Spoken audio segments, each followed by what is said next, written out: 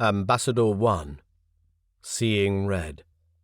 Ambassador Space Opera Thriller Series. Written by Patty Jansen. Narrated by Matthew Lloyd Davis. Chapter 1.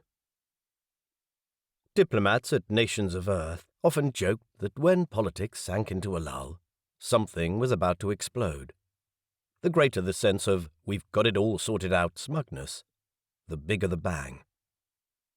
I was certainly far too comfortable, if jet-lagged and keen to get to my hotel, when I met President Sekonen in his office in Rotterdam that afternoon. Nice and easy. I had received my commission from Gamra with all the final details, such as what time I needed to be at the exchange, and tickets, by themselves worth more than my annual earthly salary. Now I only needed the president's signature, and I would be off to my new job. Definitely too comfortable. I had never been on first-name terms with the president, but while I sat there trying hard not to succumb to jet-lag, he chatted about my father, whom I had just visited, and who had finally retired from Lunar Base to his native New Zealand. Sekonen opened the drawer of his desk and took something out, which he flipped across the gleaming wooden surface. I could do nothing but catch it. A data stick. I turned it over. The black plastic cover reflected the sunlight. "What's on it?" "You might find it useful. Think of it as some personal advice from me to you. We'll talk about it later when you return for your first briefing." He shut the drawer with a thud as if closing the subject. This was highly irregular. "Mr. President, can I ask—" He shook his head and offered me a drink. Finnish vodka. Best in the world, he said. While he poured, his hands trembled. I should have insisted that he tell me what was wrong, but who was I? An unimportant, sending out our feelers type of diplomat, expendable and 20 years his junior. Not the type of person to draw attention to his problems, with alcohol or otherwise. We made a toast. The heavy scent of the vodka did nothing to improve my alertness. "Mr. Wilson, when you come back in 6 months' time, you must present your report to the General Assembly. We need to know in detail what sort of regimes we're dealing with." I didn't understand why he spoke in such empty generalities. I wondered when he was going to open that folder on his desk and sign the contract. Nisha, my Coldi assistant, was waiting in the foyer. We had a whole heap of work to catch up on. I was annoyed that Sekonen had changed our meeting time at the last minute. The original meeting had been scheduled for tomorrow morning. Sekonen stopped speaking. I stared at him, realizing with embarrassment that I'd been off with the fairies. Was I meant to have said something? Was I breaking rule number 1 of the diplomatic circle? Never show any sign of sleep deprivation? An attack of dizziness overtook me. My vision wavered as if the world were painted on a silk flag that flapped in the wind, and all the furniture was rimmed in a red aura. "Mr. President, I just managed to put my vodka down. The glass hit the wood with a soft clunk, the only sound in the frozen silence. There was a small sound from outside, a click. As if stung, Sekonen turned to the window, his eyes widened. "Sir?" The president opened his mouth, but a sharp crack interrupted his words. I didn't think. I dived off the chair into the hollow of safety under the desk. The room exploded. Glass shattered, wood splintered. Something crashed on top of me. The world went black. Purple spots danced before my eyes. An alarm blared, sounding woolly through the ringing in my ears. What the fuck? Footsteps thudded in the foyer. The door burst open, crashed into the wall. People ran in, many of them. Boots crunched over debris. The air exploded with voices. "Mr. President! Mr. President!" I squinted through half-closed eyes. I lay in a cocoon of semi-darkness, pinned down by something jagged that hurt my back, too heavy to push off. My head echoed with unfamiliar silence. "Nisha?" Somewhere in the room someone groaned, a voice that wasn't Nisha's. A man called out, "He's over here! Get a doctor now!" Replies blared through comm units. I tried again, picturing the thought sensor patches in my brain. "Nisha?" There was no reply, not even when I commanded the link to open completely. Yet Nisha had been waiting in the foyer, well within the feeder's range. I lifted a hand to the back of my head. My fingertips met my scalp, spreading slick wetness in my hair. Blood. I could smell it. Of course. I'd handed my feeder in before I came into the president's office. The president's office. An explosion. Bloody hell! Sir? A male voice, much closer. The pressure on my back eased. And then, help me get this off! The pressure lifted. I rolled onto my side, blinking against light that angled into the room from an unusual source. A large hole gaped in the wall where the window had been, the edges like jagged teeth of bricks and mortar. Through it, dusk-tinged clouds looked obscenely peaceful. The room itself was a mess of glass, plaster, and splintered wood. A woman knelt by my side, in the uniform of the Nations of Earth forces, but with a red collar that said Special Operations. "Are you all right, sir?" I sat up, rolling my tongue in my mouth. Dust crunched between my teeth. I think so." My head pounded. Blood dripped from a cutting board of slashes across my palms. Shards of thick glass littered the carpet. The same shatterproof security glass which was used in spacefaring vessels. Supposedly unbreakable. There were also fragments of the vodka glass, wet stains of the vodka itself, mixed with plaster from the ceiling, paper and books. Those priceless 400-year-old volumes that had filled the shelves in the president's office. And amongst all that mess, copper-dark smears of blood. Mine, I presumed. The voice that drifted from the other side of the wrecked desk was weak, but unmistakably Sir Conan's. No, you don't have to. I can—" "I don't think so, Mr. President. You're injured." The President was alive. I was alive. No idea what the hell had just happened, other than that I was simply alive and glad of it. The guard helped me to my feet and sat me down on the President's sofa, my palms dripping blood on 400-year-old furniture. I managed a weak, "My hands." Looking at them made me feel sick. Everything made me feel sick. "We'll get another ambulance out in a minute." "But—" I didn't want an ambulance. Panicked voices. "He's losing consciousness." People ran across the room. 2 paramedics in orange overalls wheeled in a stretcher. Someone flung a towel in my lap, which I wound around my bleeding hands as best I could. The embroidered Nations of Earth symbol ended up on the outside. Emergency crew lifted President Sir Conan onto the stretcher, his shirt ripped and wet with blood. They covered him with a silver blanket and put a mask over his face. The President tried to wave it away, his movement feeble.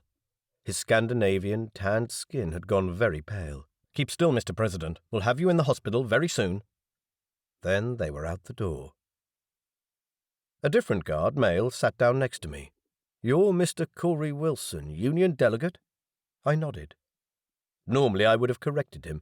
Gamra, not Union. But that seemed a trivial, pedantic issue right now. I might work for Gamra, the organization that governed the exchange, the means of interstellar travel. But right now, I faced him as a fellow human. And without the input from my feeder, I felt this even more keenly. Our president had been attacked, and my job was another world. Literally. "I'm sorry, sir. I need to ask some questions." "Did you see anything?" "No, just the window exploded." A feeling niggled in the back of my head. "I couldn't see outside. There was a curtain." It now lay mangled on the floor. Then I remembered. Sir Conan saw something just before it hit. Was it even an explosion? There'd been no fire, just wavering air and a red aura surrounding everything. No, that was probably because I was exhausted, my brain still operating on New Zealand time. I rubbed my face with the top of my wrist. "Where is Nisha?" A puzzled look crossed the man's face. "My Jaima, he was waiting in the foyer." The frown deepened. Sir, are you speaking Isla?" I was, wasn't I? 8 years of full-time training in Coldi, and I was no longer sure. The wrong language had the habit of slipping out when I was off guard and tired. Someone else behind my back said, "There was a person in the foyer, sir. I couldn't be sure about the gender." Union? The other guard asked. I had the feeling he would have liked to have used the derogatory word ethy, from extraterrestrial humanoid. Yes, I said. He's my assistant. I need him here. A small silence, and then, I'll go and see, sir. Thank you. I leaned back on the couch. I hadn't liked that silence, not at all. Nisha was all right, wasn't he? If not, I needed to get him to the exchange immediately. Coldi bodies differed from ours in much more than their hair with iridescent highlights, purple, blue, and green like a peacock, or their muscular build. While they could vary their body temperature, they reacted badly to hypothermia, meaning anything below 40 Celsius. I imagined an emergency crew working on Nisha, giving him the wrong blood, not keeping him warm enough. The thought made me shiver. I had lived with Nisha for 4 years, spent most of my waking and sleeping hours with him as part of the gamra concept. In the rigid hierarchical Coldi society, he was my equal, my companion, the other half of my job, my pillar, my hand that reached out to the many peoples of Gamra. He was the reason they would talk to me openly. He was my translator for those languages and customs I'd had no opportunity to learn. An interviewing journalist had asked me what a gamra was, and I'd explained it was like being married, but without the sex. But it was more. For Coldi people, it was pathological. They did everything in pairs of 2. Why had I been so stupid as to leave Nisha in the foyer or hand in my feeder? President's orders. Simple as that. Uniformed personnel with guns crouched over the debris near the window. Red collars on their shirts betrayed that they all worked for special services, and they, I remembered, were the spying division of the armed forces. 2 of them sat on their knees, waving scanning chips over the debris. Damn expensive equipment that was, nanotechnology from the glory time before the wars. Way too expensive to produce these days. Snatches of conversation drifted across the room. Like a bomb being thrown into the window. Sure, he says Sir Conan saw something. Have to get that on record. Where was Nisha?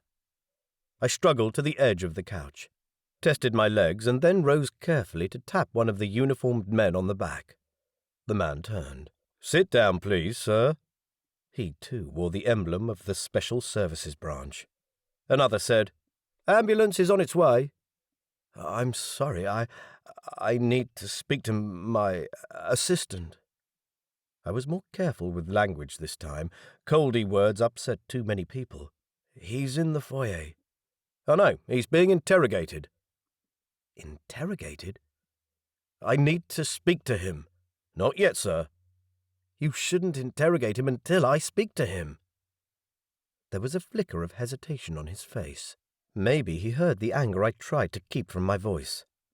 Sir, there has just been an attack on the president.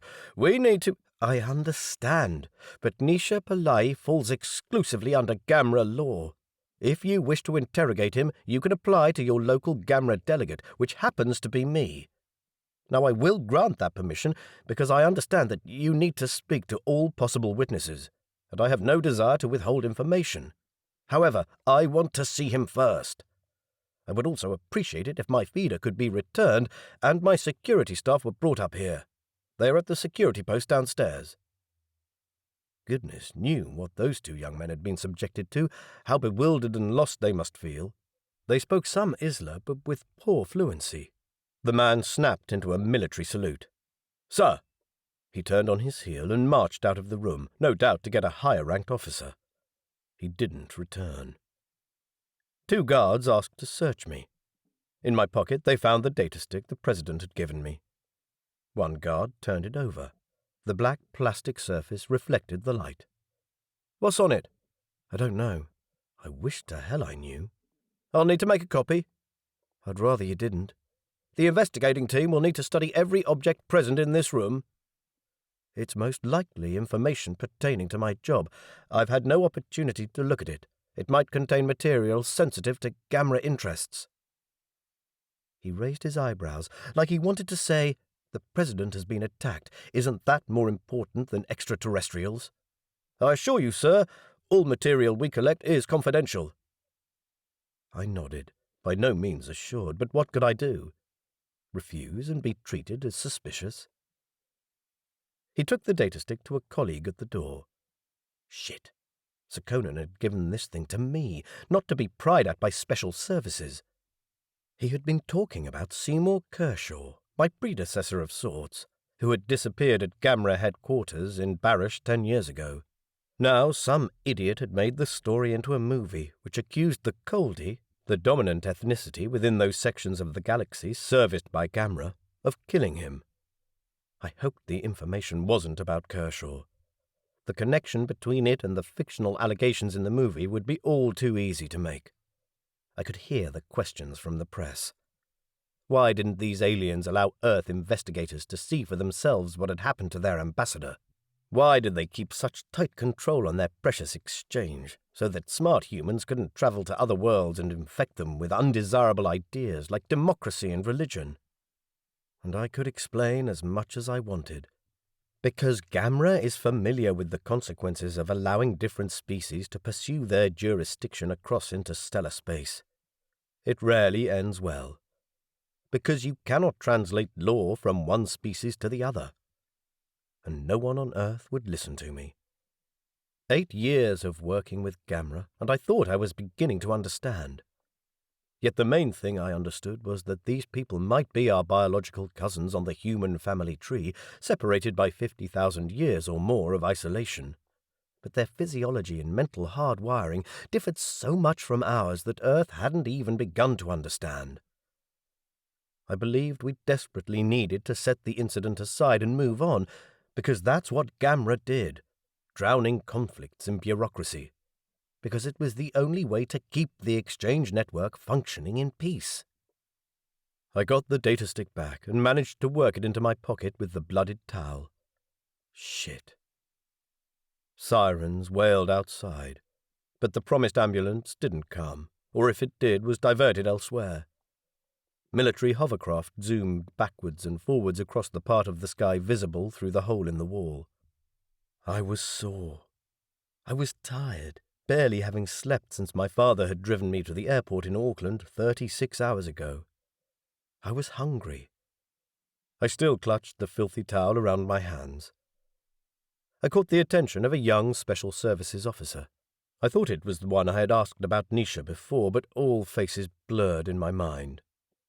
"Look, I've been sitting here long enough. I asked to see my assistant. Where is he?" "Sorry, sir. I asked the boss, but he must have been held up." "And fuck you, too." "Ask him again. I swallowed the words. No. Complaining wasn't going to gain me any points. "I need medical care." His cheeks went red. "Sorry, sir." He went out. What the hell was going on here? I expected this kind of obtuse pass-the-buckery at Gamra. They were good at that. I had not expected this kind of treatment here, in Rotterdam, at Nations of Earth. Oh, blow their restrictions. I wriggled one hand out of the towel.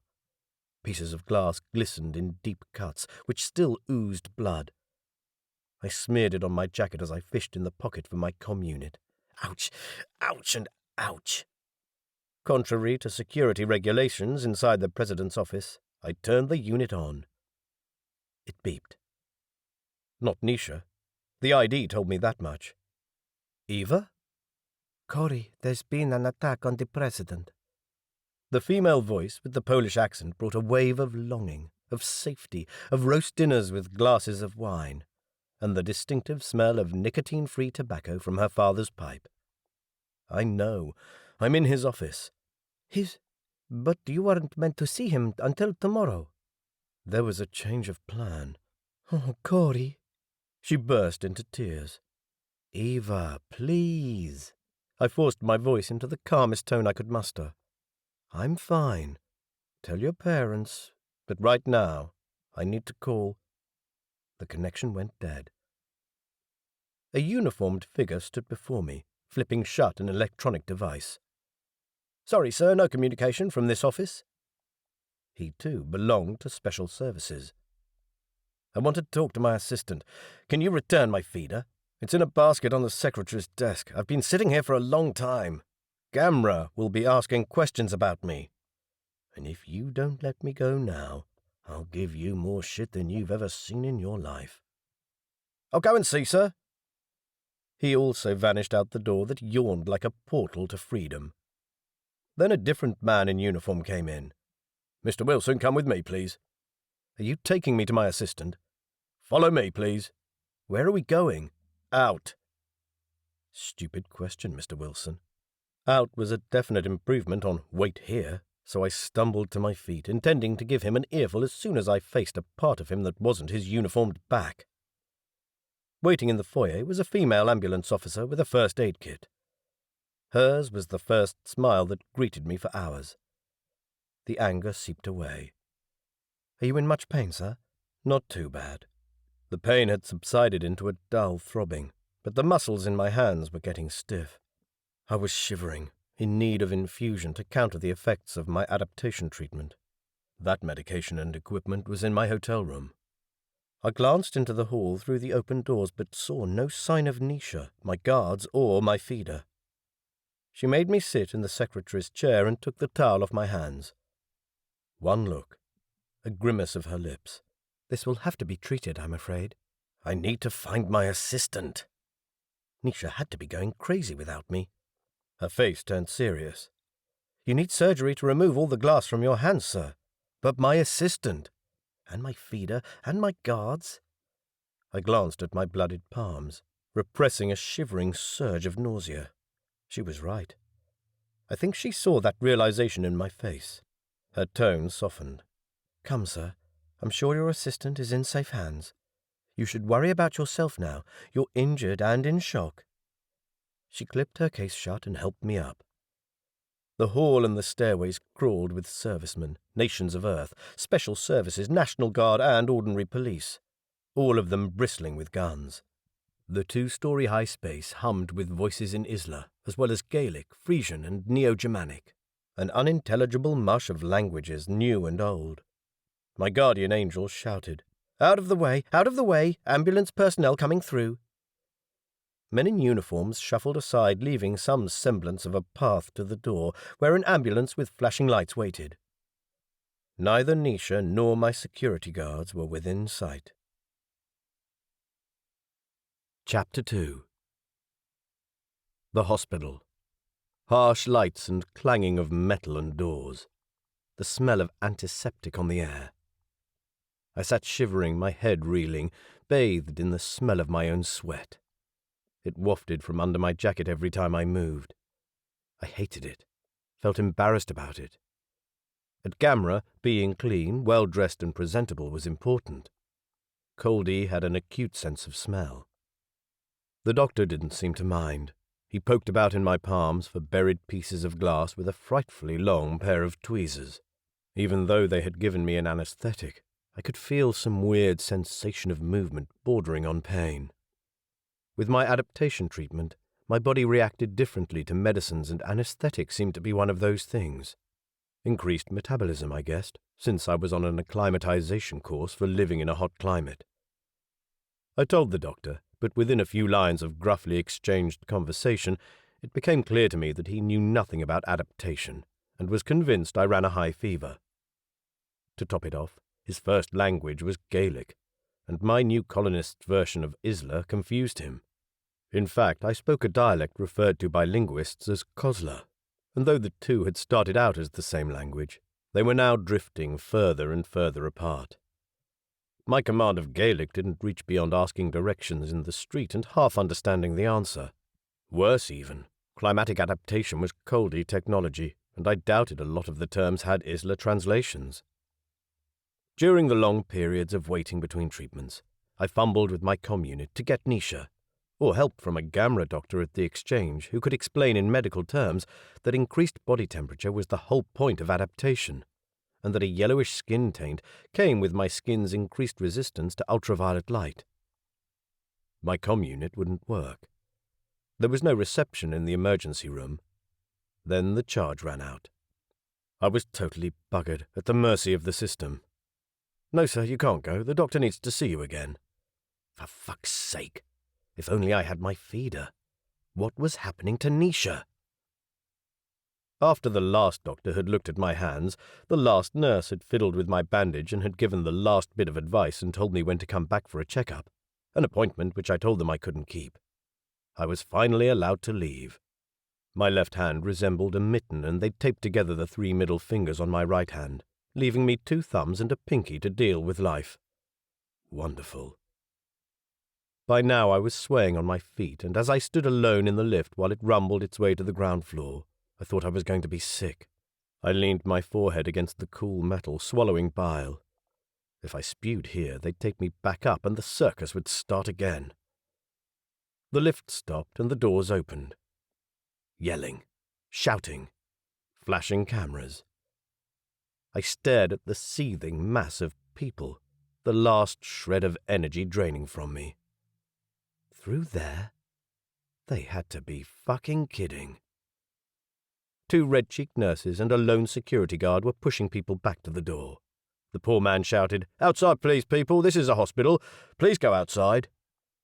A woman behind the reception counter yelled into her headphones, "No, now! There's about 100 in here. Yes, they're fucking journalists. Just send someone." Then someone discovered me in the lift. "Mr. Wilson!" Hundreds of lenses pointed my way. "Mr. Wilson!" I jabbed at a random button with my left thumb, but the first of the news hawks were already at the lift. A man shoving his foot in front of the sensor light that stopped the doors shutting. The questions flew like rotten eggs. "Mr. Wilson, can you tell us what happened? How is President Sekonen? Mr. Wilson, can you give us the Union's position on this attack? Mr. Wilson, are you still going to the Union?" I stopped, blinking at the sea of live cameras. Why on earth would I not be going? The crowd hushed. All those reporters sank into an expectant, tense silence, broken only by the sounds of anxious breathing and occasional beeping equipment. A woman said, "I presume you have heard it's a Union attack." "Is it?" My heart did a violent jump. Shit. The wavering image, the red aura. Could it be? I didn't know any technology that had those effects, but did that mean it didn't exist? Shit. Shit. Double shit. Some of the non-cooperative actions by Nations of Earth guards started to make sense. I was a Gamra employee. They didn't know where my loyalties lay. I tried to find the asker of the question in the mass. Madam?" A woman wriggled forward, meeting my eyes. "Melissa Hayworth, Flash News Point." About my age, short brown hair and a sharp nose. Fierce brown eyes, just as fierce as her gutter press employer. She asked again, "Does this mean you're withdrawing from your position?" A moment's silence. What to say? My stomach was playing up again. "Miss Hayworth, for all I know, having sat in the President's office and watched the investigators turn over every piece of debris, no one has drawn a conclusion about the perpetrators. I am sure we will hear about this from the police in due course, and before that time I will refrain from speculating." I looked straight into the camera attachment on her shoulder. Sophisticated equipment, that. Had I been much younger and not feeling like shit, I might have waved to my father in New Zealand. This was beamed live all over the world. "I'm asking you the question, are you still going?" "Of course. For one, I'd be upset at having studied for nothing for 8 years. It was a lame attempt at light-heartedness, but a few people laughed. "Mr. Wilson, what do you think will be the outcome of your tenure?" asked a different journalist at the front of the crowd. She carried 2 digicameras and an electronic notebook with the stylus dangling on a string. A conservative news service, that one. "I believe that my candidature is vitally important, especially in times when many factors challenge the relationship between nations of Earth and the entities of Gamra. It is my task to keep this relationship alive and to facilitate dialogue." "The relationship has just been damaged," Melissa Hayworth broke in again. "Or should I say, has been damaged further. For all we know, no satisfactory answer has been provided by the Union as to what happened to your predecessor. Someone makes a hypothesis." I opened my mouth. "Yes, I know it's only fiction, a harmless movie, but that is not how the Union will be viewing it, is it? They'll be saying that we accused them of killing Kershaw. You know they have funny ideas about fiction and about justice." She was right of sorts, on both accounts. The only Gamra species present in any kind of numbers on Earth were the Coldi, and they didn't get fiction. and their justice involved power plays and calculated murder. "That's why they try to kill the president," someone yelled at the back of the crowd. A few others supported him. My heart thudded. Oh, damn, this wasn't going to end well. "That is wild speculation." My voice barely rose over the shouts. Instead, I faced the camera attachment on Melissa Hayworth's shoulder. And may I add, too, that speculation ahead of the facts will only add fuel to the potential disagreement. I strongly advise calm on this subject until a police report becomes available. I held some hope that the microphone would sift my voice from the racket. At the same time, I knew that denying an outrageous allegation was a lot less sensational than raising it, and that no matter who denied a gamra attack, some rumor would survive until the perpetrator was found, and perhaps even after that time. And if I knew what was good for me, I would shut up until I had some official information. "If you would please excuse me, I want to go to bed." I stepped out of the lift, looking over the sea of heads and waiting for it to part. But my name clearly wasn't Moses, and miracles were not going to happen for me. A male journalist asked, "Mr. Wilson, just where do you stand?" And another, "Yes, you're defending the Union. For what reason? Is there anything you know that we don't?" "Mr. Wilson, is it true that you're a Union citizen?" Damn. That was one subject I definitely wasn't going to touch. Not here, not now. At that moment, thank the heavens, a group of security guards came down the stairs and a man shouted, "Everyone, show us your media passes. Only official Nations of Earth media allowed. Anyone else will be taken to the police." Some journalists started pushing for the door. In the mayhem, I slipped behind the reception counter where the receptionist told me Nations of Earth had sent transport. I sneaked out the hospital's staff entrance where a white car with a Nations of Earth emblem on the door waited. Gusts of wind whipped my hair into my face, reflecting the anger that simmered inside me. Is it true you're a Union citizen? Who fucking cared? My job was about working the current situation, patching up relationships that had gone from bad to worse in the past 20 years. No us or them. I opened the car door and climbed in, dumping my reader on the seat next to me. "Mr. Wilson, sir, where to?" I gasped. A car with a driver. Regular vehicles had computers that asked your destination in a really annoying voice, and, in my case, usually asked again, because the voice recognition modules could never make much sense of my dialect. I gave the man the address of the hotel, wondering where I had gotten the privilege for this personal service, and wondering if it was a good or bad thing. Large weeping willows lined the road, ghost-like, pretty, and in late October wreathed in yellowing leaves. They were a remnant of the massive tree-planting operations from before the oil wars, a quaint memento of a time I had never known. Oil had become too expensive long before my birth. Even in the very first stories I read in primary school, vehicles ran on electric power and people used public transport. A news bulletin blared on the radio, but the news was that there was no news, not about Sir Conan, and damn it, not about the perpetrators. Not much later, I staggered into the hotel's foyer. The reception counter wavered before my eyes, and the young man behind it looked far too awake. I stumbled through the conversation. Yes, my luggage had been brought up. The man gave me some weird looks. Did I need to order breakfast for tomorrow? For how many people? More weird looks. Could he scan 2 of my fingers for doorknob recognition? I held up my bandaged hands. Oh. Then he needed to find the manager to open the cupboard that held the old-fashioned access cards. Finally, I was allowed to go. Looking back through the glass front door, I glimpsed the white car still outside, the driver a dark shadow within. Of course I knew the signs. I was under surveillance. Great. Up in the carpeted corridor of the 10th floor, I found the reason for the receptionist's weird looks. My 2 guards stood in the corridor, one each on either side of the door to my room, like absurd wax statues. Both Indrahui, they were taller than me, broad-shouldered, had skin dark as obsidian with closely set eyes and tightly curled hair, naturally bronze-coloured, in a bun. But one of the guards had dyed his hair black. The other wore sunglasses. Both men bowed. Mashara? The term to address one's security. Moss-green eyes met mine, oh, so briefly. Where Coldi were brazen and confrontational, Indrahui were painfully retiring. Mashara apologizes profoundly, delegate, said the one with the dyed hair. Apologizes? The events were not your fault.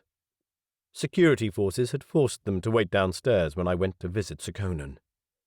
The man fidgeted. Clearly they thought the situation was their fault. In all honesty, Mashara, you did your job as well as you could. I used the forceful you pronouns. The men were young, simple bodyguards. They were outclassed and outnumbered, never prepared for the turn of events. I hadn't asked for them, but this morning at some ungodly hour in Athens, less than half an hour after I'd arrived from New Zealand, Amaru had insisted I take them. On the way back, when Sir Conan had signed my handover, I would be an official Gamra delegate, and Gamra delegates travelled with security. End of story. Delegate, Mashara apologizes. More forcefully. Embarrassed, severely so, and I'd do well not to push them. Then I shall accept the apology. After an awkward silence, the other guard, the one with the sunglasses, said, The delegate became injured? It's nothing serious, thank you. I felt bad for these two young men, was itching to ask them how they had made their way here, but one just did not, ask one's security those sorts of questions. One also didn't ask their names. I was already causing raised eyebrows with my borderline informality. Pronouns, delegate, pronouns. Hundreds of ways to say you, and only the most formal would be appropriate. Have Mashara heard anything regarding my Jema? The man with the dyed black hair inclined his head, still not meeting my eyes.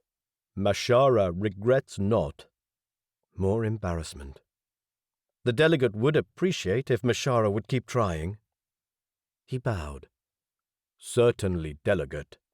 I slid the access key through the slot next to the door and let myself into the room. Lights flickered on. I let out a tension-filled breath. This half-baked delegate had certainly not handled his bodyguards too well. The room's control panel, triggered by my body heat, asked me in a disembodied male voice if I wanted to watch a show or a movie. I told it I wanted the power connected to the recharge sockets, and had to repeat that 3 times before the infernal piece of technology understood me. Kosler, the new colonists' dialect, fast on its way to becoming a language in its own right.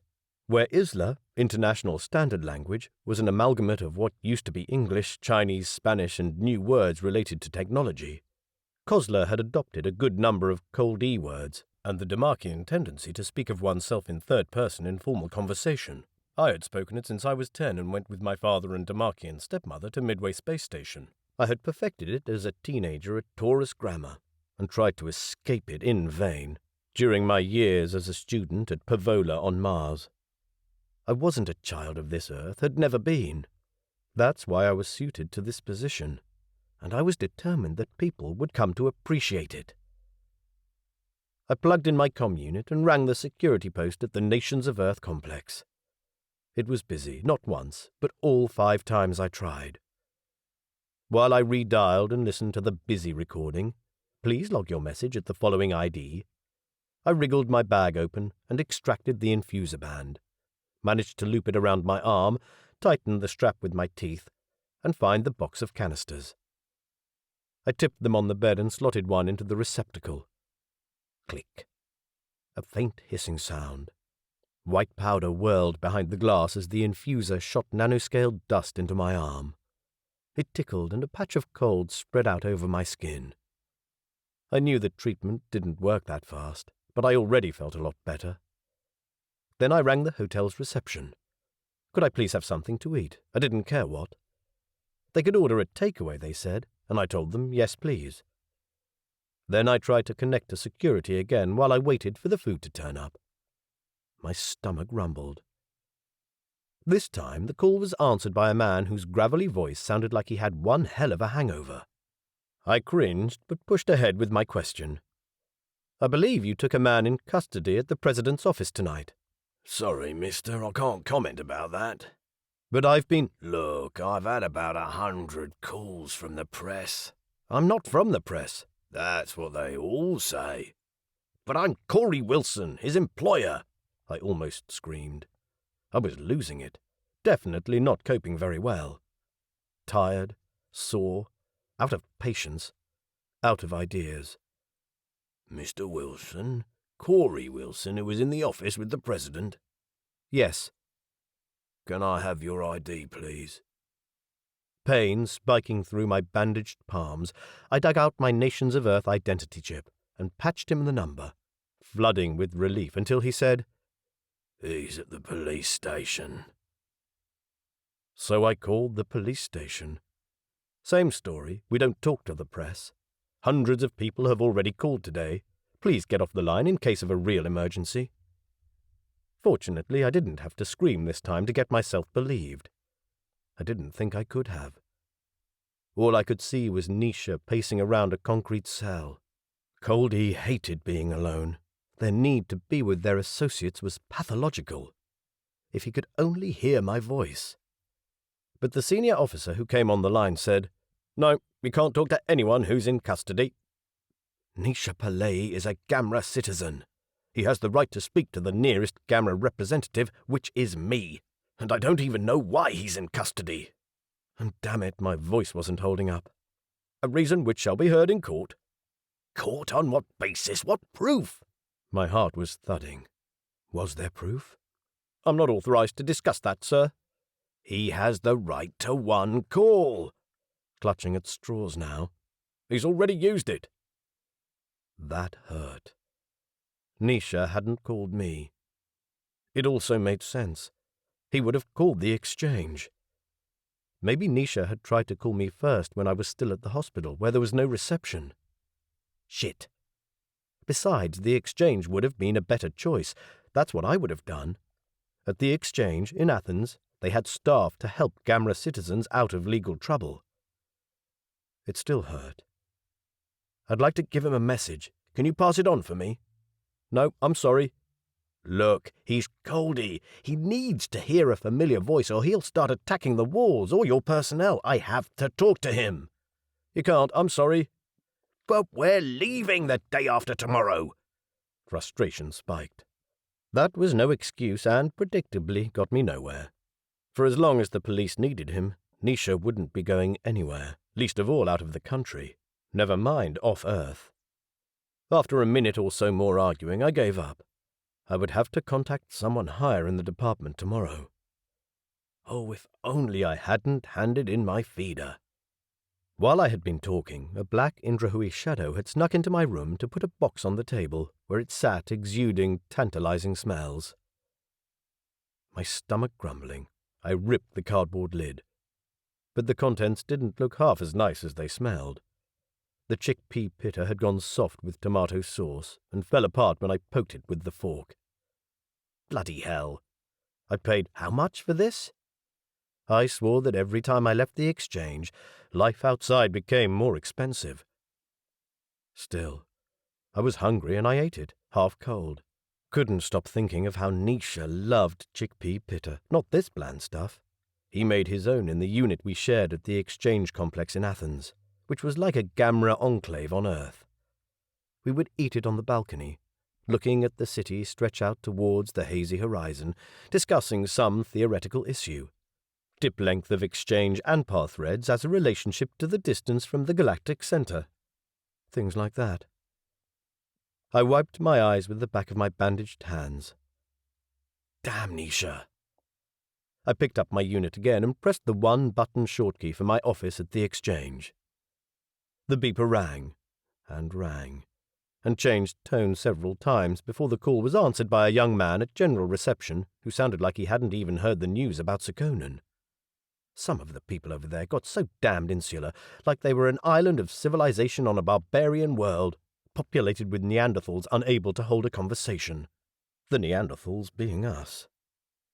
Deep breath, Mr. Wilson. Anyway, the young man knew nothing. Leave a message and call back tomorrow. I leaned my head in my hands, remembered too late that they hurt. What was I going to do? Was there anyone else I could try? Gamra people on Earth had a database, an extensive directory of local extraterrestrial contacts. People who would always help you if you were a Gamra citizen, which I was. Yes, nosy journalists. Having passed the exam 3 years ago. I froze, staring at the opposite wall, horrified that the option had crossed my mind. That Gamra helped me against my own people whom I was to represent. Gamra loyalties, and Coldi ones too, spread out like an interconnected web. There was no either-or. A person was the sum of his or her ties, often to wildly different and sometimes opposing camps. Always in pairs, always spreading outwards, reaching like little spider veins without regards for societal boundaries. Once there was a boundary, a break in the network. Society fractured. Nations of Earth would never understand. Once I used Gamra intelligence against them, I might as well resign. One last option. The unofficial mantra amongst the bureaucrats of Nations of Earth was, if in trouble, send it to your boss. I didn't like the attitude, but I was running out of ideas. I selected another ID, which rang 4 times before it was answered with a muffled, "Was that?" A female voice. "Delia, it's Corey here." "Corey," the sound of rustling. "What the fuck is the time?" I glanced at the clock. It was 1:35 a.m. "Oh, I'm sorry, I was at the hospital." "Fuck, Corey." More rustling. Of sheets, I was sure by now. "How is Sir Conan?" "I don't know. No one's saying." How could she sleep while all this was going on? A sigh. "Fuck, Corey. Where are you?" "I'm at the hotel now, but I have a problem. Nisha hasn't come back here. The police say he's been held overnight, and they won't give me any information on why. I need to talk to him, and I was wondering if you—" "I?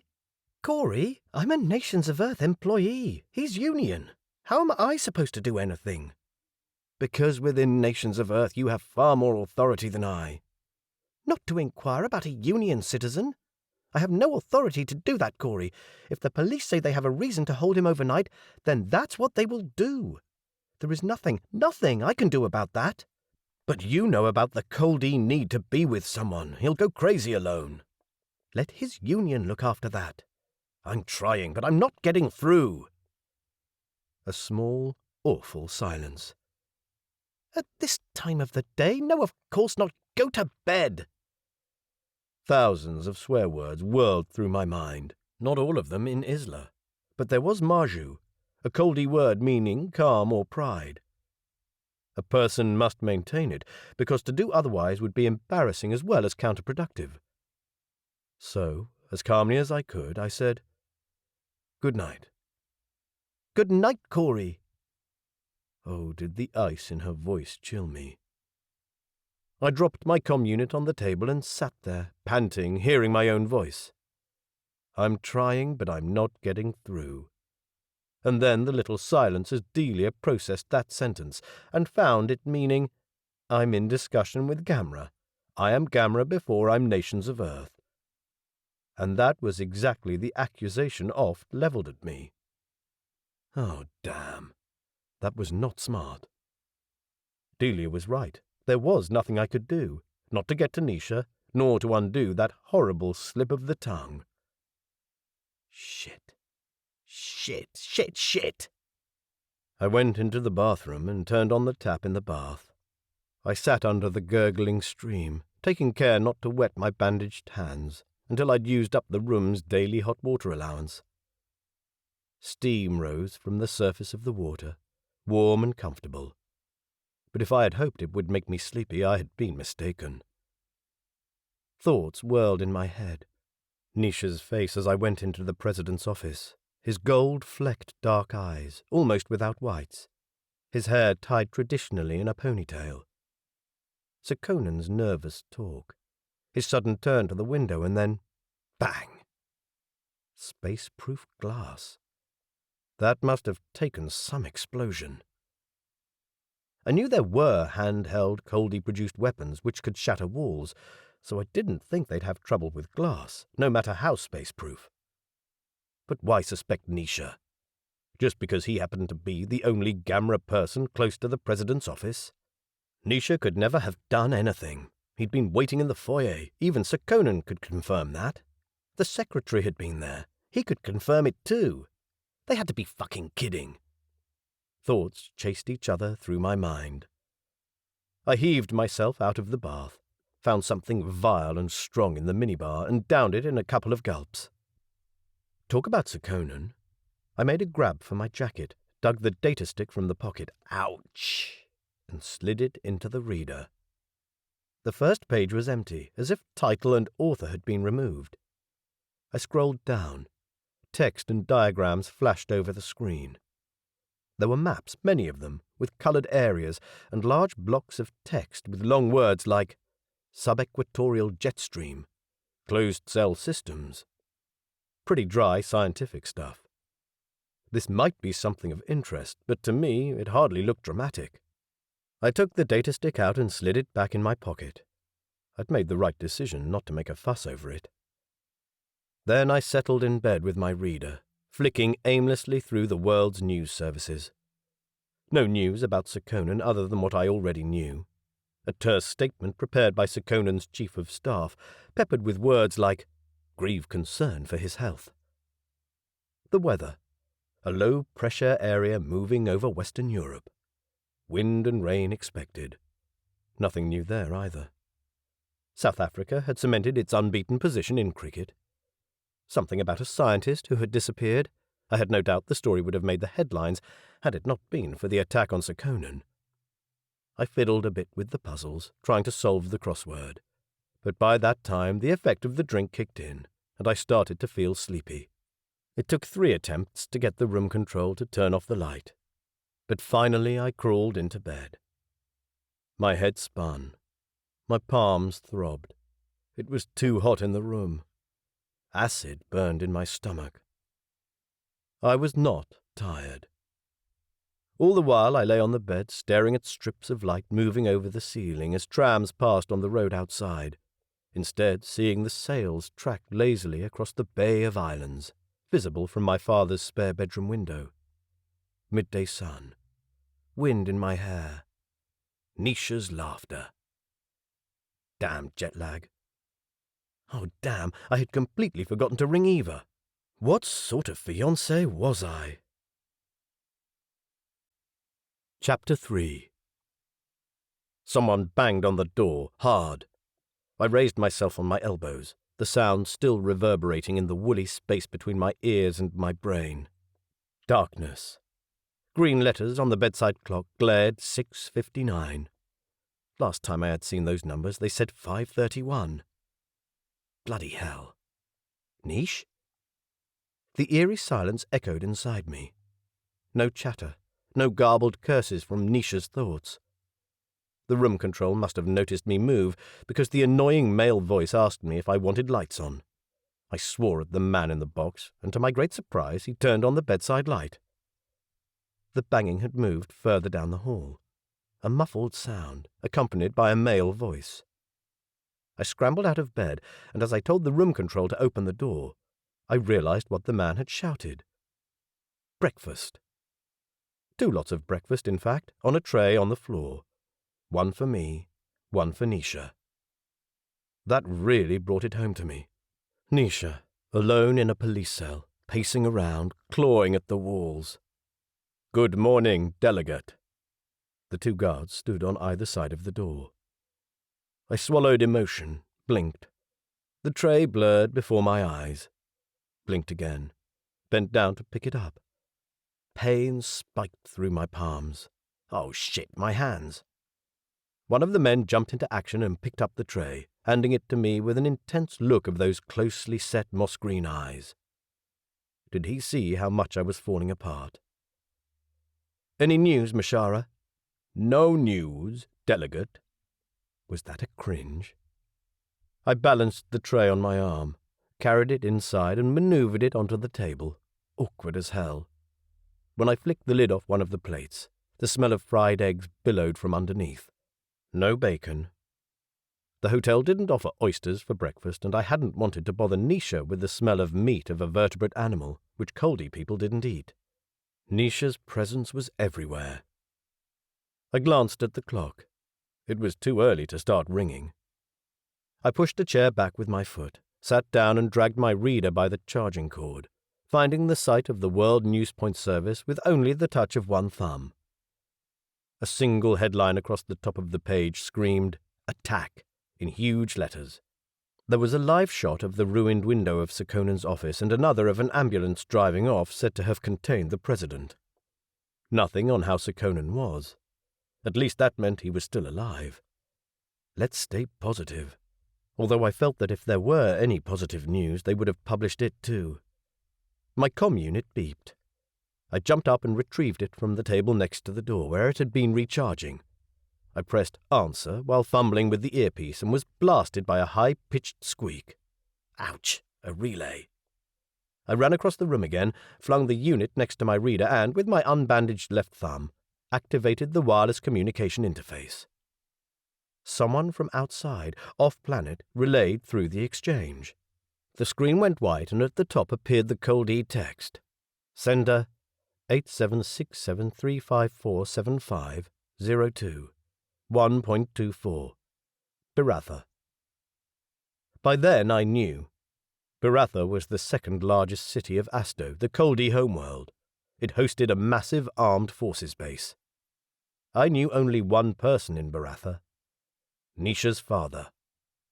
While the bacteria in the crystalline screen worked to display the next lines of text, I scrambled under my discarded and blooded shirt for the Coldi keyboard module, since I needed my feeder to get the thought sensor working in Coldi, and since I didn't have my damn feeder.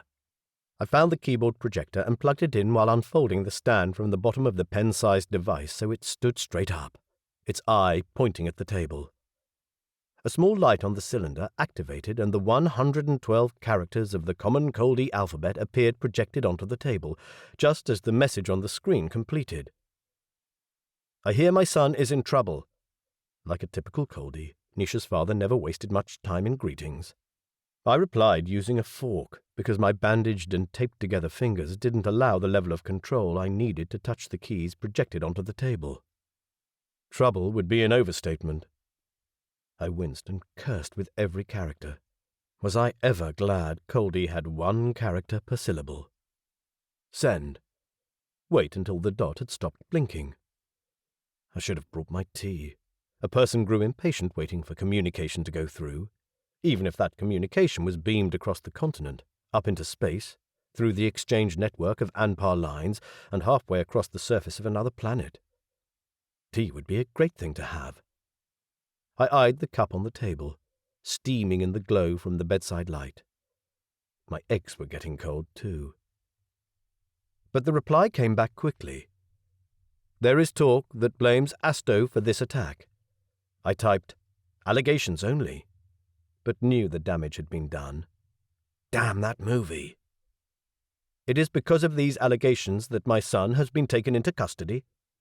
I typed, he is innocent and according to local law should be released soon. Keeping all fingers and toes crossed, of course. Never mind that I couldn't manage that at the moment. Whose stupid idea had it been to tape my fingers together? The reply shot back. How soon? Even though Nisha was gamra employed, I knew in one way or another he still worked for Asto. There was a word, imeu, that described the interpersonal networks. Within Asto society, the ties a person acquired during life were never severed, and their influence reached far.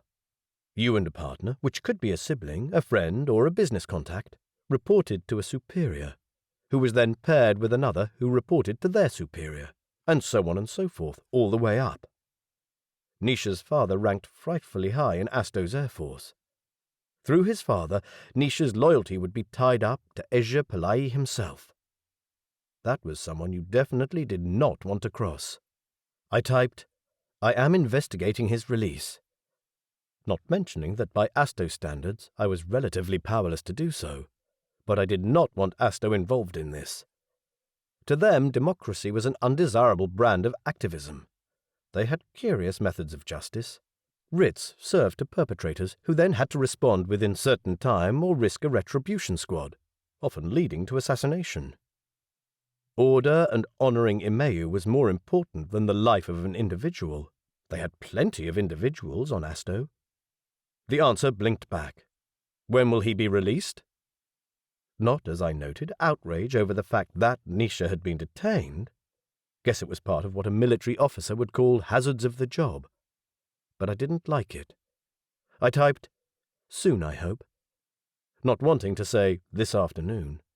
Legally, the police couldn't hold Nisha for more than 24 hours in absence of a formal charge. Then again, who knew if that would apply to stateless Gamra citizens? Nisha had lost his European passport in the extraterrestrial citizenship case. He had been too disgusted to reapply and sit for the test the government said he needed to pass to be accepted in the country where he spent most of his adult life, and paid his taxes. The reply shot back again. Do you require help? I replied equally fast, not yet, indicating that help might well be called for in the future, the polite thing to do. But no. Seeing help in Coldi terms would most likely involve soldiers with guns. I emphatically did not want help. I typed, the exchange is looking into it. Or so I hoped. Tell them I'm not impressed they've allowed this to happen. I will convey that. I'm not impressed either. There were no untruths in that. Thank you. I will leave it in your capable hands. Like a true military person, he signed off without further comment. I hoped this meant disaster was temporarily averted. But oh, someone needed to act quickly. I dragged my comm unit over the table. The short key button connected to my office at the exchange, but the junior administration assistant who answered said that the staff were in a meeting with Amaru. I could get her through the feeder network. I'm not repeating what I said then. If I caught the idiot who had made me hand in my feeder. The young man fell silent, possibly startled by my command of Coldi swear words.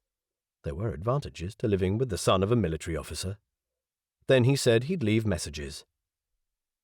I disconnected, stumbled to the other side of the table and started on my eggs. The toast had gone soggy. I shoved it aside and drank my tea, blowing steam off the surface. In the street below, driverless buses splashed over their designated lanes in rain-slicked streets. A faint glow of light blue tinted the sky. 2 hours before start of business. I didn't know if I had that much patience. Meanwhile, I'd better look at the news. I logged on to my mail program. There were over 3,000 messages, which I sorted alphabetically and scanned for familiar senders. Delia Murchison. The report you asked for. Delia again. Addendum. The history of Coldi involvement on Earth since 1961. The oldest record of Coldi presence in Athens, all secret of course, since the Coldi had only officially acknowledged their presence in 2094. Some Gamra member entities had asked me to prepare this material because they found it hard to accept that a world with such a large population had been isolated from Gamra for so long, and wanted to know how this had come about. There was an undertone of accusing the Coldi for keeping Gamra away from Earth. But in light of what had happened, I wondered why I had ever thought this bickering within Gamra important. I shifted those messages in my work area and wondered if this meant Delia was no longer angry with me. That midnight call had been none too bright. Desperate. I realized I didn't function well without my Jema either, at least not on an emotional level. There were no official messages from nations of Earth. That was strange, because I would have expected some sort of statement from Vice President Sigebert Danziger. So I created a message to Danziger instead. I slipped the thought sensor behind my ear and half whispered, Mr. Vice President, I would appreciate if I could see you as soon as possible to clarify my position. I would also appreciate having my Jema. No, correct that. The offending word vanished. My assistant released as soon as possible. Send. Surely Danziger would already be at work in this crisis. I stared at the screen and noticed a message from Eva. Are you still coming today? Oh, shit. I lunged across the table for my comm unit, punched Eva's ID. It rang, and rang, and rang. I pictured her house, a large 2-story affair with a large hall and sweeping staircase. I could almost see the central screen on the wall in the living room. Flashing. Beeping. No one answered. I tried Eva's personal unit. It was off. Not good. That meant she was angry and meant to make me feel guilty about yesterday, about fobbing her off, about forgetting to call her back. It wasn't the first time she'd been angry with me either. At times I hated myself for being so obsessed with my work, but mostly I was too busy to worry about what Eva thought. That wasn't good either. But I swore when I settled in my position things would be different. Right now I could almost hear Eva's voice. Work, work, work, all you think about is work. Oh, Eva. Please, Eva, don't make things any more difficult than they already are. I disconnected the call, drawing a deep breath. Marju. Negotiate. Picture yourself in the other person's shoes. Eva was in love with a man who was about to leave for a place where she couldn't meet him, and talk to him only over the exchange network, which she hadn't used much and which wasn't exactly private. A place unspeakably far away, where the previous person in that job had gone crazy and vanished without a word. She would think, what if something happened to me, and no one she knew or trusted could go and find me? Only strange people with strange names who spoke strange languages. Coldi society made distinctions between those who travelled and those who didn't, like the dichotomy that marked their society, two sides evening each other out. I was Ichi, one who travelled, and she was Ata-ichi, one who didn't, balancing me. I shouldn't hold that against her. After all, I hadn't encouraged her to come. It could be dangerous, and she would be lonely in Barish. I said I'd review the matter in 6 months' time, when I returned for my first report to the Nations of Earth Assembly.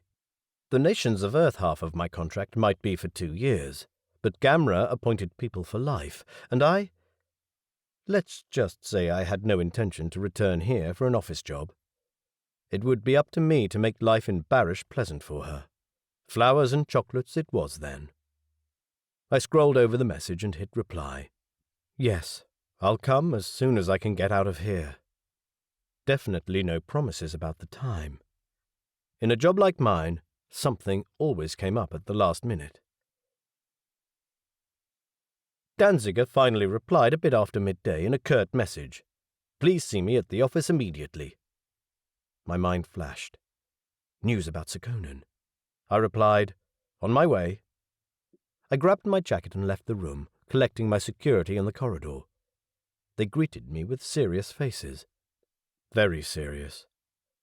The 2 men must have slept in turns and bathed, because they looked fresh and smelled clean. They wore close-fitting trousers and jackets of a thick dark grey, not quite black material. Not leather, not plastic, but something smooth and soft. Open buttons at one of the men's chests revealed a glimpse of body armour. Both wore charge guns strapped in brackets at their upper arms. 2 guns each, clearly visible. Great. Battle dress today. A taxi already waited at the hotel entrance, a regular driverless vehicle. One of the guards sat on the front bench, while I and the other guard took the back. No one spoke as the car splashed through puddles, trundling in its predestined path painted in yellow on the road, following trams and buses. The guard next to me kept glancing over his shoulder. A tinny voice drifted from his earpiece. A red tram followed the taxi, but behind that was a white car. I met the man's eyes. Mashara? Are people following us? Special services, said the guard in the front seat with absolute certainty. Is Mashara aware that my status requires special consideration with special services? Mashara advises not. Special services have received our request for information. Received but not replied? Not replied, the man repeated, meeting my eyes, stiff-faced, prim and proper. The taxi stopped at a crossing. I looked again. The white car waited a little distance back. I told myself not to worry. I was a witness to a major crime.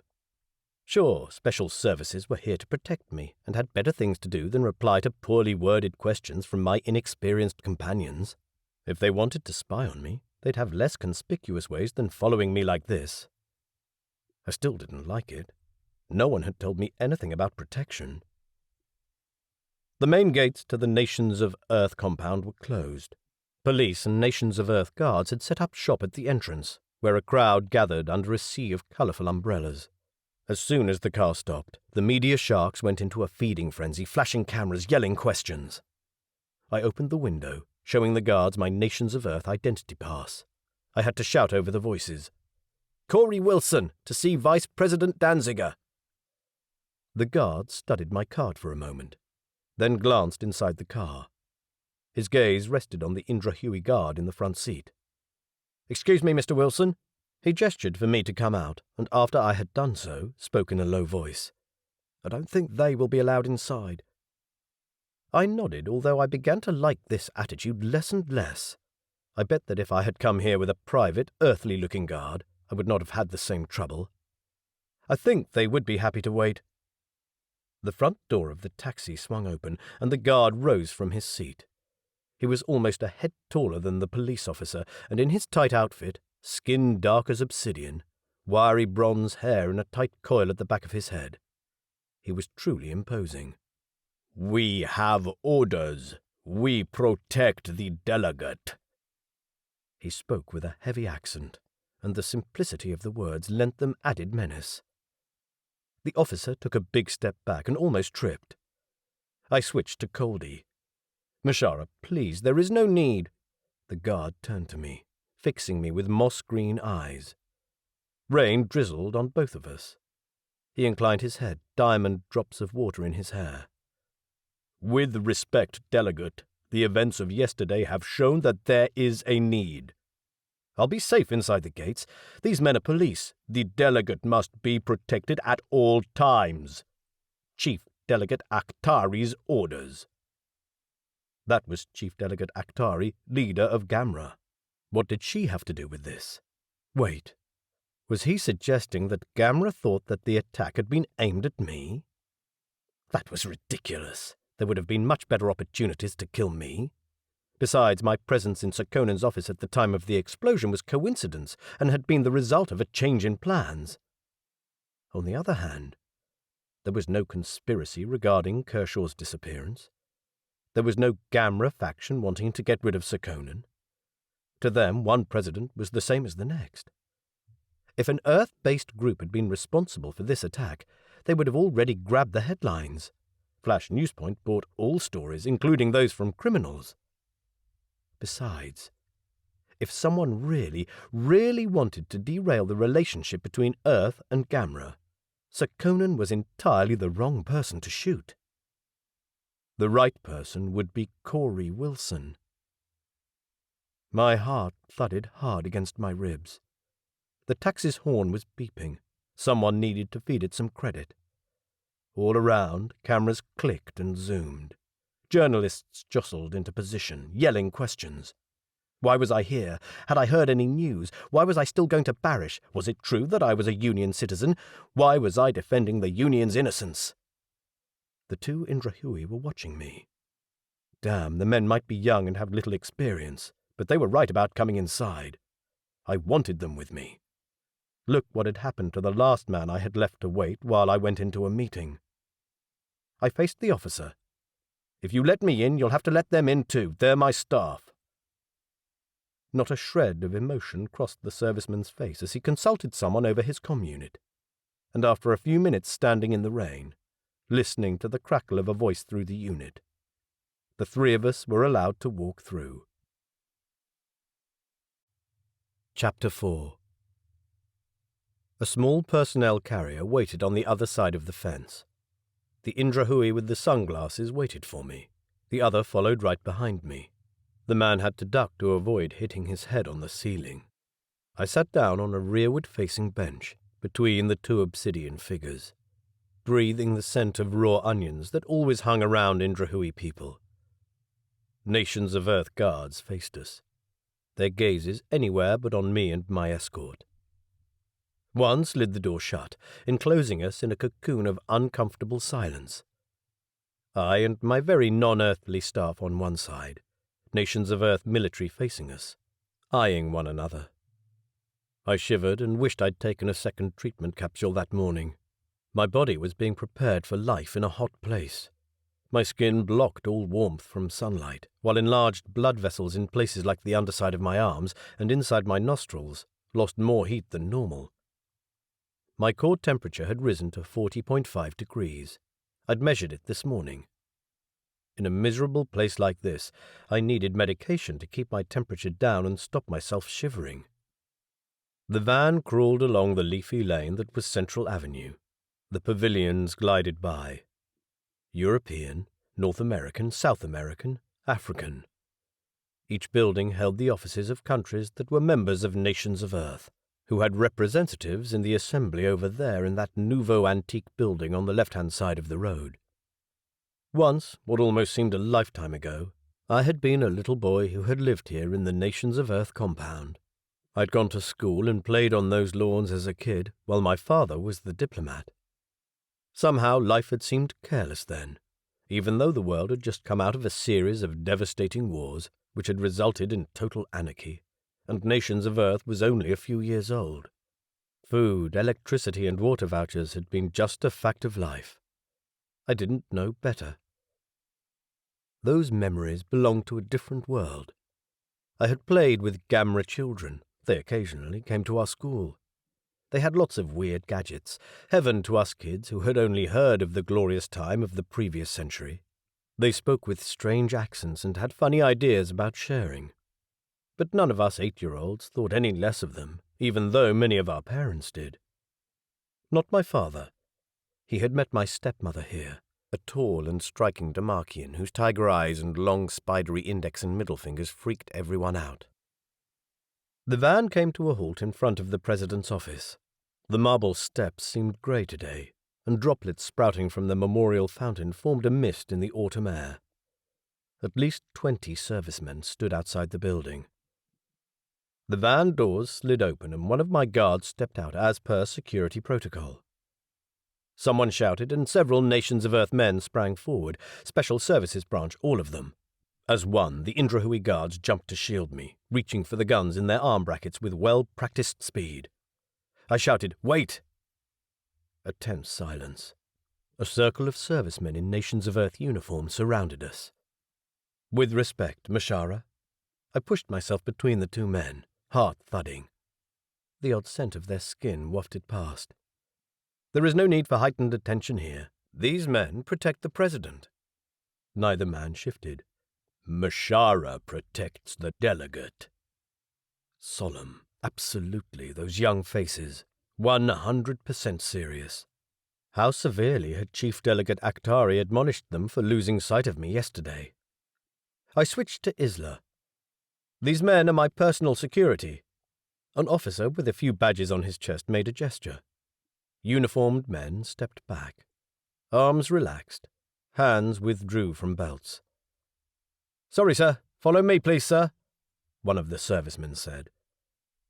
The other servicemen lined up on the stairs. No one made the slightest sound. Nervous as hell. The servicemen had probably received a severe talking to as well. How could anyone have slipped past the ridiculous security and hit right at the heart of Nations of Earth? I followed the senior officer into the building. Police and other investigators still hung around in the hall, behind spiderwebs of bright orange tape that blocked the stairs to Sekonen's office. We turned into the ground floor corridor instead, where the officer led us into what looked like the press room. Rows of chairs faced a dais against the far wall. A large 3D screen took up most of the wall behind the dais, and it projected a scene that startled me. A live screening from the hospital. An image so real the screen might have been a window. Alone in a white room stood a bed, a number of chairs arranged around it, all of them occupied. There was a grey-haired woman dressed in wildly unseasonable furs, Sekonen's sister, who I'd read lived in a remote Finnish village inside the Arctic Circle. 2 younger blonde-haired women also sat there, one feeding a baby. A lanky young man with shoulder-length blonde hair had to be Sekonen's son, Michael. He was an artist, I remembered, a bit of a black sheep in the family. But as far as I knew, the only one of Sekonen's family who lived locally. Sekonen's wife, or his former wife rather, wasn't there. As for the figure in the bed, unrecognizably bandaged and tied up to tubes and blinking machines, it might have been anyone. There was no movement, no indication even that this was indeed Sekonen. My knees grew weak with painful memories. The smell of disinfectant, the oppressive silence of the palliative care ward. 6 beds in the room, 3 on each side. My mother in the bed over by the window. 5 other beds with silent, hollow-eyed people looking up to blinking equipment. There was the hissing of a burning match, and on a table behind me, a nurse was lighting candles. 7. Then they were singing, but all I could see was the wrapped present on the bedspread. The present with the purple ribbon my mother's hands were too weak to hold. I touched those hands for the last time a few weeks later, when they were still and cold. "This way, Mr. Wilson." Deep breath, and another one. Ghosts of the past dissolved. 2 Nations of Earth security guards with their red-collared shirts stood at a door in the far corner of the room. The officer informed me that the Indrahui guards had to stay here. I gave them a small nod. "It's fine." They settled uneasily in the front row of seats. I passed the guards into the next room, which, with the portraits on the walls of 25 years' worth of Nations of Earth dignitaries, looked like the official interview studio.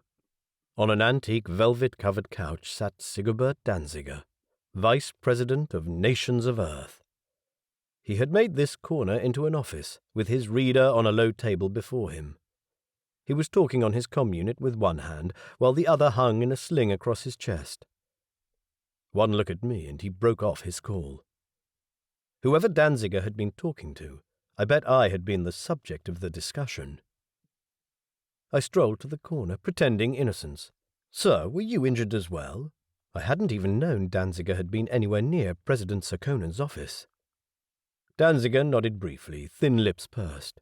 "My office is underneath the president's. Some ceiling material came down." "I'm sorry to hear that." I sat down on the armchair opposite him while silence lingered. As was normal for him, his shirt hung off his bony shoulders like a poorly erected tent, and a belt held up trousers at least a handspan too wide. Jokes went around the corridors of Nations of Earth that any staffer who made suggestions about the state of his attire found him or herself on the to-be-replaced list faster than one could say tailor-made suits. The pale fluorescent light was most unkind to his face, showing bags under his eyes and a landscape of wrinkles and moles that would make a toad proud. Danziger pushed his reader across the table with his unbandaged arm. "Read that, Mr. Wilson."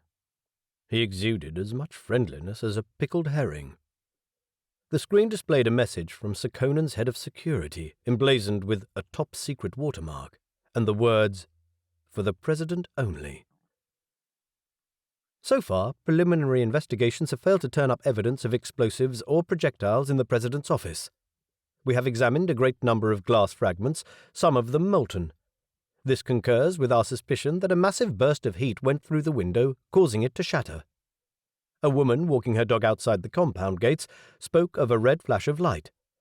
An appeal for witnesses has brought up the same reports. A delivery driver says he was almost blinded by a similar flash when he was about to pull away from a parking spot. Other witnesses saw red flashes and speak specifically of seeing objects outlined in a red aura. We have mapped all the witness localities, and they form a circle, of which the President's office is the dead center. I stared at the screen, heart thudding. I'd seen that red aura too, and dismissed it as something brought on by extreme fatigue. Danziger's face twitched. "Well, what do you think, Mr. Wilson?" It was not a question. It was a challenge. A denounce aliens or give me an explanation type of challenge. "This is the outcome of the investigation." Buying time, surely. What to say? This wasn't Earth technology. No way. Had the journalists known? Danziger snorted. "Those results will be at least a week, and this information won't be in it." This information is not to leave this room, understand? I nodded. I want your opinion. You are supposed to know about these weird things.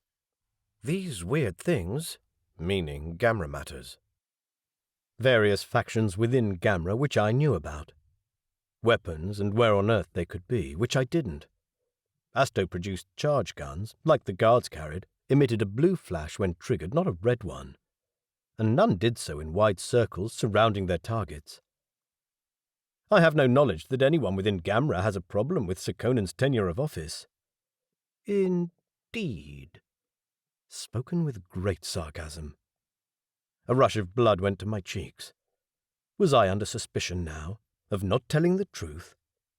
Not with the information I have, sir. I know of no single faction likely to mount such an attack. Indeed, Danziger said again and looked at the screen of his reader. Frustration boiled. Sir, if you have any information other than what I have, please share it. I can only comment on what I know. Danziger said nothing. He reached for the reader with his free arm and shut down the message. So, it was all bluff. Sir, security detained my Jaima without reason. The man you refer to was the only Union official within shooting distance of the President's office. The explosive was Union-based technology. Naturally, he is a suspect. Naturally?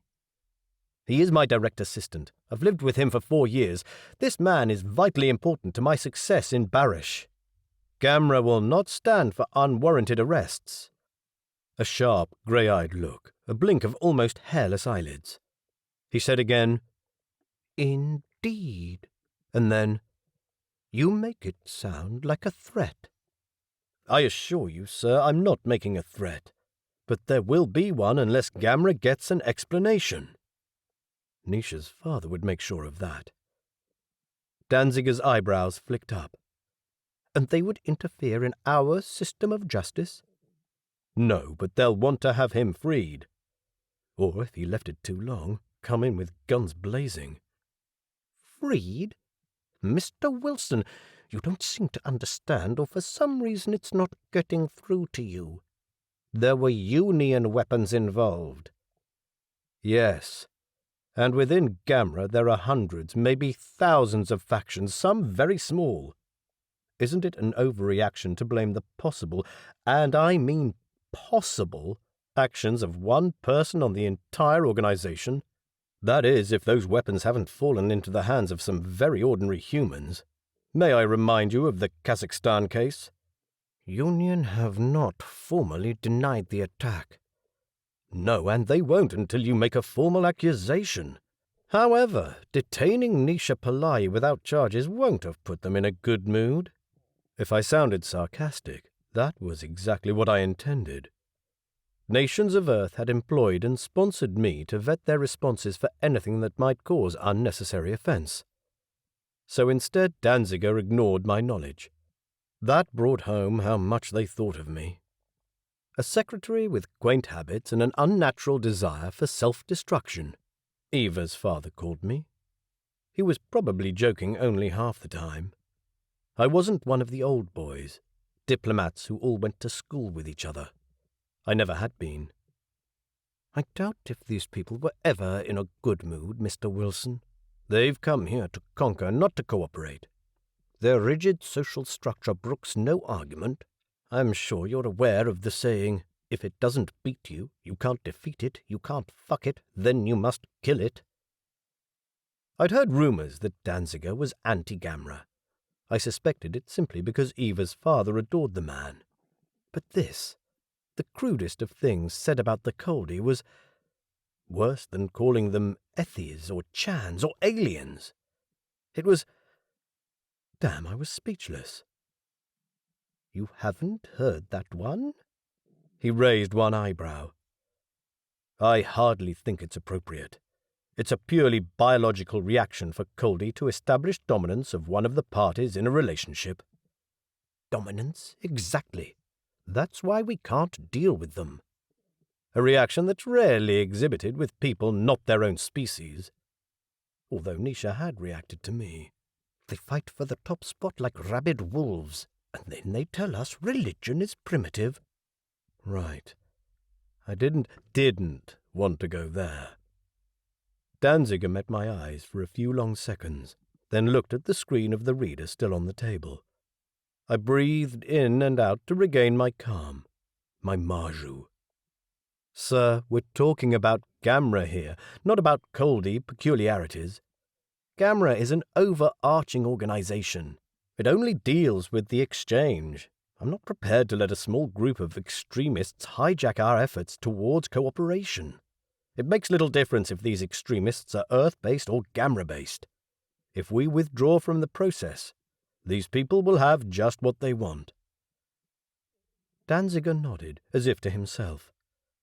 Well then, you are lucky that the majority of nations of Earth supports your candidature, including our incapacitated president.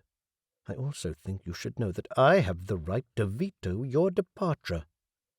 And I advise you against exercising it, sir. I think it would be very unwise to cut off dialogue with Gamra, especially in a case like this. Just what the fuck was he getting at? Danziger laughed. I see. Then you might tell me your view on this, Mr. Wilson. What advantage is there for us to associate ourselves with them? Why should we clamour to join them? So that we can travel freely? We can't anyway with the prices their exchange charges. An institution, I must add, that has a monopoly on interstellar travel. Why should we invest a lot of money on building interfacing equipment just so that the rich can zip from one corner of the galaxy to the other and bring back weird souvenirs, for which, I might add too, we will need to put into place an entire quarantine operation so we don't import some sort of disease? What's the benefit in that for the countries of nations of Earth?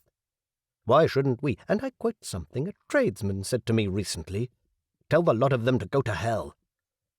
We have enough problems of our own making, we don't need theirs. 1,000 thoughts went through my mind. Arguments, most of them idealistic, such as, because it's the only way forward. But such arguments held little water with a practical person like Danziger. And the trouble was I agreed with at least some of Danziger's points, especially with travel being restricted to the elite. It was extremely expensive. Because, sir, whether we join or not, Gamra people will continue to come here, and without agreement with Gamra we cannot stop them at the exchange. We can only rely on the first line of defence around Athens and the second at the Greek borders, both inadequate and incomplete as history has proven. What is more, without laws, we are powerless to stop their illegal trade, such as the trade of arms. If we do not fall under their laws, that gives these people license to conduct criminal activities, such as attacking our office. We come full circle. Danziger chuckled. Mr. Wilson, I heard you won the Taurus debating competition in high school. I capitulate. Danziger leaned back in his seat. He seemed to be enjoying himself. I, though, was beginning to feel more and more like a goldfish in a bowl. Look, here is our young diplomat. Let's throw him a vat of boiling water and see how high he jumps. Shit. Why didn't Danziger come to the point? But the point was that he didn't seem to have a point. Just a handful of half-threats he couldn't carry out without approval of the Executive Council, who were all appointed by Sir Conan. Yes, his point seemed to be, do as I say, or you may well find yourself without a job. A threat he couldn't make true while Sir Conan held the presidency. Danziger nodded. It's good that I have such excellent advisers, then. I wish you good luck, Mr. Wilson, in your new job. Thank you. Stiff-faced as hell. I rose, gave Danziger a polite nod. By the time I left the room, he had already gone back to his reader.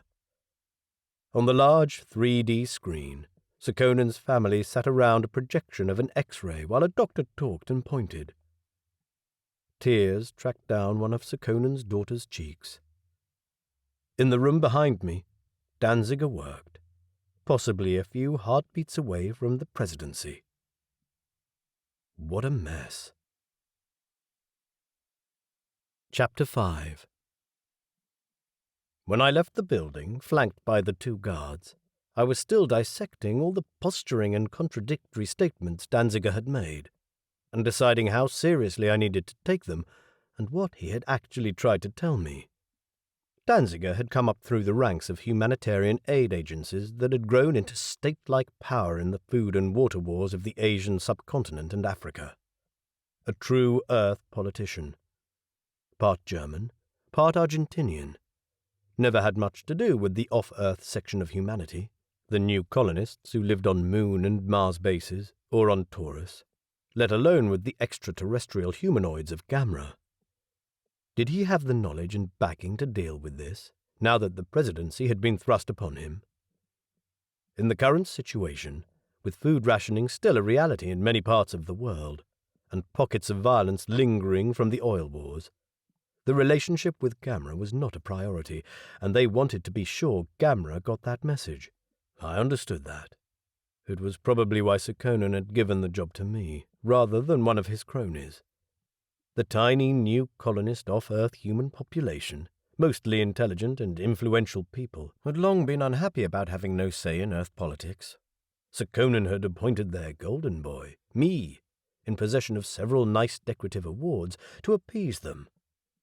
I had no illusions about that either.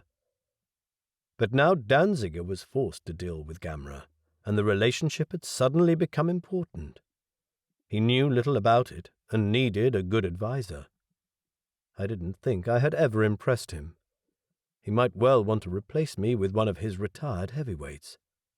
And damn it, I hadn't gone through all this study to be some politician's paperboy. It was still raining when I braved the bear pit of journalists outside the gates. Behind the multi-hued sea of umbrellas, the waiting taxi stood like a lighthouse. I was alone, more alone than I'd been for the past 4 years. Normally I would have conferred with Nisha through the feeder. Keep smiling, or you first, that sort of thing. And he would have been there, a warm, steadying presence next to me. Remoyu. Balance. Imeyu. The loyalty network. They weren't instincts for me, but I'd come to rely on the social structure they afforded. But my head echoed with emptiness and the wind pelted freezing drizzle at exposed parts of my too-hot skin. I pulled my jacket over my head to avoid the rain and questions. But both came anyway. How was the president? Any word from Barish as to who claimed responsibility? When was the press going to be informed? I wished I could answer those questions, or at least answer them positively. Tell them that the president would make a speedy and full recovery and would be back at work in no time. Instead, my guards cleared a path through the crowd, gaining me more questions. Why was I still considering leaving? Did this mean the handover had been signed? How could I even consider leaving as the union was clearly responsible? Whose side was I on anyway? One of the guards opened the door to the taxi. Oh, so inviting. But before I could get in, someone pushed a card under my nose. Melissa Hayworth, chief reporter, Flash News Point. I glared at her. You seem to be under a lot of pressure, Mr. Wilson. Her hair, plastered against her forehead, dripped water into her face. No thanks to you. The people have a right to know what happened. We live in a free world, no matter how much nations of Earth and Gamra would like us to forget that. She said Gamra and not Union. Look, Miss Hayworth, it's out of my hands. I told the police what I saw, and the matter is with them. So you're going? Yes. Never mind what I would do if Nisha didn't come back before tomorrow morning. That was none of her business. A brief silence. Not a flicker of emotion crossed her face. She looked at where I held the top of the taxi's door. How are your hands? Fine. Her dark gaze slid to my jacket and rested on the blood-stained pocket. You don't look fine, Mr. Wilson. I'm only tired. Bloody exhausted, in fact. She lowered her voice. You can talk to me. I know what it's like. I'm fine, really. Thank you for your concern. What did she mean? I know what it's like. What was this woman trying to do, asking me about my health? Miss Hayworth, please let me get into the taxi. I have an appointment. I expected a snide remark or more questioning, but neither came. Very well. She stepped back and gestured at the card. "If you ever feel like telling the truth behind this, don't hesitate to contact me." She tapped her shoulder where a nifty plastic cap covered the microphone of the reader she carried on her belt. "Miss Hayworth, I will certainly not forget that." I fumbled the card into my pocket, trying not to wince, and slipped into the back seat of the taxi, next to the guard with the sunglasses. He had pulled up his knees sideways so he fitted between the seats. The other guard shut the door behind me and clambered in the front seat. I gave the onboard computer Eva's address and told it to stop at a flower shop along the way. Instructions I had to repeat, of course. The guard next to me raised his eyebrows. "Flowers, delegate?" On this world and this culture, when one visits a woman, it is the custom to bring flowers. And despite so much of their former country being under water, the Dutch still did flowers very well. Goodness knew what Indrahui did with flowers. Ate them, probably. Hunger was a constant companion of common people on Indrahui as their leaders fought over which piece of land belonged to which ethnic group. I fished my comm unit from my pocket and pressed the one-button short key to my office in Athens, wincing as pain spiked through my palms. Ouch, ouch, and ouch. The bandage itched. My fingers felt hot, and the skin pulled when I moved. The call was answered quickly by Shayna, who I jokingly called mailboy and who looked after the correspondence. I switched to Coldi. "Is Amaru there?" "Sure." There were some clicks. "Corey, how are you?" My mind flooded with relief at the familiar Coldi voice. Too deep to be a woman's, too high to be a man's. "I'm fine. I lost my feeder." "I noticed that." "When is Nisha going to be freed? No one is talking to me here." "Corey, I think we need to tread carefully." "What do you mean? Has Nisha told you anything?" "I haven't spoken to Nisha." "Shit! You haven't spoken to him at all? The police told me he was entitled to one call and that he had already made it. I thought—" Who had he contacted? Nisha's mother no longer lived in London. Nisha didn't have a girlfriend. Who was I missing? "I don't believe he's been allowed to contact anyone. Only this morning I managed to speak to the police officer in charge of prisons. Not a cooperative fellow. I'm waiting for him to contact me back. He says he can't do anything without Nations of Earth approval." I glanced at the clock. At 4:15, there were 3/4 of an hour left in the working day. Nothing was going to happen today. Someone was stalling. And all the time I'd thought the exchange was working on something. I'd even had the disgrace to feel miffed that Nisha hadn't called me. And all that time, Nisha had been alone, going crazy. "I have to see him." "I don't think that would be a good idea." "Why not? Amaru, he's—" "Can't talk about that right now." What the fuck was going on? "Then can you at least get a lawyer onto this?" "We already have. I've just been talking to Nixie-chan. She's outraged and is more than happy to help." Good. Although, frankly, I would have preferred someone less loud and flamboyant. Someone less likely to stir already frayed emotions. Something beeped in the background of Amaru's office. "Oh, that might be her. Corey, are you online the rest of the day?"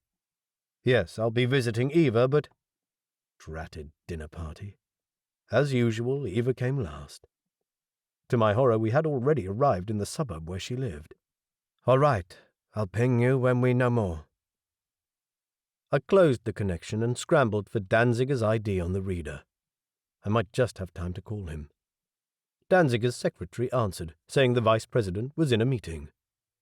I begged her to send her boss an urgent message.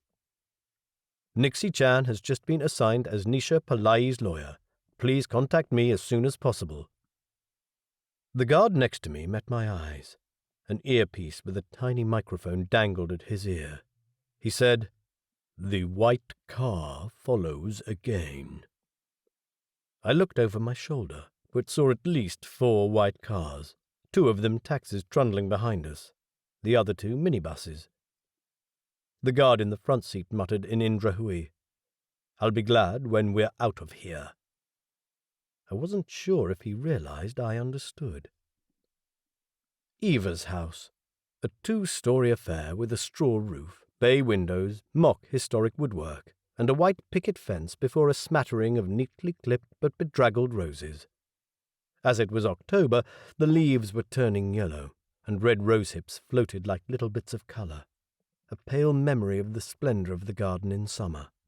A few sad asters bloomed purple under the living-room window, but the rest of the garden bathed in yellows and browns, preparing for winter.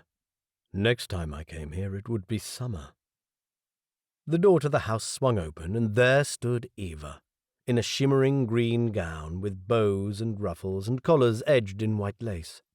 Her hair, a mass of dark curls, had been pinned on her head in mock Victorian style. She rushed out, her shoes clacking on the steps, meeting me halfway down the porch. "Oh, Corey!" I whisked the flowers out of the way of her whirlwind embrace. She smelled of roses. Loose strands of curls tickled my face. "Corey, oh, Corey, I heard about it yesterday. I was so scared." She was crying. At the sound of her familiar Polish accent, the heavy cloak of tension slipped from my shoulders. I buried my face in her curls, brushing my lips over the skin of her neck. I wanted to kiss her, and for once not care about the excessive prudishness that swept through the upper echelons of the diplomatic corps. Everyone is always watching. Do nothing that could discredit you. How I regretted that attitude. If only she would come to the hotel with me. I handed her the flowers. "I'm sorry I couldn't come earlier." Eva smiled through her tears, all glittering eyes and white teeth. "Oh, Corey, they're beautiful." She gingerly touched the bandage on my right hand. "What happened to your hands?" "I fell on glass." "Does it hurt?" Her eyes widened. "Who are they?" Both guards stood at the gate, studying the house as if deliberately avoiding looking at us.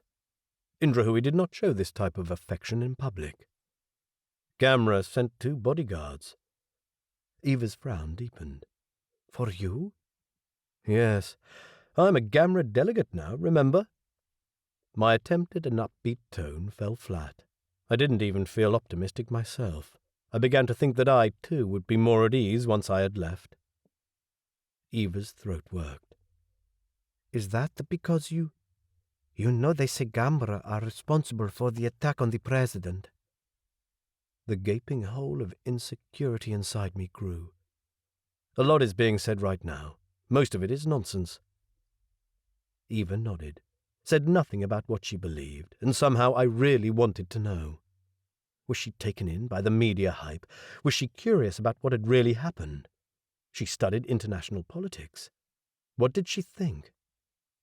There was no time to discuss. The curtains at the bay window stirred. Hidden by folds of gauze, her parents would be watching. "Do those men come in?"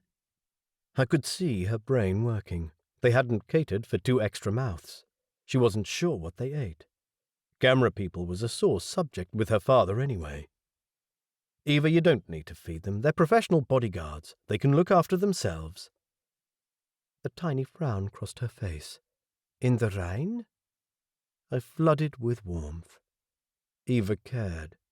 Yes, she would get used to living in Barish. She might be scared and bewildered at first, but she would be fine. "Let them come into the kitchen. At least it's dry and warm there." "I'm sure they'll appreciate that." "Mashara!" The men came up the path, meeting me like glistening obsidian statues come to life. "This is a private gathering for me. There is no risk to my person here. I would appreciate, for the sake of my host, if Mashara would not come into the room with me. The lady says there is a place to wait out of the rain." Never mind what the Polish cook would feel about this extraterrestrial invasion of his domain. The guard with the sunglasses said, "This is the personal residence of Nations of Earth Ambassador of Poland, Zbrowski." I nodded. "I'm contracted to his daughter. Not the same as engaged, but close enough." "Mashara advises caution with the ambassador." So, they'd worked out that Eva's father was a supporter of Danziger's. Not bad at all. "Don't worry. Really, Mashara, this place is my second home." Was that a slight flick of the eyebrows I saw? "The lady invites you in. I suspect you'd appreciate waiting someplace dry." "Mind your pronouns, delegate." Faces impassive, the men bowed to Eva, and she blushed. "Oh, aren't they just gorgeous?" I hissed a whisper. "Eva, they understand Isla." "Oh." Her cheeks grew even redder. I followed Eva into the house, the two men walking a step or two behind. I was cold, nervous, not in the mood for pomp and ceremony. Realized that what I wanted most right now was privacy. Just me and her in a nice little restaurant, talking about, well, us, without half the world listening in. But of course that was out of the question. Into the hall. The floor, the walls, the curving staircase all glared white with artificial marble. A chandelier hung from the ceiling, some grotesque bird's nest of glitters and dangles. Palms grew in brass pots on either side of the living-room door. Smells drifted from the kitchen, at the end of the corridor that led off the hall. I glanced at the dark cavity at the top of the staircase. Eva's room was up there, although I had seen it only twice, and she had been too nervous to enjoy the kiss I had thought to steal in the privacy of lace curtains, down-filled bedcovers, and ruffled pillows. A good Catholic girl did not take her boyfriend to her room. Anyone in a position of note who possessed a contract for the intent of marriage did not misbehave for fear it might be used against them, mainly by news services like Flash. "Oh, poor Corey!" Eva's mother had come to the door of the living room, dowager hips straining at her green velvet dress. She enfolded me in a hug heavy with perfume. Her lips smacked the air, just missing my cheeks. "Come inside, you poor thing. We were waiting for you." At that moment my comm unit beeped. Wincing, I fished it out of my pocket and recognized the ID by the time I had managed to attach the earpiece to my ear. Ouch! Damn those bandages. Delia? It wasn't Delia, but her secretary. Delia wanted to see me tomorrow morning. I started to protest that I was leaving tomorrow morning, but caught Eva's dagger glance. I ended the conversation quickly, but had barely taken 2 steps before the unit beeped again. Some unknown ID, local. Nixie Chan, I guessed. A dainty hand closed over the comm unit, and Eva's brown eyes met mine. "No, you're not bringing that thing inside. Turn it off." "But this is important. Nisha—" I tried to free the unit without hurting my hands too much. "You are about to leave for 6 months. I don't want to share you with Nisha. Just for dinner, one evening. Nisha is not going to run away." I met her eyes, wordless, while the unit still emitted muffled beeps. No, Nisha was definitely not going to run away since he was in jail, and in case she hadn't noticed, he was innocent. Nisha was my Jema. Nisha was my work, and my work was my life. Nisha was more important than Eva. I sighed, cut off the beeping and unclipped the earpiece. All right. I'd have dinner with the family without electronic interruption. But I was not switching the unit off altogether. I called, "Mashara?" The closest guard took the unit from me. I said in Coldi, "Please answer any calls. Come and get me if it is vitally important." The man nodded and retreated towards the hall. It was warm in the living room, with a scent of cigar smoke as a blue mist in the air. A fire blazed in the hearth, and the big dining table, with a pristine white tablecloth and delicate antique chairs, was set with gold-rimmed plates of 2 sizes, long-stemmed wine glasses, serviettes and finger bowls. The Diplomats loved their mock Victorian style and manners. Eva's father stood staring out the window, his hands clasped behind his back. When I came in, he held out his hand, but grinned sheepishly when his gaze fell on my bandaged palms. "I guess I shall not shake your hand today." A thin man from whom Eva had inherited her sharp nose. He wore his hair and beard cropped short, both now more grey than brown. His eyebrows, long and bushy, had been fashioned into two tufts that stood out from his forehead like a billy goat's horns. A smile wrinkled the skin around his eyes. "I heard you got caught up in a bit of trouble." His accent was not as heavy as Eva's mother's. "Just a bit," I said, and we laughed. As ambassador for Poland, Eva's father would know all there was to know. He had probably spent all day talking about it. He asked, "Any news about the president?" I shook my head. "Sadly, no." He heaved a sigh, and we let the worry hang unspoken between us. "Drink?" "Sure." One did not refuse a Polish host's liquor. But oh, I had trouble keeping my eyes open in this stuffy room all of a sudden. "Sit down," he said, gesturing at the velvet-covered couch. "Thank you, but I think I'll stand for a bit or I'll fall asleep." I went to the window and looked into the sad remains of the garden. An electric bus rumbled through the street. I wondered where that white car was. "Foul weather." "Yes." Eva's father opened the door to the cabinet next to the hearth. "Will be a lot better where you're going, I bet." Don't know that I'd call it better.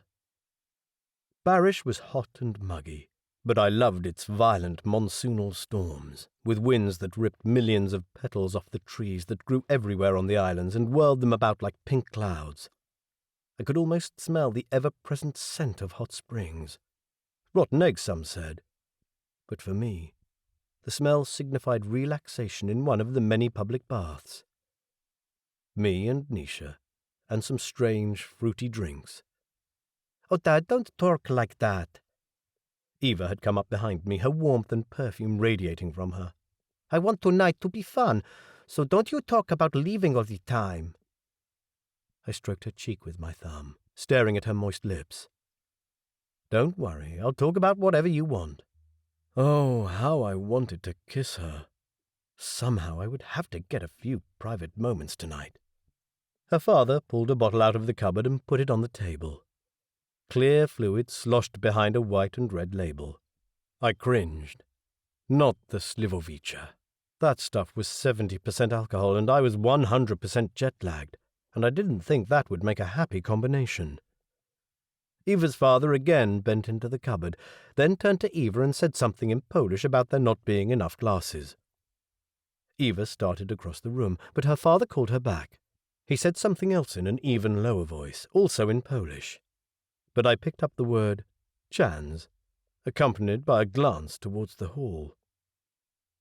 Eva's eyes met mine before she opened the door, and I hated the apology that hovered in them. She didn't need to apologize for her father's opinions. Like so many of the older generation, he was so afraid of everything to do with gamra.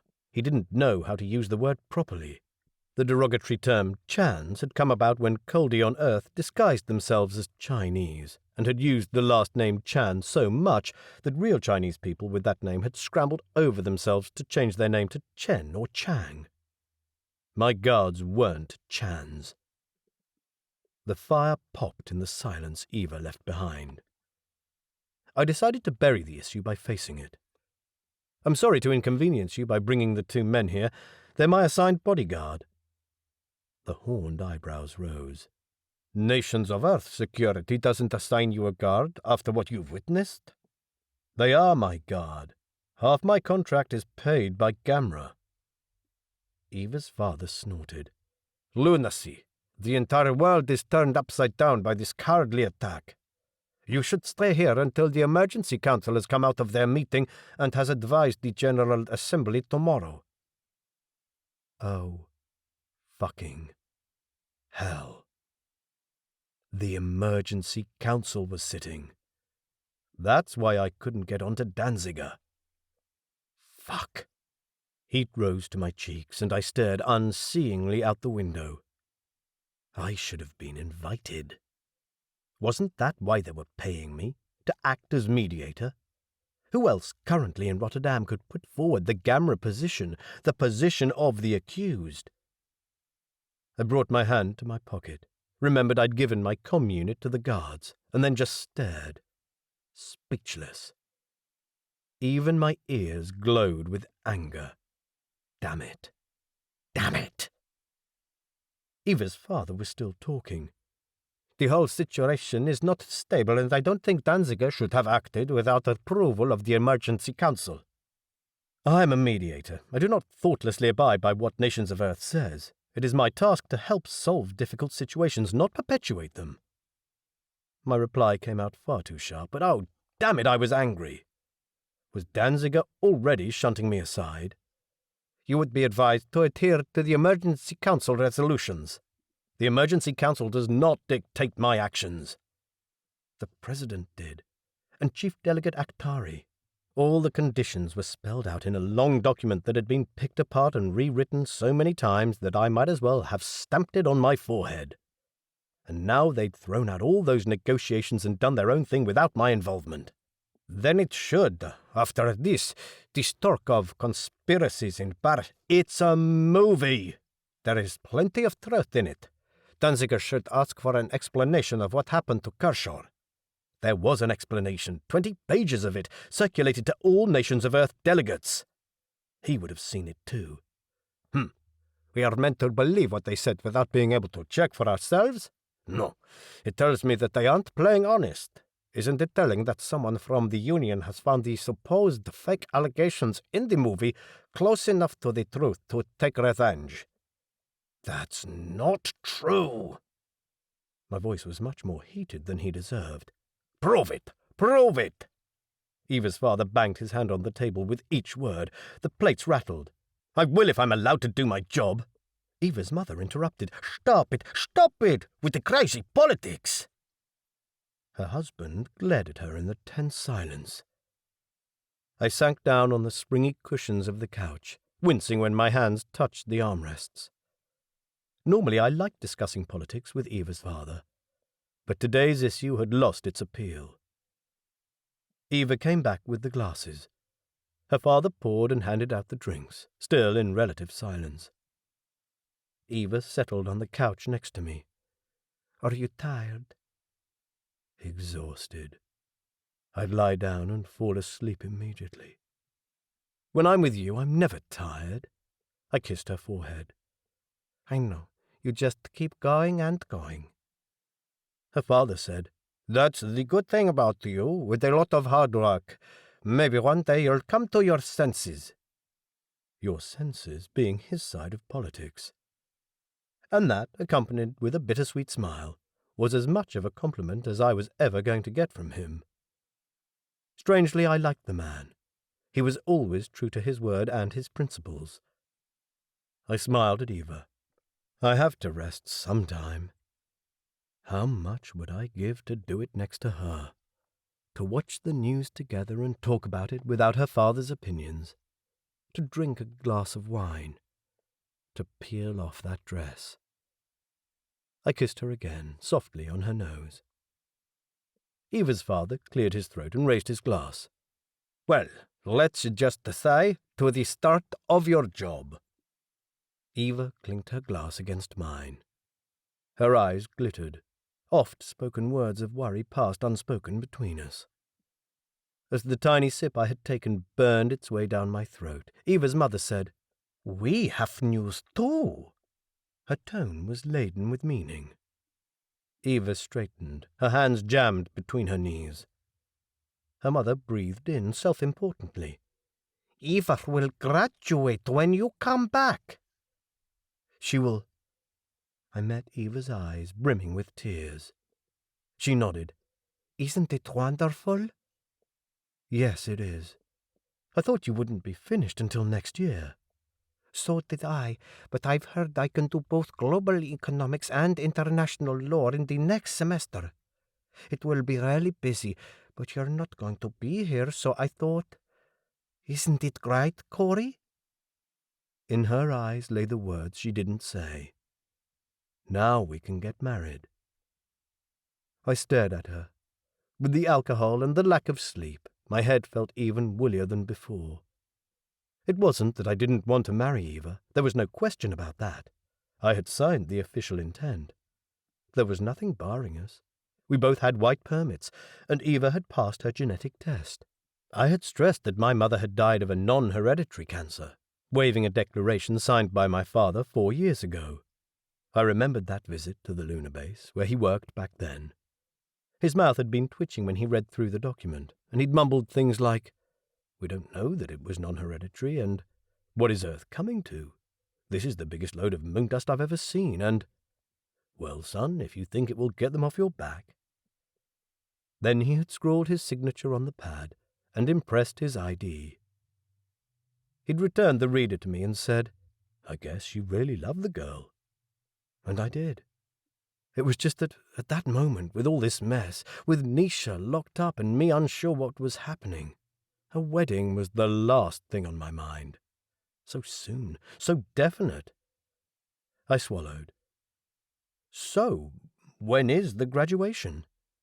"I can put it off until you come back. Then we can have a graduation party and—" No excuse for delaying. Stiff and sore, I slipped off the couch, taking Eva's hand in my bandaged ones. "Eva, when I come back, will you marry me?" "Yes, Corey."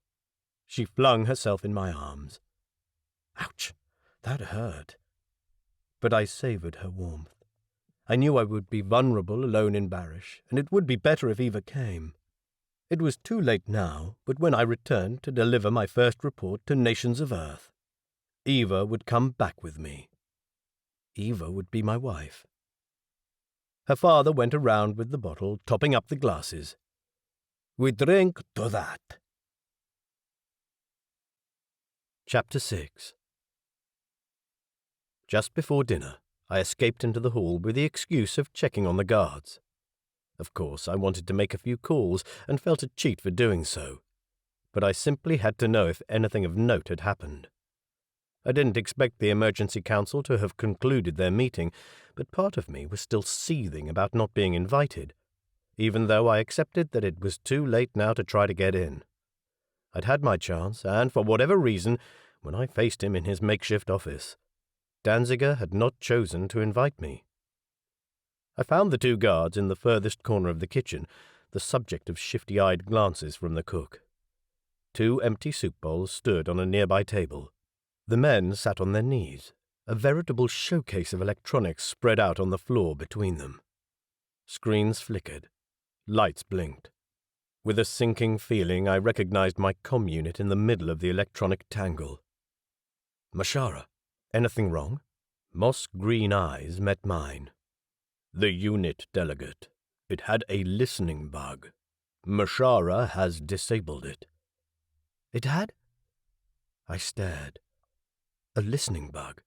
Spyware. My first thought was that people were welcome to spy. I had nothing to hide. On the other hand, my midnight conversation with Delia hadn't been so glamorous, and Nisha's father. Shit. I could already see the headlines. Asto plans military action to free suspect. Has Mashara confirmed where it came from and who has been listening? One of the guards held the unit out to me. I recognized the ID on the screen.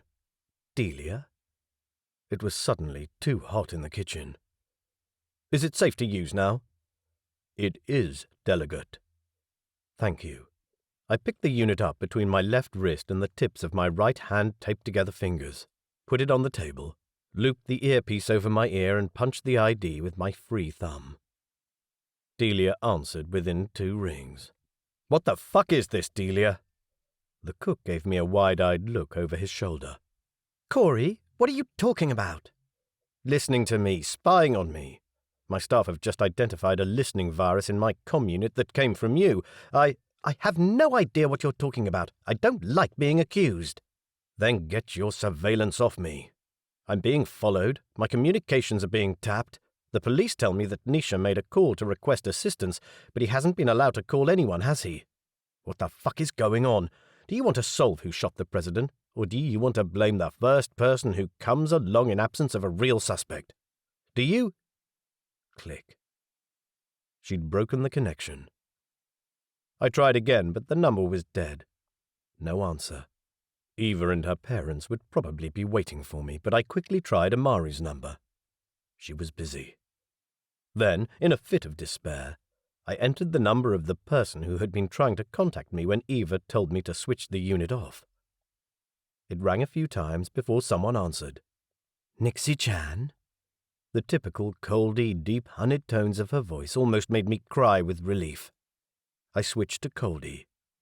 "Nixie, my name is Corey Wilson, and I tried to contact you earlier." "I know, I was busy, I'm sorry. I hear Amaru has asked you to look after Nisha's case." "She has. It's beyond belief. No one has heard from him. I've been asking to see him all day." "He can't possibly have been involved in the attack on the president. I left him in the foyer." "I know. You watch it. I'll get him out. If I'm not getting anywhere tonight, Danziger is not going to know what hit him tomorrow. I don't think anyone in this city knows how many businesses we Coldi own. If you have any warm clothing, keep it handy, because we're going to turn off the city heating." Even while the heating was working, a chill tracked down my spine. Within Gamra, this would provide ammunition for those who said that Asto was taking over Earth by stealth. Thank you for your support, but don't you think that— "We'll get him out. Don't worry.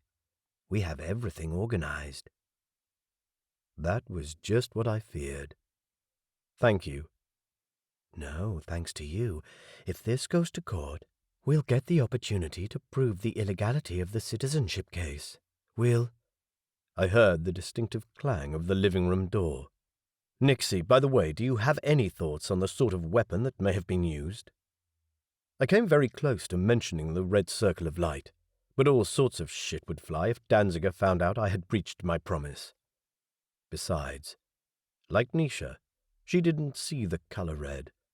Few Gamra people did. "No, I don't. It is rather strange, though.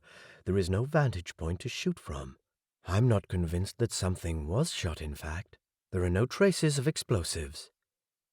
She'd been doing her research. More often than not, I wondered how the Coldi got all those data so easily. I still think it sounds like Gamra technology. It's definitely not local. "Agreed, but—" The door to the kitchen opened, letting in Eva. "Corey, where are you?" "Oh." Her eyes widened.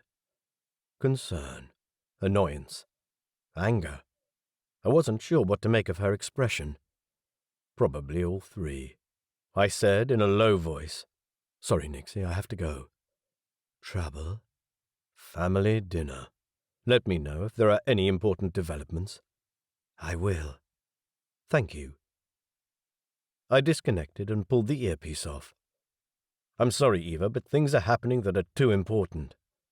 She shrugged. "Dad always says that too." Anger, then. A seed of annoyance crept up in me. What did she expect? That I spliced myself in 2 pieces? I handed the unit back to the guards and followed Eva out of the kitchen. In the hall, she turned so abruptly I almost crashed into her.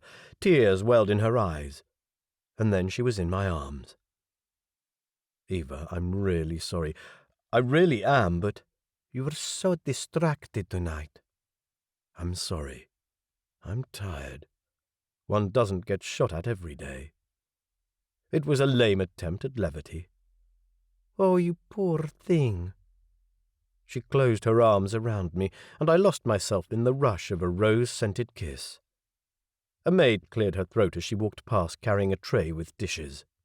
Eva broke the kiss and she straightened the collar of my shirt. "You should really have put on a clean jacket." "I know, but all my spare clothes are in Athens. I'd taken a spare shirt, but hadn't seen the need to drag along a spare jacket for a 2-day visit." In the living room, the maid was unloading her tray onto the table. Wine sparkled in glasses, and the smell of something Polish and hearty hung in the air. We sat down. I forced myself to relax for Eva's sake. I ate and drank more than was good for me. I talked more than was good for me, too, Eva's hand on my knee under the table. For once, the talk was not about politics, but about churches, halls, and dresses. I itched to go back to the hotel, but every time I thought to bring the subject up with Eva, she seemed to know what I was about to say, and I relented. I was leaving, after all, and in the last few months I had given Eva far too little of my time. If I wanted to be a good husband, I needed to put in a better effort. Much better. It got late, and then it got very late. A maid came in with candles, and Eva's father stoked the fire. In the shelter of the bay window, I stole a few kisses, and could almost taste the day she would be mine. Then I wondered how Nixie was going, and how people would react to whatever she planned for tomorrow. I was ready to leave some time after 2 a.m., shocked into silence by the harsh light in the hall, and the unflattering reflection of myself in the mirror. Red-eyed, white-faced, and not quite steady on my feet. Eva was right. The jacket was disgusting. Eva's father wanted to call for a taxi, but one of the guards nudged my arm. "Delegate, Mashara prefers we arrange our own transport." The feel-good cocoon of food and alcohol evaporated in about 1/100th of a second. The guard showed no outward sign of emotion, but I knew the subtleties. Something had happened while I was at dinner, and I was sure the guards wouldn't tell me until we were in that taxi that probably waited around the corner. I turned to Eva's father, who would not have understood the guard's Coldi. "They have already arranged a car?"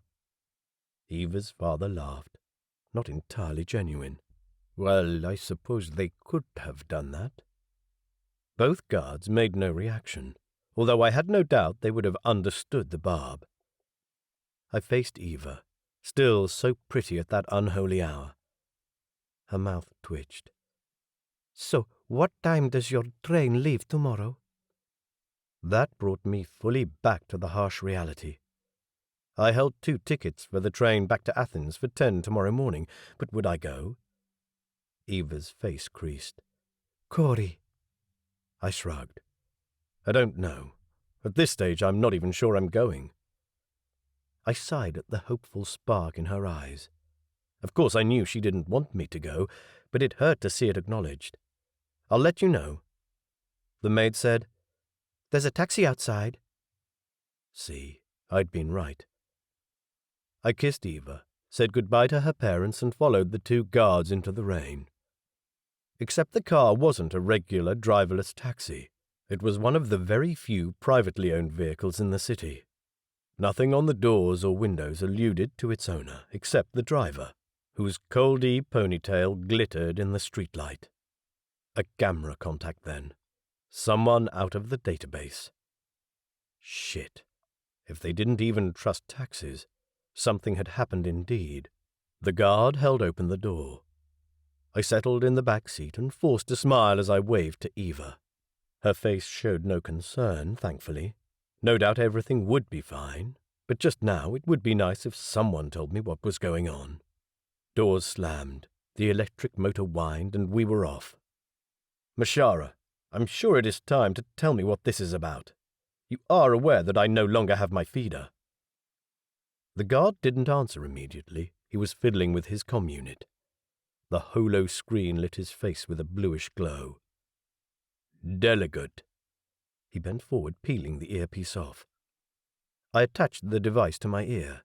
Someone said, "Corey?" in that warm-hued tone between male and female. Coldi. I recognized the voice. Amaru. "Where are you now?" "I just got in the car." "Tell the driver to avoid the city bypass." "What?" "Just tell him, right now." "All right." I relayed the message. The driver grumbled that he was aware of trouble. "Amaru, can you tell me what this is about?" "Fast up. There is a car behind you." I looked over my shoulder but saw only an empty street. "I know that." "There is also a group of police at the hotel, and there is a trap on the bypass. Our bugs are better than theirs, Corey." "Thank you." I made every attempt not to sound sarcastic, but I felt sick. The concepts, ours and theirs, were becoming horribly blurred. "Does this mean I am being targeted now?" Have you heard the press release from the Emergency Council? No, I was at a family dinner. See, I shouldn't have given in to Eva. I should have kept my unit. I swear every time I had no communication I missed something important. Damn it. The meeting only lasted about an hour and a half. Must be a record. Wait, I'll read this out. There was some rustling and clicking. The Emergency Council of Nations of Earth has declared that following the attack on President Sokonan, member nations must ensure full cooperation to find and bring to trial the perpetrators, and has sanctioned the use of all available means in doing so. All available means? But that means using armed forces if necessary. A chill went down my spine. That could mean war. Danziger has just declared a state of emergency for Rotterdam. Already there are riots in a number of places. People are looting shops owned by Coldi. And yes, the police want to talk to you. We've picked up some communication to that extent. Shit. Are they going to give me the same treatment as Nisha? I can't answer that, but I have an offer. We can guarantee gamra protection on a flight that leaves for Athens in about an hour's time. Leave Rotterdam. Now. That was as strong a suggestion as she had ever given me. I can't, not without Nisha. I think Nixie is doing her best on that front. Nothing I can do, nothing you can do. I swallowed hard. My luggage is at the hotel. Buying time, surely. That's been taken care of. I glanced over the seat. My suitcase lay in the back. The car braked suddenly. The driver let out a fluent curse in Coldi and swerved into a side street. Between the two front seats, I glimpsed two police vans parked across the road. Then we plunged into darkness. The driver hit the brakes as ahead of us automatic gates swung open. We went down a hill into a massive building shrouded in darkness. I'd come this way to Eva's house often enough to know where we were heading. One of the city's blue zones, where refugees, the poor and ill, lived in half-submerged high-rise buildings, and where gangs that prowled the waterways named themselves after the condition that stopped them getting jobs in the white zones. The blind bats, the wheelies, that sort of thing. Blocks of units lined the street with only a few scattered lights. Most of the windows were dark, the glass broken. Discarded furniture and rubbish lined the street, leaving barely enough space for vehicles. A tram rumbled in front of us, honking its horn. It slowed, and slowed even more. What's this all about? The driver threw the guard a glance and craned his head, but even in the back I could see that there was no room to overtake the tram. From further down the street came shouts and the tinkling of breaking glass. People ran across the road. A couple of figures threw rocks at a building on the right. Their faces lit up with flashes of orange. Fire? There was a poof of an explosion, and a group of young men rushed past, some of them weaving their way between rubbish piles in homemade wheelchairs. The guard next to me unclipped one of his guns from its bracket, his dark face all tension. Mashara? He shook his head, pressing his free hand to the earpiece. He glanced over his shoulder. A taxi and a bus waited behind us. No white cars. The tram stopped in a small square. I realized this was a regular stop because there was a platform with a sign on which I could just make out the letter L. The rest had broken off. Sure enough, this was the suburb of Lombardian, hotbed of illegal and riotous activities. Behind the tram stop were a couple of shops, and flames billowed from one of them. Silhouetted against the orange glow, figures ran towards the tram, carrying burning pieces of wood. The tram's passengers rose from their seats and crammed towards the back. A woman screamed. "Get ready to take us out of here," the guard next to the driver said. I couldn't see how. We were stuck. My heart was thudding in my chest, as long as no one discovered who and what we were. The guard next to me nudged the control button for the window so it opened a slit. He pushed his sunglasses onto his forehead and with the other hand raised the gun so the barrel stuck out between the glass and the window frame. Two figures in black ran past the side of the tram holding burning pieces of wood. Eyes glinted in our direction. One of the men shouted, "Chans!" The guard tensed. I yelled, "Don't shoot!" The other guard bellowed, "Now!" The guard next to me stiffened. I ducked. I felt rather than saw the weapon discharge. The air crackled and chilled my skin. The engine roared like I didn't know electric engines could. Tires screeched. The car shot forward, bumped one wheel onto the curb. The wheels crunched through rubbish, slipped. The engine churned and screamed. Something hit the side door with a thunk. Then the car shot away and the glow of fire and the screams faded. Sirens wailed somewhere close, came towards us, and passed. Still the car gathered speed. I didn't know there were city cars that could go this fast. The Coldi owner had probably inserted some non-Earth technology. Slowly I raised my head from my knees. "Are you all right, delegate?" the guard next to me asked. He still held the gun. The metallic smell of discharge filled the car. I felt sick. "You didn't?" "Mashara aimed away from live targets." Meaning what? That he hadn't deliberately shot at people, but might have hit some by mistake. Oh, shit. Oh, holy shit. "To clear the way for the vehicle, delegate." I blew out a breath. I could still hear a tinny voice somewhere, but a glance over my shoulder only revealed an empty street, dilapidated apartment blocks, crossings, trams whizzed by. The driver and the guard were talking about directions, arguing over the navigator screen about the best way to go. Then I realized that the muffled voice I kept hearing was Amaru's. My earpiece had fallen onto the seat between my legs. I fumbled to pick it up. Damn, my hands hurt, and reattached it to my ear. "Amaru?" "Corey, are you still there?" "I'm sorry, we just hit one of the riots, I think." "Are you all right? Did I hear a discharge?" "Yes, I don't think any damage was done. I think we have gone off course a bit. Where are we?" It was dark on both sides of the car. "Diversion," the driver replied, his attention firmly on the road. He was swerving around obstacles, and every now and then there was the sound of the tires hitting water. Definitely still outside the white zone. "Oscar, where else there is trouble?" Amaru said, "Put me onto him." She gave me the code to patch his feeder through the unit. A data transfer icon blinked in the middle of the holoscreen. Amaru's voice fell quiet. The piece of Earth technology wasn't rigged up to deal with both types of communication at the same time. I cursed myself that I couldn't listen. This would have been so much easier if I still had my feeder. For a few minutes no one said anything. The driver sat silent, his eyes on the road, while trying to break the speed record for electric cars on badly maintained roads that were half underwater. Then the car charged up a dike. A gate materialized out of the dark, and behind it a well-lit road with blinding headlights of buses and taxis. The driver thumbed his comm unit, and the gate swung open. He steered the car through, looking in the rear vision mirror. I glanced over my shoulder, between the gates which were closing again. The road was empty. The car swung onto the main road, following the fence line. On the other side, moonlight glimmered on water. The icon at the unit blinked off, and sound returned to my earpiece. "We're going to the airport, aren't we?"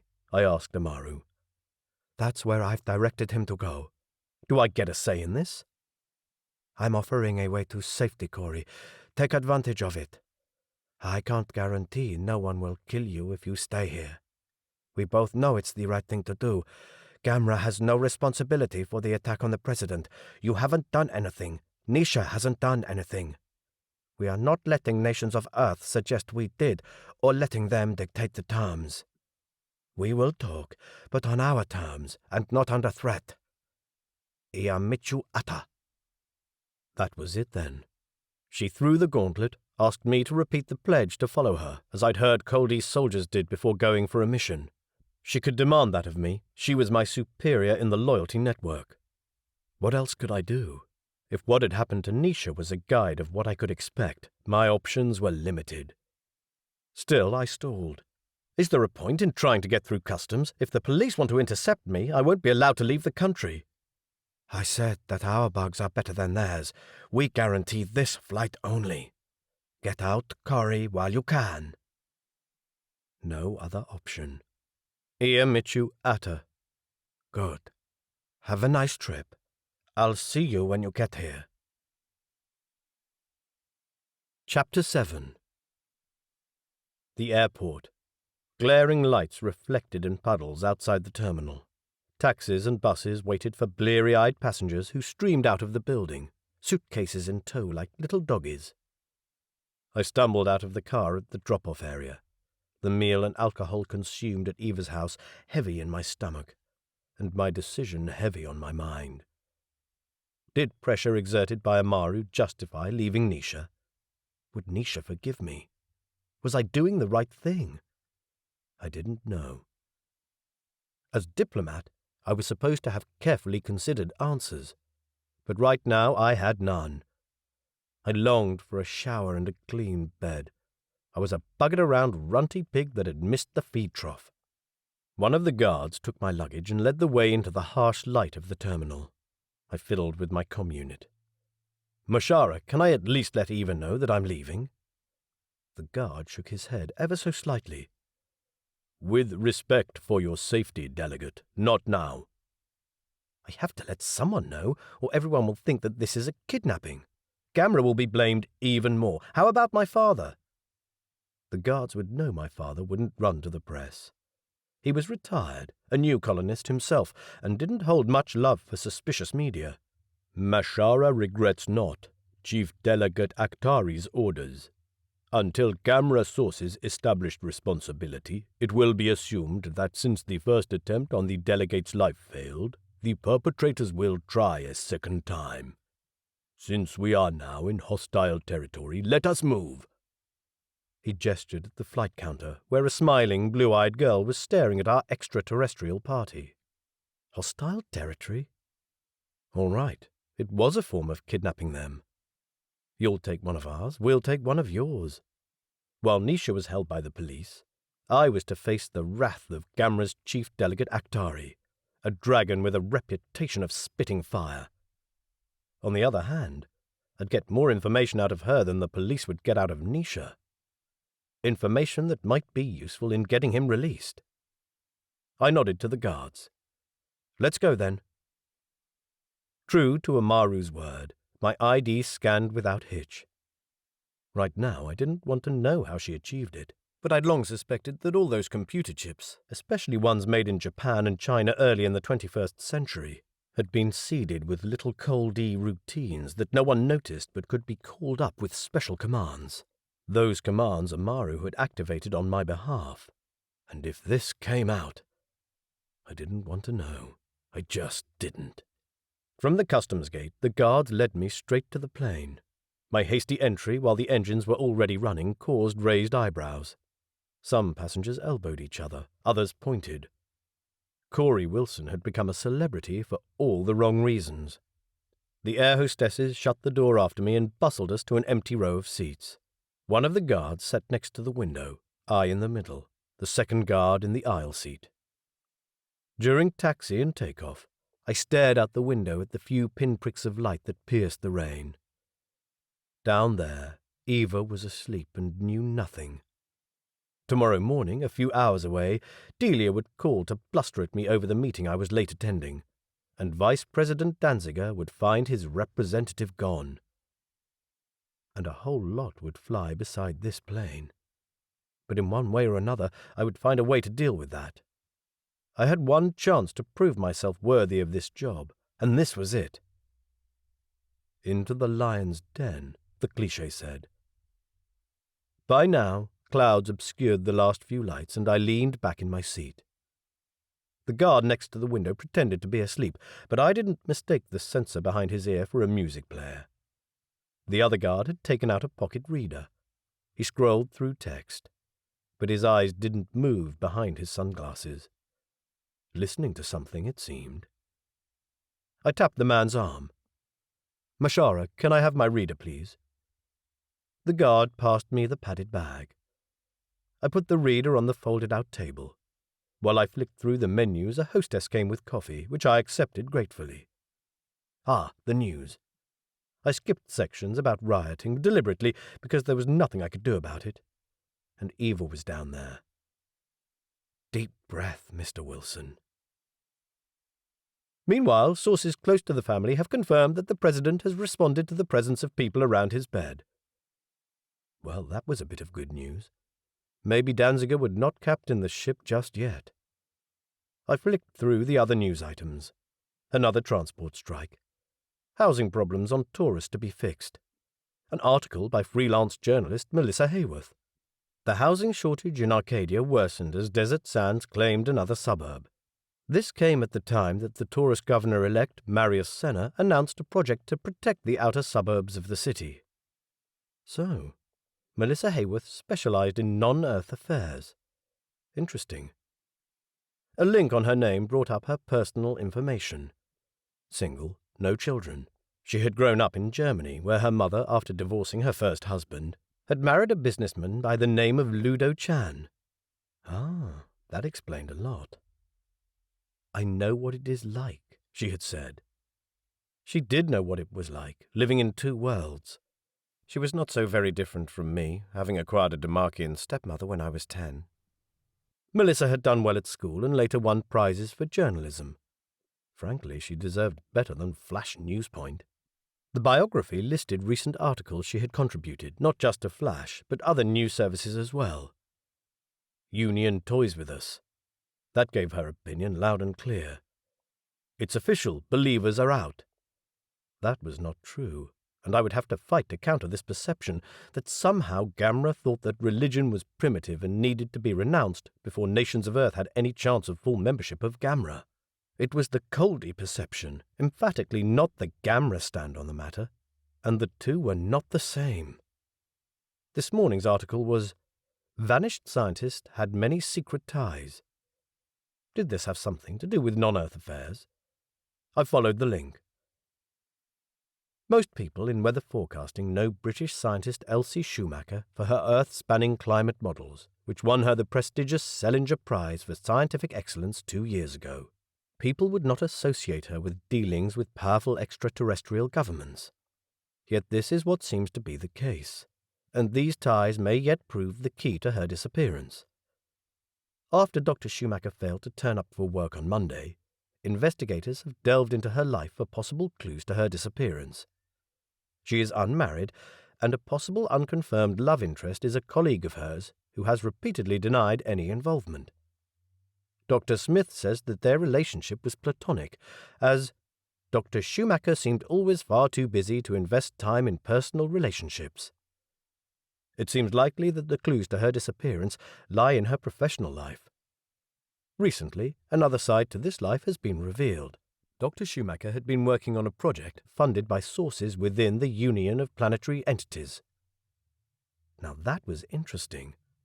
Never mind that I got increasingly irritated with the insistence of the press on using that outdated and incorrect translation.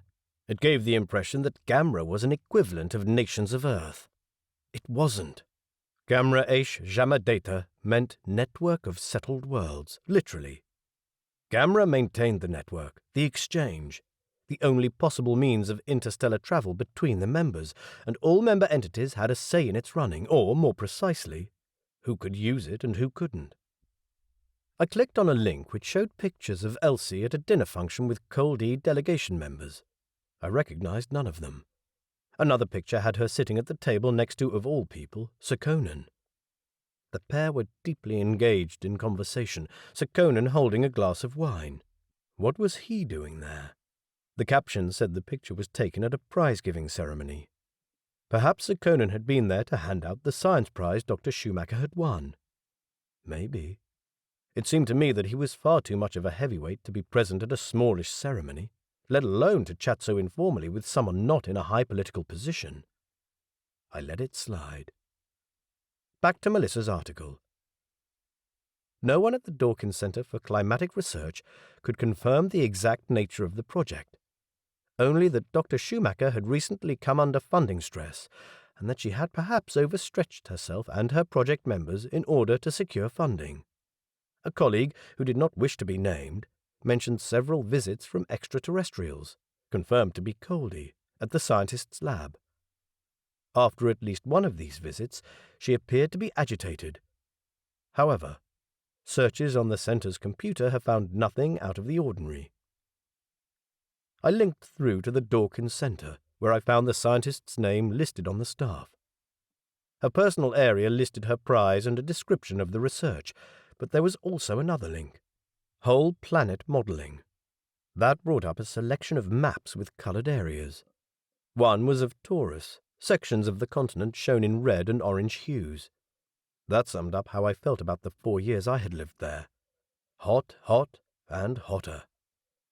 There was a map of Mars, too. New Taurus even, although that one had large areas of white. Descriptions of weather patterns, airstreams, and weather trends. All based on the models that described the process of global warming as it had happened on Earth. Oh, I could well see the value of the expertise.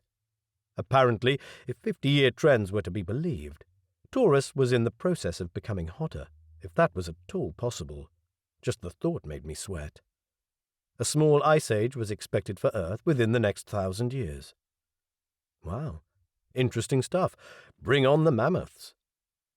I went through a few more screens. Colored blotches superimposed over maps, oceans, continents, mountain ridges. Hang on. Hadn't I seen a map like this before, in the information Sir Conan had given me? I dug the datastick from my pocket and inserted it in the reader. The first page still came up empty. My mind filled in the blanks. A report written by Elsie Schumacher of the Dawkins Center. Yesterday I had been too tired to notice much. Now the lines underneath the colored sections stood out clearly. I was looking at a map of Asto, the Coldi homeworld. 2 continents curved towards each other in mirrored moon shapes, a mountain ridge along a landlocked ocean.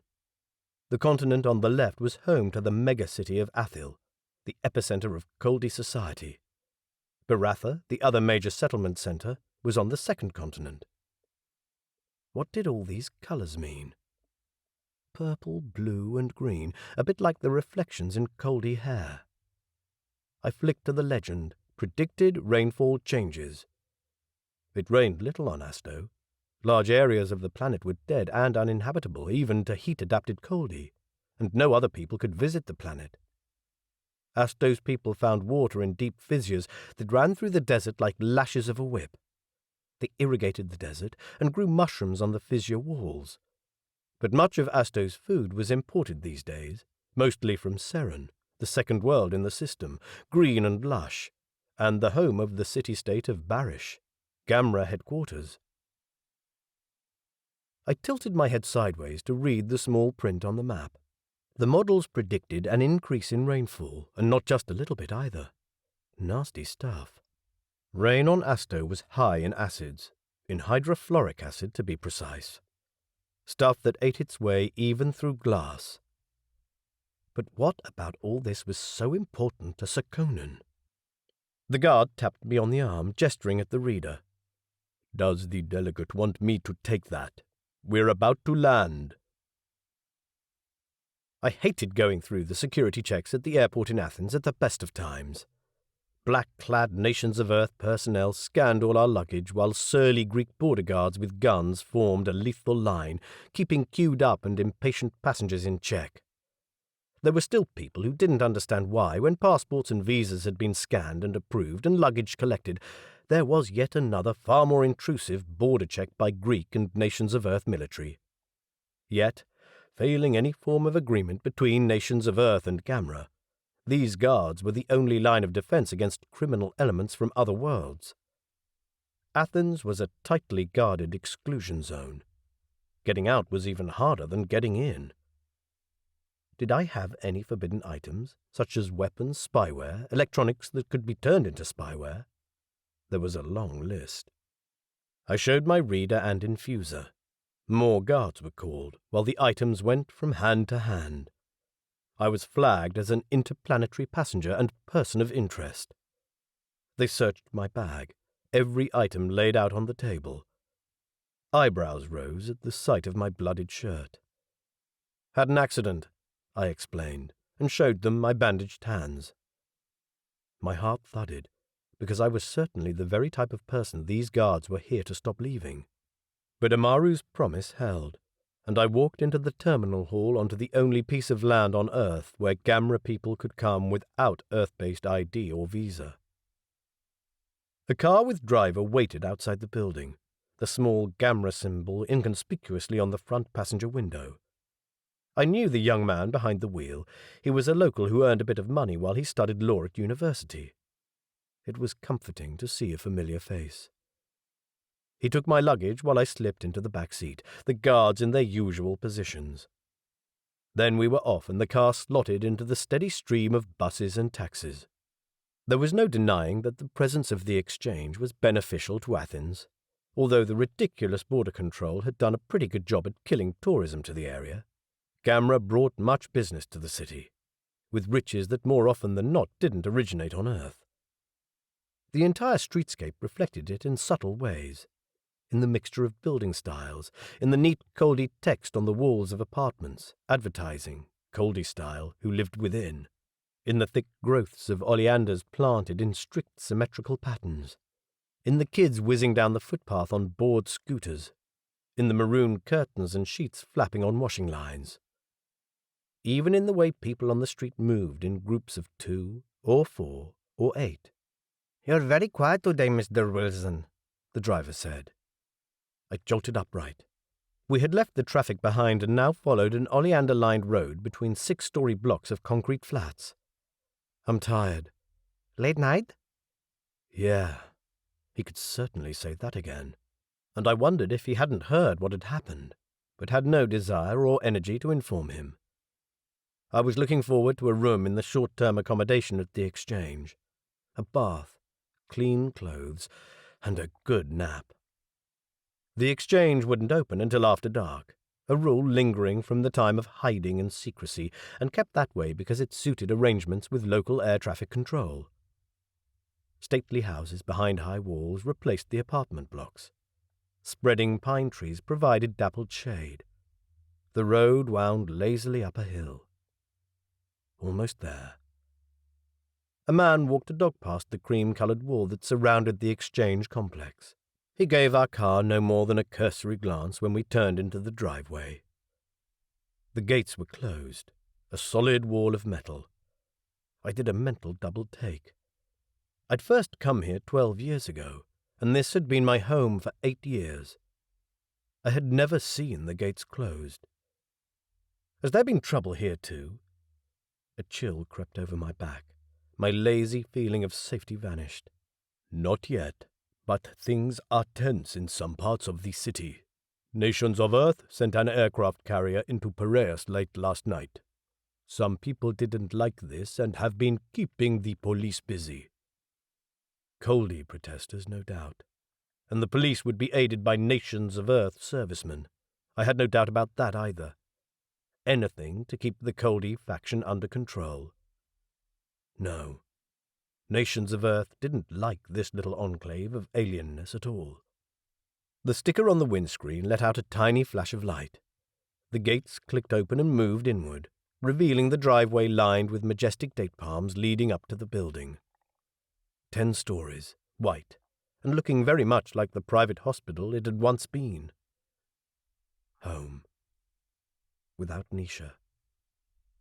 As the car crawled up the driveway, I glanced at the furthest wing, which disappeared into the hillside. That part of the building was a recent addition. It spilled over with equipment to run the generator, which powered the peripheral equipment of the exchange. In the old days, and the original exchange node had been built in 1968, the power-hungry devices frequently blacked out the entire city. Another reason why running at night made sense. On old photographs, the hill was covered with pine trees, hiding the opening to the docks, a concrete moor which used to be a lot smaller than the present one. Now it was free of surrounding vegetation and— its metal shutter open? What the— The car stopped under the shady awning. I let myself out, and while I walked around the car to get my luggage, became aware of the buzzing of many voices. A sea of people crammed in the foyer of the building, a huge hall normally almost empty. I stopped, turning to the guards, another chill creeping up my spine. Mashara, what is going on? People are scared. They are trying to leave. Gamra have authorized emergency daytime departures. The chill increased. Riots against Coldi's shops and houses, the Emergency Council sanctioning military intervention, warships in port. Don't worry, Delegate. We have authorization for preference. Let's go. They rushed to the building, leaving no time or breath for questions. Once the automatic doors opened, noise and heat washed over me, the hum of voices like angry bees. The guards cleared away into the crowd. Their tall forms towered over the sea of Coldi heads, glistening like the inside of an abalone shell. I also spotted the diminutive forms of two Kadrasi with their distinctive fox-red hair and mottled skin. But those and myself were the only non-Coldi people. Haggard-looking families, surrounded by bags and boxes and suitcases and crying children, formed huge snaking lines before the counter against the far wall. "Wait here, Delegate." The guard with the sunglasses wrestled his way to the counter while the other remained with me. In the far corner of the hall, people crammed before a wall screen. On the screen, a man stood behind a dais bearing the Nations of Earth symbol. His skin looked sallow, and lights made sweat on his forehead glisten. "A projectile which pierced part of his lung and intestine. He was rushed into the hospital immediately, suffering internal bleeding. Doctors have been working since then to repair the damage and save his life." The man wiped his face. Silence hung heavy in the non-earthly audience. "Unfortunately, the fight was lost about half an hour ago." My heart skipped a beat. And another one. Sekonen had died? People stirred. A young Coldi boy standing on tiptoes in front of me asked the adult with him, "What is he saying?" He used the accusatory he pronoun form. "He says that the president has died." Through the roaring of blood in my ears, the voice of the Nations of Earth spokesman went on. "I now pass the microphone to Acting President Sigobert Danziger, who will make a statement on behalf of the Nations of Earth Executive Committee and the Emergency Council." Danziger came up to the microphone, a stunned, emaciated toad. He'd probably had less sleep than me. He opened his mouth, but an announcement in the hall blurred his first words. "We'll be assuming the presidency as of now. I will work with the committee appointed by President Sekonen to hold new elections. Meanwhile, let it be known that no expense will be spared to uncover those guilty of this attack and bring them to trial." A man next to me mumbled, "They say we are responsible for the president's death," also using the accusatory pronoun. Someone tapped me on the shoulder. "Delegate." The guard gestured towards the counter. "The delegate mustn't linger. This news is important, Mashara." "It is more important that the delegate move to the counter." He held out his hand, showing a dark-skinned palm. "Delegate, please. The delegate's documents?" I rummaged in my pocket and found my citizenship pass, which he gave to the woman behind the counter. The people in the queue shot me strange looks. I subtly shifted the sides of my jacket, showing my shirt in gamra blue. That earned me some respectful nods. Lips murmured, "Delegate." I hated myself, drawing on status to jump the queue when all these people had much more pressing reasons to get out. The female receptionist had my information up on the screen in curly Coldi script. She took the black citizenship pass out of the reader and handed it back to me. "If the delegate is so kind to follow Mashara to the departure hall, but please do not linger." Her voice was barely audible over the noise. I followed the guards through the crowd out the hall. We ran through the corridors, one guard in front, one behind. The guards' legs were much longer than mine, and they only had to jog to keep up with me, while I was going flat out, sweltering in the increasing temperature. Nor were we the only people in a hurry.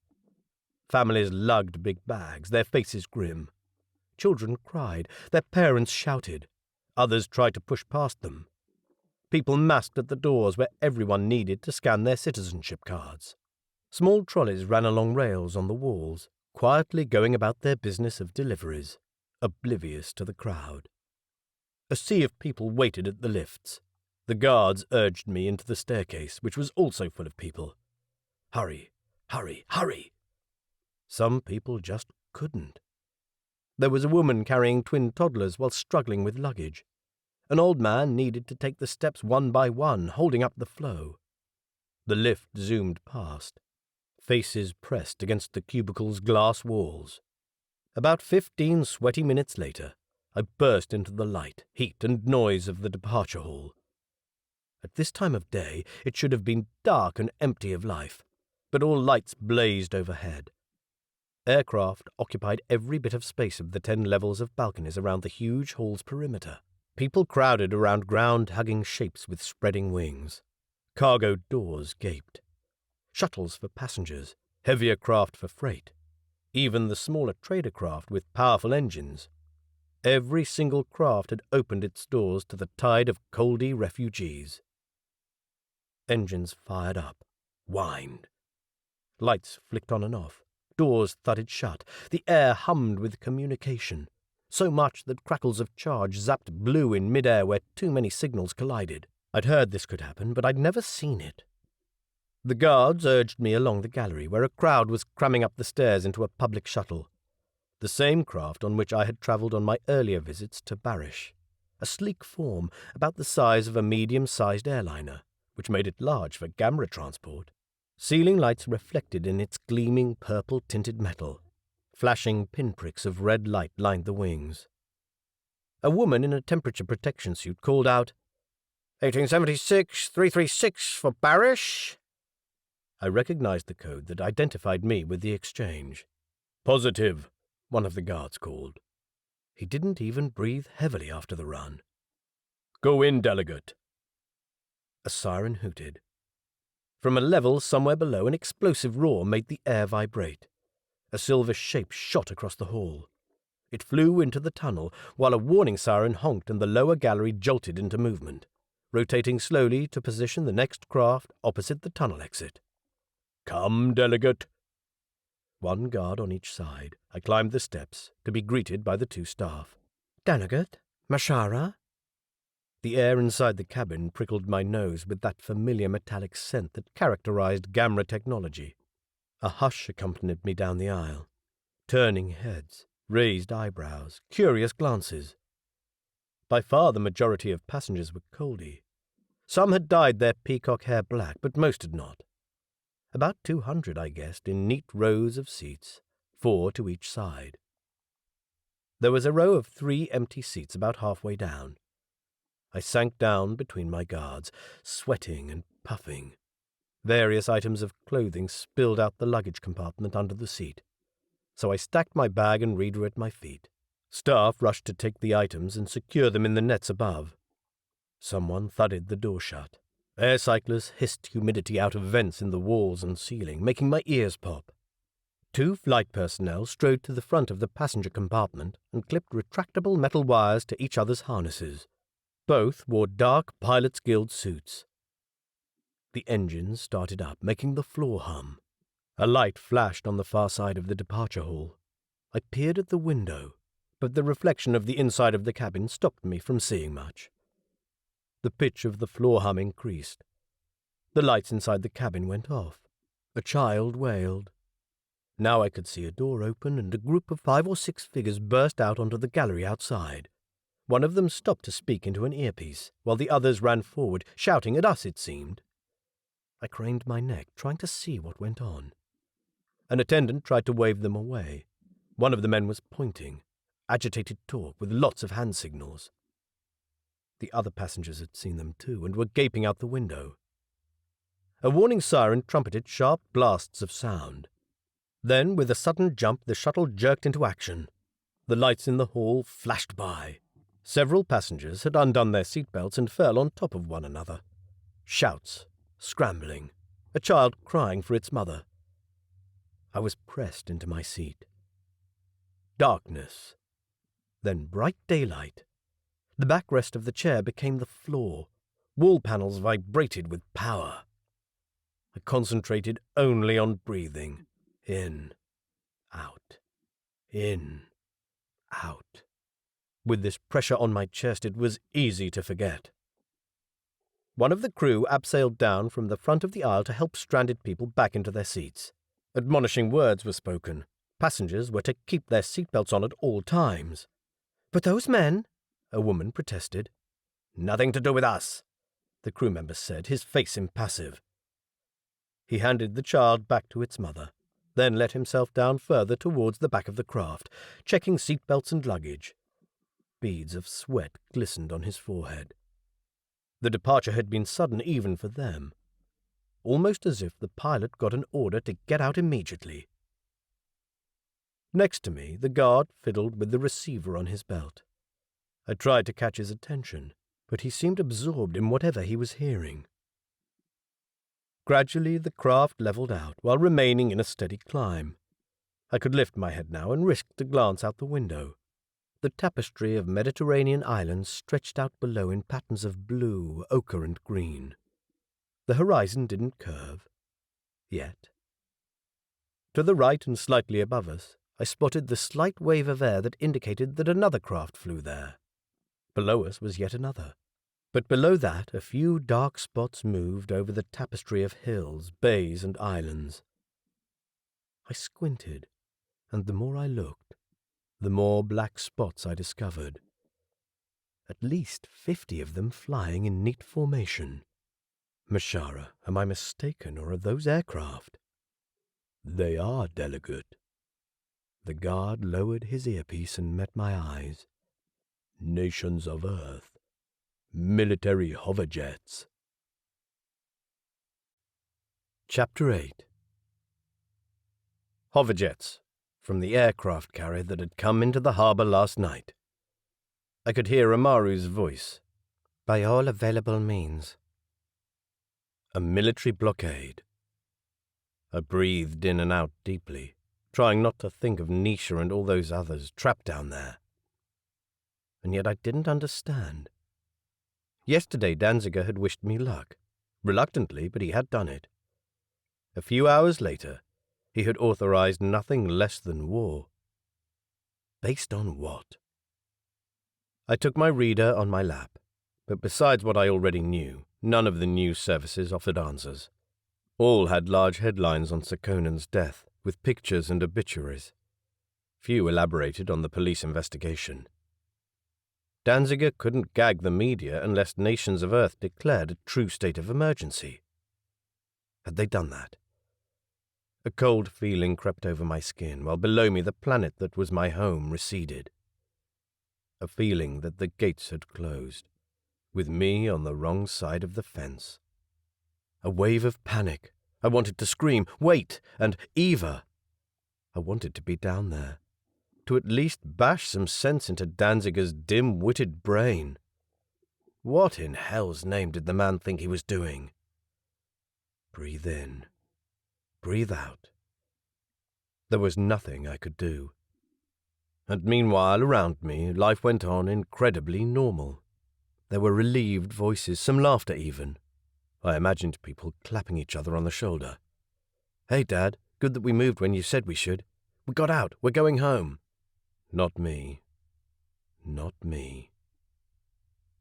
The crew members moved about on their normal leads, those attached to rails along the ceiling. They carried baskets with meal packs, colour-coded and sealed, as well as covered containers with hot drinks, each with a bright red satchel that contained the straw. Serving refreshments was something the Pilots Guild had learned from observing human flights. No doubt local merchants and traders had a hand in it, as they were always active when there was something to be sold. No doubt, too, there was a Coldi-owned business somewhere in Athens that made these food packs. Apparently, selling something in mid-air created a problem, seeing one was not within the territory of one of the entities. So where did trading levies need to be paid? I was glad to leave that nasty bureaucratic problem to the authorities and simply gave my gamra account to pay for my bag of nuts and a container of a hot drink the Coldi persistently called coffee, but had nothing to do with it. For starters, it was dark green. It was made from one of the thousands of species of mushrooms native to the aquifers of Asto. It came in powder form and went into a filter like coffee. The Coldi word for it was manaju. It was also very, very bitter, but did not contain acid or excessive levels of fluorides as much as Coldi food did, so was classified as a green code. Strangely, and much to Eva's disgust, I had taken a liking to it. She said it made my breath stink. It tasted even better with a good dollop of rum, which probably made my breath stink even more. I sipped, letting the liquid glide down my throat in small hot gulps that brought a sense of comfort back to my rattled mind. You have one shot at proving your worth, Mr. Wilson. One opportunity to come up with the goods, whatever form it would take. A truce, a solution, or merely a tempering of anger. If I could stop Gamra turning the clock back to the Kershaw days, if I could keep Nisha's father and his massive air fleet and their weapons firmly in Asto's airspace, if I could shed some light on who could have attacked Sir Conan's office, how and why. The sky was already quite dark.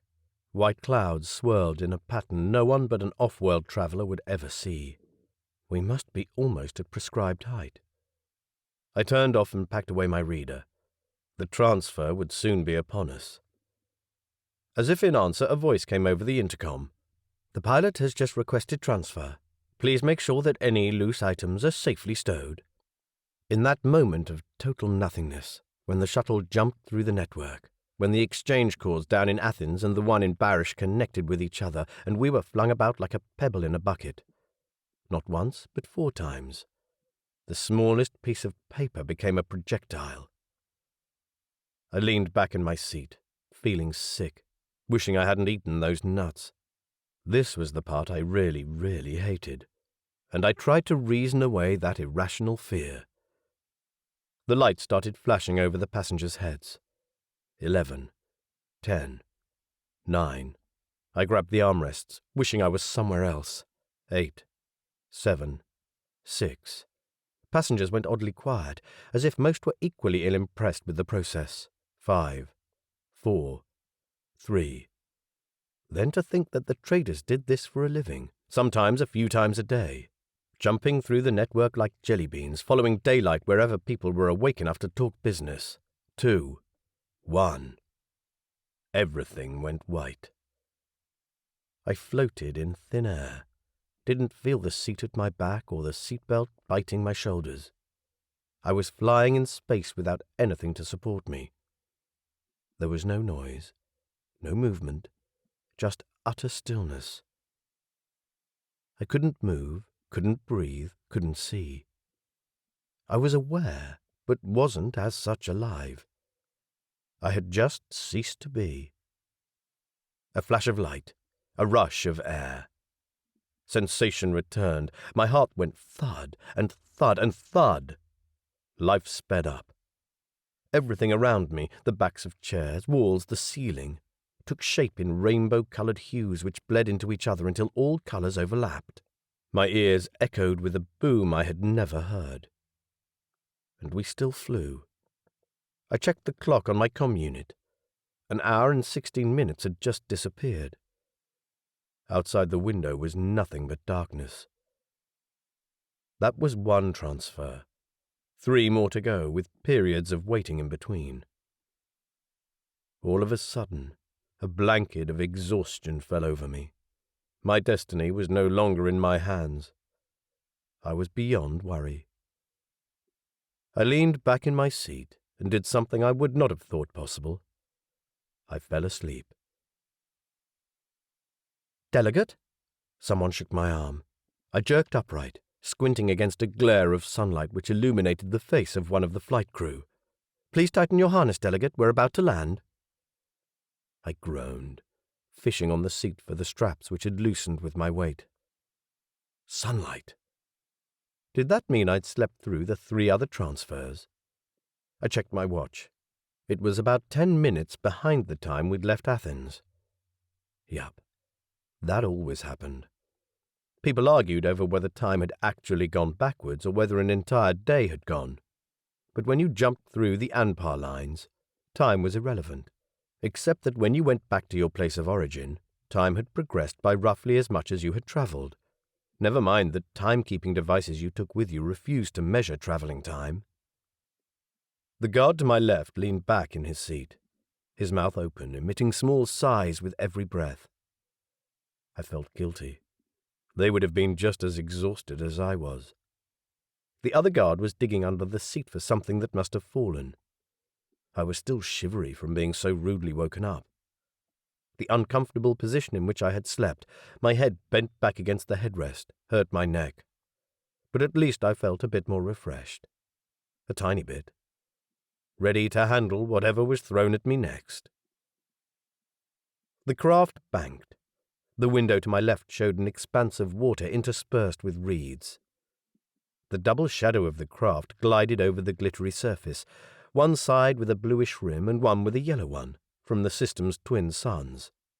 The larger white F-class Bennies and the smaller and yellow G-class Yaza. 2 dots smaller than our sun close together, because we were further from them than the sun was from Mars. Not much of a chance to let me forget where I was.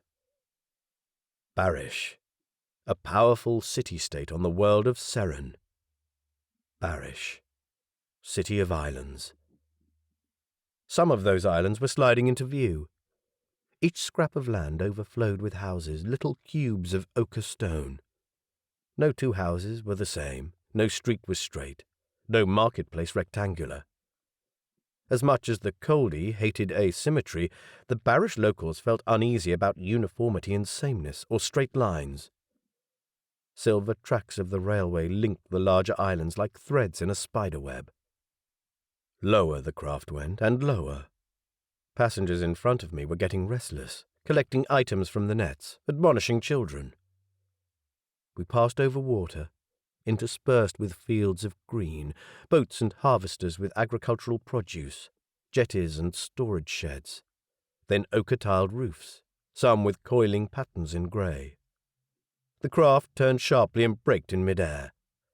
Hover engines came on, and with its nose pointed slightly up, the shuttle floated down. The floor vibrated until the landing gear hit the ground with a faint bump. The engine hissed and whined in an ever lower pitch. As the crew unclipped their safety lines, passengers rose. I pushed myself out of my seat, still feeling dizzy.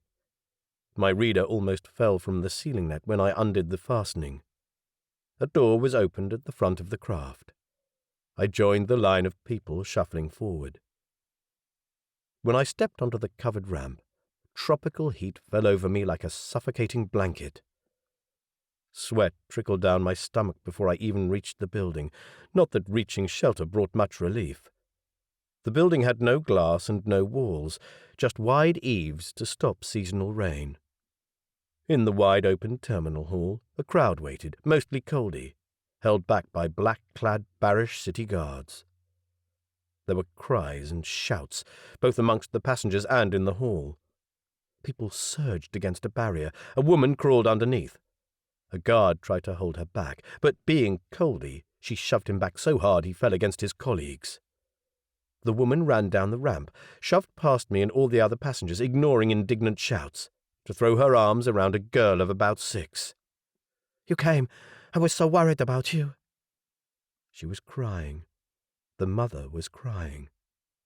She lifted the girl into her arms, still looking around. "Azisha! Where is Azisha?" The girl shrugged, and the mother addressed passengers walking past. "Excuse me, have you seen a young boy on the flight?" People looked away and continued walking. I was pushed along by the flood of people into the building. I swallowed hard, staring at the guard's armour-clad back. The mother's voice still rose over the murmur, a desperate shriek. "Where is Azisha?" Damn. I saw Nisha as I'd left him in the president's office, alone. No chance of joining me. "Where is Azisha?" An event where I had been present had changed the lives of these ordinary people. Damn. I wiped my face. Then we were in the terminal building. Local news reporters with their head-mounted recording gear rushed forward. Not to me, but to one of the few other non-Coldi who had been on the flight. The entire hall beyond was full of people. All Coldi, most with haggard, emotionless faces lining up for counters. They might need to get another flight to Asto, or if they had no permit to live there, as I knew many didn't, they were truly lost. As far as I knew, the exchange node at Athens had been spewing forth a tide of refugees for at least 10 hours. A few thousand of them were in this hall. "Delegate, this way." The 2 guards made a path for me through the crowd. I caught some stares, furtive glances from gold-flecked Coldi eyes. Where are all these people going, Mashara? No way would there be enough room in the city's guest houses. The man shrugged, averted his eyes. His mouth twitched in an unusual way. I looked at him more intensely, and pieces of the puzzle fell together. Refugees. His native Indrahui, a world torn apart with internal conflict. Gamra had let the situation blow up. Isolationist politics did that. Everyone to themselves. Sort out your own problems. We won't interfere for the sake of keeping the interstellar peace. Never mind what happened on the planet. Seriously. Danziger could teach Gamra a thing or two about refugee crises if he cared to try, and they cared to listen. And my guard, maybe both of them, had once been refugees themselves. They'd dressed in combat gear. They'd cautioned me about going to Eva's house. They'd stopped me making calls to Eva. They'd dragged me through the exchange building in Athens, while desperate to get out themselves. They would have been through hell the past few hours. My face glowed with embarrassment. I should have realized this much sooner. "Mashara, let us go to the island. We will be safe there." Inclusive we. The word meant specifically all of us present here. It was a rare enough form that I hoped they didn't think I was making a mess of my pronouns. Out of the terminal to the station. People queued at the ticket reader to get onto the train platform. The train waited, a sleek shape like a bullet, doors yawning open. The first guard slipped into a window seat. I sat next to him, and the second guard remained standing in the aisle, handing me a cloth. The air felt sticky on my tongue and smelled like tea tree oil. I wiped my face. "Thanks, Mashara." I had an audience. Everyone in the carriage stared at me. A thin, pale-skinned, profusely sweating excuse for a human. My stink probably offended their sensitive noses. At meeting my eyes, most nodded a polite greeting. Items of blue clothing identified other Gamra delegates amongst them. None had security guards. Most were non-Coldi. We were all lucky and extremely privileged. With a hiss of closing doors, the train jumped into motion. It whizzed over the rails, almost noiselessly, as if it flew over the water. Clumps of reeds and small islands whipped by. The 2 suns hung low over the horizon, casting their glow through a blue haze. I turned my face into a cool stream of air that flowed from a ceiling vent, breathing deep, hyperventilating breaths. My heart was racing. Seren's air had a higher percentage of oxygen than Earth's. It took a day and a few strong capsules of medication to become used to it. Medication that was somewhere in my luggage, which was goodness knew where, but hopefully on its way to my accommodation, or I'd be in serious trouble. The train shot into the shadow of the island that housed the Gamra buildings, and then shortly after into the tunnel that sliced into the artificial structure. Whining of metal on metal reflected off stone walls. A few moments of darkness followed. Then artificial light, greenish and bright. The train slowed. The station. Blue flashed into the windows. Security checking the passengers' badges. We squeezed into the aisle, 1 guard on either side of me. I was glad to have them close because I was suffering dizziness. Out of the train onto a well-lit underground platform, where passengers' footsteps scuffled on ice-smooth paving. People spoke in soft voices, all so civilized compared to scenes at the exchange. The guards led me up a flight of stairs. We emerged into the middle of the courtyard at the center of the complex. Apart from the entrance to the train station, it housed numerous terraces, drinking stations and other socializing nooks towards its narrower end. Giant trees spread dappled shadows over people clad in dazzling arrays of blue sitting at tables, while waist-high serving robots whirred between them. The buildings of the Gamra complex rose around the perimeter of the courtyard. Ochre stone turned golden in the late afternoon light. Carved columns supported wide awnings, carved doors hid deep in shadows. Creepers and climbing plants trailed up trellises nailed to walls. Arched doorways, leaning pillars, mosaic paving, glassless windows, all according to the local style. I was swaying on my feet, not in the mood to admire the architecture, or to study the faces of those on the terraces in the hope of finding someone familiar, and a chat, normality. The guards strode across the courtyard into an arched entranceway which led into a kind of Roman plaza where the air was cool and humid. I breathed relief. The guards led me up a wide staircase and another one, where we emerged at the top gallery level. A thick carpet muffled our footsteps. Couches stood against walls between apartment doors, and vases and flowering plants hung from the balcony railings. Across the cavity of the plaza, the far wall rippled with trickling water. Cool air, heavy with humidity, circulated under the domed ceiling. A central coloured glass window let through spots of sparkling colours, which twinkled and glittered in the pond at the bottom of the waterfall.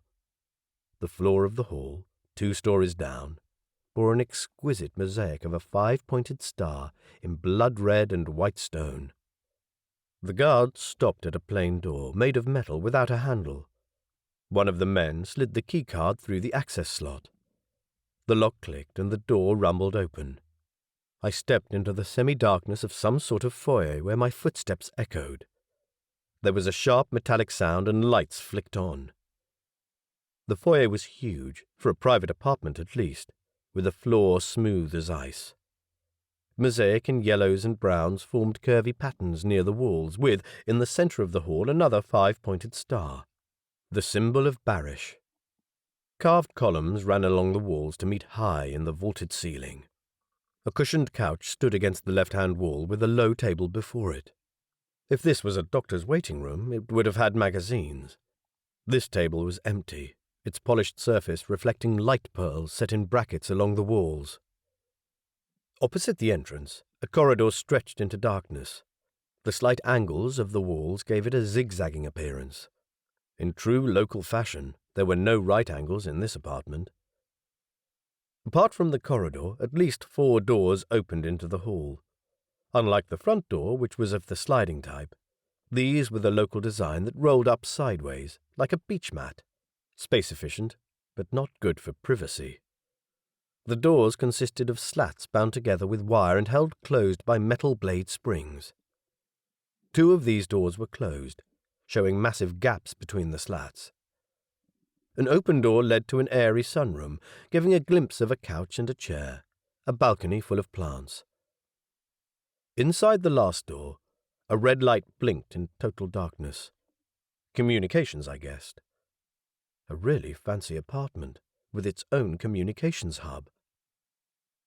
I'd seen plenty of pictures to know that I was now in the main residential building. The other residential wings housed small apartments, one to each delegate, each of which had a bedroom, a sitting room, and an office. Most of these were on the lower floors of the buildings. But now we'd come up 2 floors in the main building, where important Gamra officials had their residences. 2-story affairs with large balconies, separate offices and kitchens, and accommodation for staff. Garden apartments, of which this had to be one. In other words, what was I doing here? The 2 guards had remained by the door, one of them talking into his receiver. They looked not in the least interested in what I did, nor did they seem inclined to come in and introduce me to whoever I was to meet here. Calling them would be undignified. I dropped my bag and reader on the couch and sat down, hoping this wasn't going to take too long. My shirt clung to me with sweat. There were footsteps in the sitting room, and a tall figure glided to the door, clad in an elegant gown of solid cobalt blue with gold edging. Gossamer strands of silver hair hung over knobbly shoulders. One look into the paper-skinned face, and I jumped up and bowed, arms by my sides, Delegate Akhtari. Whose idea was it to make me face her now, in this state? Well met, Delegate. Her voice carried a hint of hardness that belied her stately elfin appearance. Let us go inside. She gestured me into the sitting room, which was even bigger than the foyer, if possible. The two couches I had seen from the hall stood in one corner of the carpet in a V formation.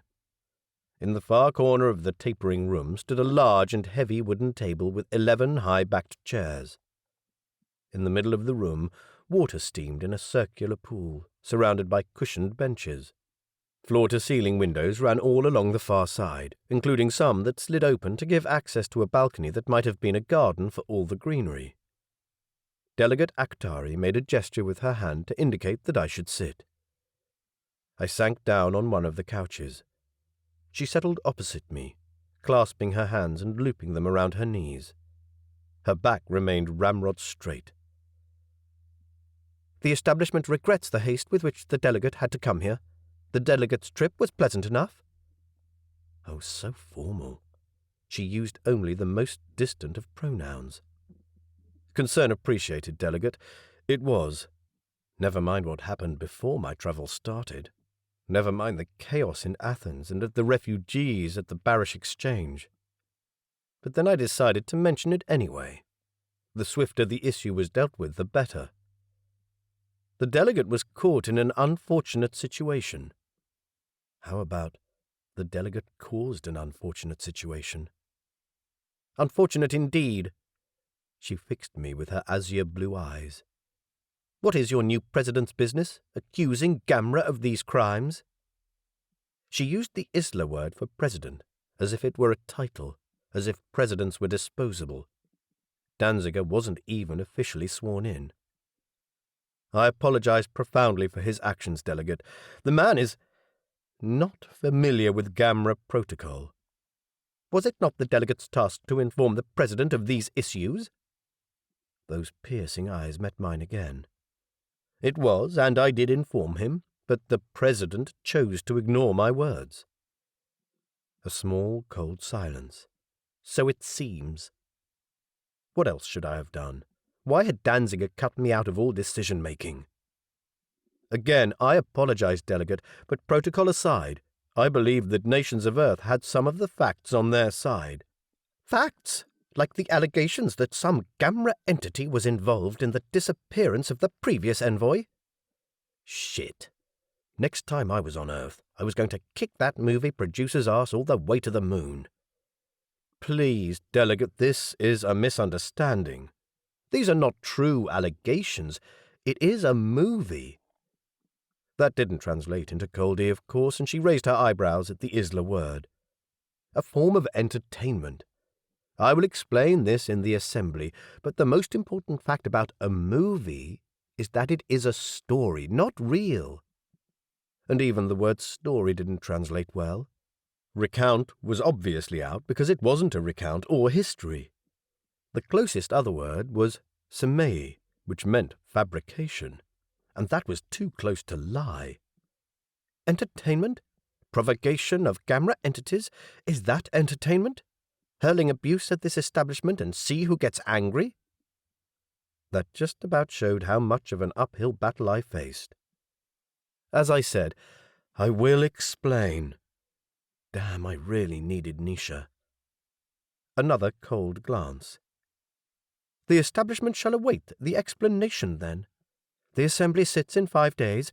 That will be the time to explain. Important primary delegates will be in attendance. Primary delegates were heads of state of entities normally represented by their envoys, who were secondary delegates. I was a probationary tertiary delegate, someone representing an organization which represented the heads of state. Not high in the importance stakes at all. I wondered who was coming to listen to my speech. She strained her legs to get up, but I wasn't finished. Delegate, is it known to Gamra who was responsible and what they wanted? Much too direct for Gamra protocol, of course, even though I used the right pronouns. A small silence. Was she shocked at my lack of manners? Never mind, I refused to be intimidated. Regretfully, the establishment has no indication who was responsible. Delegate, in that case, it would be wise to send nations of Earth a formal statement that no known entity of Gamra had a hand in this attack. I believe nations of Earth is justified in at least some of their opinions, even though I don't agree with their actions. There is considerable proof that non-local weaponry was used. A statement would definitely help. At least some of the tension would be allayed. She nodded. That it would. But she mentioned no more. Not that she would send a statement, nor that she would formally deny Danziger's accusation. That didn't sit well with me at all. Was she aware of some plot? Please, Delegate, that is my strong belief. The Coldi population on Earth numbers about 200,000. They have become hostages, with my Jaima, Nisha Pillai, as example. Their houses are under attack, their shops are being looted, their families are threatened. They will... I thought of Nixie Chan and her plans for strikes and shutdowns, and of Nisha's father, who must right now be thinking about taking action to free his son. They are already taking hostile action. Lives are at risk. The delegate can discuss this in the Assembly. With respect, Delegate, I think action is needed sooner than that. The Barish Exchange is full of refugees. 5 days? By that time, war might well have broken out. The establishment is aware of the situation. She made to get up but sat down again. Oh, it's necessary to mention the establishment has appointed a new Jaima to the delegate. She snapped her fingers. Someone came to the doorway.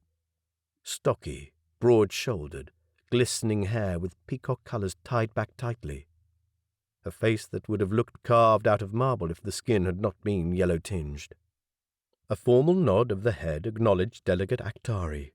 I received the same attention, plus a glance of eyes so perfectly almond-shaped I found it hard to look away. Delegates. Coldi. Impossible to tell gender even by voice.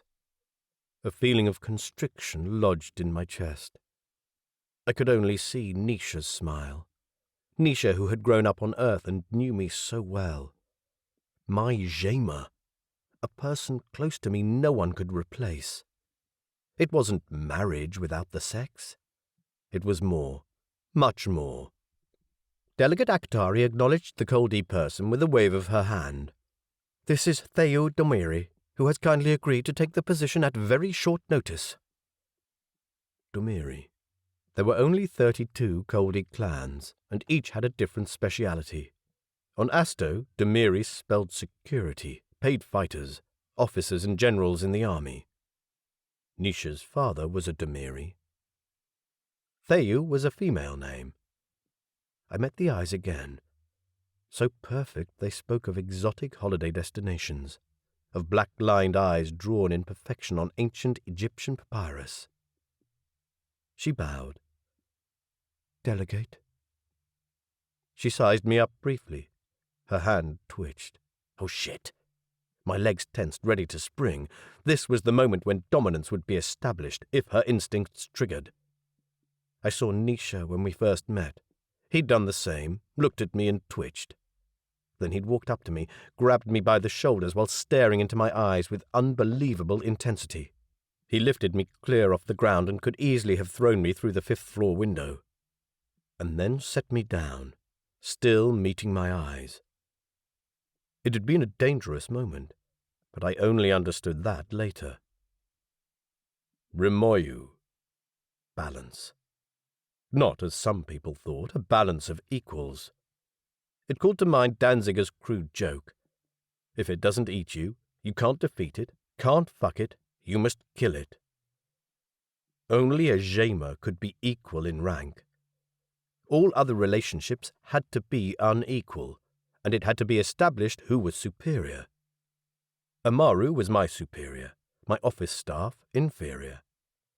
I had to constantly remind myself of this fact and act the part. For a Coldi person, this was a matter of instinct that triggered upon the first meeting between two people. If the two people were completely unconnected through their respective loyalty networks, there could be fights. Nisha said that he had felt something stir when he first met me, even though the instinct didn't usually trigger when facing people from other species. She didn't move. My heart was still going like crazy, and I was sure something had just happened in that look. Delegate Akhtari continued. The establishment has acted quickly and placed you under guard. I have consigned the 2 agents specifically for your security. Right, I had thought as much. Until we find out who is guilty of this cowardly attack, they will accompany you everywhere outside this apartment. This apartment, Delegate? Nations of Earth and Gamra had agreed to each contribute a set amount to cover my costs. While the allowance was generous, I didn't think it would cover 1/3 of the cost of this accommodation. Yes, is it not to the Delegate's standard? It is. To the contrary, Delegate. I'm alone. This is much too big for me. I imagined myself sitting at that enormous table at dinner, by myself, facing a dozen-odd empty chairs. They toy with us. Melissa Hayworth's words. Oh, hell, someone was definitely having fun with me. But there was Marju. Calm. Control. This was not the time or place to raise objections. I'd have to do that officially. Tomorrow, after I had slept, when my adaptation had balanced and when my hands didn't throb so much, and I didn't feel quite so likely to say things I would regret. The Delegate won't be alone. The staff quarters are downstairs, as well as the office. Staff? That wasn't part of my agreement either. What did she think I was? A member of the aristocracy who had buckets of money? 6 domestic, 6 professional. That includes the security, as well as 2 administrative, a translator, and a communications officer. Domestic staff include a cook, 2 general servants, a gardener, and a laundry assistant. Were they trying to send me broke? She rose from her seat. I will now leave the Delegate to rest. May I suggest a medico should attend the Delegate's hands? She glided to the door in regal strides, bobbing a greeting to the Coldi woman in passing. I stared after her back, noticing that the apartment door was open and that some people were shifting crates inside. My luggage. So the carriers had been told I'd be staying here before I had. What the hell? Chapter 9. A person could, of course, get angry, but claiming unfair treatment was an Earth response, and not a very mature one at that. It was something Gamra delegates did not do. Life was not fair. Get over it. But that didn't mean I wasn't angry. Amaru had said that my coming would be a low-key event. Of course, I knew that a number of Gamra entities watched my actions like birds of prey, knowing that if Nations of Earth decided to become a full member, if Gamra accepted the candidature, I would carry a large vote based on population numbers. That I would be someone whose vote might sway matters. But that eventuality needed to hurdle so many ifs that it hadn't happened in the past 20 years, and I didn't see it happening within my lifetime. So why guards? Why 12 staff? Why this apartment? Who was paying for all this? Something stirred by the door. A mellow voice said, "Delegate?" Theyu, my new Jaima. I was rude to let her stand. I waved at the seat vacated by Delegate Akhtari. "Sit down. You'll have to excuse me. I'm tired." She crossed the room and sat down on the edge of the seat, with the stealth of an assassin. Our eyes met.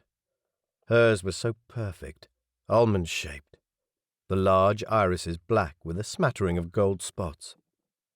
Long eyelashes glittered in their characteristic Coldi green, blue, and purple. Her skin was soft yellow and unblemished, devoid of even the slightest fuzz of hair. Under that tunic, her arms, too, would be completely hairless. I knew that from being with Nisha. Those beautiful eyes focused on my hands in a way that made me think the dominance issue still hadn't been settled, from her point of view. "Is the delegate in pain or discomfort?" "It itches," I said, and rubbed my left palm over my knee as if to illustrate the point. She strained her legs as if to get up. "The staff will arrange a medico." Wait. She froze. I would prefer to walk to the treatment bay. Delegate Aktari says. I can walk. The latter a bit too abrupt, perhaps. She looked down, submissive. Please, no. She'd decided that she was the inferior party. That wasn't right. That couldn't happen in a Jema arrangement. Damn, I wanted Nisha back. And I was fighting myself and utter, complete fatigue. Are you... I made sure I used the polite you form. Are you fine for accommodation? Another flick of those perfect eyebrows. I have a room off the hall if that's what the delegate is asking. That is what I am asking. I wouldn't want any assistant of mine in inconvenient situations. Meaning sexual situations, delegate? That simple word, convenience, imashu, had a nasty double meaning. The flick of an eye, a sharp look. Not subservient. My situation is not inconvenient. Good. Damn. Trust me to slip up in situations like this. I could debate Danziger into the back of the cupboard, Delegate Aktari too, if she chose to chuck the formality and faced me head on. But as soon as there was a pair of pretty eyes involved, I stammered like an idiot. I love it when you blush, Eva would say. Well, I didn't. My mind worked to dispel lingering discomfort. It's nice here. It is. This apartment seems very big. Whose is it? Yours, delegate. Shall I leave? Total misunderstanding. No, what I mean is, who did I displace before all this happened? I didn't even know if she was up to date with what had happened to me, if she knew where I came from. What does the delegate mean? Please, if we're to work together, call me Corey. She blinked at me, said nothing, showed no emotion. I breathed in deeply. What I mean is that I am a minor player in Gamra. I presumed I'd get an apartment on the ground floor. Is this not good enough? I could see she almost said delegate again. To the contrary, it's too good. I'm not important enough to warrant this treatment. Oh. Comprehension dawned on her face. I don't know. It seems to me that no one has lived here for quite some time. How so? The bedding smells stale. The cupboards are too empty. Who owns this apartment? I'm not sure. I had a feeling she lied, but I let the subject rest. If that knowledge was important, I had no doubt I would find out soon enough. Forgive me for asking, but I'd like to know how much you know of my homeworld, its customs and its groups. Delegate Aktari has informed me. What? About all of Earth? Do you have a background in Gamra law? She gave me a look that said, what do you take me for? As I said, excuse my questions, but I like to know if we're to work together. I kept my pronouns strictly professional. She raised her head, chin up. I studied law and inter-entity relations. I speak Damakian, Mirani, and Kadrasi. I have completed 2 years at the Trader Academy. Nothing wrong with that. She probably had a solid grasp of the variety of laws and customs within Gamra entities, something on which Nisha was a bit weak. But she didn't speak Isla and had probably never been to Earth, and would have no knowledge of the inner workings of nations of Earth. Shall I show you around? I started to refuse, but my brain needed space to think. All right. She led me back into the hall, where the mound of crates containing my luggage had grown. I restrained the urge to look for my bag with the infuser. The door was still open, and the 2 Indrahui guards stood there, unmoving except for their eyes. These are Evi and Talaris, and part of Delegate Aktari's staff on indefinite loan to you. Formal you again. Both men glanced briefly at me, meeting my eyes with their moss-green ones, before returning to watching what went on outside. I retreated. A person did not keep security from doing their job. Yet I had appreciated their presence, and it irked me that they knew their names and I didn't. I hadn't asked. That was not appropriate. But now I knew, and I ached to know which one was Evi and which Talaris. I wanted to apologize to them for the past 2 days. They were the only people in Barish who spoke some Isla, and their continued presence started to gnaw at me.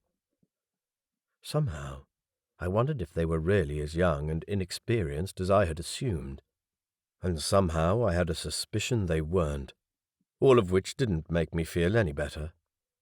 In fact, in my exhausted and filthy state, it made me feel like a profound idiot. Theu went back into the hall and past the luggage crates. I glanced into the darkness of the communication room as we passed. Before I went to bed, I had to ask her to show me how the equipment in there worked. I had to check on what was happening in Rotterdam, in Athens, and the rest of the world. But I desperately needed my medicine first. Theu kept going, into the corridor. The shimmering ponytail flicked over the back of her tunic with every step she took. Even her walk had this silent, cat-like quality that I would have expected in an athlete, not in a diplomatic worker. She gestured to the left. The bathing room. It had, I noted with a sinking feeling, a decidedly unprivate rolling door. I could almost hear Eva's voice. You undress in front of a woman? The journalist, who had bought my explanation of the Gamra concept, like marriage but without the sex, needed to be given a PhD in gullibility. But I didn't think Eva fell for it. She didn't like Nisha because she was unsure of my relationship with him, and she didn't ask because she was afraid to hear my answer. Did I love him in the same way I loved her? No. Did that mean nothing ever happened between us? Well, no. When you were connected to someone in thought and spent all your waking and sleeping hours with this person, what did you expect? Poor excuse, of course, but this was the culture. Coldi didn't marry for love, and as a result they found satisfaction elsewhere. To them, love, affection, friendship, and physical attraction were all pretty much the same thing. Emeu. They bonded with their friends through physical intimacy. They sealed business relationships with physical intimacy. That was all very well with Nisha, because touching a man meant little to me, in that way humans reserved for a special person in their lives. Eva knew that. I had told her many times, but whose fucking idea had it been to appoint a woman as Nisha's replacement? At the far end of the corridor, a broad staircase spiraled down at least 30 steps. Downstairs, we entered another corridor of another apartment, almost a copy of the apartment upstairs, with equally extravagant mosaic floors and an equally high ceiling. A number of people lined up along both sides of the walls, wearing uniforms of khaki fabric with blue belts. I was distinctly aware of my blood-stained jacket and my scruffy hair in sandy curls that had a mind of their own, especially after the dry air of space travel. Half of my former fringe had escaped the clips I used to keep it out of my eyes. Nisha had told me that people whose hair was too short for a ponytail were assumed to have spent time in prison, so I could only imagine what they thought of me. A woman at the front bowed, olive-skinned, with curly black hair and dark, lively eyes. Whatever beauty she would have possessed was negated by a bulbous blob of a nose, with a vertical groove down the tip. I had seen this type of people before. They were native to the city of Barish, the Kaihu race. "We welcome the delegate," spoken in Coldi but heavily accented. Theu said in a stiff voice, "This is Irani, head of domestic staff. She runs the household. Irani, Delegate Corey Wilson." Neither woman met the other's eyes.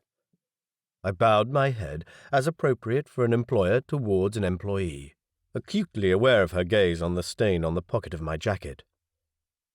The delegate is loath to impose, using the most formal, most distinctive pronouns. "It is of no matter," she said, but her tone and stiffness made it clear that it was.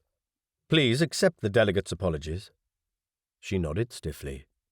Apology accepted. Not a good start. After the introductions, Theo led me to the office, an airy room where 2 women and 2 men sat working at desks. Within seconds of the door opening, they had scrambled to their feet and stood beside their desks, arms by their sides, heads bowed in that submissive Coldi greeting. In the uncomfortable silence, I walked around the desks, asking about each person's skills. None of them met my eyes. According to gamra custom, they weren't allowed to do this, of course, but they seemed to like this just as little as I did. They all belonged to the same race as Irani, the local Kaihu, and had different local customs, which they probably observed with their regular employer, the owner of this apartment. Customs that no doubt didn't involve bowing and formal greetings. I didn't like it either. Next, Theo took me to the kitchen with heavy stone benches and 2 basins from where steam and the sulphuric smell of thermal spring water added to the breathless air. In the hall, she pointed me to the lower floor entry for business to the office, she said, but please notify security if it needed to be opened. The thought did not improve my mood. I had imagined myself and Nisha wandering through the sprawling complex, strolling through the many courtyards, sampling the eating houses, the public baths, and visiting the shops. I had definitely not imagined I'd be stuck in some kind of gilded cage, requiring an escort every time I left. While we climbed the stairs, I said in a low voice to Theo's broad back, "The staff seems little impressed with the situation. I'd be quite happy to—" She turned and fixed me with her dark eyes. "The staff are being paid for being the staff, not to have opinions. They would do well to remember that." She charged up the spiral staircase, leaving me to stare at her disappearing back. Bloody hell. I looked over my shoulder at a soft noise from behind. Irani. She bowed. "The kitchen likes to know, would the delegate require a meal?" "At the normal time." All my senses were out of kilter, and I didn't even know if the house operated on local 28-hour days or gamra day of 23 and a bit hours. But the thought of food made my stomach grumble. "I will bathe first, if that is possible." Possible. Not convenient. I was more careful this time. "As you wish, delegate." The formal tone just grated. "Please, if I'm to live here with you, at least use professional forms. My name is Corey." Last names were optional. In only a few gamra societies did they have the same meaning as on Earth. Mostly they were clan names or regional names. Irani only nodded. "I will bring towels soon."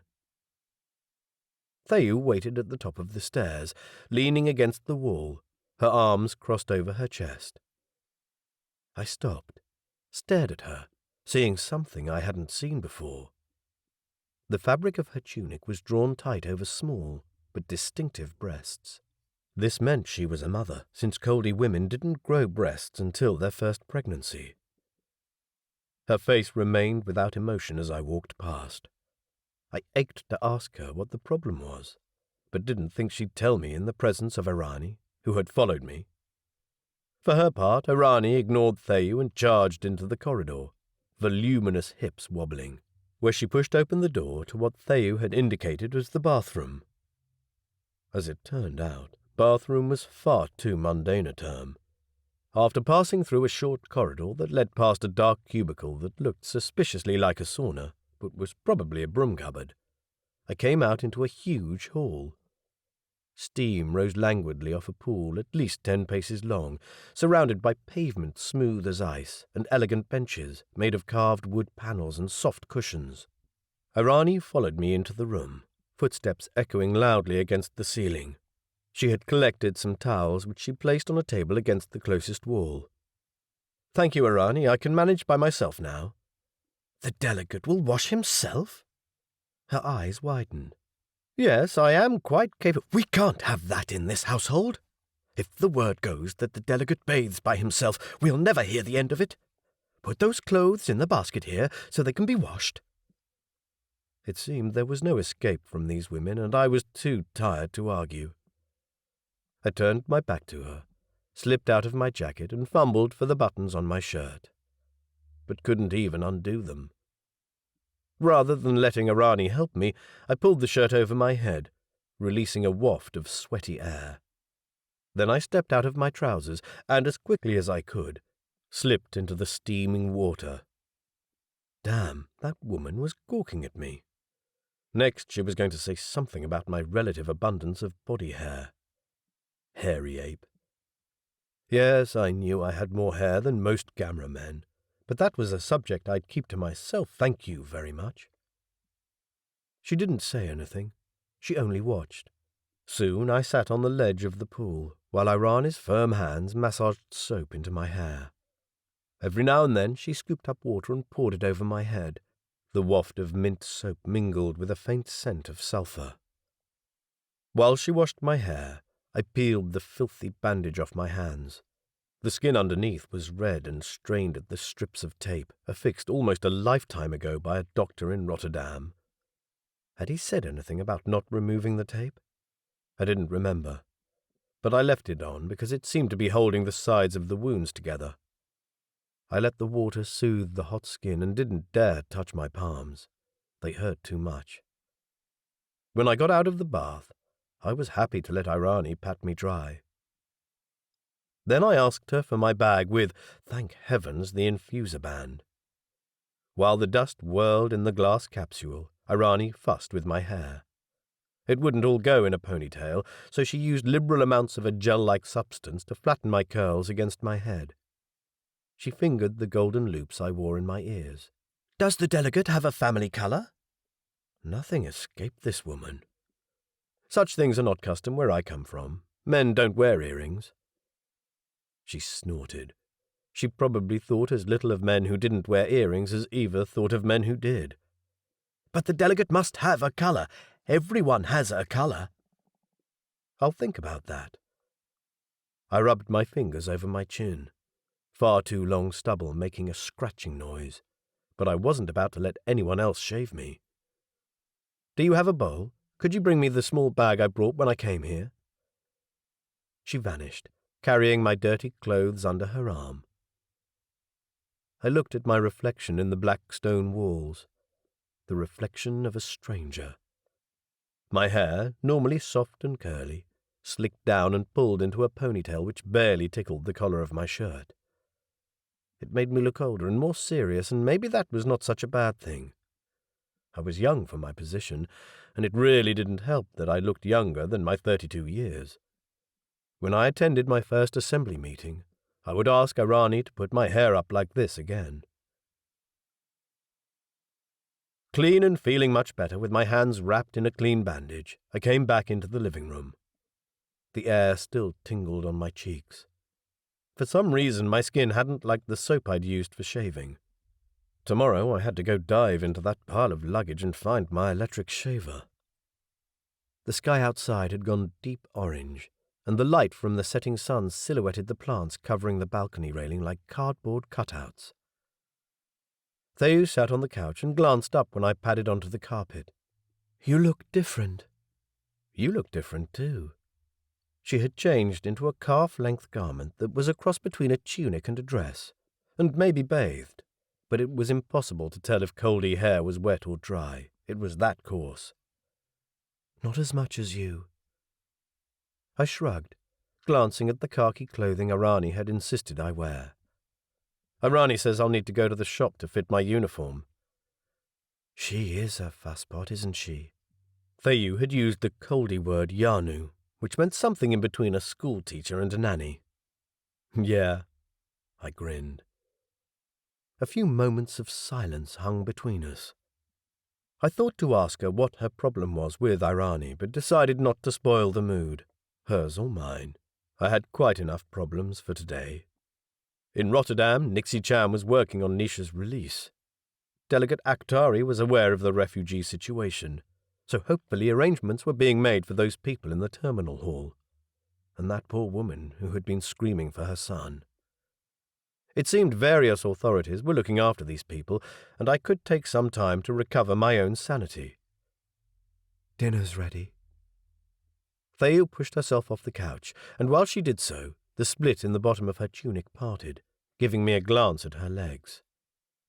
Muscular, the skin soft yellow, and much repressed memories flooded me of a crazy time 4 years ago. A time when I had drunk in gamra cultures and languages like honey-flavoured liquor, a time of exhilarating discussion and laughter until I thought I would die, a time I would spend all night making love to this crazy, wonderful, intelligent Coldi woman. Inaru. How had I wanted her to share my life? But she had honoured the contract her parents had brokered for her instead. A man 20 years her senior, who was paying her to give him 2 children. I couldn't live with that. She said of course she would honour a lucrative contract. That didn't mean I couldn't see her any more. We could never have children anyway, so why did it matter? It mattered to me. I couldn't stand the thought of another man putting his hands on her, sleeping next to her at night. It mattered because at that time I didn't really understand how the network, Imeu, tied Coldi to one another. I thought I did, but I didn't. So I had given her a choice she couldn't understand. Me or him. For the next 6 months I'd struggled to keep myself away from the edge of that cliff, from the abyss of work until you drop, of far too much alcohol at night, of sleep medication. Yes, even dark contemplations that my life was worthless without her and that I might as well end it. I had sworn never in my life to become ensnared by a Coldi woman again. Coldi didn't marry. I should have known better. I should not have let my heart rule. Theu's voice scattered my thoughts. Hungry? A couple of dishes stood on the table. One of the young boys from the kitchen waited to serve. Theu walked to the far side, and I settled opposite her. My stomach grumbled. Is this going to be safe for me to eat? Theu pointed at the dishes. You can eat that and that, but I would stay clear of the mushrooms. Yes, mushrooms were always a bad idea, especially those Nisha favoured. Some of them would kill me 3 times over. I let the boys scoop some food out of the bowls onto a plate. Silence lingered as we ate. My memories were harder to dispel. The food was interesting, crisp and colourful. The idea was to pick up the salad with the bread and dip the lot in sauce. Strong and unfamiliar tastes made my ears glow. Theu finished quickly and used a bland-looking fruit to mop the remains of the sauce from a bowl. Like Nisha, she ate much more than I did. She turned her perfect eyes on me. I believe you don't have a feeder. It was taken from me and not returned. I cringed at the subject. We should look into getting you a new one. That was a polite we, the form that meant, I'm really doing this by myself, but I'm pretending it's a group effort. We should. And that was the we form that could mean almost anything, most often used by bureaucracy. This was an argument fought in pronouns. I didn't want to think of sharing a feeder. Yet my job required one. Otherwise, how could I confer with her in meetings and let her in on my memories of Inaru?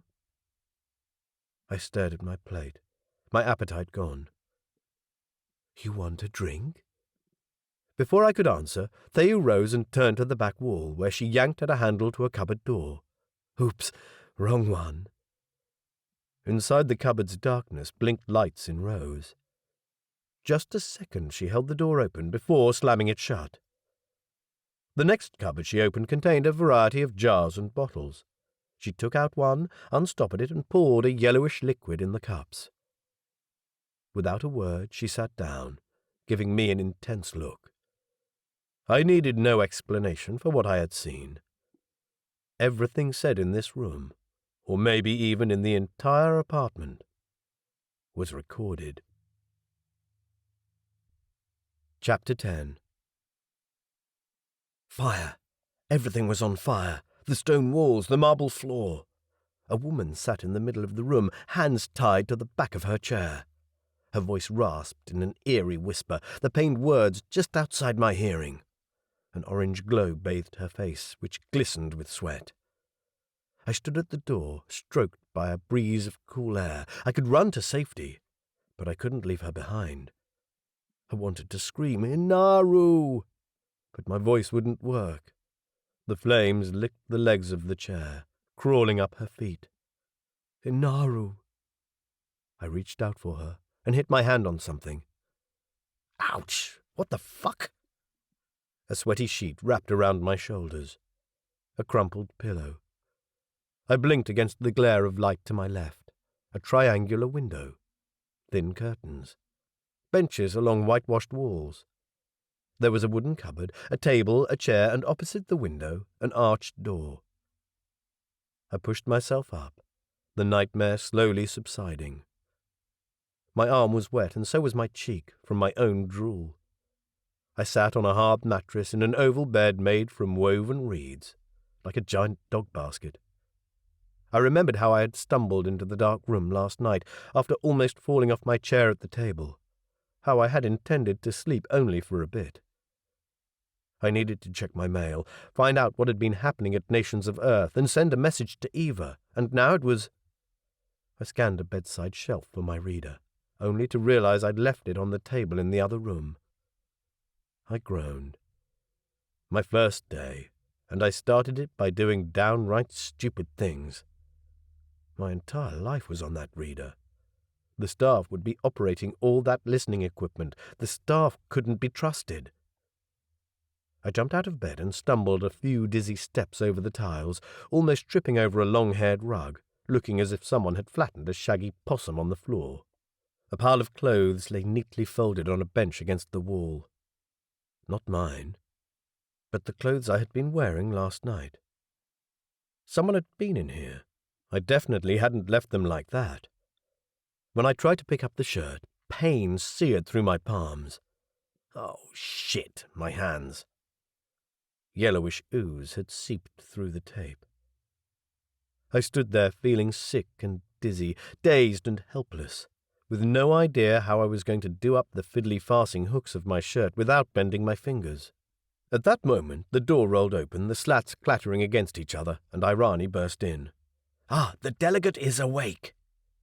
Far too cheerful. She put down the basket she carried and eased the shirt from my hands. "Let me put that on." Grateful, I spread out my arms and let her slip the shirt over my shoulders. Her experienced hands dealt with the fastenings. Broad hands, with thick fingers and unusually long thumbs. Her hair, coarse and parted in the middle, smelled of spicy soap. She bustled to my back, flicked my hair from under the collar. Then she put a chair in the middle of the flattened possum rug. "Sit down, delegate."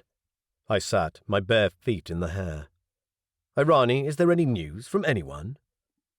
Like Danziger, like Delia, Nisha, or Eva? "The staff doesn't know. The staff looks after the house. The delegate will have to ask the young lady."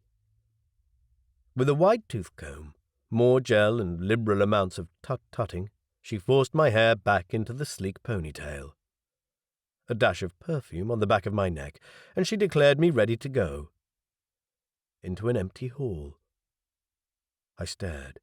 Irani came up from behind, carrying more washing. "Delegate?" "What has happened to my luggage?" "The staff has unpacked it and put everything away." While I was asleep? The staff take liberties. A brief moment of panic rose in me. "Where is my reader?"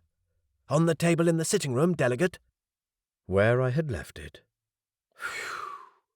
I took a moment to compose myself.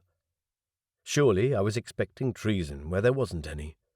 Apartments of high-profile delegates would be routinely bugged, both to listen in and to protect the inhabitant. Little was ever a secret at Gamra headquarters. Loyalty went both ways. Spying did too. Nothing unusual. "Where is Theo?" Irani gestured to the sitting room. I entered. The two couches that yesterday had stood in a V formation now faced each other neatly, positioned exactly the same distance from the edge of the carpet, a typically Coldi arrangement. Thayu sat at the table, in the same spot she had taken yesterday, her back to the cabinet with the spying equipment. A half-smile crossed her face. "Good morning." I almost groaned. She looked so incredibly awake. "Any news from anyone? I meant to— I'm sorry about falling asleep last night." "You were dead on your feet." "Where's my reader?" But I had already noticed it on the cabinet against the wall. "Sit down."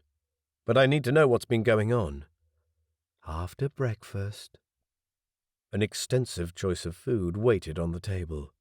Slices of bread of some kind lay on a tray, arranged in an intricate pattern whereby every slice overlapped the one to its right. Orange tea steamed in cups. There were salads and fruit and a jar of juice.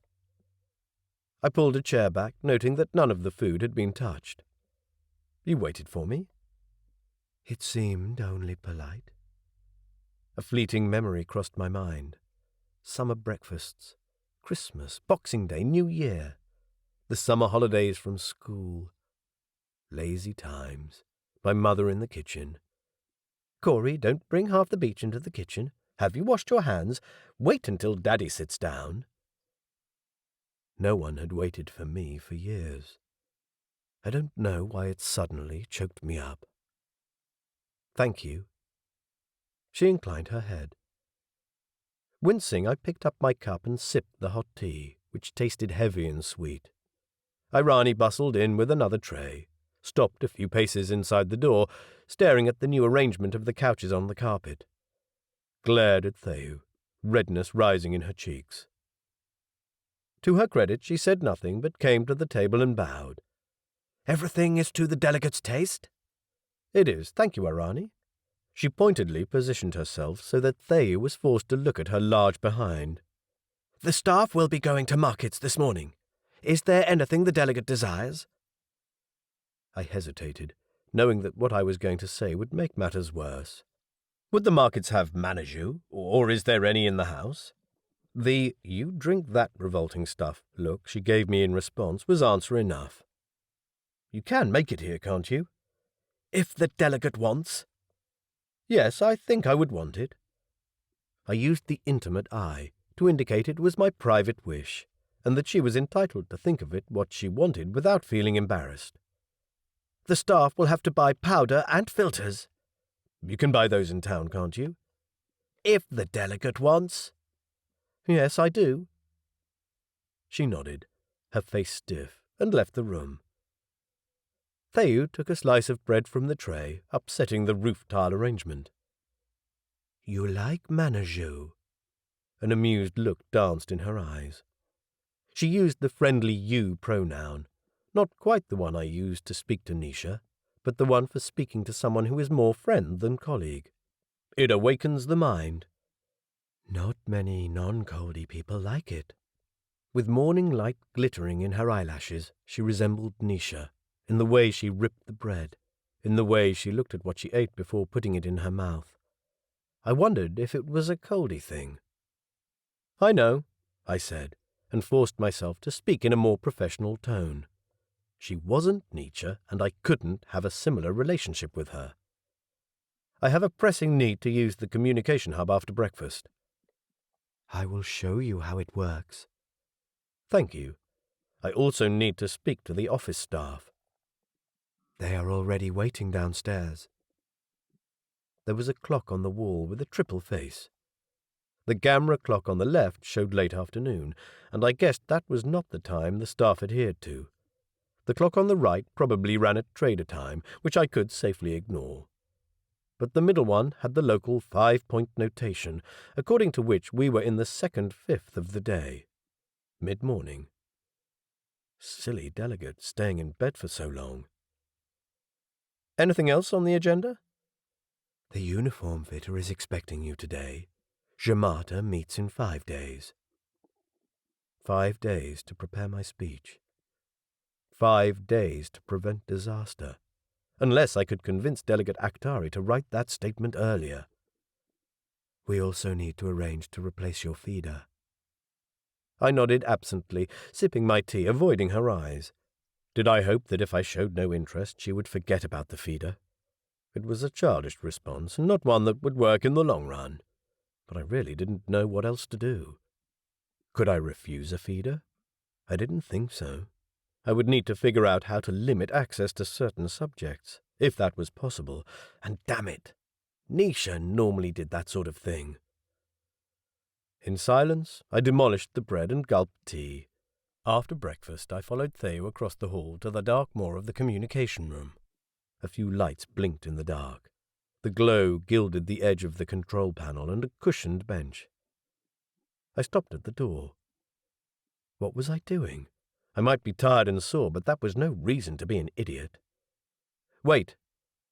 Theo frowned. You wanted to know how to operate this? I do, but let's set this up properly. If someone is listening to us, I can listen to them. I could still hear Amaru tell me in perhaps the third week of my training, if you're doing something important, there should always be a witness. I strode through the hall, into the corridor, past the bathroom and the bedrooms, down the stairs and into the office. Employees straightened at their desks. Wide-eyed glances met me. Work to do. Anyone here knows how to use the hub? One man in the far corner near the window raised his hand. Good, you can come with us. While the man rose from his chair, I strode into the room and stopped at the first desk to my left, occupied by another young man. You will look after the accounts. There is to be a payment for me from Nations of Earth. Find out where it is. Look in my directive area. You will find a number of documents there. Put them through the translator. I want a summary within 2 days. Next, I strode to the desk of a young woman who stared up at me as if I were a divine apparition. My agenda and programs for the next few days. She nodded. You. I turned around and stopped at the next desk. You might want to help him. I pointed at the man I had told to work on Delia's files. I think there is quite a lot of work. Let me know if it doesn't look like you'll get it done. Also, the Gamra news bulletins. Find out what they're saying and what the mood is about the attack on Puerto Seconan and whatever has happened since. I hesitated. Especially, find out what's happening with the refugee situation. I still heard that woman's voice. Azisha! If her son hadn't been on our flight, he would have been left behind in Athens. Wide-eyed, the staff packed away their other work, whatever they had been doing, whoever for. I was probably totally out of order and much too informal, but they would have to get used to that. The staff take liberties. Not any more. As long as it lasted before someone presented me with a bill, I'd make as much use of these people as I could. You two, come with us. I gestured at the remaining men, both young and lean. I turned and strode out again. Theo stood at the door. I swore her face carried an amused expression. In the hall, I opened the door and told the Indrahui guards to come inside. They protested, but I explained that I had brought 2 locals to take their places at the door. The young men perked up to be given that task. The guards didn't like it, but I insisted. No one else understood Isla. Then, finally, with the black forms of the guards and the assistant from downstairs, I went into the communication room. Theo slid behind the control panel, and the staff lined up, looking awkward, in a showcase of different Gamra races. I pointed the young man from the office to a control panel on a desk just inside the door. What is your name again? Devlin, delegate. The light from the projection showed up the groove in the tip of his nose. A local, like Irani. All right, Devlin, I'm going to contact some people. I want you to make sure everything, every word, every picture, every attempt to connect, even if all lines are busy, is logged into my work directive area. Do you know how to do that? I do, delegate. When you've set that up, I want you to be an independent witness. Use the translator and log it as well. Without a word, Devlin tapped a command on one of the screens and then found a little box somewhere under the desk. He seemed to know what he was doing. I turned to the 2 Indrahui. Mashara, come over here and sit on this bench. I gestured to the right of Theo. I want you to witness and use your experience with my world to interpret what's going on. Make plenty of notes. I hesitated. The other thing is, your name's Mishara.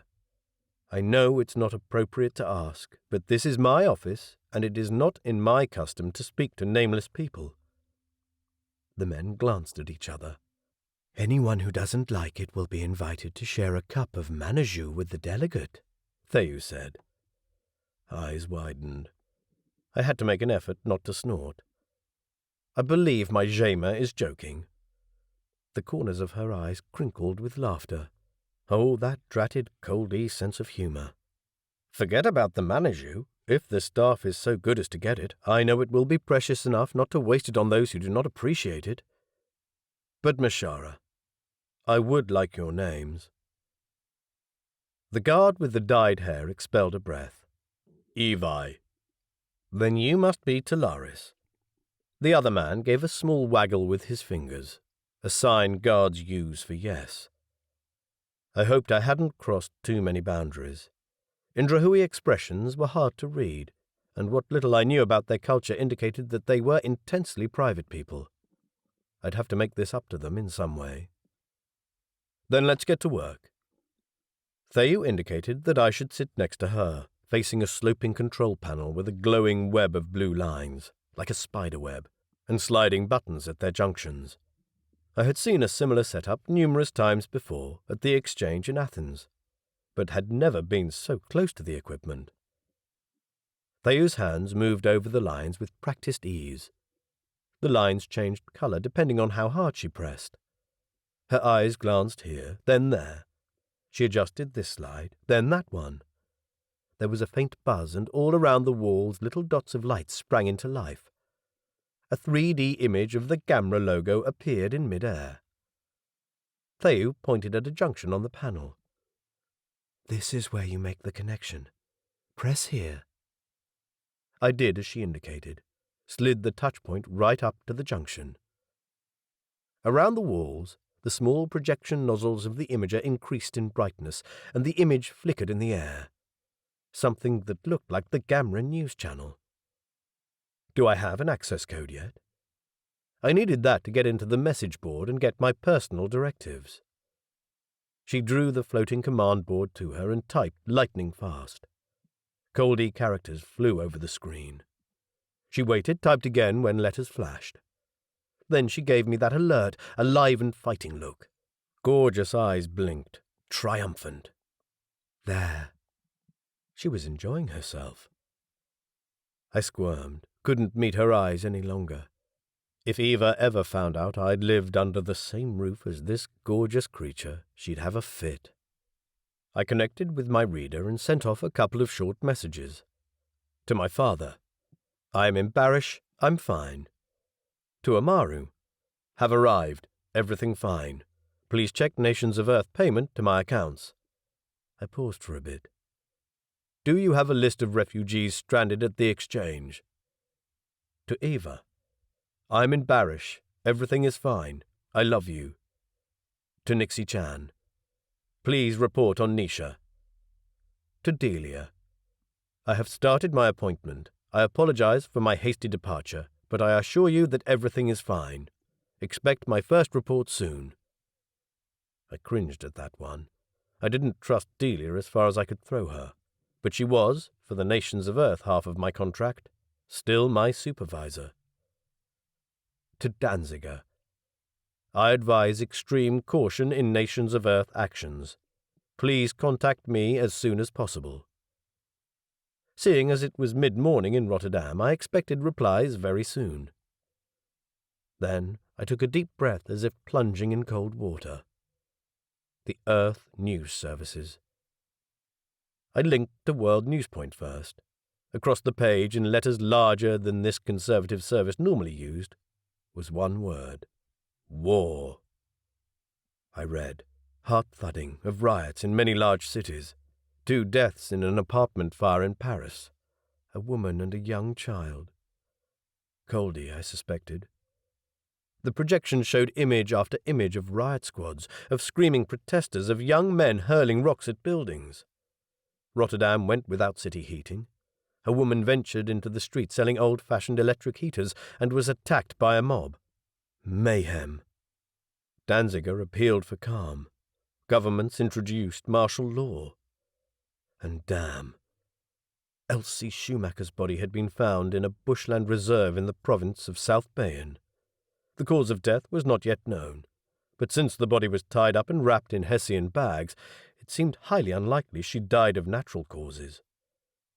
A huge military presence had closed the exchange to all off-Earth air traffic. Athens was isolated. World Newspoint displayed an article about me under the title, "Betrayed Again." Underneath was a copy of my Nations of Earth staff photo, in which I resembled a rabbit caught in headlights. As if causing the death of President Sekkonen was not enough, the Union has taken another of our candidates. Following the disappearance of Seymour Kershaw 10 years ago comes the disappearance, in similar circumstances, of Corey Wilson. Mr. Wilson, on a contract shared by the Union and Nations of Earth, had been scheduled to depart for Barish earlier this morning. However, when department staff checked on his room last night, they found it unoccupied. No one could shed any light as to Mr. Wilson's whereabouts. The hotel reception mentioned that some black-skinned, red-haired people had collected Mr. Wilson's luggage and paid his hotel bill, but Mr. Wilson himself has not been seen since leaving his fiancée's house in the early hours of the morning. It appears, Miss Delia Murchison of Nations of Earth said, that the Union is deeply involved in both the attack on the President and Mr. Wilson's disappearance. In response to our queries, we have heard nothing but silence. I closed the article, feeling sick. I should have been there. I should have explained. I should have... But what difference would it have made?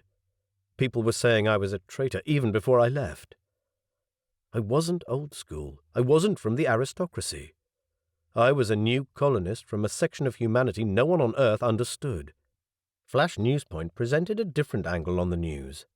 Mr. Zabrowski, the Polish ambassador, said, "The young man has been mistaken in his belief that these people meant no harm.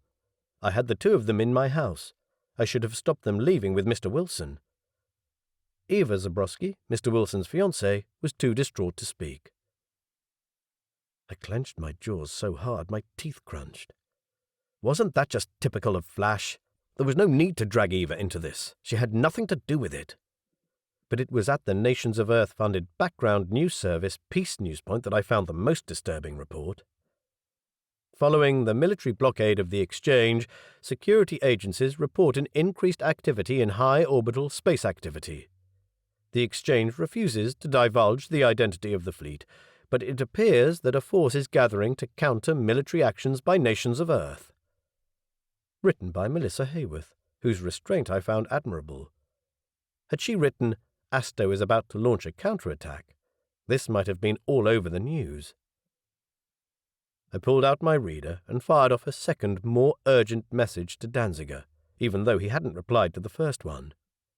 "Delegate Murray." Someone stirred at the door. One of the young men I had posted outside. He had used the local term for sir. "Some visitors here for you." Interesting choice of pronouns, those informal ones. Not on purpose, certainly. The owner of the apartment obviously saw no need for correct formal Coldi pronouns. "Let them in." "They already inside. They want see the delegate now."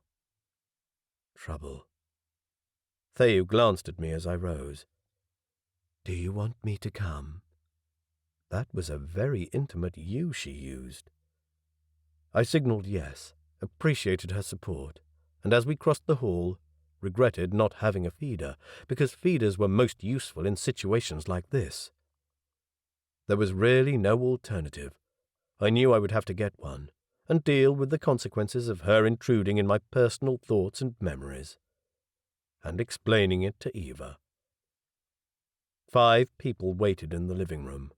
3 guards stood silhouetted against the light that came in through the window. Coldi, armed. Both couches had been pushed back into their former V formation. On one couch sat a woman, and facing her a man, both Coldi. I'd seen both of them before, but never this close. Delegates Ayanu and Sishaya, ambassador and vice-ambassador of the Asto delegation. Trouble indeed, in big, fat capital letters. But wait, there were only 5. That meant there had to be someone else. 2 delegates, each with 2 guards. Indeed, as soon as I walked into the room, the missing guard materialized from next to the door.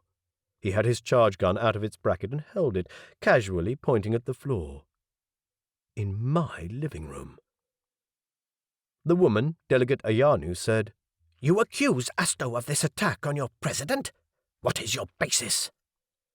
Her speech, harsh and abrupt, rattled with accusatory pronouns. Good morning to you, too. I stopped a few paces inside the door. With both couches occupied, there was nowhere for me to sit. So today's business was intimidation, huh? In Coldi society, she would be my superior, and I should greet her as such, looking down, my arms by my sides. Gamra protocol didn't require this deference, but lines between Gamra protocol and that of the individual member entities blurred often, and if people wanted to impress or schmooze Coldi delegates, they usually adhered to Coldi customs. Not me. Not today. I quietly met her gaze, darker than Theo's. Like a lot of middle-aged Coldi women, she carried a fair amount of weight, with soft fleshy arms protruding from her tunic. I do not accuse Asto of anything. And that was a goddamn royal eye. Then what is this? She signalled, and the guard behind her placed a reader on the couch next to her and hit a button. A projection sprung up. A sweaty-faced man sat at a table in a courtyard, fiddling with the hem of a dirty shirt. His hair, limp and grey, hung down the sides of his head like bits of greasy string. With a sick feeling, I recognized the image. The dramatic last scene from the movie about Seymour Kershaw. The fake Coldi Asian man, the fake setting, the jacaranda tree, the fake gun. The Coldi man shooting Kershaw. Bang, bang. The projection went black. In the room, harsh eyes met mine. 6 pairs of real Coldi eyes that said, "Explain." Theu behind me was probably thinking much the same thing. She had a right to be angry, they all did. If I ever met that movie producer, I'd kick him all the way to Mars. I think the delegate misunderstands. Back to a neutral eye now. I'm sure the delegate can see that the attacker is not a real Coldi man. Then what is the value of this? I glared at the rolling credits. The movie had been filmed in some studio in Italy, and a number of companies with Italian-sounding names had been involved in it. The value of this movie is entertainment, nothing more. Not story, because that could be interpreted as lie. Not recount, because that could also mean history. Entertainment, she snorted. Surely the people of your world don't tell untruths for the sake of offending others. This movie is a load of propaganda. Another word I'd been avoiding. It is not. She raised an eyebrow. I attempted to explain. The educational value of this type of entertainment is not in the learning of facts, but in the exploring of possibilities. It is about asking the question, what if history had been different? But it never happened any different. Trust Coldi bluntness to misunderstand my intentions. Curse Coldi to come in here unannounced, while I was unprepared to argue my case. The credits had finished. At the end, one single line remained on the black background. Dedicated to Amoro Rencati, whoever that was. Their guard shut down the recording. Delegate Ayanu's gaze never wavered from mine. I said, "I agree with you." Up went the eyebrows again. "I am pretty sure it didn't happen like this, but we need to face the truth. No one knows what happened to this man because his body was never found. This movie tells us how it might have happened." You contradict yourself. You just said this is unlikely to have happened. So why tell it like this? It's a lie. It's not, because it was never meant to represent the truth. I would make a comparison with dreams, but Coldi didn't talk about dreams. They were regarded as embarrassing. They did, however, have a high regard for history. For example, you could make a movie about a part in the history of Asto that isn't clear, or a part where one little difference would have changed everything. She frowned, but said nothing, so I went on. For example, a movie could show what would have happened if the meteorite that struck Asto thousands of years ago didn't wipe out all larger inhabitants. But it did, she said, her face stiff. And the Coldi race had risen from the ashes, people now known to have been engineered for survival by the race that had inhabited Asto and had spread humanity across the universe. Yes, I know, but that's beside the point. What if it hadn't? What would it have meant? Say, if for argument's sake the meteorite had been smaller and it hadn't struck where it did, and there hadn't been a shift in surface temperature, and Agirians had survived in large numbers, then Asto would look very different today, wouldn't it? Her face hardened. This is not a joking matter. I agree, it is not. Shit. Bad move, Mr. Wilson. Then tell me why we are talking about this. To illustrate my explanation, someone tells an alternative sequence of events, a story, not true. Our culture does that all the time. Her face remained hard. So, someone can say just about anything, make a movie like this, and then when people get angry about it, they say it's not real. How do you even know which way it's intended? By the way it's presented. But plenty of people on Earth seem to have trouble with just this dilemma. When networks like Flash became involved, lines between fact and fiction blurred. Allegations were raised and never retracted. Rumors spread and never stopped doing the rounds. Delegate Ayanu's finger went up a fraction. The guard hit another key on the reader, and the image displayed a copy of the World Newspoint report with Delia's comments. Delegate Ayanu gestured at the screen. This person clearly says we are responsible. She is someone of authority, is she not? Where does she get her information other than from a movie you say isn't true? A recount. Entertainment, not recount. There is nothing entertaining about this nonsense. If you are right, why does this woman seem to think it is true?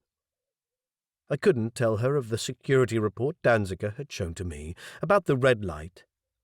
There is some evidence which I'm not at liberty to discuss without my president's approval. She snorted. We had no hand in the attack.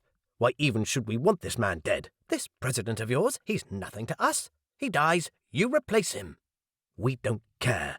If we don't get an apology and the exchange isn't open so that our people can get out— Delegate, forgive me, but I urge restraint. This is a volatile situation. It is in Gamra interest to prevent further violence. I'm sure you would agree. Hard eyes met mine. No, I do not agree. Asto does not stand for having its citizens held to ransom without reason. We agree to nothing less than a full apology. Convey that to your authorities. If we are polite, we might honor their silly blockade of the exchange for a short while. However, in order to remain polite, we will need some demands met. 4 days. If your authorities' response at Jamata doesn't please us, we'll see about breaking the blockade our way. Before I could reply, she rose and strode out of the room, her male colleague and the guards trotting after her like little doggies. Chapter 11. Oh, hell. I suppose that wasn't unexpected. Worse, I agreed with everything she said. Whatever had caused the Emergency Council to instate the blockade, it had made things far worse than they needed to be. Thayu came out from behind me, wordless, and sank down on the couch just vacated by Delegate Ayanu. She folded her hands on her knees and said, not looking at me, "I've never heard her so angry." I sat down as well, tension rising in me, knowing that I needed to get onto Danziger to make him understand how serious the situation was, and needed to know what the reasons were for the Emergency Council's decision, and why the fuck everyone was stalling on me. I was cold. I felt nauseous. She continued, "Why are nations of Earth so keen to accuse Asto? Is it really because of this movie?" "I don't think so, but—" I shrugged, raised my hands, again on the verge of mentioning the red light. That is the problem. I don't know. I'm not being told. That gold-flecked gaze met mine. Your president no longer trusts you. I shrugged again, and couldn't meet her eyes any longer or bring myself to tell her how close to the truth she might be. Taking up Amaru's offer for a flight out of London might have been the biggest mistake of my life. She reached out to touch my hand in that Coldi gesture of comfort, but couldn't reach. At that moment, Irani bustled into the room with a tray of food. She glanced at us, wordless, volumes of meaning crossing her face. Disapproving meaning, that was. "Midday meal?" Her voice sounded like that of a schoolmistress. My cheeks burned. What the hell had she thought, seeing us almost sharing that intimate gesture? Locals in the city of Barish didn't marry for love either. For much of the native population, wives were a possession, and although it was outlawed, polygamy was still common. Showing affection in public amounted to loose morals. Oh, damn all these different cultures. That was exactly the reason why Gamra protocol was so ridiculously formal.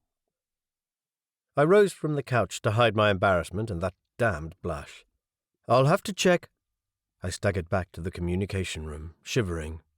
My stomach churned like I was going to vomit. A thought crossed my mind that there was a bit more going on inside my body than the discomfort of my poorly balanced adaptation.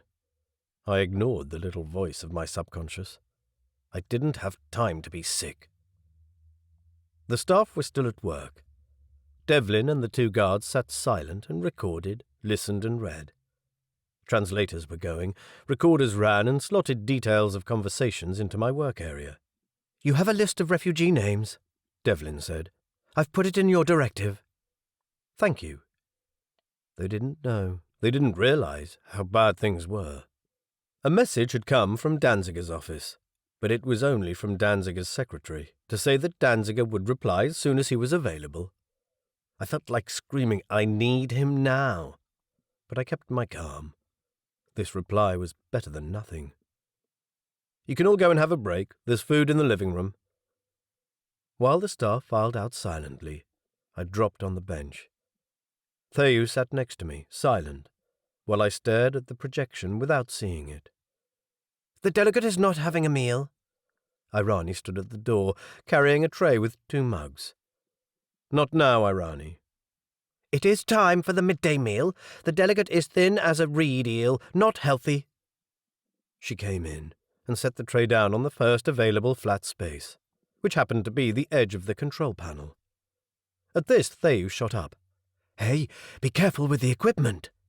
She snatched up the tray. The 2 women glared at each other. I leaned back. "Oh, please, just stop it." A bitter scent wafted through the air. My mouth watered.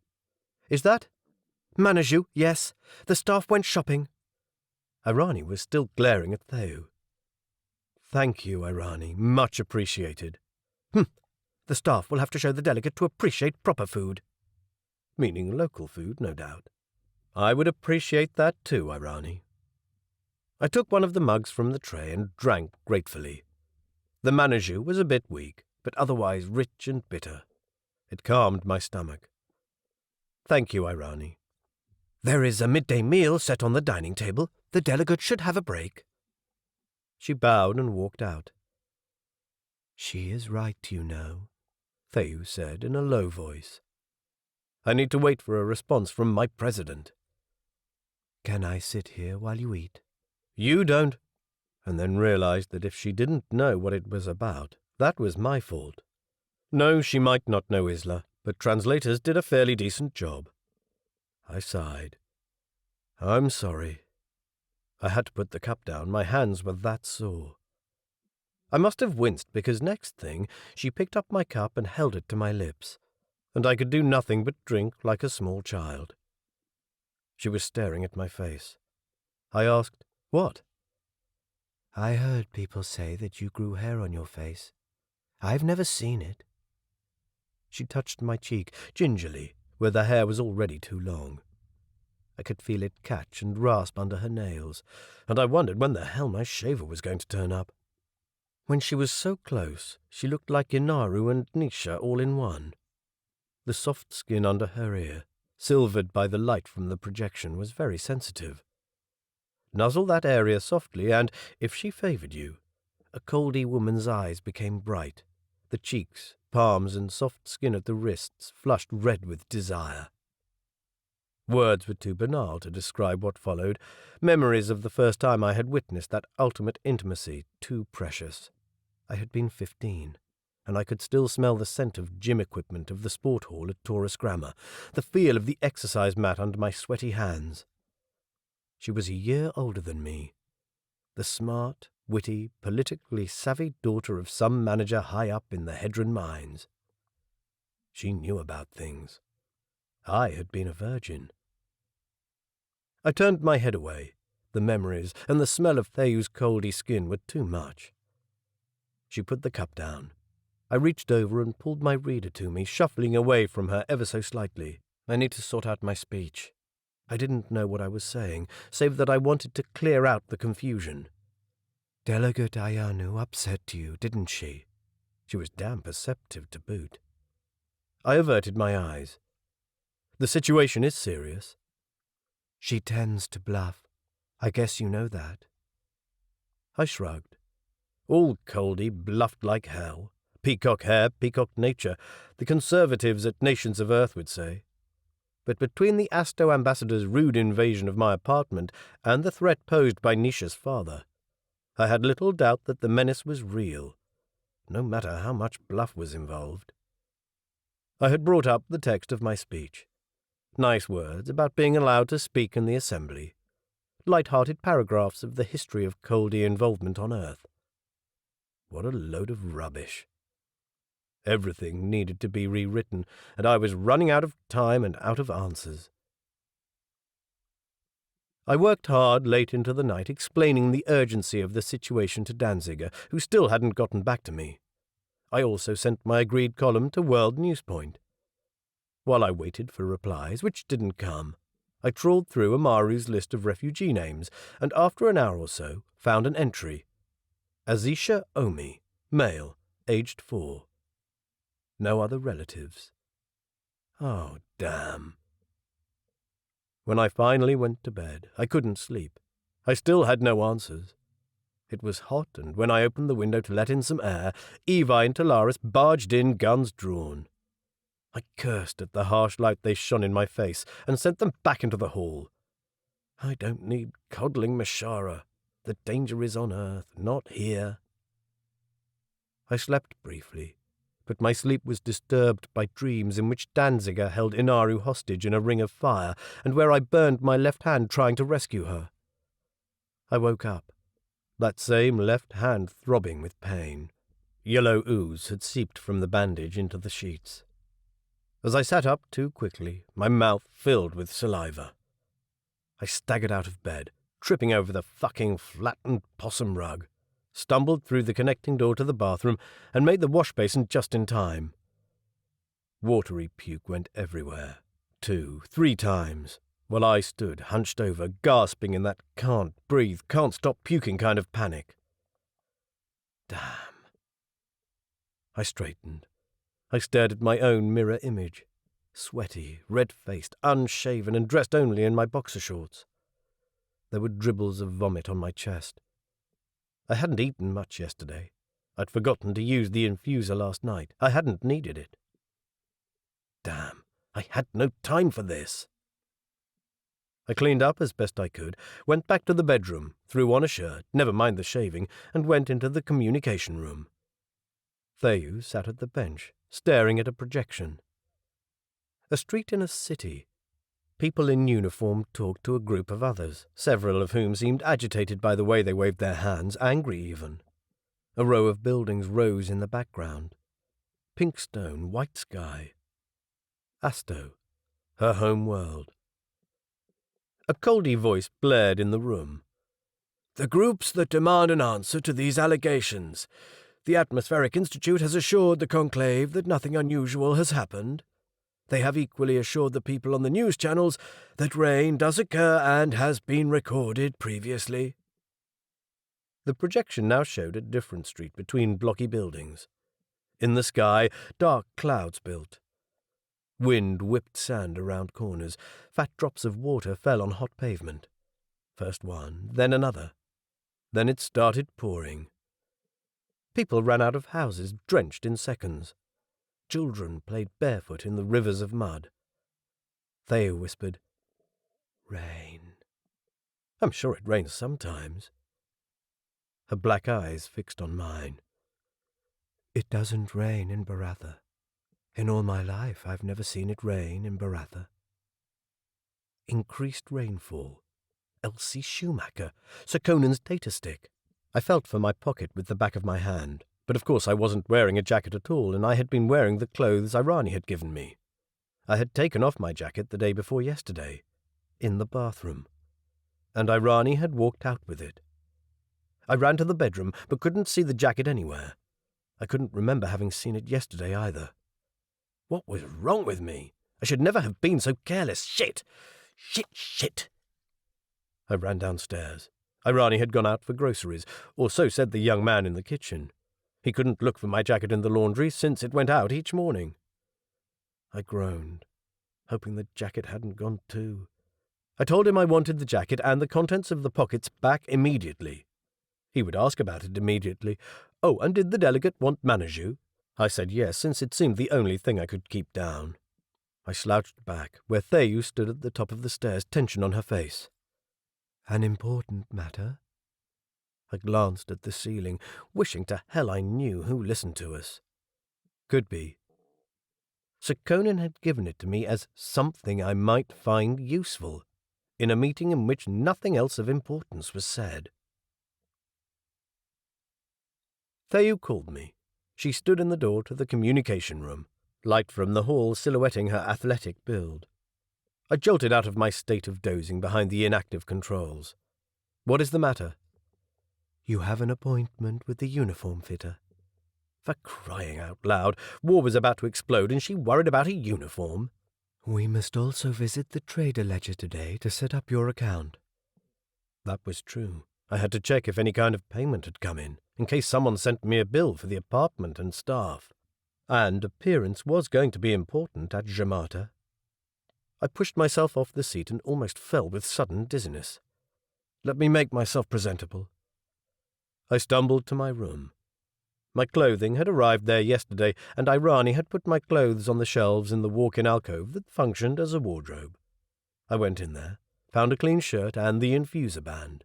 Got the box of capsules. My hand hovered over the little vials. The top compartment were the ones to increase my body temperature. I was meant to keep taking them for a few more days until my adaptation balanced and my body could deal with the heat without medication. The bottom compartment contained the capsules that lowered my body temperature, and I was meant to have finished them in Rotterdam. As it was, there were 2 left, and I clicked both of them into the infuser. Maybe they'd kill my raging fever. Damn it. Also, no one seemed to have turned up my electric shaver, so I took the razor into the bathroom and applied Irani's stinging soap to my face. I felt a bit better when I rejoined Theyu, but still shivery and altogether not clear of mind. "You're not looking healthy," she said. "Just tired." I rubbed my stinging cheeks, which felt like glowing beacons. I'd have to ask Irani what had happened to my shaver. "It's not good to be working all the time." Theyu's face showed concern. "You must go out." Out. Enjoyable strolls in the tropical air. How can I? I've heard almost nothing from nations of Earth. Nothing from the President or Nisha. "Nisha will be fine." She slid the front door open, letting in a cool breeze and the scent of humidity from the waterfall. I stopped and stared at her, more irritated perhaps than I should have been. "How do you know that? Do you know him? Do you know what he's facing?" She just inclined her head. I didn't know why Delegate Akhtari had appointed Theyu to this position, with her knowledge of spying and communication.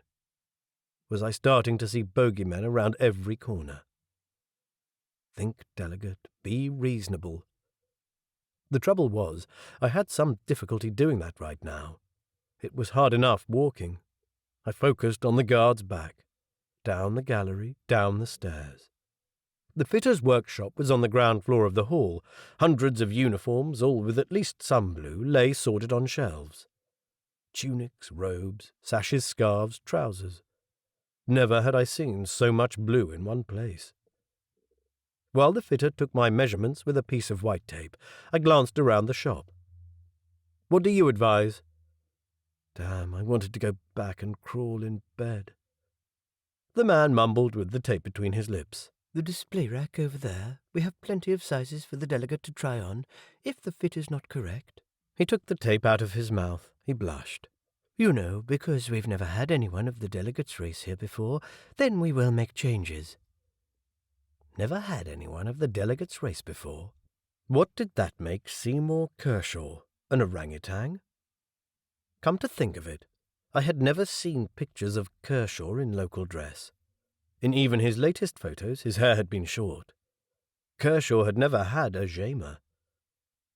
I had met Seymour Kershaw only once at a party organised on Taurus for the swearing-in of the new governor-elect. Earning a bit of pocket money behind the bar, I had taken note of how much he drank, and how much louder his laughter became as the night progressed. A favourite with the ladies, a charismatic man. "Is that Seymour Kershaw?" I remembered my Demarchian stepmother, Erith, exclaiming when I, my father, and Erith walked home after the party. My father had said yes.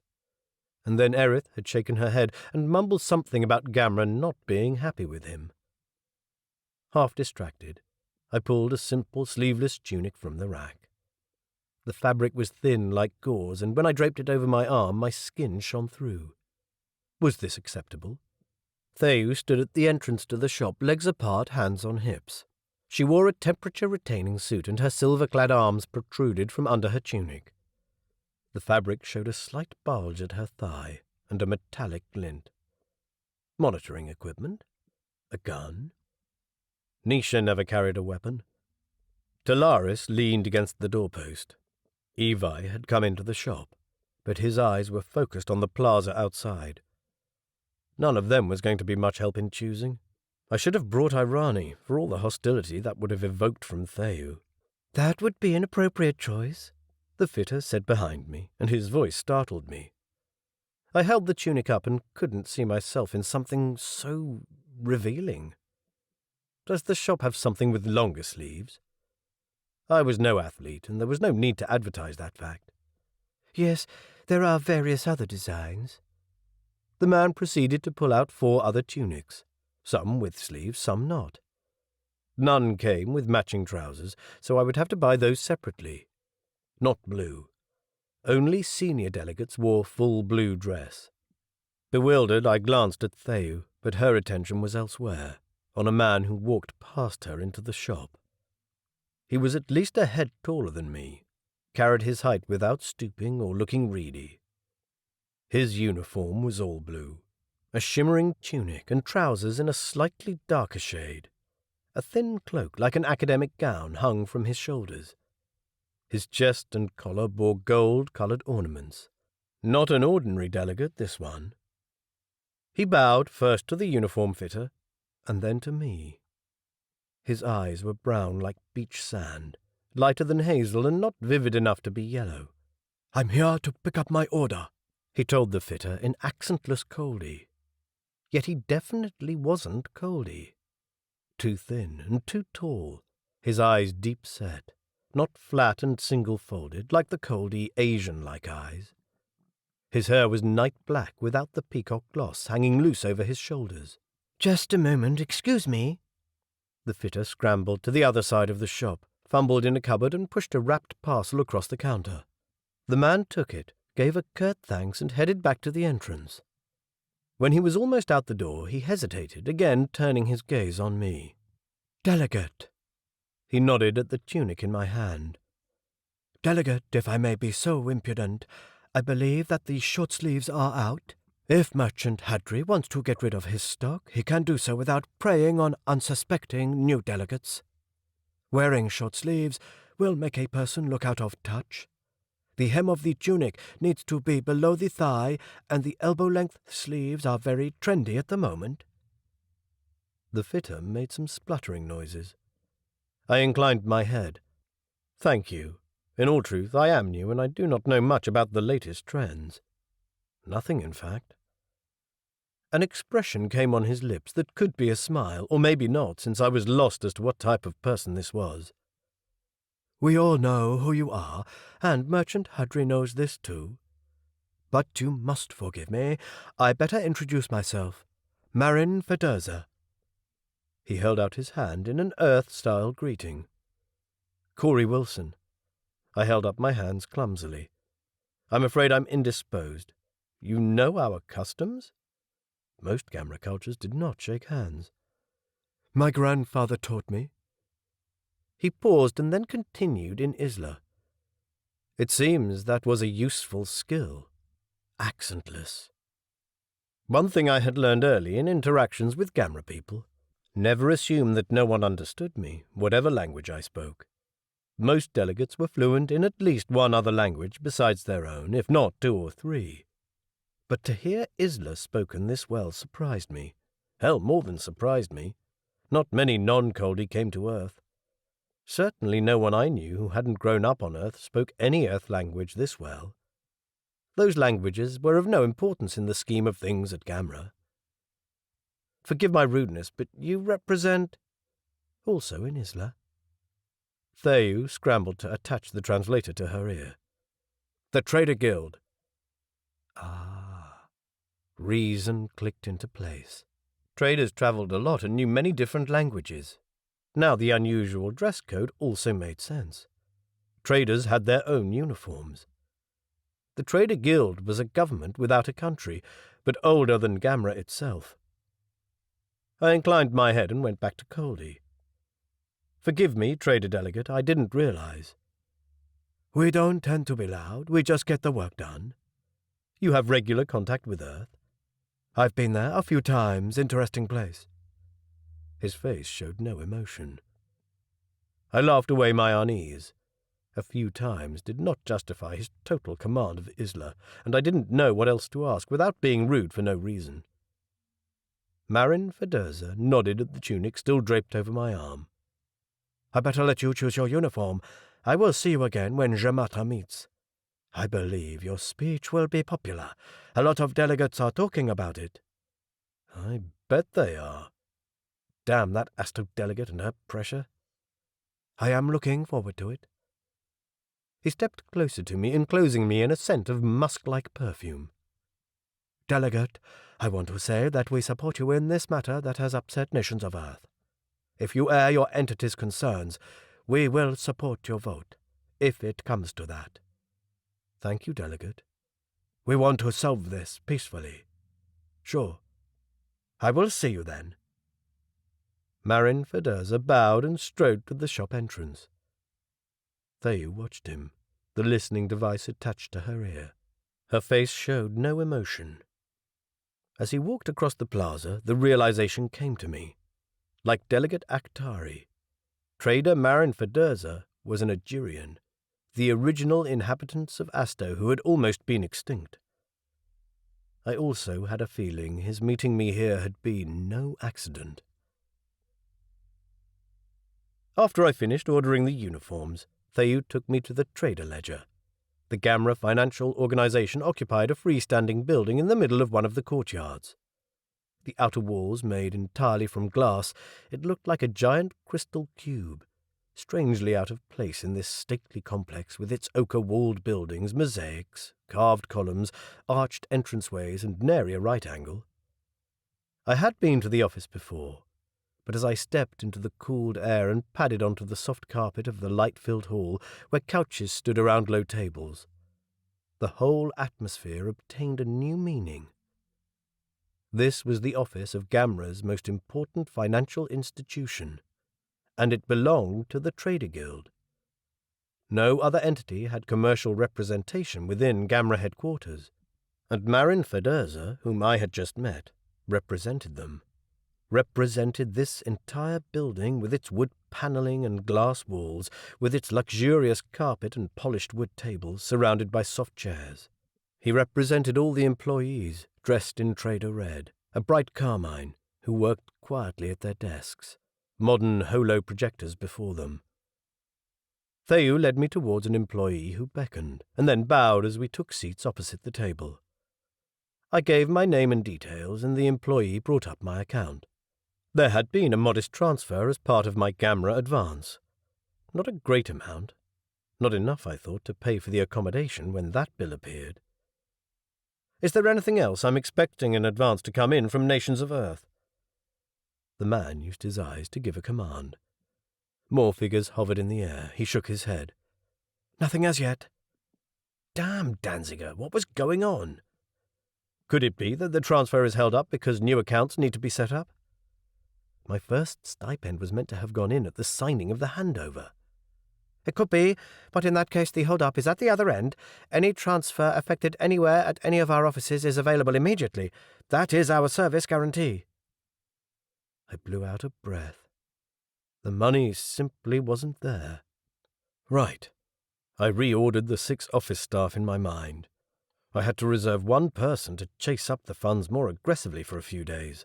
If I had a few days, because right now I had nothing to pay them, and someone was sure to turn up with a bill. Chapter 12. We made our way back to the apartment along the tree-lined waterfront. Delegates clad in various amounts of blue sat on benches, quietly discussing or reading. The windows of the administrative offices of Gamra subdivisions looked out over the marshland.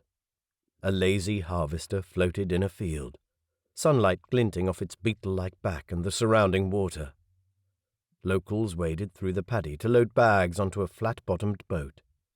In the distance, the main island of Barish basked in sunlight. Pink-flowered trees spread their crowns over the roofs of the blocky mansions of the old families. The white dome of the council building protruded from a mass of green. The air was heavy with humidity and the scent of wet mud. I felt Theou's presence next to me without looking. The warmth radiating from her pricked my skin, even in the bright morning sun. I hovered between wanting to step away and wanting to get closer. If she had been Nisha, we would have touched in some way, one of those wordless Coldi gestures. A hand on the shoulder, a tickle in the side, a pat on the head, just to confirm that, yes, I'm still here. I still support you. I halted and walked onto one of the eating-house terraces, if simply to step away from her, to have an excuse not to touch her, and put a table between us. We sat down under a large tree, and I studied the branches for listening equipment. Dappled shadows fell over her face, each with one yellowish and one bluish edge, an effect of the binary suns. It gave her eyes a soft look. Those gorgeous eyes. I had dreamed of Inaru again last night. Was this bewitching woman going to leave me in peace? The guards had stopped at a few benches that lined the edge of the terrace, for security, I guessed.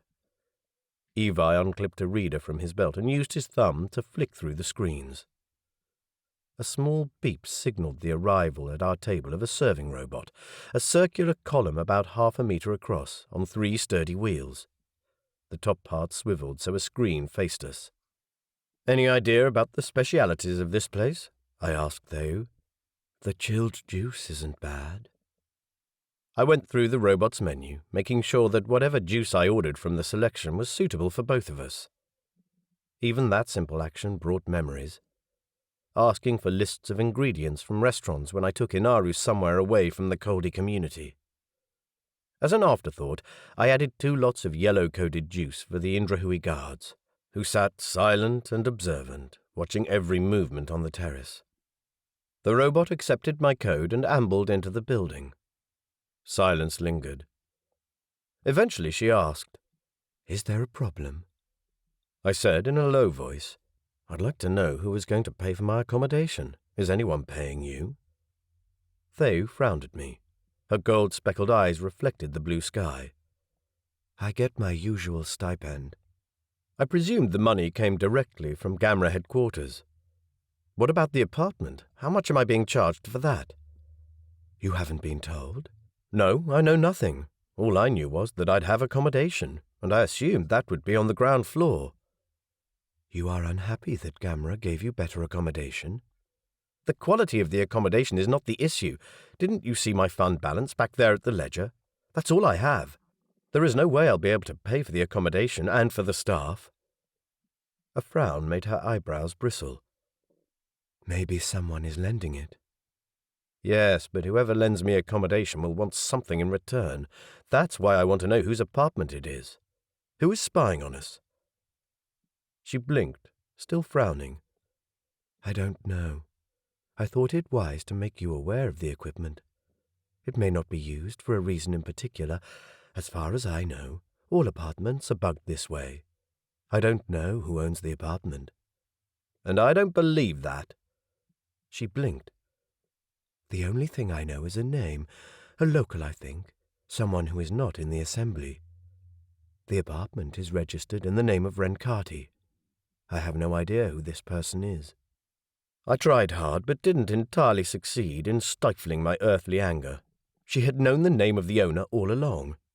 How very Coldi. To me, the name alone is an answer, even if you don't know who the person is. A short silence. She looked down. My apologies, delegate. Back to formal pronouns. I touched her then, lifted up her chin until her eyes met mine.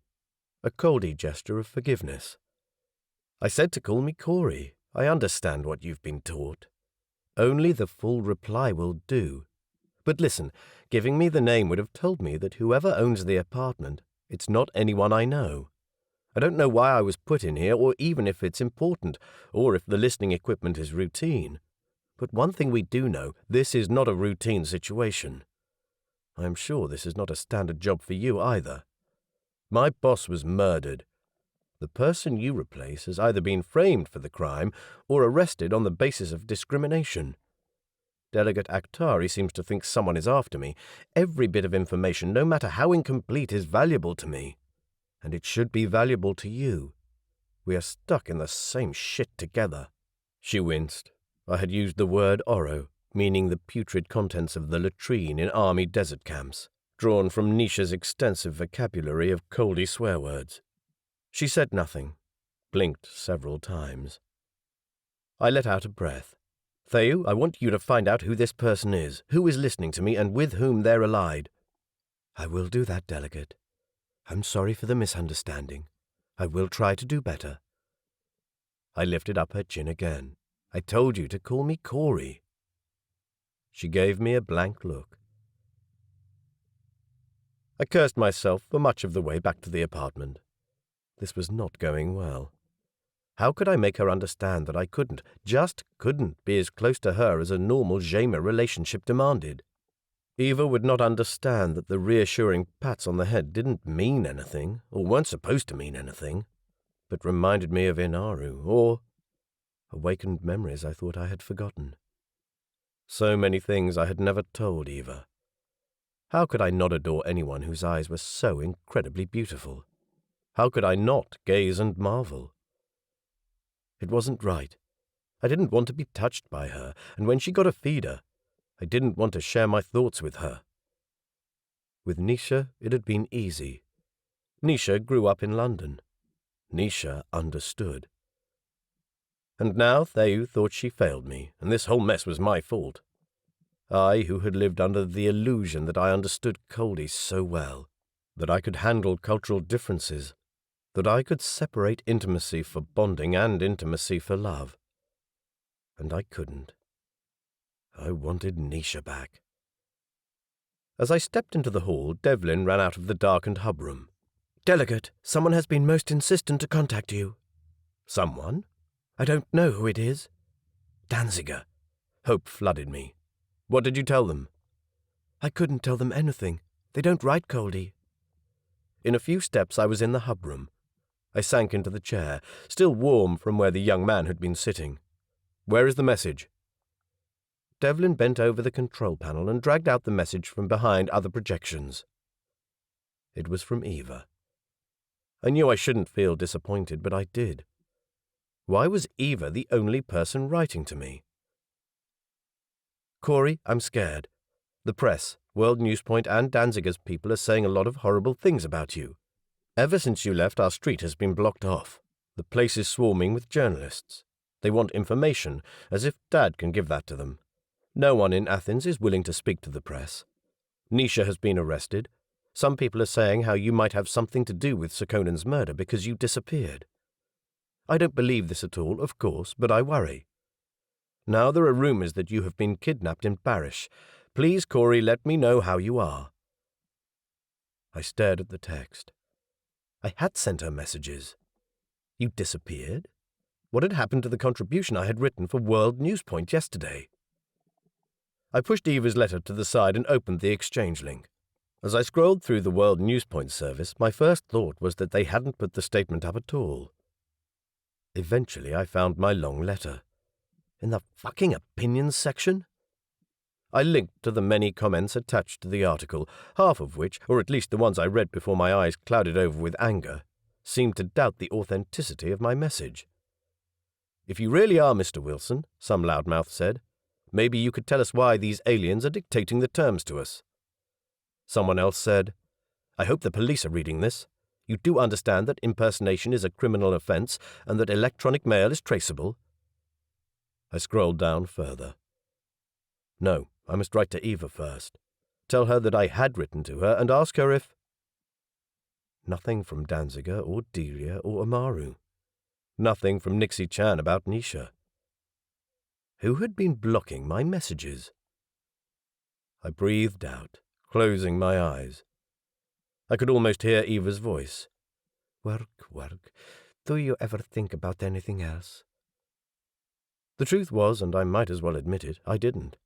I was my work, totally committed to the project that had grown from a small suggestion I had made to Sekonen many years ago. I lived the project, I breathed it. I might be stuck here forever because of it. But if I didn't believe in it, then who else would? Not World Newspoint, obviously. Not Nations of Earth, who seem to have cast me adrift like a malfunctioning satellite. Who was blocking my messages? I had to answer Eva. I opened a blank message screen on another patch of air and slid the thought sensor behind my ear. No typing, thank the heavens. Dear Eva. That sounded stupid. Delete. My love. No, the whole technology-enabled universe was watching me. Delete. Eva. Not ideal, but heck, I'd think of something more endearing before I hit send. I stared at the blank page. Saw Eva's face as she had kissed me goodbye, not knowing that I'd leave. Saw the silhouettes of her parents in the hall of her house, always watching what she was doing. Her street blocked off, her house besieged by journalists. She would be terrified. I remembered how I had first met her at a Victorian ball organized by a group of Wives of Nations of Earth ambassadors. I had happened to be visiting from Athens and had been invited along to the matchmaking ball by someone in Delia's office, a girl who had long since left, and had probably had an eye on me and who knew I was looking for a woman after my painful breakup with Inaru had been publicized. Instead, I had become enchanted by the daughter of the Polish ambassador, and had dived headlong into a quaint society of dinners and balls, public morality and abstinence before marriage. Far removed from the new colonist society of which I had been a part since I was 10. Ichi and Atta Ichi. Eva with the innocent brown eyes. The message was still as blank as ever. Theyu sat in the corner of the room. A slight frown made the hairs of her eyebrows stand up. Inaru used to look just like that. And then the next thing she'd say something hilarious and break into laughter. Would Theyu have the same wry sense of humor? I'd seen some of it yesterday. Damn, I was supposed to be writing to Eva. What would I write? I couldn't write her a fake good news letter. With everyone watching, I couldn't tell her the truth either. I have no money, and it looks like Nations of Earth no longer want to know about me. Besides, there was no need to alarm her. Eva was safe with her parents. Eva might be upset by a picket line of journalists outside her house and some malicious gossip, and yes, I knew that was not very nice. But her father knew about potential risk involved in these types of situations. He had security staff at his disposal. There was no need to say, "Look, Mr. Zbrosky, it might be wise if you kept your daughter away from anyone you call a Chan for a while. She might be a target for kidnapping." Would Asto do that if they were really involved in the whole mess? That was not at all the style of the Asto military. Never discount anything, of course, but in the history I had read of Asto, their policy was shoot first, ask questions later. Okay, so let's just presume they had shot. Where were the questions? Oh, confound it. My mind was wandering all over the place. I needed to think about this letter, and I didn't feel comfortable with both Devlin and Theu watching me like cats before a mouse hole. I grabbed my reader, pushed myself from the chair and strode out of the room, across the hall, through the sitting room. I opened the doors to the balcony and stepped into the hot midday air. The heavy scent of tropical flowers enveloped me. I leaned on the railing, looking out over the marshland that glittered in sunlight like a bath of mercury. A few flat-bottomed boats travelled lazily along the channels between the reeds. For a moment I pictured myself in such a boat. Nisha sat opposite me, and on the floor stood a picnic basket. Way out beyond sight, following the currents across the marshes, the delta ended in a sandspit where the water tasted like licorice and waves crashed on the shore. Waves perfect for surfing. On the other side of the island city, where the escarpment met the marsh, there was a lagoon surrounded by lush forest, where water steamed in pools of pink and orange. I'd seen pictures. When all this trouble was over, I should find the time to see these things for myself. With Nisha. A bench stood in the corner of the balcony. A tree in a planter box cast dappled shadows over the wooden seat. I sat down and balanced the reader on my lap. A sting reminded me that I was favouring my right hand today, and that simply picking something up with my left hand required bending the fingers, and that was just too painful. At least I could stop shivering here. I tucked the thought sensor behind my ear. So what could I write to Eva? I have arrived safely and everything is fine. No, delete that. I was not on holiday, she knew that. I just want to say I'm fine and have arrived safely, contrary to what the gossip press might say. Oh, it wasn't just the gossip press, and language like this sounded too stiff. I wasn't writing a political document. Delete. Eva, don't worry about me, no matter what people say. I am fine and starting work here in Barish. No one has kidnapped me. Not entirely true, but what the heck, I had a start. There are reasons why I had to come here quickly, and in time those reasons will be revealed. Now scratch that, try again. I can't tell you why I had to come here so quickly. There are reasons which I didn't know when I left your house. I wish it had been different. I have been given a very large apartment here overlooking the water. And I carried on a bit about the accommodation and the city, and imagined she would still like to come, but had no idea how that would ever come to pass, or at least not in the near future. Not unless I could convince Danziger that continuing the position would be a good idea, and he didn't seem inclined that way at the moment. I sat back and read over my efforts, intensely dissatisfied. I was dying to ask her what was going on with Danziger, but that would upset her and would make me look desperate. People were watching this link. The whole section about the apartment felt like crap. The apartment wasn't mine. I couldn't even pay for it. Maybe the people watching the link would get the message and transfer the money. Wishful thinking. I concluded with, "Love, Corey," and then sent it before I could change my mind. And then I felt awful because I should of course have asked if she had looked at wedding dresses yet, since that would be the most important thing on her mind. It was just that, get married? In a madhouse like this? I couldn't offer the kind of life I wanted to give Eva, and I surely wasn't going to rely, no matter how temporarily, on her father's charity, suffering his "I told you those Chans are bad news" looks. Nor was I going to take a desk job at Nations of Earth. But to stay here, I needed money. With the code I'd been given at the ledger, I logged onto my account. Not that anything had changed there. As soon as the bill came for this apartment, I'd be in deep trouble.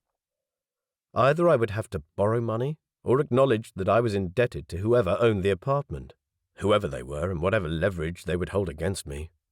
No, I'd best try to preempt that situation.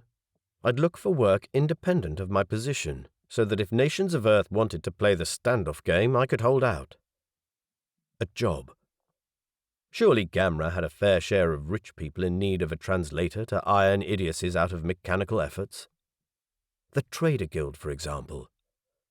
I had a vision of myself sitting at a desk, writing a letter. Dear Kazakhstani rebel leader, the shipment of arms ordered by you is now underway. I buried my face in my hands and groaned, and yelped with pain. It was as if someone slashed a knife across my left palm. For a while I sat there, breathing deeply. When I looked up, Theou stood at the door. She said nothing while she came out, crossed the balcony and sat down in the sun, her legs flat on the hot pavement. I remembered painfully how Nisha did this too, soaking up the heat. A very Coldi thing to do. Nisha said it made his body temperature rise by a few degrees. He said it was pleasant. Coldi could drop their body temperature to as low as 40 degrees, but Nisha said that around 45 degrees was much more comfortable. Sunlight caught on Theou's glittering hair, leaving her face in shadow. Her gaze flicked to the reader on my lap. She is the woman of your contract? We were back to friendly pronouns. Yes. As far as I knew, Coldi female officials who had a male gamer usually had a contract with the same person. Someone like Amaru whose husband worked in permit processing. People at the exchange had gossiped about their relationship a lot, since Amaru had re-signed for no less than 10 years. Heavens above, could they actually be in love with each other? Eva is worried about me. When does your contract with her start? When I was scheduled to visit. After that, would she come here? That was the plan.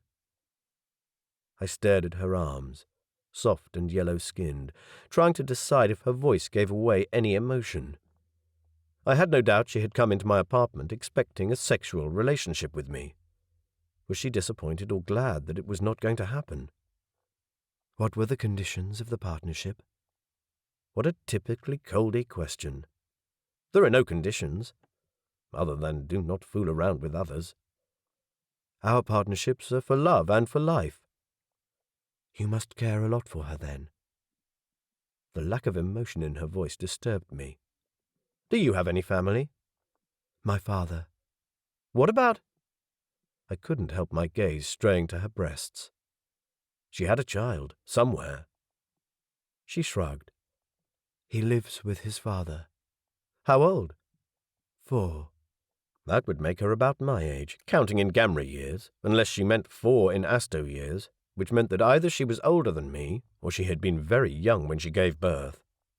Do you ever see him? No. She gazed out over the marshlands. A muscle twitched in her jaw. Damn, I shouldn't have asked. When I had been with Inaru, I had always felt that our relationship wasn't serious for her, that Coldi treated family relationships like paper wrappers, useful until you got to the lolly in the middle. Even in Nisha, I had never felt he actually loved his mother, nor had I felt Nisha would form a steady relationship with a woman. I hadn't thought Coldi had a need for this sort of thing. I had been wrong. I rose from the bench and put a hesitant hand on her shoulder. You have the right to have one more child. I was not so foolish as to suggest that she contact the father to see her son. The contract was finished. He was out of her life. That was the Coldi way. No, my father has already arranged a contract. It's worth a lot. I wouldn't have the funds to... I swallowed hard. That was where my relationship with Inaru had faltered. I could keep her, she had said, if I paid out the other man. To which I had replied that I wasn't about buying people, and she could either come with me if she loved me or not at all. And she had run away. I stared unseeingly over the marshlands. In my mind I saw her on the beach of a Greek island. I had forgotten which one. She laughed at faces I pulled after eating bits of mushroom from her picnic basket. I could still feel the burning on my tongue from trying just that tiny little piece of red-coated mushroom. I could smell the hot stone scent of her skin, hear her deep-voiced laughter, feel her heat on my naked skin. Inaru. Had she been serious? Had she thought I was more than a game? Had she thought because I wouldn't pay I didn't love her? What did it matter? It was too late. She had gone to honor her contract. By now she would have her money and the man would have his children. And I had no doubt that, being from the Palais clan like Nisha, she would occupy a plum position somewhere on Asto. And in 6 months' time, I would marry Eva. Theu said, "I came about something else. You asked me to find out about the person who owns the apartment?" I shook my thoughts free of times I would do better to forget. "You found something?" "Come and have a look." I followed Theu inside. It was a lot cooler inside the building, and cool air stroked my sweaty skin. But when I sat down, I made the mistake of putting my left palm on the seat. Something snapped under the bandage, and white-hot pain seared across my hand. I cried out. Black spots danced in my vision. I sat there, breathing deeply. A hand came into my field of vision. "Let me have a look." Trembling, I extended my hands. Somewhere on the instrument panel, she flicked on a small light that showed a wet patch of yellow ooze seeping into the bandage. Theu gave me a sharp look. "Why haven't you seen a medico yet?" All of a sudden, fatigue and pain overwhelmed me. I leaned back in the bench.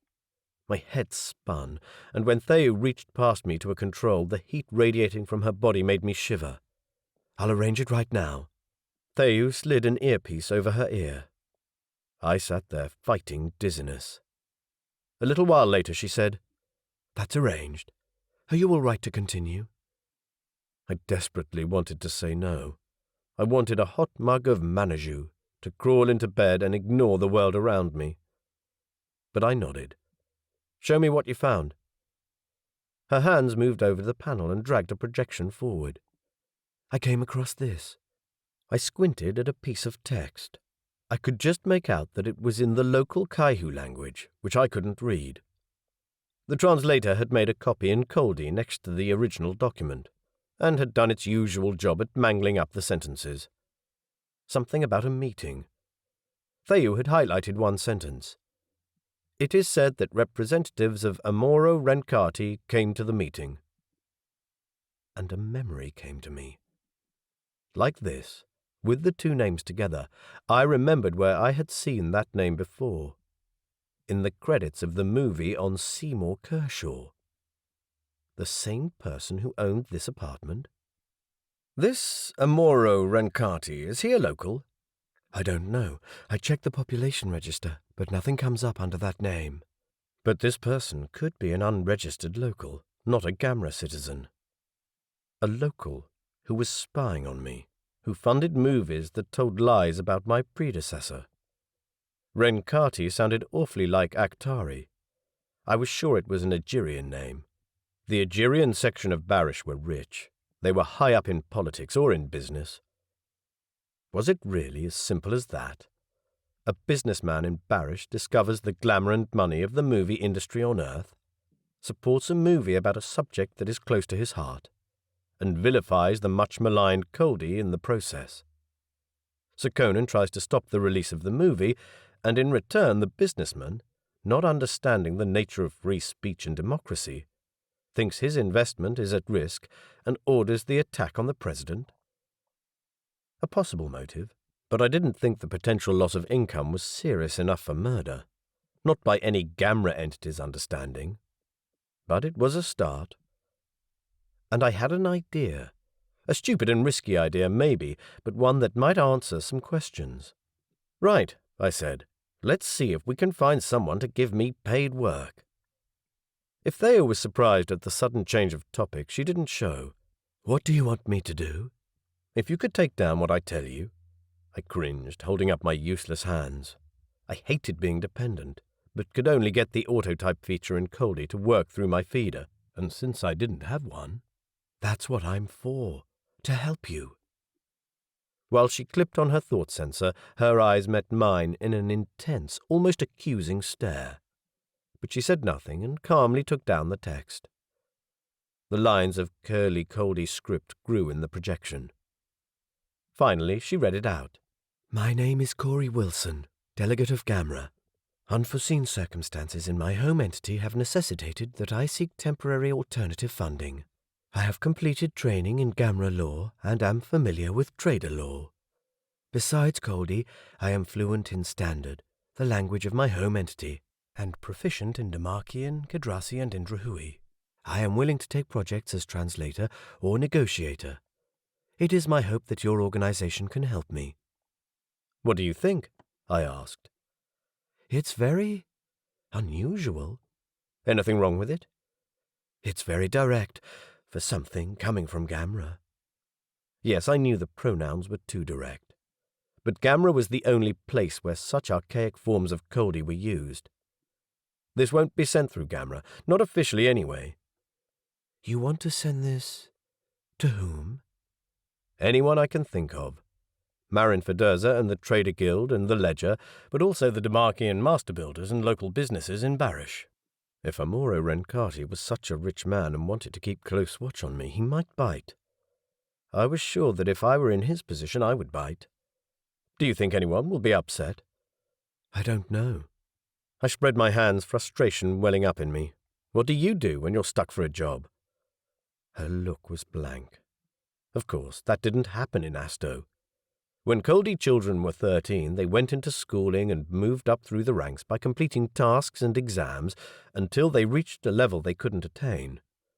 At that stage, authorities matched their abilities with a position, where they remained for life. It was easy to plan for a government which operated on strict population control. Well, I'm going to send it, whether it's polite or not. Chapter 13. Delegate, the medico has arrived. Irani stood at the door, a washing basket on her hip. I stopped my transcript mid-sentence, thoughts of flowing sentences fleeing my brain. For a while I had almost forgotten the throbbing pain in my hands, since it had become less after the popping feeling. But now, with treatment in sight, it returned in full force. I did not like doctors and hospitals. Theyu gave me a small nod. Go. I'll keep working on this. I rose reluctantly.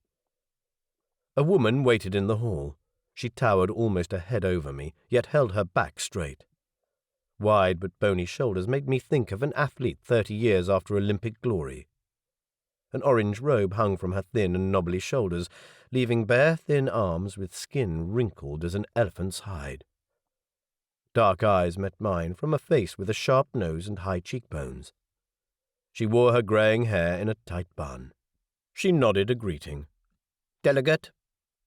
Irani returned a tiny bow. There are benches and a clean table in the bathroom.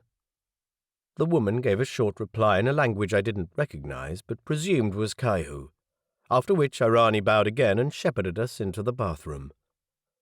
The medico woman followed me into the cavernous room. Without looking at me, she gestured at one of the couches that lined the wall. Sit there. Right, someone who didn't adhere to the Gamra formality. She plonked a metal case on the table next to the couch and dragged the table until it stood between me and her. She flipped open the lid. From within the depths of the case, 2 telescope arms extended, and lights flicked on at their ends. Then the front and back of the case clicked open and panels unfolded into a working table, while a fine mist sprayed from nozzles hidden in the remaining side walls of the case. I stared. I had never seen anything like this. Put your hands here. She pointed at the pool of light on the treatment table. I did so. In the brightness, the bandage looked positively disgusting. This is not good. Why not come earlier? She met my eyes with deep black ones. I shrugged, feeling both hot and cold at the same time. I had left this far too long, and I knew it, but I didn't need this abrupt woman to tell me that. From the sides of the medicine case, she unfolded another panel, which held a neat row of metal instruments, many with pincer-sharp points that would put a dentist's pick to shame. Squinting, she selected a tweezer-like gadget with knife-sharp points. I focused on the languid steam rising off the water in the bath past the woman's back. I didn't want to know what she was doing, but at the same time, I felt a morbid fascination. Just what had made that popping sound under the bandage? She used the implement to alternately pull and cut the bandage away from my palm. Like Nisha's, her skin carried not even the faintest fuzz of hair. Yet she wasn't Coldi. A Girian.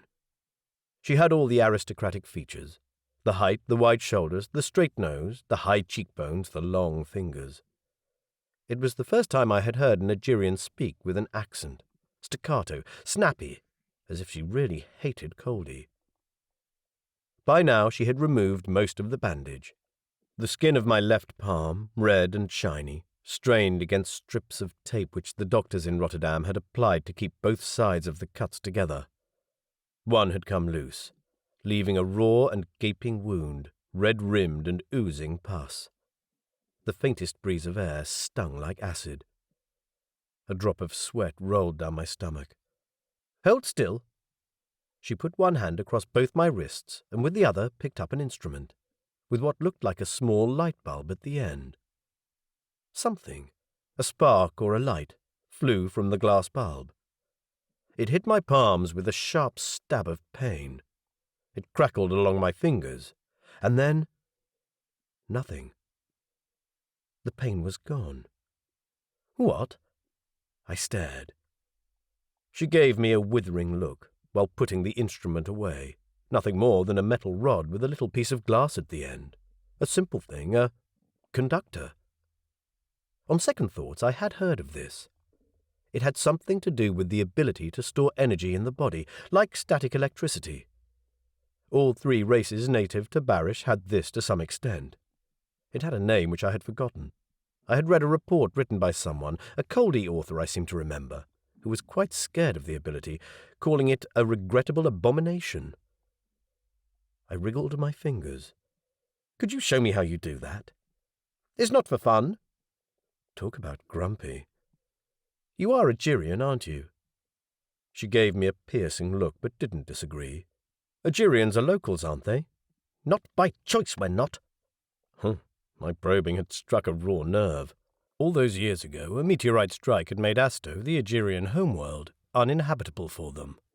Through the ages, the once brilliant Agirian race had clung on to survival, but only in the last 100 years or so had their numbers increased substantially.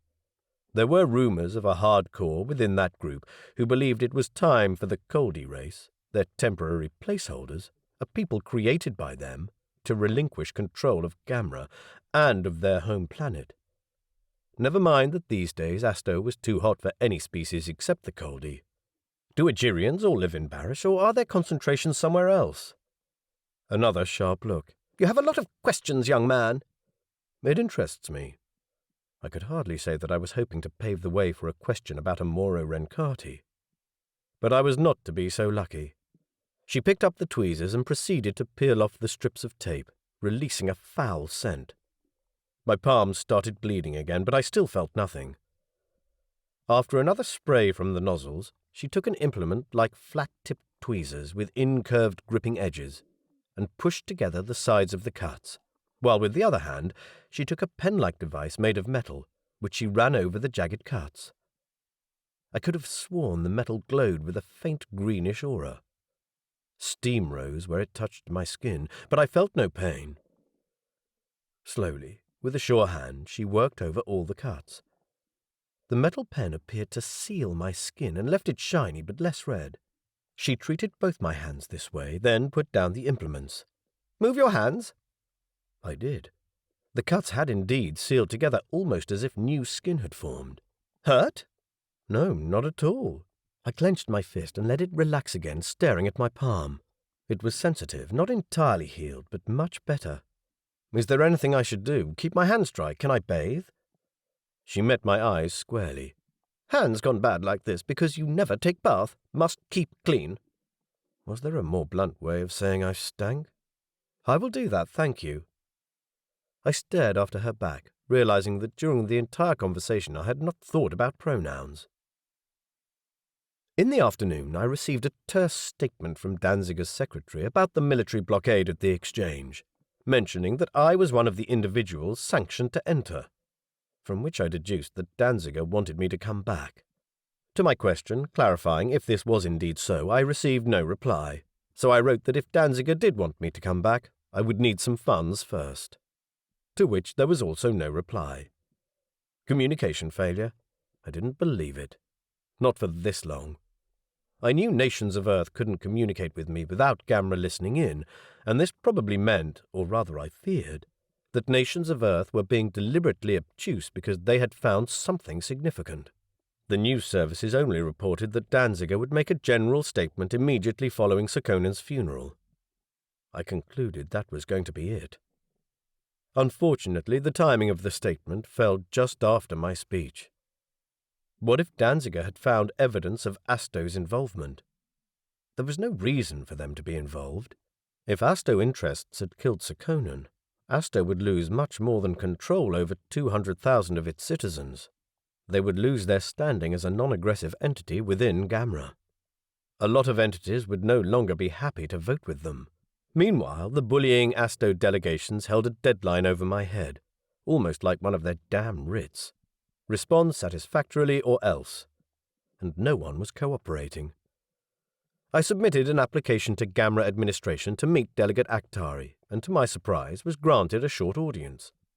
Maybe the reason I'd given for wanting the meeting, to avoid a humanitarian catastrophe, had something to do with it. Maybe not. Gamra entities could learn a thing or two from Earth about humanitarian aid in major crises.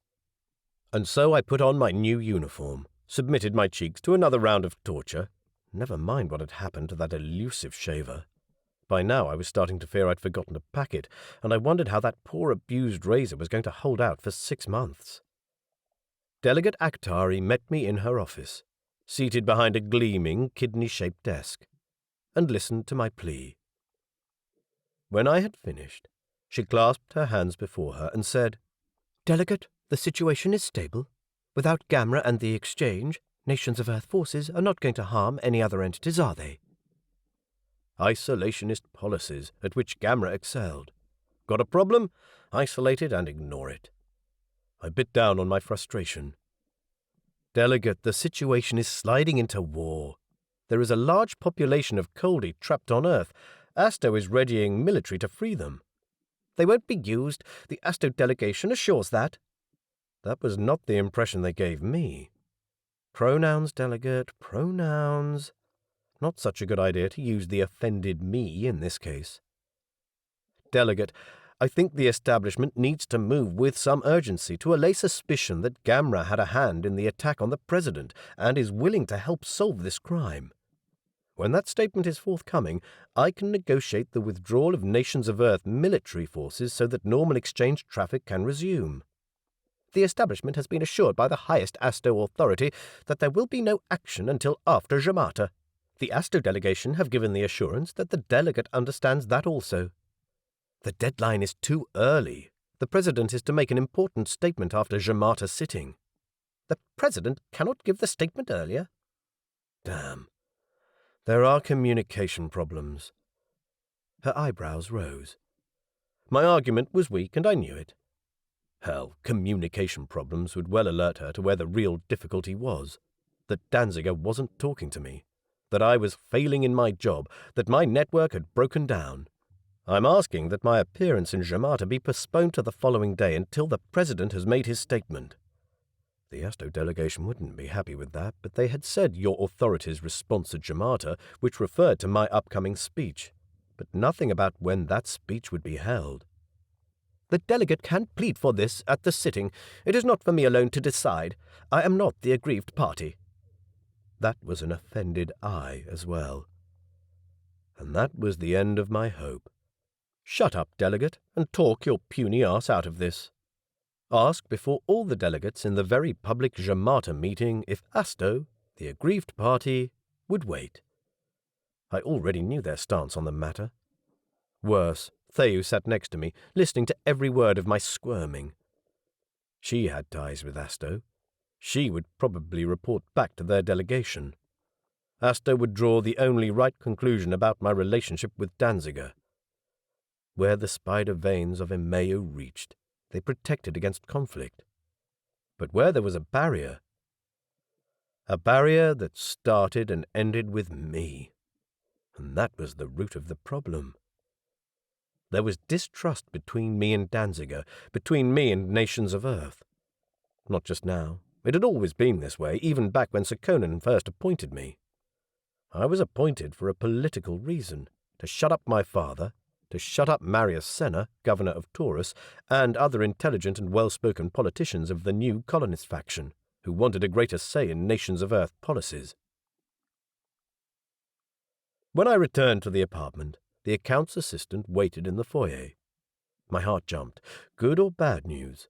I waited until Theou had gone into the communication room and Evi and Talaris had shut the door before addressing the man. Anything to report? Let it be payment from nations of Earth. Let the lack of communication be through technical problems, although I no longer believed that. The man cleared his throat, and by then I knew that the news wasn't good. The staff need to pay some grocery bills, Delegate. The staff are happy doing this, but there are not many funds in the general account. Maybe the delegate has another account he wishes to use to pay the bills. Oh, the innocence of him. The account has enough to pay the bills? It does. Then pay them. The man nodded and scurried off. I went into the communication room. I needed to do something, and quick. It was time to start playing tough with Danziger. It was midday in Rotterdam, and Melissa Hayworth was online. Delighted to hear from me, she said. I imagined her crouched in a corner in some newsroom, reading her screen while all around her some other crisis was being played out. Oh boy, did I have a story for her. I'd like your help, I typed, knowing that what I said here would be on flash within 5 minutes.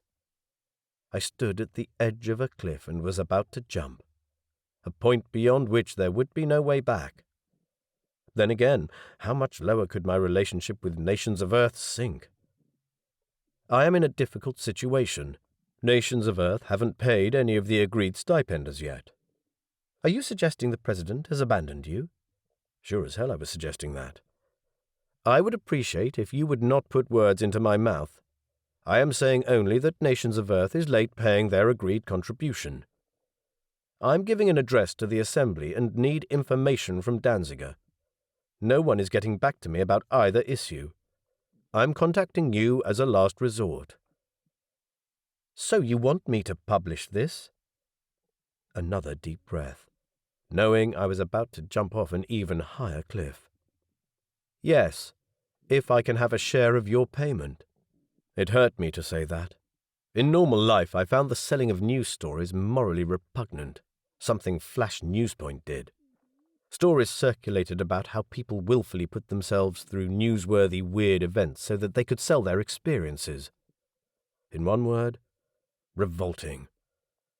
But hey, I happened to be talking to Flash Newspoint's highest-profile journalist, and I'd run out of options. If I did nothing, I'd live in a palace and starve. If I did nothing, the Asto military would attack and I'd never see my family again. Or get married. Melissa came back to me after a short pause. I will have to negotiate with the boss. Did I detect a slight hesitation? Time to pull out all the stops. Miss Hayworth, when this comes out, it will be anchor page news. I want it there. I know you are skilled enough to get it there. I need to continue this job so I can try to preserve the peace. I'm holding off a squadron of Asto fighters who are keen to free their kinsmen and retaliate for whatever has been done to them. You of all people should understand. Her Coldi stepfather would be under pressure too. All the signs were that she had a good relationship with him. Another pause, and then she replied, Yes, I agree. I will get this onto the anchor page. Thank you. I have some other things. At the exchange in Athens, find a 4-year-old boy called Azisha Omi. Any reason? Ask him what happened to him. It will make a good story. Flash loved those kinds of stories, and I hoped it would get the boy looked after. Also, the credits for the movie on Kershaw mention a name, Amuro Rencati. Do you have any idea who this is? A few minutes went by without reply. I glanced at Devlin, who sat in the corner making sure everything was recorded, oblivious to the meaning of it. Have we lost connection? No. I typed, Melissa? Hang on, I've got the movie. I'm watching the credits right now. Where is this name? Right at the end. Another period of no reply. I see it. No, I have no idea who this is. Can you try to find out as much as you can about this person? Any reason? It will be newsworthy, and if it works out, you can sell the story. Ha ha, funny. Okay, boss, I'm onto it. When she signed off, I balled my fist at the ceiling. Yes, yes! Within an hour or so, headlines at Flash would scream foul at nations of Earth. Other news networks would follow. Danziger won. Corey Wilson won. When I turned to the door, I found Theyu standing there, her eyes wide. You just broke loyalty to your superior? Her voice resounded with horror. I shivered, thinking that this was something Coldi would never do. We don't have those ties. No wonder you have so many wars. After casting me a look, not a friendly one, she stalked out of the room. Meanwhile, I needed to get serious about my speech. The apartment had no office apart from the one downstairs, but I wanted some peace and quiet. I made a little work area in the sitting room by dragging a table to the window overlooking the greenery. I placed photos of Eva on the desk and asked for a sheet of the smooth, plastic-like material that shops used for posting prices. It could be wiped clean and reused. The request puzzled the office staff, but I had enough of looking at screens and projections. In that perpetually dark hub room, one could forget there was a beautiful tropical world out there. So for the next 2 days, I sat at my little desk and doodled diagrams and flowcharts for my new speech. The staff worked downstairs and Theyu in the hub. She only came to speak to me when she had a question, and when she did, she reverted back to using formal pronouns. For the time being, that suited me fine. She could do administrative stuff, but for the rest, there was no way she could replace Nisha.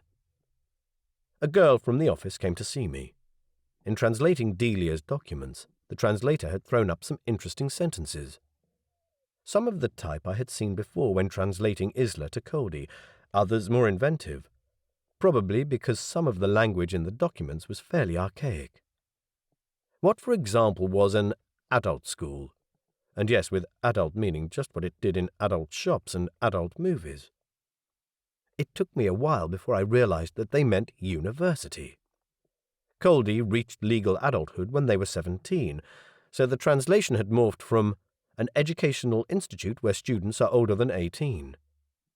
Ah, on Earth, Coldi used the word training for this, having stolen the Isla tendency to use verb forms as nouns, the evolution of language in action. Gamra retained old-fashioned forms of Coldi, which Asto had long since abandoned, while the Coldi on Earth were developing their own dialect. Mechanical translators had trouble keeping up with all this. Interesting, if confusing. Melissa Hayworth wrote that she was trying to negotiate the best deal for her article. I guessed that getting it on the anchor page proved a little harder than she thought. In my experience, news services were not so keen to publish material that highlighted major wrongs performed by governments for the fear of losing access to government information channels. She had so far drawn blanks on Amuro Rencati. The Italian studio which had produced the movie had been bought by a larger international crowd, and they typically didn't know anything. Irani came to tell me that my jacket and something that the laundry had found in the pocket were on their way back. Laundry, she said, was done in the city. I didn't understand why, when it took no more than 10 minutes on the train, my laundry should take days to return. But such were the ways of Barish. I had other things to worry about. On the evening before the speech, Theyu beckoned me into the communication hub. Projected in the air hung an article with a picture of me. the flash Newspoint anchor page. The headline read, "Is this the way we thank dedicated professionals?" Mr. Wilson has been left marooned in Barish with his funds cut off and his assistant jailed for no apparent reason. Repeated attempts to contact the Justice Department were met with silence. We cannot say why the man is in custody. This leads to questions whether the police know anything at all and whether Nisha Pillai is held as scapegoat. Beyond the initial witness reports, the Special Services Branch appears to be totally in the dark about who attacked the president. If no charge can be brought against Nisha Pillai, then he should be released. A spot of satisfaction glowed while I read. Melissa had copied everything I said, diverging only by the use of more dramatic words. In the comments section, I found that messages of support ran about even with racist comments. "He has worked hard for it," one commentator said. "We need to support Mr. Wilson wherever we can. The union is not going to go away, and arguments will only hurt us in the long run. Let us have the facts on the table." Strange how it often took one such show of support to feel vindicated. The accountant came to report that a payment had come in from Earth, too. It wasn't a huge amount. It came from Melissa Hayworth. But it was better than nothing, and I felt much better. I authorized the staff to pay another bill for cleaning and clothing. Danziger 1, Corey Wilson 2. Even with that bit of good news, the night before the Jamata meeting had me lying awake, staring at the vaulted ceiling of the bedroom, repeating sentences of my speech, hoping that what I said would persuade Asto to extend the ultimatum. I begrudged people like Nisha, who could turn off their brains and sleep almost anywhere at any time. I wondered if Theyu, in the next room, slept just as well. And then I wondered how she slept. Curled up with her knees drawn up to her chest like Inaru, or flat on her stomach like Nisha. I could almost see the golden morning light as it used to shine on Inaru's shoulders, and how she would turn and look at me as if she had a built-in sensor knowing that I was watching her. Inaru wasn't Gamra staff, so we never had feeders, but we didn't need them. In the flat we rented above a restaurant in downtown Piraeus, we had a little breakfast table we would drag out onto the balcony. I would make manajou in a coffee percolator. She'd almost died laughing the first time I did that. And the restaurant owner would bring us hot rolls. We would discuss politics, serious stuff. We would mine the depths of every political movement, place ourselves in the shoes of every bigot and terrorist on earth, or off it, to attempt to understand what motivated them. I took a deep, ragged breath, dragged my sheet across my face to dry my cheeks. It was over, damn it. I'd clawed back from that precipice. I was putting my life back together. Damn it. I rolled off the bed, padded to the window and peeked between the curtain and the wall. The marshlands bathed in the golden light of Seren's 2 small moons. What should I do? Try to go back to sleep? Jamata sat at dawn. Gamra schedules ran to standardized Gamra time, a day of about 23.5 hours, agreed after long discussions between member entities. The exchange needed a standard time to operate, but no single entity wanted to give up its time or be forced to accept another's. So in addition to my trouble in adapting to Barish's 28-hour days, I needed to accommodate for Gamra days, and people called nations of Earth bureaucratic. No, there was no point in going back to bed. I went into the bathroom and decided to have my daily tussle with the razor now before anyone else was up. I'd had to give up on the soap. It was too painful.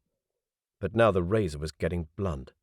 It was only a gadget for travelling light, a flip-out lightweight thing. Very soon this issue was going to come to a head. Growing a beard was not going to be acceptable, so I'd have to find another solution. In the dark, I went to my little nook in the sitting room and sat down, lit only by the glow from my reader. But the text of my speech bored me. I knew it by heart. I leaned my chin in my hands, marvelling that my palms no longer hurt, and sat staring out the window, seeing myself go into the large hall, seeing the faces of all the delegates. Deep red light flashed through the sky, silhouetting the trees whose branches just poked up over the balcony railing. What the fuck? Heart thudding, I rose and slid open the door to the balcony. A breeze heavy with the scent of flowers carried the faint sound of a wailing siren. Chapter 14.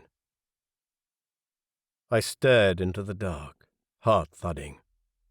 The red circle of light. The attack on Sir Conan. I expected shouting, panic elsewhere in the building. I expected Theo to get up, or the guards to come and check on me. None of that happened. I strode into the hall, and almost crashed into Irani carrying a tray with tea and bread. "Delegate!" Eyes widened. "Sorry, Irani, I didn't see you. Did you see anything outside?" She frowned. "Outside? I was in the kitchen, Delegate. The laundry delivery came in." She nodded at the tray. On it lay Sir Conan's data stick. Thank the heavens. "You haven't heard that something has happened in town?" "Nothing has happened, Delegate." "No one saw anything?" Her frown deepened. She set the tray on the table. "No? What were we meant to see?" That was an accusatory we. She was annoyed. I began, "There was a—" and stopped. The light was red. Coldi had no word for red. They couldn't see it. Neither could Irani. Never mind. Irani had started offloading the contents of the tray onto the table. "Eat, Delegate, and I will see if the lady is awake." She left the room, and I sat down at the table, forcing myself to concentrate. Never mind what had happened. I'd try to find out later. My speech was more important now. I was halfway through the last slice of bread when Irani rushed in again, carrying some garment over her arm. She hung it over a chair and produced a comb from her pocket. "Doing your hair, Delegate." She put up the collar of my shirt and undid the clip in my hair. With a few swift strokes, she pulled it back into a ponytail, flattening the recalcitrant curls with gel. She then produced a small box and opened it on the table. 2 stones glittered inside, white opals, on golden hooks. "I picked these up from the jeweller's yesterday."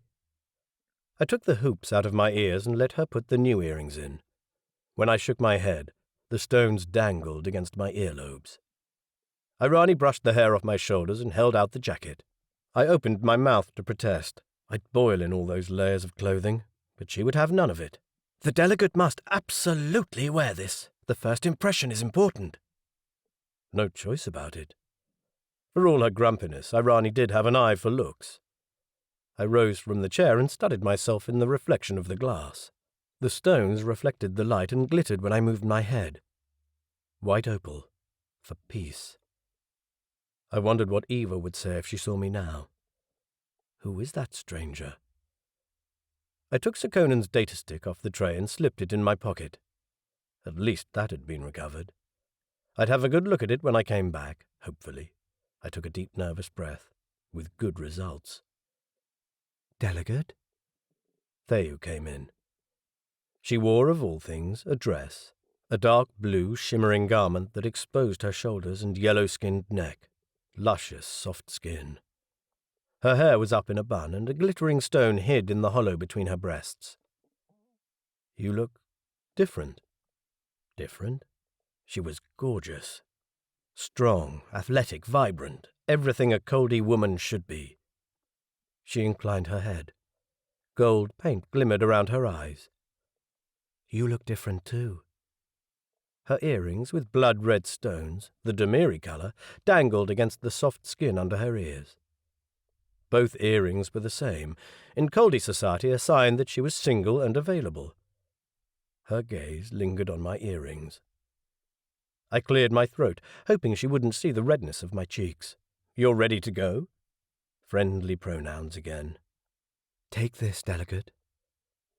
She held something out to me in the palm of her hand, something looking like a large and purple daddy longlegs. A feeder. "Whose is it?" Not mine. The one I had lost had been cornstalk blonde, like my hair. "I borrowed it and set it up last night. Take it, Delegate." She raised it to my shoulder. "Damn, no." I put my hand on her arm. She froze and met my eyes. A tiny frown crossed her face. "Anything the matter, Delegate?" "I told you to call me Corey." "Please stop confusing me." "Take it," she said again. "We need it and we don't want to be late." I couldn't refuse it. I dipped my head and stood still while she eased my hair apart with her warmer-than-normal fingers. My heart thudded like crazy. Irani muttered about upsetting my ponytail. "There." The device's legs reacted to the proximity of my skin and latched onto my hair as the semi-sentient material was designed to do. Its body settled on my skin with a burst of heat. The infused patch in my brain fired. Connections lined up with long-forgotten threads. Contact. The stream of thought noise overwhelmed me. Images, sounds, light, memories all assaulted me at the same time. Information overload. I raised my hand to my head, half muttering, "Eshi." Retreat, back off. Another word that was hard to translate. The reception range contracted and focused. Familiar sensations crawled through me. The warmth, sharing, the mental intimacy. I met Thayu's eyes, focused, and saw myself as she saw me. A bit taller than her, but scrawny and, in artificial light, incredibly pale. She felt concerned about me and worried and amused at my impression of her. "What's a cat?" "It's an animal." "I look like an animal." "Not look like, remind me of one." "Is that good or bad?" But she didn't need a direct answer. There was no hiding the truth. A warm glow hit my brain as her response. Flattered. Much too close. Too much intimacy. I damn well knew I wasn't going to keep this blasted thing on for one moment longer than absolutely necessary. Of course, she could follow that thought as well. "I embarrass you?" "Just forget it, right?" She retreated at that, shocked, scared, and I knew I had no right to be harsh. But damn it. Damn it! I had cried over Inaru this morning. I was not going to start any of this cross-species emotional closeness again. "Let's go." Much better to speak aloud, much better. I thanked Irani with a nod and went into the hall. Neither woman looked at the other, but I sensed they had reached a truce. Thayu protecting me, and Irani a part of Renkati's staff. "See, the feeder is good for something." I just felt sick, avoiding her eyes. By now she would know everything. Devlin waited in the hall, as well as a young woman from the office whose name had escaped me. They greeted me with polite bows, each dressed in demure khaki with blue pinstripes. Devlin carried the reader he had been using in the communication room, and the young woman's belt bristled with listening equipment. She stepped forward and attached a tiny cylinder to the collar of my jacket. A microphone, no bigger than a pin. Whatever happened, whichever way the vote went, it was sure to be recorded for posterity. Meanwhile, Thayu had opened the front door and we all went out.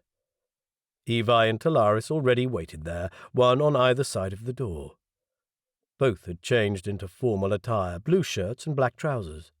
They displayed no guns or other weapons, but both men carried an entire shop of electronics strapped to their belts, arms and legs.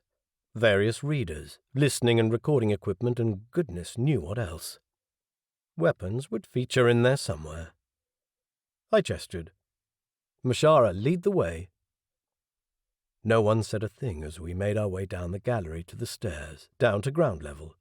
We went past the uniform fitter's shop, closed at this time of the day, and out the arched entrance into a courtyard.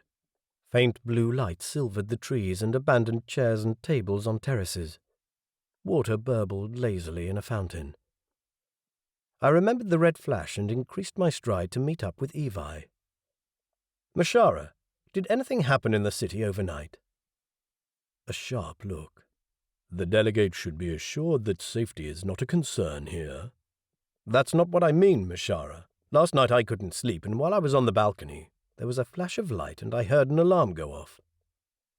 Comprehension dawned on his face. "There was a minor disturbance at the exchange. Nothing to worry about." Did these men see literally everything in terms of my safety? I'm not worried, just curious. An approaching craft experienced a shift. There were no injuries. Shift? It's a minor malfunction in the exchange, causing an aircraft to jump a very small distance. And now they told me I'd never liked this transfer business. Pick an aircraft up from one point in space and create a loop of antimatter through space to deposit it somewhere else. The process was supposed to be double and triple checked, but in that moment of nothingness, possibilities for accidents were endless and frightening. What if, through a silly mistake, you ended up somewhere in mid-space and could do nothing but keep flying until fuel and oxygen ran out? And if the exchange had something to do with it, why had there been that red flash? Later, my subconscious told me. Theyu frowned at me. What is red? I'll explain later. Evi led us across to the other side of the courtyard, where the entrance to the Gamra building was black in deep shadow.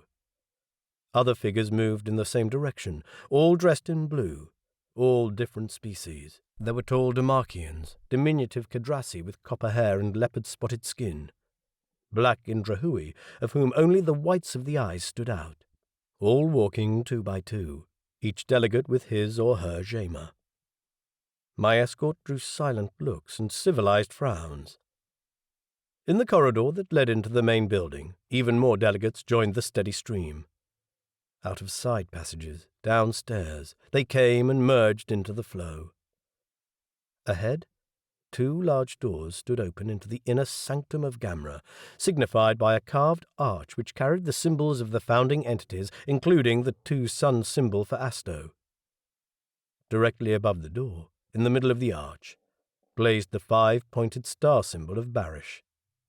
Under this work of art we passed into the entrance of the hall, into the dimness, the golden light on the central floor, the vastness of the member stands which surrounded the central dais. Evi and Talaris peeled off at the door. Theyu led me down the steps into the giant amphitheatre, past benches, past delegates carrying readers, holding up traffic in the aisle by talking to each other. Thousands of delegates were getting to their seats, streaming down the stairs and to both sides. "Delegate Corey Wilson!" I stopped and turned. A man was behind me, his flowing cloak billowing over his shoulders while he made his way down. Marin Federza, in all blues. He bowed politely. Delegates in benches on either side of the aisle looked up. One elbowed his neighbour, whispered something, and then they both stared. Marin Federza drew closer, enveloping me in a cloud of musk-scented air. "About your request for paid work, I have spoken to the appropriate persons at the Trader Guild and the Ledger." He spoke Isla. "Thank you for doing that." My hopes rose. "They said they weren't looking to appoint a liaison contact at the moment." "Oh." I shrugged. It was always worth asking. "Maybe in the future?" However long I could hold out without payment. "Maybe, but I did speak to a few others, and there is someone who might want to discuss the possibility of paid work with you. Could I send them your details?" "Is this within the Trader Guild?" "My contact is not a trader, but I've had dealings with him." "What sort of work?" "I don't know. He didn't tell me." This was all suitably vague enough for the contact to be Renkati. I glanced around to find Theyu, who was wrestling her way back up the stairs, as she seemed to have missed the fact that I had stopped.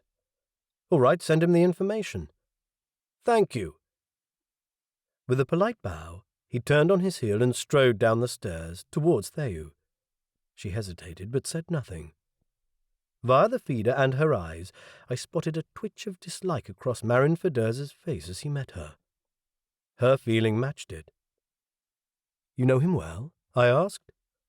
"He's always too keen to please." She closed the distance between us and continued in normal speech. "Did he say he has work for you?" "He said he might know someone who has work for me." "The Trader Guild?" "No, he's going to pass on my details." "Oh." She didn't sound convinced, and I didn't want to discuss the issue, and didn't want to explain why I was doing this. My speech should be my first priority now. We continued down the stairs in silence. About 2/3 into the hall, Theyu led me into an aisle to the left, along a gallery where delegates and their support staff sat in boxed-off compartments, flanked by partitions, high enough to shelter the occupants from view when seated. Theyu opened the door to one such compartment. "This is our box." Again, this was an unexpected privilege. Most delegates sat in the gallery on benches. This particular box had 3 rows of seats. Theyu made for the desk at the front with sound equipment and screens. My place was in the middle of the box, directly behind Theyu, where a desk light threw a pool of light on the smooth surface of a table. I sat down, put my reader on the table, and slipped on the earpiece that lay on the desk. The holo screen flickered into life, displaying the Gamra logo. Devlin and the female assistant settled in the benches behind me. I flicked through the meeting timetable. My speech was the second item on the agenda. Theyu leaned back in the chair, gazing lazily over the lower benches and the central floor where a spotlight cast Chief Delegate Aktari's empty table in bright light. All around, delegates were walking to their seats, talking with each other, silhouettes in the dark. A muffled shout. A group of about 6 or 7 people had emerged from the entrance under the galleries, the door that gave direct access to the centre of the hall and Delegate Aktari's chair. Since not all the lights were on yet, they were no more than dark shapes, now going up the stairs. I glanced at Theyu. She returned my look with a frown, fiddling with something on her belt. Her frown deepened. "What is it?" "Ejepalai has just arrived." "What?" Asto's chief coordinator was somewhere in that group of dark figures that was now settling in one of the delegates' boxes halfway across the hall. I remembered Chief Delegate Aktari's voice. Important prime delegates will be in attendance.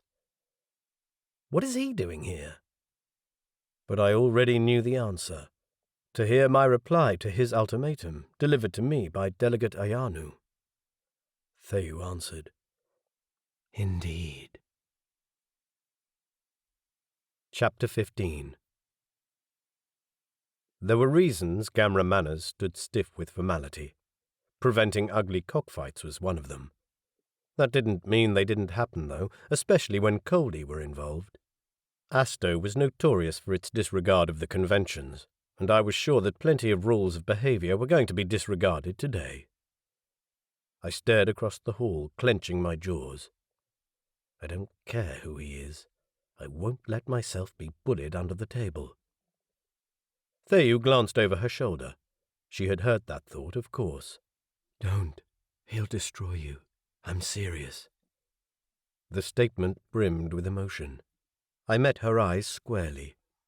"Let him try." She turned completely in her seat and stared at me, mouth open. I could feel her confusion. I was taking on her supreme leader to whom she had sworn loyalty and was closer in hierarchy than I realized. Much closer. Something about her son's father, who was a close adviser to Ejepalai. But she clamped down on those thoughts before I could fully comprehend them. "Theyu, is there anything I should know?" The deep boom of the gong reverberated through the hall. People rose. Additional lights flicked on in the ceiling. Theyu turned back to facing the middle of the hall. I could almost feel her heart racing. "Theyu?" Her thoughts came through strongly. "I support you, and Nisha." Very fierce. It seemed I wasn't the only one to have secrets. The door in the centre of the hall clanged open once more. 2 guards marched out and to the sides, lining up and bowing when Delegate Aktari entered the hall. The ceiling light glittered off the gold embroidery on the hems of her robe. White hair flowed over her shoulders, a fine gossamer curtain that belied the harshness of the woman underneath. In strong regal strides she glided to the dais. A second beat of the gong and she sat down, folding her hands on the table. People settled in their seats with a rustle of clothes and documents. Lights dimmed until much of the hall was in darkness, and a strong beam from the ceiling silvered Delegate Aktari's hair. Her voice rang through the hall. "Delegates!" The last scuffles and coughs died away. All through the audience, little lights indicated screens of readers, gilding the faces of delegates from below. Jamata meets on the 56th day of the second quarter. In this meeting, the establishment will discuss 7 items. We shall now turn to the first item on the agenda. Delegate Mavros will report on his preliminary talks into the expansion of the exchange network to include Zisk-Mertha and other geographically isolated areas of Indrahui. The delegate for Kedras came to the speaker's table. Like all Kedrasi, he was small of stature and almost vanished behind the structure except for his flaming red hair. But his voice sounded confident. Delegates, the question here before us is a vexed one. The local authorities of Zisk-Mertha have applied to the establishment to open a second exchange node for Indrahui, independent of the main node. A few delegates in the galleries rose. A clear voice came from somewhere up in the gallery. This is lunacy if it is allowed to proceed, after all the effort the Indrahui establishment has put into peacekeeping. This will reopen the conflict we've spent years trying to quell. People thumped on their desks, a way to show appreciation. Language, delegate? Delegate Akhtari rang a bell. The delegate for Kedras will continue his speech uninterrupted. Her eyes blazed in the direction of the man who had spoken, a black Indrahui of the same race as Evi and Talaris. I wondered if they were listening up there. At the dais, the Kedrasi delegate continued unfazed, showing maps and proposals. I studied the text of the speech that had just arrived on my reader, an explosive subject that was sure to raise heated discussions. Indrahui was like the Middle East on Earth, always a hotbed of conflict, and could not settle on a single policy to deal with Gamra. If the relationship between nations of Earth and Gamra broke down, Earth could well end up in a similar manner. Because even if nations of Earth didn't want to deal with Gamra as observer or member, it would be certain that several countries would continue their relations with Gamra independently. Greece, for example, would never give up the advantage Gamra had delivered it by putting the exchange in its capital. Other countries, too, would see the benefit. Countries with valuables to export, or countries that wanted fancy weaponry. After the Kedrasi delegate had barely finished his speech, another delegate stood up on the stairs. The spotlight revealed a member of the race that had once been common and plentiful on Indrahui. Hair grew all the way down her neck as if she wore a fuzzy scarf. Her face was coarse. They were fighting for land to be returned to them. The newcomers, the black Indrahui like Evi and Talaris, declared them primitive. Not fit to be called human, black Indrahui said, and I wondered if most Gamra people thought the same of Earth, or if Agirians thought the same way of Coldi, the people their forefathers had created, or of all the other people who could be traced back to Agirian origin, which was more than 90% of all humanoids. Scary. The woman declared in simple but clear sentences that, having been given the island of Zisk-Mertha as part of the so-called Indrahui peacekeeping solution, she and her people should be allowed their own exchange, to which a lot of others shouted that they could not expect Gamra to pay for this, seeing as none of these original inhabitants had either the funds to travel across the network or the ability to pilot aircraft. More shouting followed, and inevitably Delegate Akhtari's ringing of the bell. Her voice boomed, amplified over the racket. "Language, delegates, language!" When the noise died down, political opponents put proposals for consideration.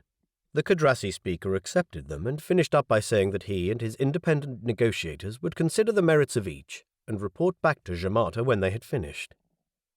That pleased the meeting. The bureaucratic machine had turned one cog. Then Chief Delegate Akhtari declared time was up. My heart skipped a beat. And another one. She gestured at me. This was it.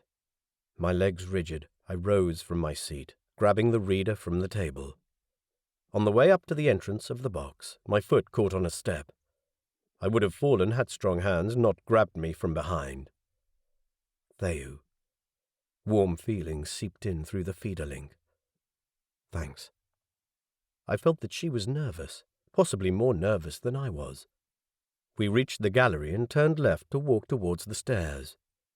Lights came on in the ceiling to light my path to the speaker's dais. People craned their necks to look at me and whispered while Chief Delegate Aktari introduced me. I didn't hear any of her words, and instead repeated the first lines of my speech in my mind. Theu walked a few steps behind me, and I felt she was the only reason I kept walking. Under thumping on the desks, I climbed up, into the pool of bright light, turned to face the crowd, and bowed. I put down my reader and thumbed the screen back into life, all movements mechanical. How much depended on my success here. Theu rushed forward and attached a tiny clip to my ear. She indicated the screen on the dais. "Turn it up here, off with this control. Press it again to turn it back on. I'll be just behind you if you need me." A fleeting warm touch of her hand, another one of those Coldi gestures. "Thank you." She gave me an intense look and retreated into the shadow. I could still feel her, though, with me, as Nisha should have been. The spotlight brightened. It was time. "Delegates!" My voice echoed in the hall, where nothing in the darkness indicated that at least 2,000 people populated the stands. "Delegates! I cannot say how much it pleases me to be here, and how much of a step forward Gamra has taken today by allowing me to come here. I am here, and my ears are yours to share. My thoughts are yours to hear, and the people I represent have much tied up in my presence here." A formulaic statement that was commonly used. My presence, I must add, that in the last few days has been given extra meaning. I waited for it, but there were no protesting shouts in the audience. I took another deep breath, air flooding my lungs like turbocharged fuel. My cheeks glowed. "I'm here to mend relations, to forge new ones, and to show our willingness to work with Gamra. It is my strong belief that together, in cooperation, we will be stronger than apart. We cannot ignore each other any longer. We cannot succeed to our full potential.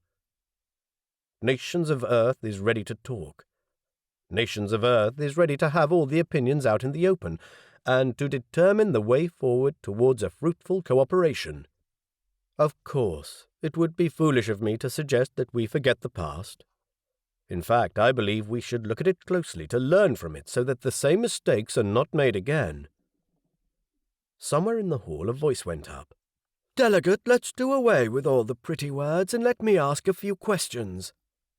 The voice was Coldi, the pronouns challenging, and the spotlight had no trouble finding the speaker, who stood in amongst the rows of delegates seated in their boxes. Light glinted off his hair and silver temperature-retaining suit. A red sash over his shoulder and around his waist seemed unnaturally bright. Of course, SCIFI didn't wear gamra blue. If Coldi were bluffing peacocks, this man was top rooster and considered himself above such mundane issues as dress code. He stood on a walkway between the benches, with his arms crossed over his chest, his legs slightly apart. He bowed to Delegate Aktari in an exaggerated theatrical way. "May I?" She waved her hand, palm up in a go-for-it gesture. What was this? Delegate Aktari hadn't been so accommodating to interrupting speakers in the previous discussion. Was this meant to be some sort of retribution for how I had tried to push her into postponing my address? "Keep calm," Theu sent me.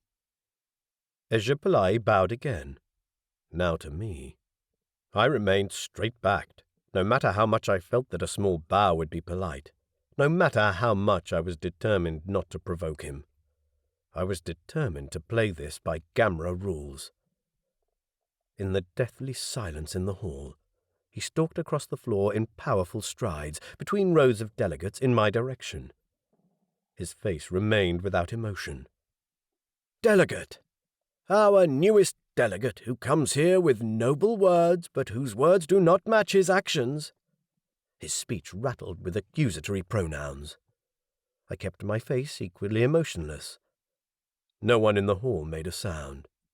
"I take it that all present have heard of the two-facedness of this delegate's world," How his leader makes baseless accusations, while he sends his delegate to us pretending to be peaceful. I take it that Yamata has heard that delegate's entity accuses Gamra interests for the disappearance of their previous delegate. Worse, that Gamra assassins have killed their leader. Although he had every right to use those royal I pronouns, they rankled. What right did this man have to hijack time allocated to me? What right did he have? Thank you, delegate. I was going to address those subjects in my speech. A few people snorted. I didn't think it was funny at all. In fact, I was going to kick the movie producer's ass all the way to Jupiter. I continued. I should perhaps point out to the delegate and others in this assembly who are of the same mind that there have been no official statements appropriating blame. Goddamn royal I in return. The level of murmur in the audience increased. I should also point out that until a proper investigation comes up with a result, I am not laying the blame for the murder of my president with anyone, and it is unwise for any entities to do so. I met the man's eyes squarely, acutely aware that it was very much against Coldi custom to do so. He expected me to behave as subordinate, because everyone else did. Ejapalai returned the stare. Yet your president has closed the exchange, and therefore he is laying blame. The president of Nations of Earth is trying to sort out what has happened. I have cautioned him against speaking out too clearly. Never mind that Danziger wasn't listening. I understand why he makes allegations of Gamra involvement. A correction, delegate. He makes allegations of Coldi involvement. The people of my entity make that specific allegation, not the president. Another voice came from somewhere to my right. Is that because when your people look around, all they see is Coldi? Ejapalai's withering gaze found the speaker a dark Indrahui, at the same time the spotlight did. What do you imply by that, delegate? This man, too, returned the Asto leader's gaze squarely. I refer to Rule 91-473 of Gamra, that in order to remain in the network, no entity shall annex another, either by force or by stealth. Oof, that was a direct hit. I could feel Theo recoil. Of course, Asto was being accused of doing just that on Earth. Someone yelled from the back of the hall, Slander! More shouts broke out. Ejapalai glared at the man. Delegate, this allegation seems a little ironic. Aren't your people at Indrahui doing just that? Annexing another people's land? Now an avalanche of shouts burst from all sides of the hall. Delegate Akhtari rang the bell. Language, delegates, language! When the level of noise had fallen, she continued. The establishment shall conduct this meeting in orderly fashion and not roam off topic. Sit down. She glared at Ejapalai. All delegates. He slowly unfolded his arms and sank behind the partition of the nearest delegate's box, all without apparent emotion. The regular occupants of the box stared at him. I continued. I assure Yamata that if my entity has been invaded or annexed, my people do not know about it. More snorts rose from the audience, this time from the Coldi delegates. I have prepared, as several delegates have requested, a brief outline of the history of Gamra interests in my world. I quickly substituted Gamra for Coldi, but the history was exclusively Coldi. Yet I refused to believe in the invasion by stealth theory. The first Coldi settlers had been refugees from an oppressive regime, with little more in common than a desire for freedom and to be as inconspicuous as possible. They had cut their ties with Asto, and were as remote from the regime as I was from the old generation diplomats of Nations of Earth. Meanwhile, Gamra must act decisively, I continued, and turned to Ejapalai. The President of Nations of Earth may have poor manners in this assembly's view, but their laws work differently. The authorities have decreed that no force must be spared to find the people responsible for the murder of the President. The investigation will be conducted by military forces. Of course, I meant police, but Coldi had no such word, having little need for internal law enforcement, because their loyalty networks already dealt with crimes. Brutally so. Their laws require no official accusation to suspected individuals before their arrest. They do not use writs and ultimatums. According to their law, people will be taken into custody without opportunity to prove themselves innocent. People have already been taken into custody. So, Ejapalai continued. He had risen to his feet again. Your president accuses us specifically. Delegate Akhtari shot him a sharp look. This has already been said. I repeat it because the Assembly has a right to know why this accusation was made. In fact, our delegation has made it clear we expect an answer today. Accusatory pronouns now. So tell me now, Delegate, and show us all the proof. Why is your silly and ineffective nations of Earth accusing us of this deed? Here it was. And oh, that us was polemic. Delegate Akhtari picked up the bell. They recoiled. I gripped the edges of the dais. He was not going to bully me. I am not at liberty to discuss the investigation. That's because you don't know. Accusatory you. There is no evidence. Language! Delegate Akhtari's sharp voice boomed through the hall. Ejapalai spread his hands in a melodramatic gesture of protest. This man here does not answer our questions. How can we deny what we're supposed to have done if there is no official accusation? If there is no proof? That is why I have appealed for this discussion to be delayed. I turned to Delegate Akhtari. Meanwhile, I think it would be beneficial, Delegate, if the establishment sign a statement for our president that no entity with gamra, including Asto, is responsible. I propose a vote on that, someone shouted. Many thumped on the desks, not entirely for the right reasons, I feared. They thought Asto was guilty, and by demanding a vote, they would force Asto either to admit guilt or to lie. And both had deep consequences for an entity's entitlements within gamra. Delegate Akhtari rang her bell. Quiet, delegates! Quiet! Ejapalai harumphed, but gave a single nod and sat down. We will have no trouble writing such a statement. Anger oozed from those words. Asto votes that it be sent as soon as possible. There was some cheering in the back of the hall, and some grumbling. But no one said out loud that they thought Asto did have a hand in killing Sir Conan. This vote would put that issue to bed as well, I was sure, because whatever was said, I could see no way in which Asto would profit from a strike at Sir Conan, and many ways in which it would lose. Delegate Akhtari rang her bell. Is the establishment then in agreement to take a vote on this issue? There was a lot of murmuring, but no protests. Also note that by voting positive, delegates will swear that their represented entity had no official involvement. The desk screen in the dais went black. In golden letters flashed the text, Gamra Aish Jamadata should send a statement denying all involvement of the establishment and its members in the murder of the leader of nations of Earth. Underneath the question, clearly marked, each in its own box, were the two choices, for or against. I pressed for in my first ever vote, one that would seal my own future. I cast glances around the hall, as if to spy what others were voting, but of course couldn't see from my position at the speaking dais. The level of murmur rose again until Delegate Akhtari rang the bell. 302 delegates voted positive, 5 delegates negative. The vote is carried in favor of the positive. The establishment will arrange for a statement to be sent. I blew out a breath of relief. I could find out later who the 5 nay voters were, but I half suspected they voted against the majority out of belligerence. The important one, Asto, had voted yes. That's what mattered most to me. I didn't know if that meant the attack on the exchange was off, but the ball was back in Nations of Earth's court. Next, it was time for my historical presentation, which went well enough. I was so busy watching reactions that I stuffed up on some of the tables, but I doubted anyone noticed. "You're a fool," Theyu whispered to me when we walked back up to our box. "But a fool who defended himself well."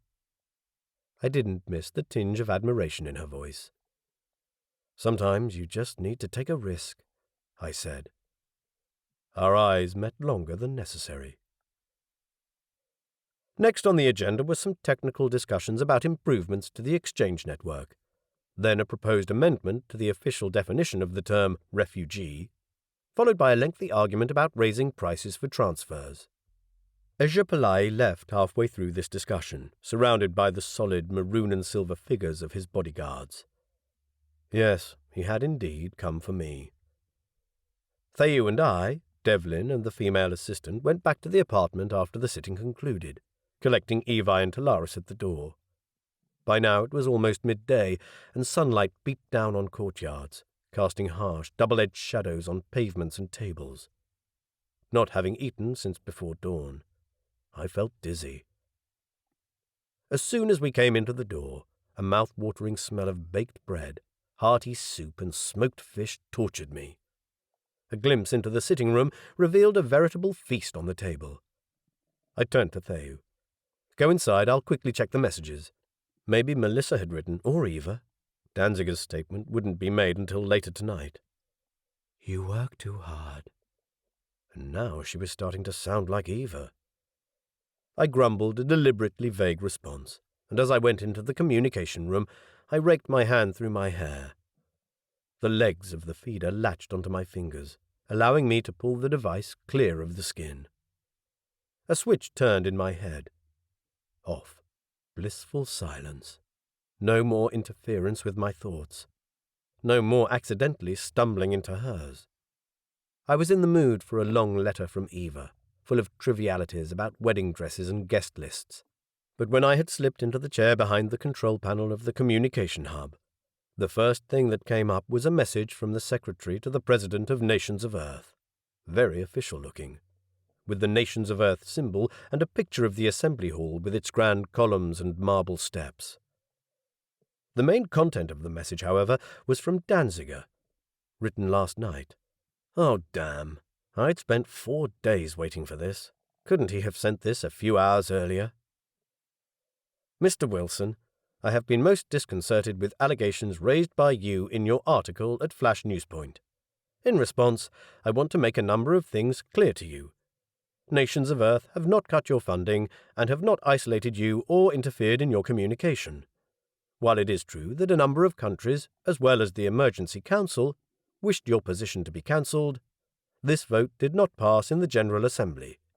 More importantly, and I will be making an official statement about this later today, upon occupying late President Sekonen's office, I uncovered a number of documents relating to the matters you have been studying, or so Miss Murchison tells me, namely the history of Coldi involvement in Earth matters. In doing so, I have come upon some material that I find downright disturbing.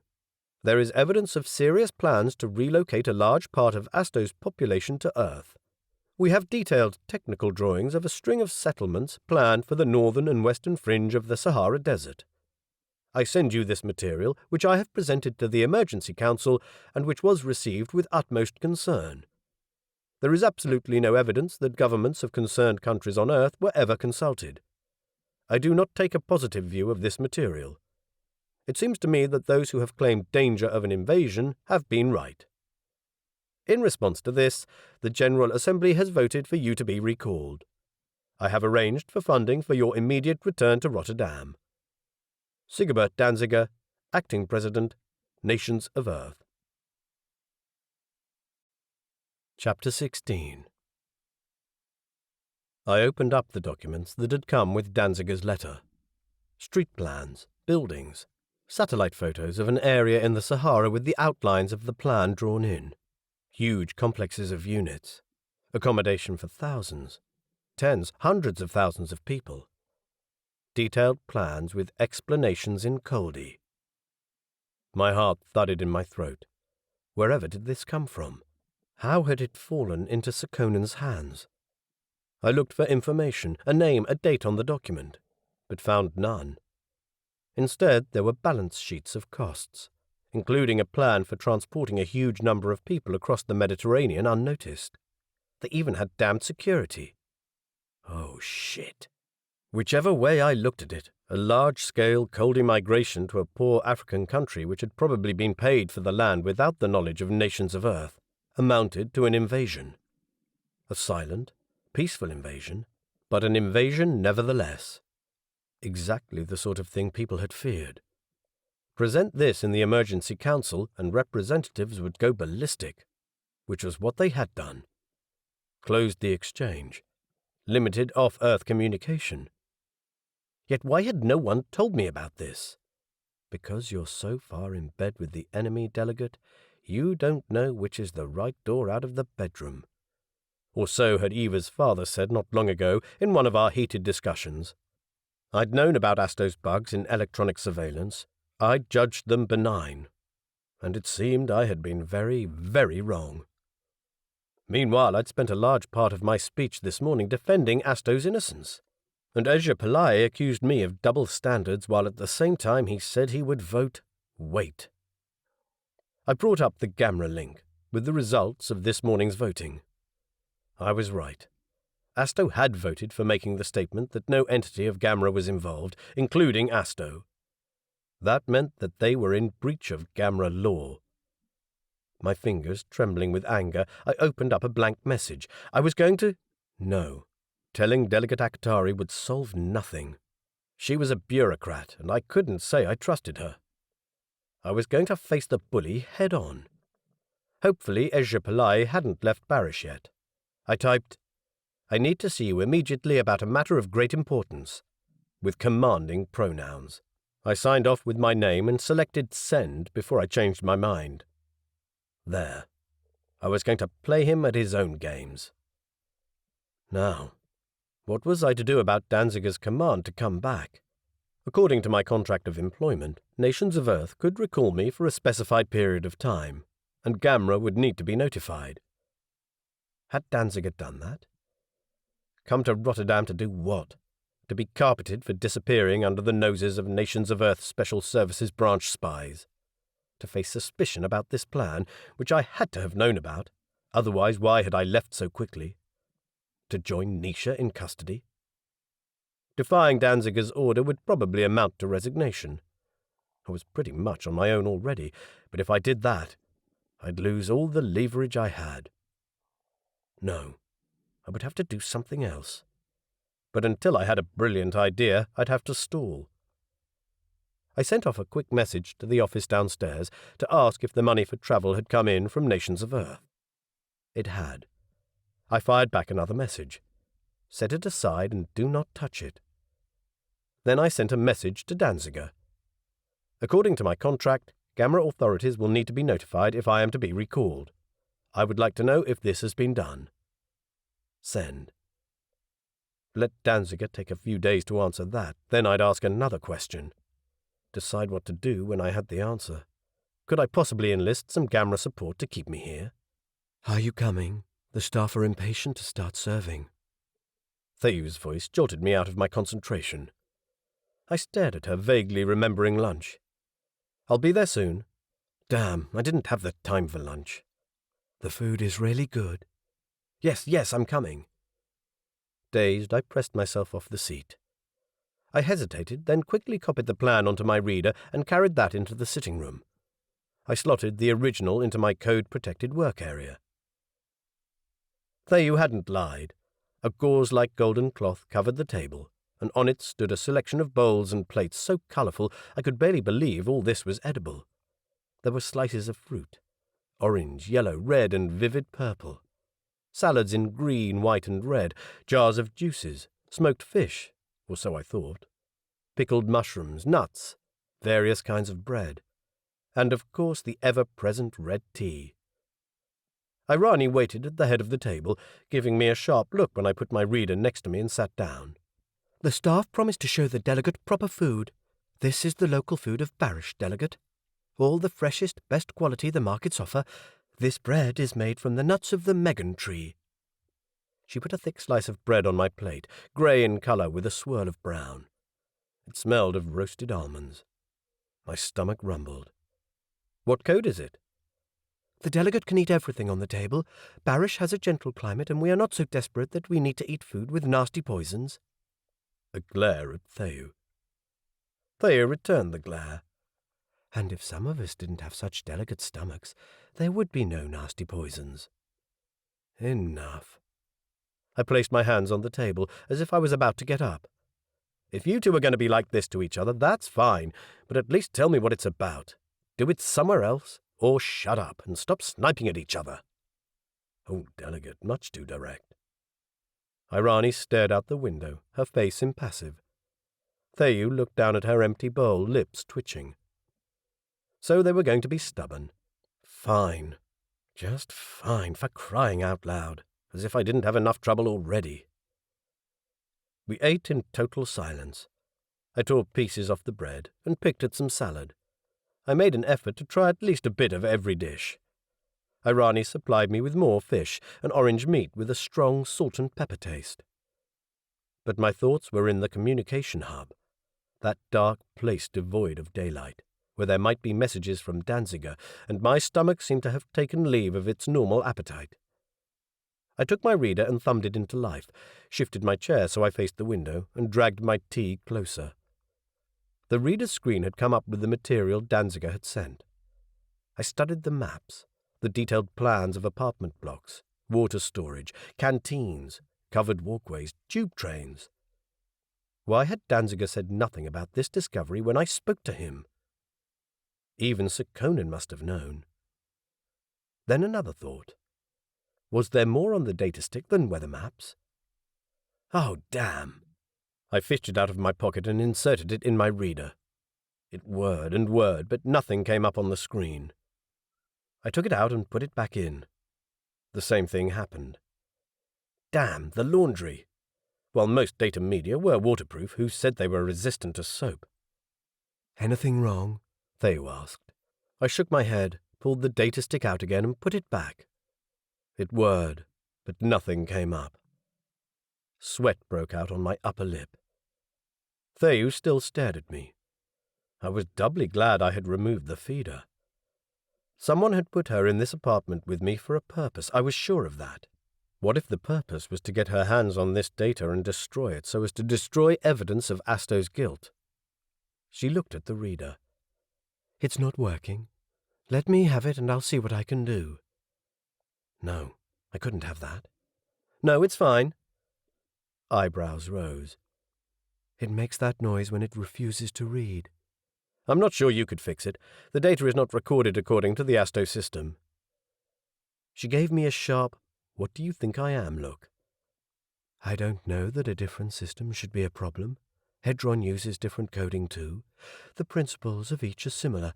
It's a matter of reading binary code, then just applying formulas of how many bits there are to a byte. That shook me more than anything else. She didn't know Isla, but she knew those words. What was she? A trained network spy? She was right about the data, of course. Although different systems used different conventions, all digital technology was based on the same principles. No, I decided. I couldn't let her have it. Not at all. Not until I knew Asto's intentions. Not until I knew that secret she'd almost let slip this morning in the assembly hall. Thanks for offering, but I think I can manage. I was no ace at computer skills, but I did have a program on my reader that might help me. At least I thought I had copied it after that course I had attended on data recovery. If I couldn't find it, or if it didn't work, I would ask assistance from a specialist at Nations of Earth. Failing that, I remembered how in Sir Conan's office a man in Special Services uniform had taken a copy. There would be copies on Earth. When I had finished eating, I took the datastick and my reader back into the communication room. Alone. For some reason, a conversation I'd had with Amaru came into my mind. We'd been sitting in her office sipping hot cups of manaju. It had been winter, and the cityscape outside the window was bleak and grey. She'd said, "Between you and me, Corey, I'm convinced that one of the reasons Seymour Cashaw committed suicide was that he had become isolated. He found it hard to trust people, even those we had sent to work with him." Amaru, of course, had gone through the whole crisis. She was a lot older than me. I had been so convinced that isolation and lack of trust would never be my problems. I had a Jema. I would run an open system, encourage people to inquire, and I'd give open answers to all of them. But in hindsight, that was just a load of bullshit. In the real world, people spied and cheated and went behind your back. In the real world, you couldn't trust everyone. Maybe not even anyone. I sank into the chair and activated the exchange connection. While the icon crawled over the projection, I rummaged on the seat, found Theo's translator, and pressed both on and off buttons for a few seconds to completely flatten the charge. Even if the office downstairs had a supply of charged pearls, she'd have to go there first, and I would have time to get material out of her reach. Damn, I was starting to think like a detective now. I shoved the data stick in my reader. Luckily, I found the program in one of my tucked-away folders, which I didn't use often. I followed the instructions. But no matter what settings I used, the program wouldn't read the undamaged part of the file. My heart thudded in my throat. Did that mean that all of it was damaged? The connection icon for the exchange was still crawling at the bottom of the projection. Wonderful. Out of all times, the link chose this moment to play up. I brought up the gamra link. It worked fine, and entered my code. A number of messages came up. A news report on my first appearance in Jamata, generally favourable. A report from Shea Shamata, the major news service of Asto, on Nisha's capture, forwarded on by staff in the office downstairs. I guessed the local doorkeeper, Inu Azimi, who was mentioned, was the same person as Nixie-chan. That made sense. Azimi clan were administrators. The report said, "Meanwhile, Inu has assured Nisha's family in Baratha that help will be asked for when the local officials keep stalling his release." There was also a message from Nisha's father. "I am getting impatient about my son. Please advise on your progress in negotiations." I cringed, seeing Asto military craft descend on Rotterdam. I had no progress to report. Nisha was a hostage, along with 200,000 other Coldi. After having seen Danziger's material, I doubted if there was going to be a peaceful solution. That link to Earth still wouldn't work. Oh, God damn it! This isn't helpful, people, not helpful at all. I fiddled with the reader and discovered another option on the recovery program that was called Map File. When I selected it, a solid block of numbers and letters came onto the screen. Hexadecimal code, I guessed, because the numbers went up to 9 and the letters up to F. I turned on the projector so I could see a greater section of the data and scrolled up and then down, feeling stupid. Whatever had given me the notion that I would be able to fix this file? I was a diplomat and knew nothing about the inner workings of computers. Nisha had usually taken care of that.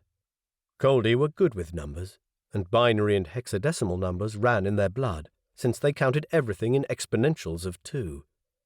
The exceedingly complicated counting system reflected the Coldi sense of outward-spreading spider veins of a network. In Coldi, 1, 2, 3, 4, 5 really meant 2, 4, 8, 16, 32, representing an ever-increasing circle of influence.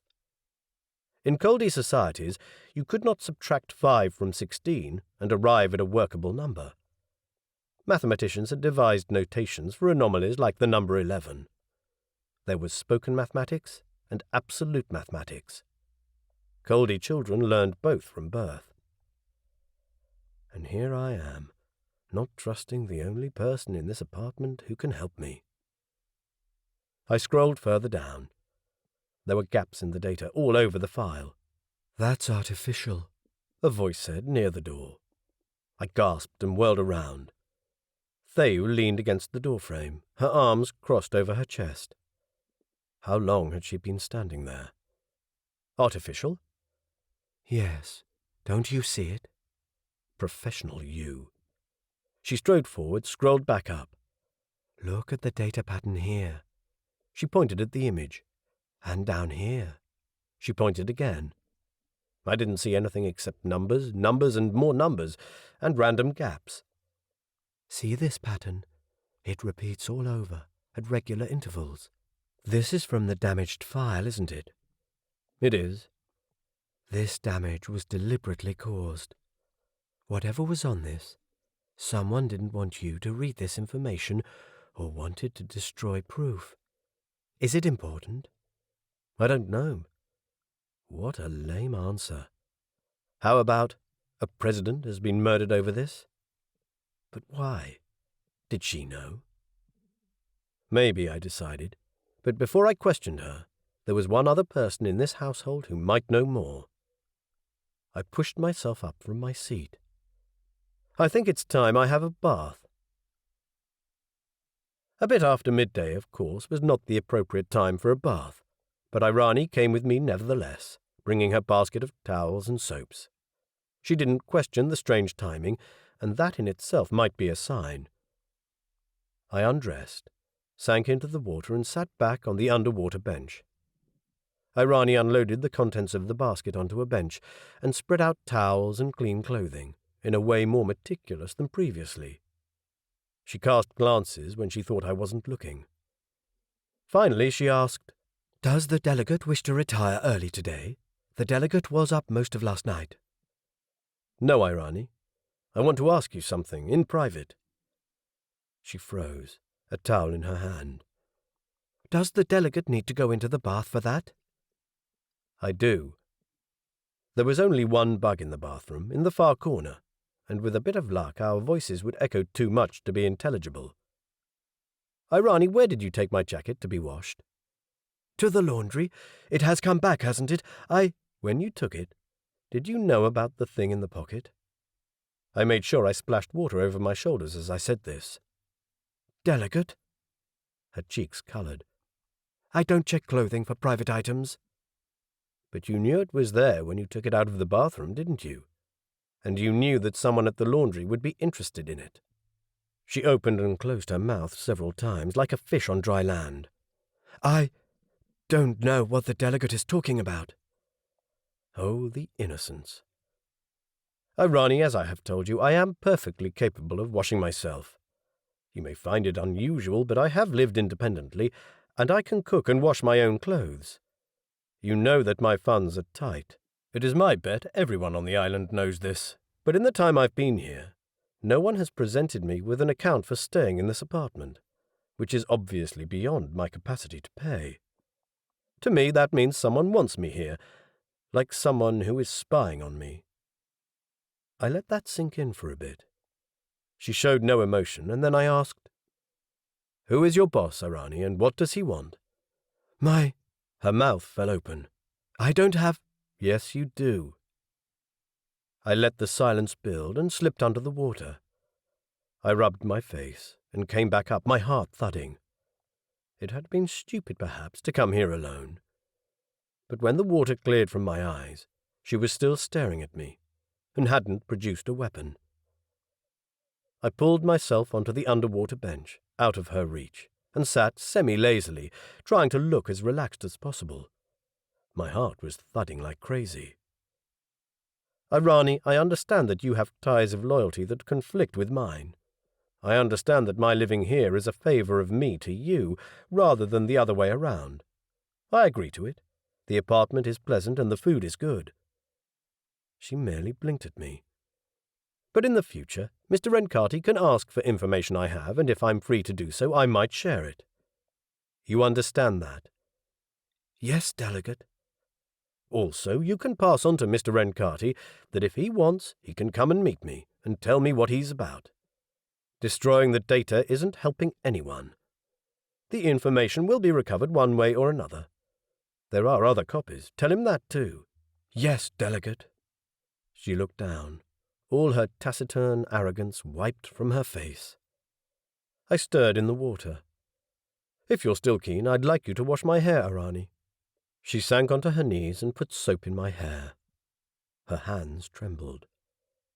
"Mr. Rencarty 1, Corey Wilson 1. When I came out of the bathroom, my hair still wet but neatly tied in a ponytail, I nearly crashed into Theu, who came rushing from the hall. "There was a message from Ejapalai. He says he will be delighted to see you right now."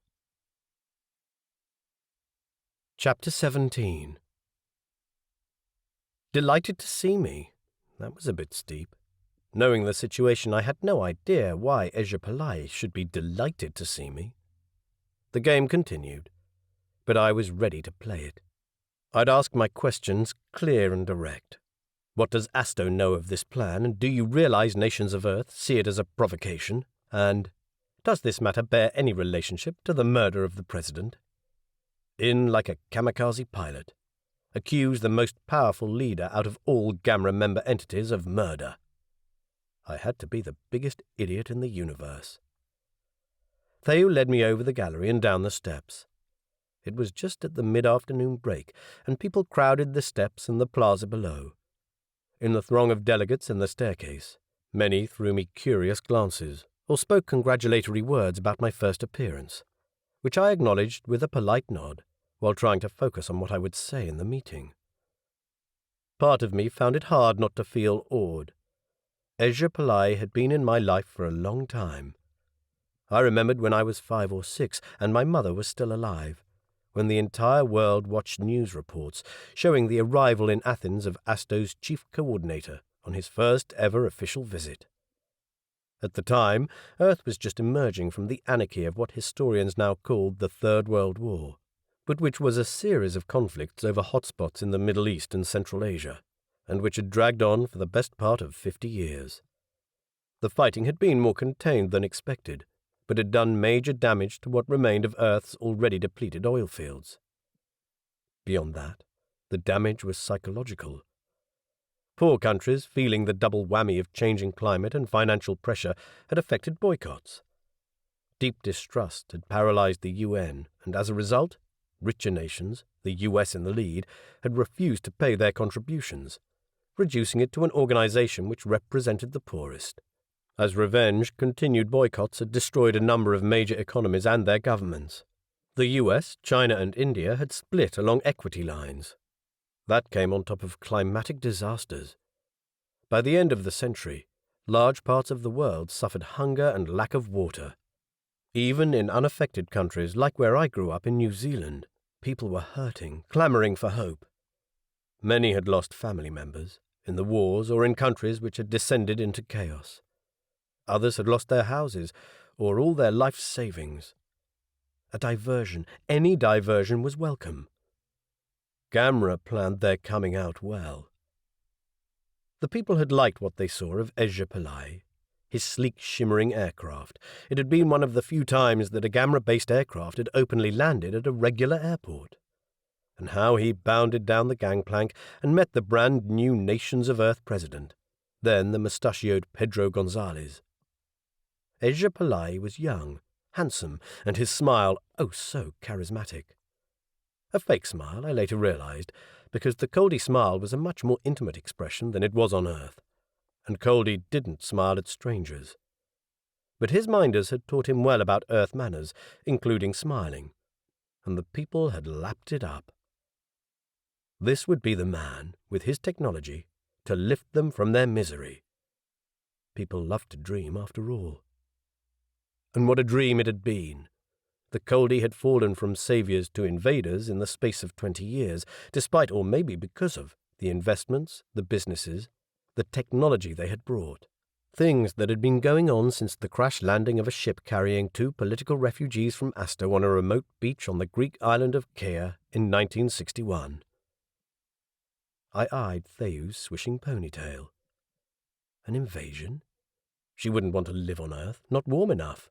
Earth had its fair share of problems, overcrowding being one of the more serious ones. Asto was overcrowded too. There were many other worlds which were fertile and underpopulated. The Coldi hadn't invaded Seren, their neighboring planet, either, so why would they invade Earth? Surely, if they wanted to do that, they would have already done so. From the crowded stairs we went into the plaza, where the multi-hued spots of light falling through the ceiling window turned the groups of chatting delegates into a playful kaleidoscope of colours. We crossed the ground floor and went up the stairs to an apartment opposite mine. A bevy of guards waited outside the door, a solid wall of Coldi muscle, clad in body armour over silver temperature-retaining suits. All wore the red belts of Asto's inner circle service. They carried charge guns, and arms and legs bulged with various attachments and pockets, hooks and electronic equipment. Out of the 4, 2 were women, both with muscles that would put a bodybuilder to shame. I had admired Theo's athletic build, but she looked emaciated compared to these guards. They parted to let our group through, none of them meeting our eyes, as per Coldi protocol. A guard opened the door. I walked inside, into a wall of dry heat that seared my skin, like midday in Arcadia, somewhere in the high 40s, perhaps even hotter. I had to stop, concentrating on my breathing, my eyes watering, thinking that I would never be able to stay for more than 5 minutes. Could I go back to take 2 extra infuser doses without losing face? Gradually, my body became used to the dry heat, although sweat poured off me, seeping into my shirt in ugly dark stains. Theu glanced at me, a look of concern on her face. I gave a small nod as if to say, I'm fine. I had lived in Arcadia after all, without climatic adaptation. We were in a hall such as the one in my apartment. Bright light radiated from what looked like glow-in-the-dark towel rods mounted vertically along the walls. A fluffy maroon carpet covered the middle of the floor, the area in which there was a 5-pointed star in the hall of my apartment. I also noticed that this floor was plain white stone. Coldi valued simplicity. Opposite the door stood a table with, on one side, a glittering gemstone on a thin but very tall stand of silvery metal, looking like some absurd insect's feeler. On the other side of the table, a number of rough rocks lay in a glass dish. A typically Coldi arrangement, symbolizing remoyu, balance, a state of perfection in the Coldi mind. That was why they always did everything in pairs. Having heard a bit about the Coldi penchant for precious stones, I could only imagine that the stone on the stand was worth a fortune. Elevated over the unworked rocks, it probably meant to say that refinement wins over crudeness. I had learned from Nisha that it was important to pay attention to these types of items when coming to a Coldi house, because they were rarely purely decorative, but said something about the mood of the host and the subject he or she wanted to cover. So, was I right in interpreting that SCIFI wanted me to ease on demands and anger? I glanced at Theu, who looked quite relaxed. I had no idea if I should have put my feet aback. Theu hadn't said anything about it, and I surmised that whatever communication we had through it wouldn't be private anyway. Rumours went that SCIFI had no less than 3 feeders, and that his immediate advising staff needed special training to keep up with him. Probably I was safer without. Guards led me into the sitting room, also paved with the same smooth white stone, and devoid of the bathing pool so popular with the locals. Coldi hated water. Here, too, there were carpets, and low tables made from heavy beams of material that looked like granite. Cushions on the floor and the heavy curtains that half obscured the windows were all maroon, which I knew to be a much-favoured colour. And I wondered what this signified, because Coldi didn't see the colour red, yet Nisha could tell the difference between this rich maroon and black. SCIFI sat on a couch near the window, legs crossed, Buddha-like, his hands resting in his lap. From close up, his age showed more than it had in the assembly hall. Strands of white highlighted his hair, giving it the impression of a partly albino peacock, a salt and pepper look that softened the normally harsh lines of the Coldi face. I didn't meet his eyes. In his home, that would not be appropriate. I performed a greeting such as Coldi gave a superior, a small bow with the hands by my sides. I hated every bit of this subservience, but I wasn't about to start off the meeting by offending him. There would be plenty of offending later. Sit! The voice was decisive without being overly harsh. I sat. Only then did I notice the second person in the room, on a couch to his left, someone tall with long white hair, wearing a long blue and gold-rimmed robe. I shot up and bowed for the second time. My excuses, I didn't realize the delegate was here. I did not advertise it. Faint amusement colored Chief Delegate Aktari's voice. She used professional, not formal pronouns. I believe, though, that what you have to say is important enough for me to hear. I resettled on the couch, feeling more uneasy. I guessed she knew the content of Danziger's message, and I wondered who she was going to side with to make the other man squirm. These 2 people facing me held all of Gamra, all its member and even non-member entities, in their grip. I had no doubt that both of them regarded me as a chess piece to be moved to their advantage. I am afraid you are right about the urgency of this matter, Delegate. We need to move so that it doesn't get out of hand. Indeed, talks are very much called for. A person can only hope that all parties will be restrained in their reactions. A slight barb to Danziger. She said nothing about the fact that nations of Earth wanted to recall me, so I guessed no one had officially notified her. From the seat to my right, Ejapalai gave a snort. So what's all this about? Typical Coldi. I bowed to Delegate Aktari. My excuses, Delegate. The delegate has no reason to give excuses. It is other parties that are not observing protocol. And that was a definite barb in Ejapalai's direction. What had the two of them been discussing before I came? Even with my eyes downcast, I noticed Ejapalai glaring at her. There is no protocol to be observed. Just tell us what it's about. I couldn't help but agree with him. In total silence, I put my reader on the table, unfolding the projection stand. By now I was so hot that a sheen of sweat coated my hands and made slippery marks on everything I touched. It was hard to concentrate.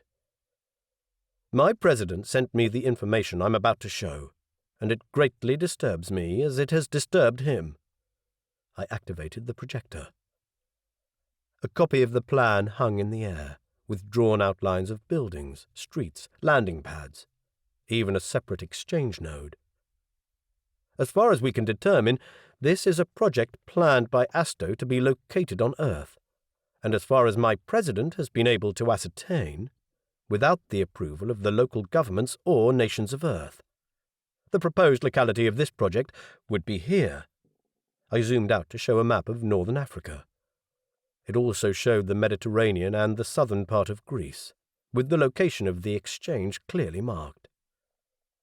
Since I wasn't allowed to look Ejapalai in the face, I could only guess what the man thought by glancing out of the corner of my eye, and that didn't give me much of a clue. No frown, no hand raised to his mouth, no laughter. There was a silence which seemed to go on for a long time. Then he asked, "Where did your president get this material?" Again there was little emotion in his voice. "He says it came from the office of the previous president." I wiped sweat from my forehead. Sweat stung the skin on my cheeks after its abuse with the blunt razor. "The one who was killed?" "Yes." Another short silence. I imagined getting comments about Asto's involvement, denials, accusations even against nations of Earth. But the silence lingered. I remembered the table arrangement in the hall, and the relevant proverb came to me. A gem on a ring has more clout than a gem in the ground. Refinement gets you further than brute force. Faced with my rude, in Gamra's eyes, provocation, he seemed to take his own advice to heart. Then a yellow-skinned hand moved into my field of vision. "May I?" "At your service." I pushed the reader over the table. Ejapalai zoomed in again until the plan reappeared, then scrolled through all corners of it. Then he pointed to a handwritten scrawl at the bottom of one of the architectural drawings. "This is signed by Nisha." I scrambled through my knowledge of Asto's inner circle for the name Nisha, but drew a blank. By the way Theu raised her eyebrows, she didn't seem to know either. That was odd, because Coldi always knew everything about their world. Delegate Aktari leaned further forward, her hair falling over her shoulders.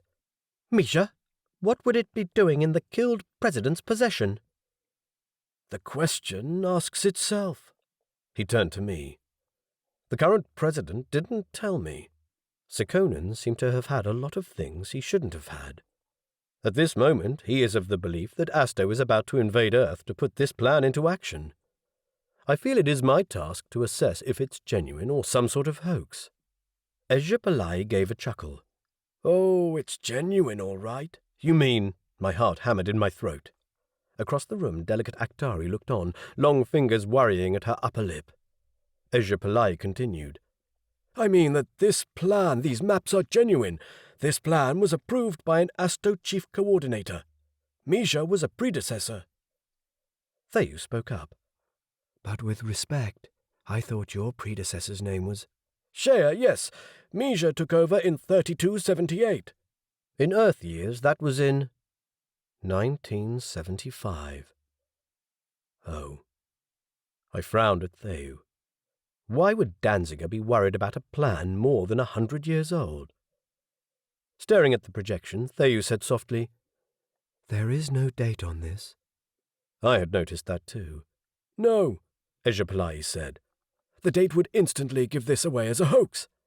I don't know who obtained these plans and what their aim is, releasing them now, but someone is trying to destabilize Asto's relationship with nations of Earth and Gamra by doing so." Someone? I was too numb to feel angry. So much of a shock it was to me. "I would very much like to know how your president obtained this data." It's the president's jurisdiction, so he has every right to have knowledge of this. I am afraid that this revelation will be a great danger to the relationship, especially in the light of what has happened. Already people are saying that Asto killed the president because he was about to make this plan public. If it's not genuine, then Nations of Earth is going to want some very strong apologies before relationships can deteriorate further. All right, I was angry now. Delegate Aktari snorted.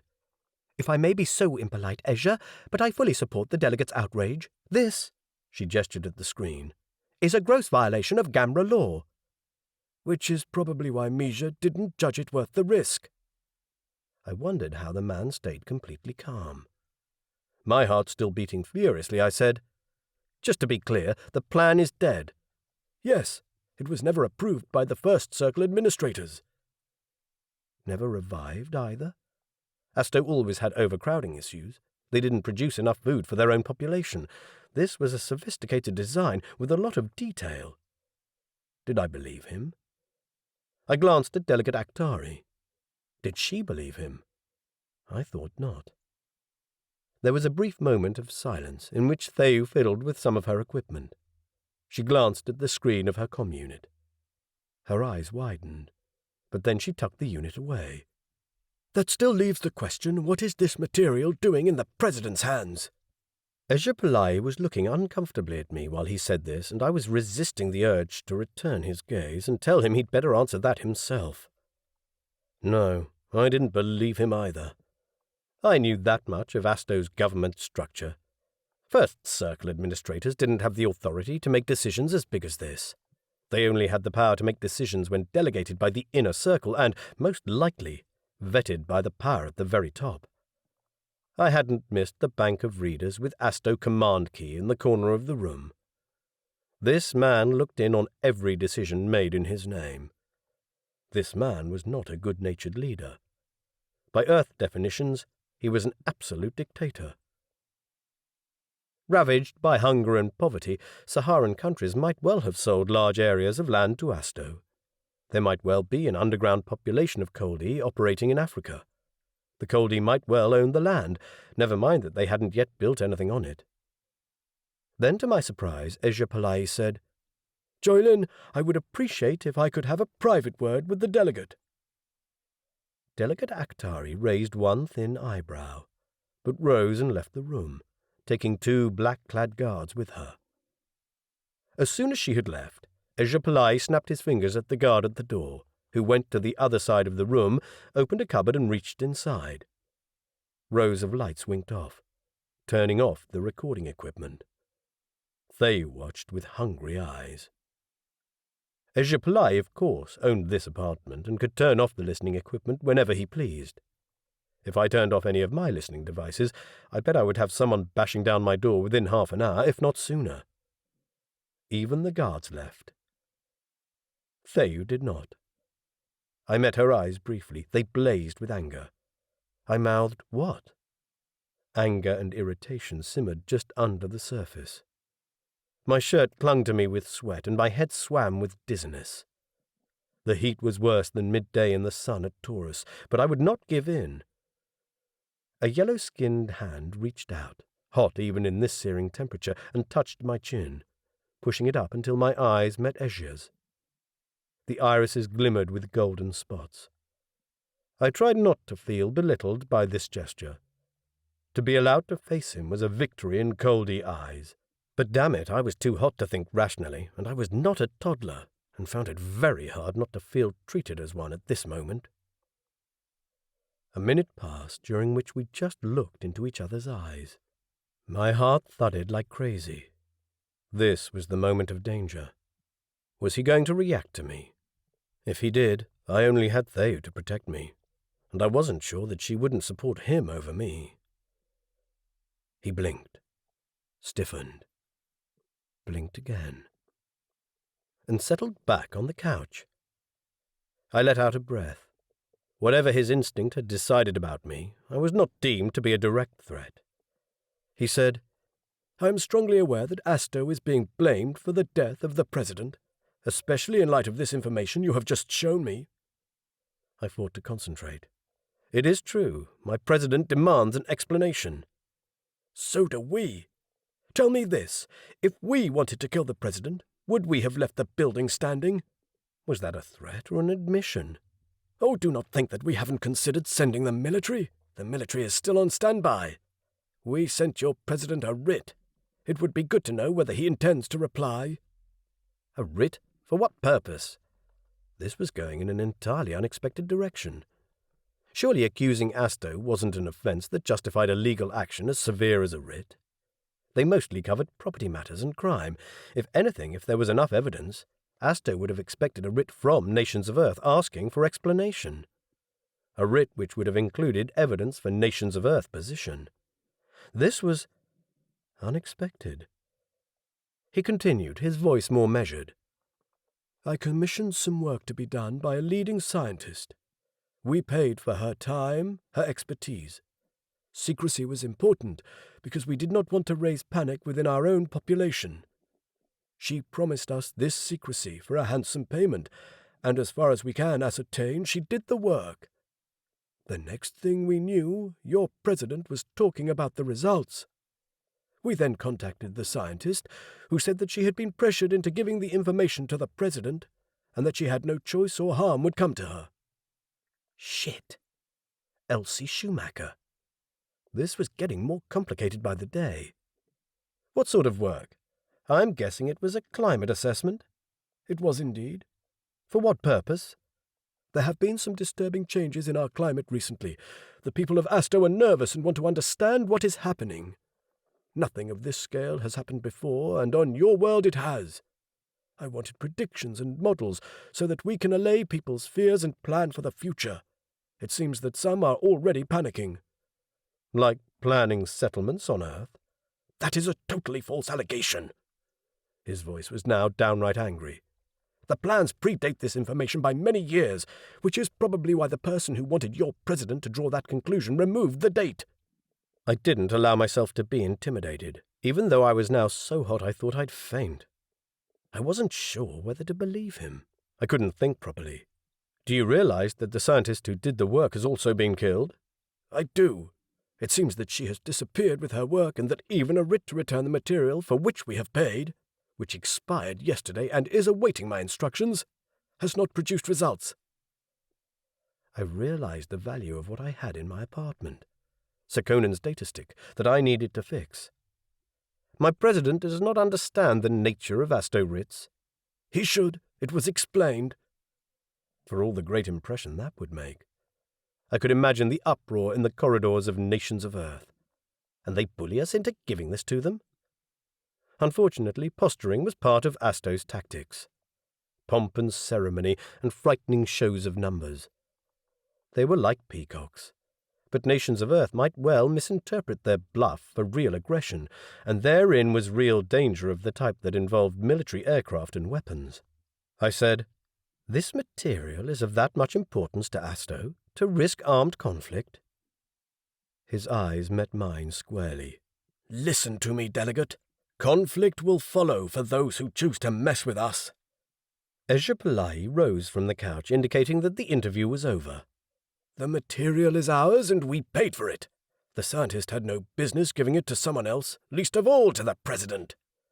That it might have been a factor in his death is unfortunate, but has nothing to do with us. I want you to go back there, Delegate, and let your President know that I want the material or there will be consequences." I rose too and bowed.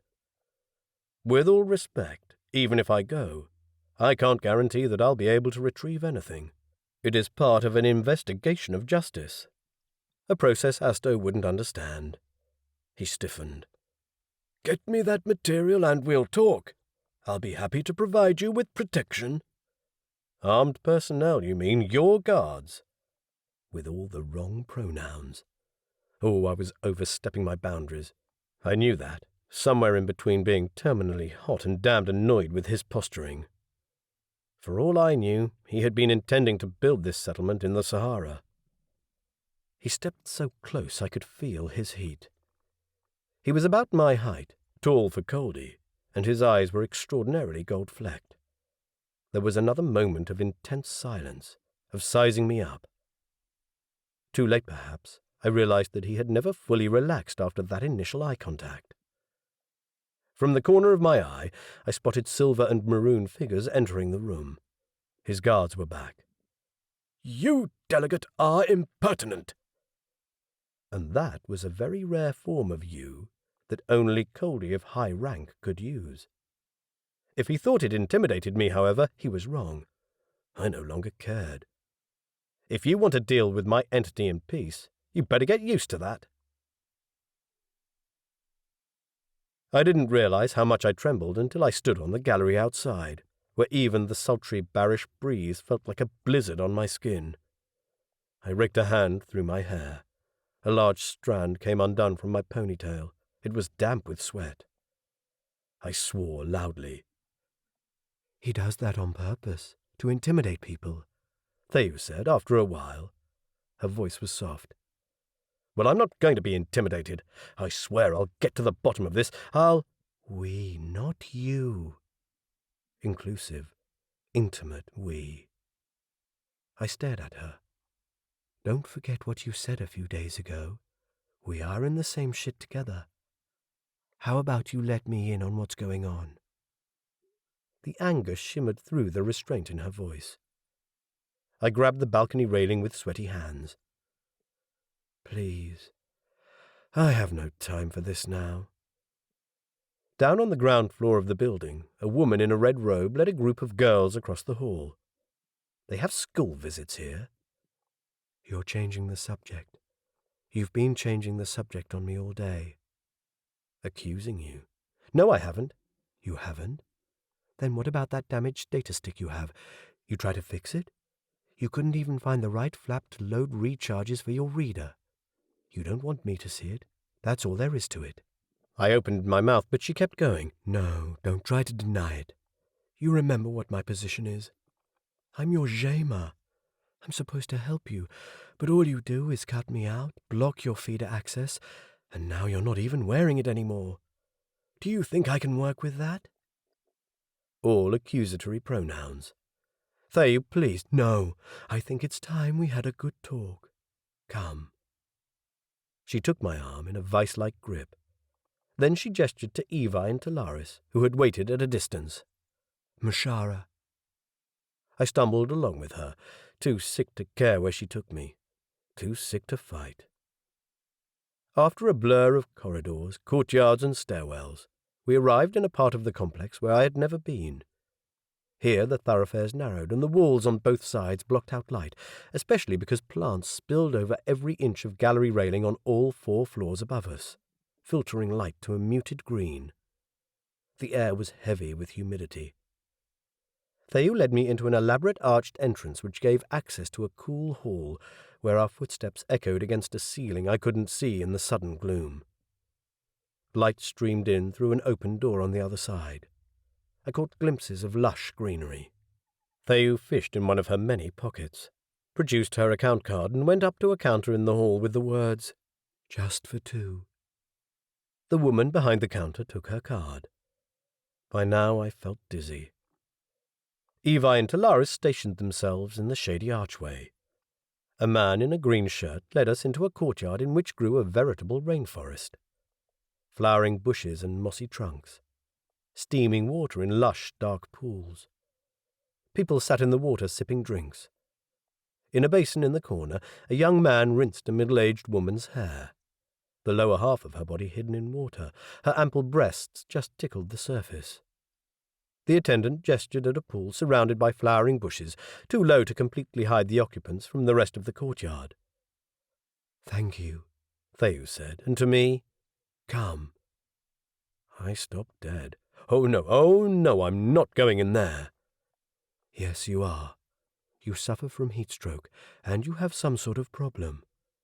I am your shamer, and although you seem to have forgotten that I am here to help you, I will, whether you want it or not.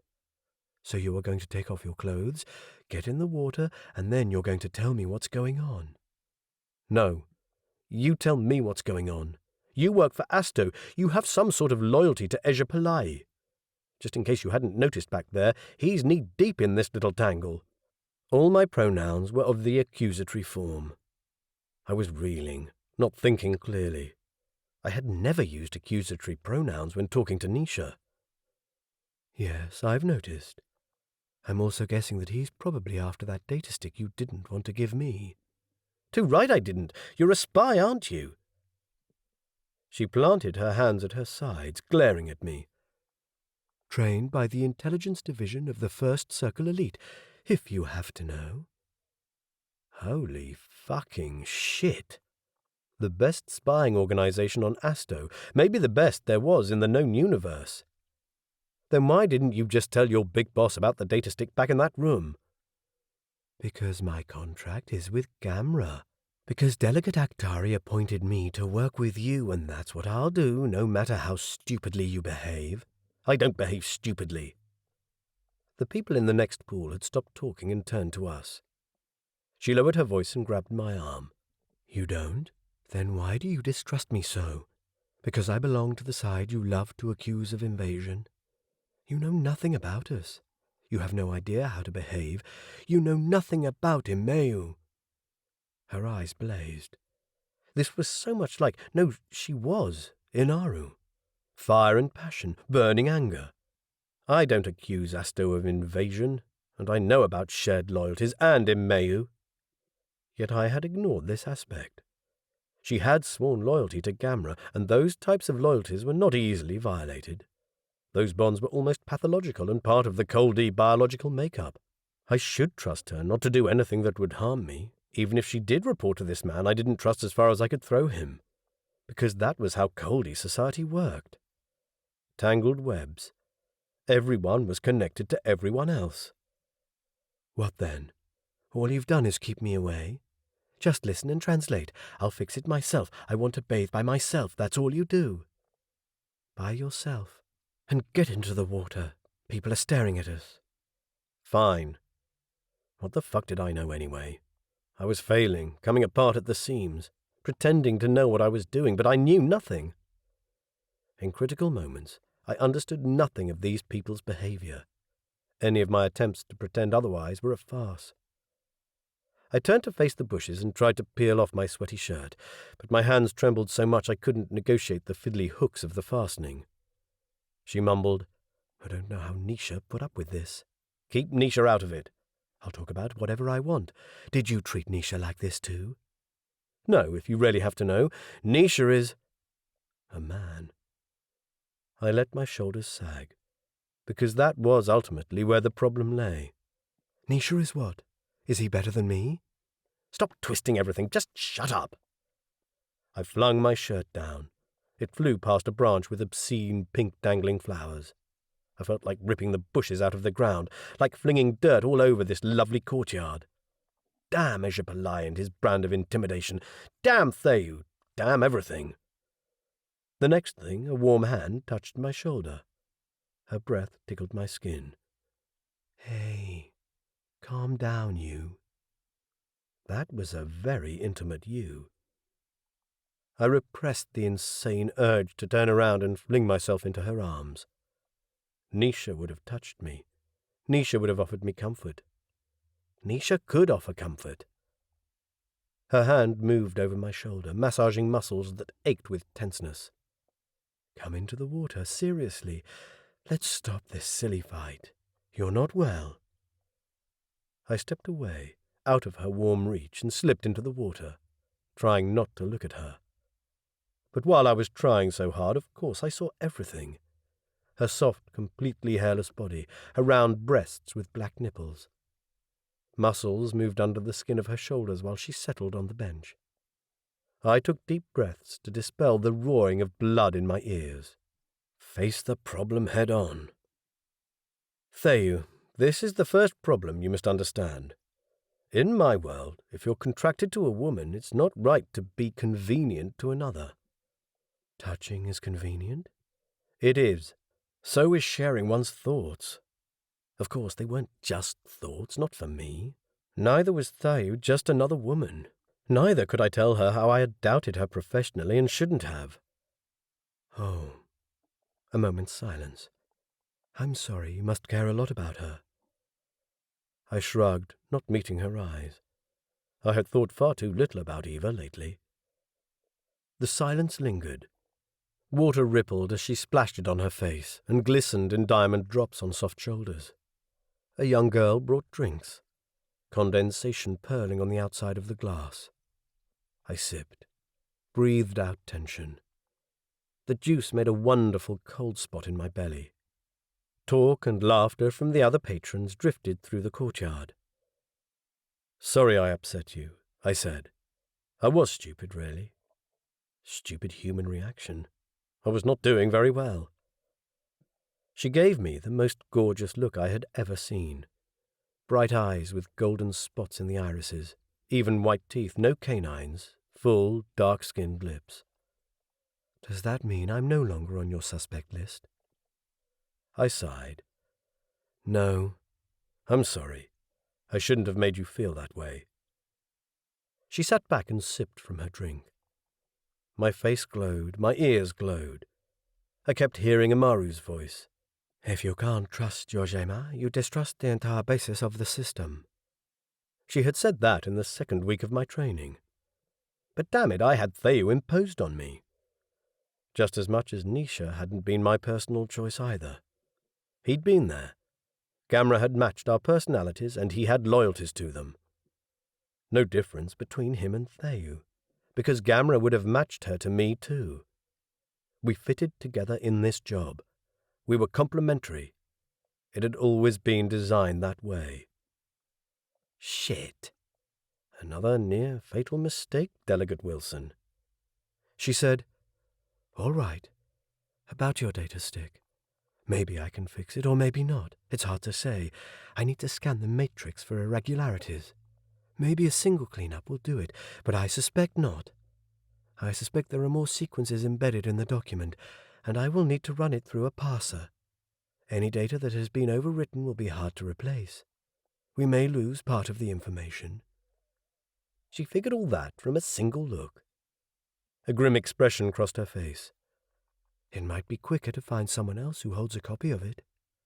That's what Ezra Pillai wants. I closed my hands around my drink, balancing the bottom of the cup on the surface of the water, thinking how I'd had many such bathing sessions with Nisha and how relaxing they had been. I felt much better, and ashamed I'd behaved like such a prick. I'm reluctant to do what Ezra Pillai wants. I think everyone, not just Asto, has a right to know what this is about. Asto has something to hide, or he would not have sent Delegate Aktari out of the room. While I spoke, an idea formed in my mind. You know that Danziger has given me notice to come back. I guess you want to use that opportunity to get the data.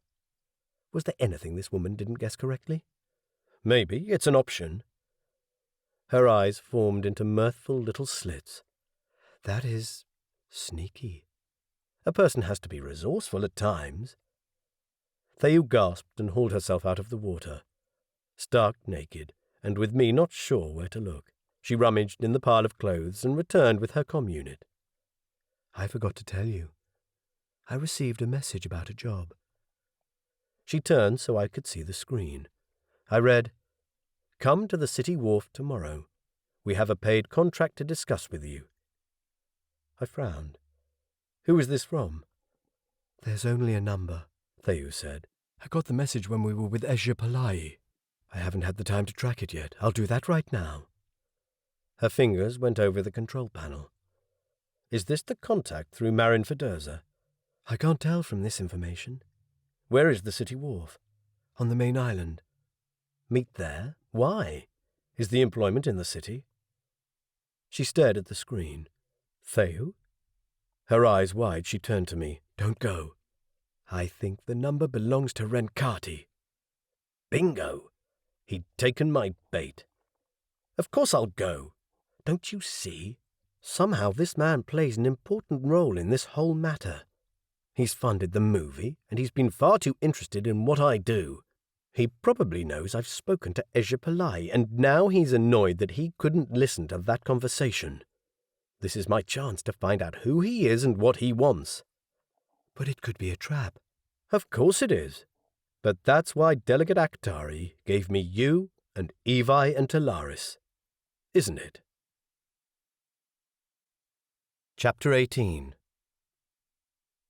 With a whine of metal on metal, the train whizzed on its track, away from the artificial Gamra island.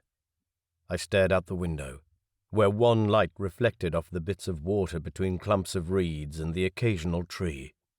Fortunately, it had stopped raining, but low clouds scooted over the roofs of the main island of Barish, hiding the rock cliffs of the escarpment that lay beyond. Monsoon had started.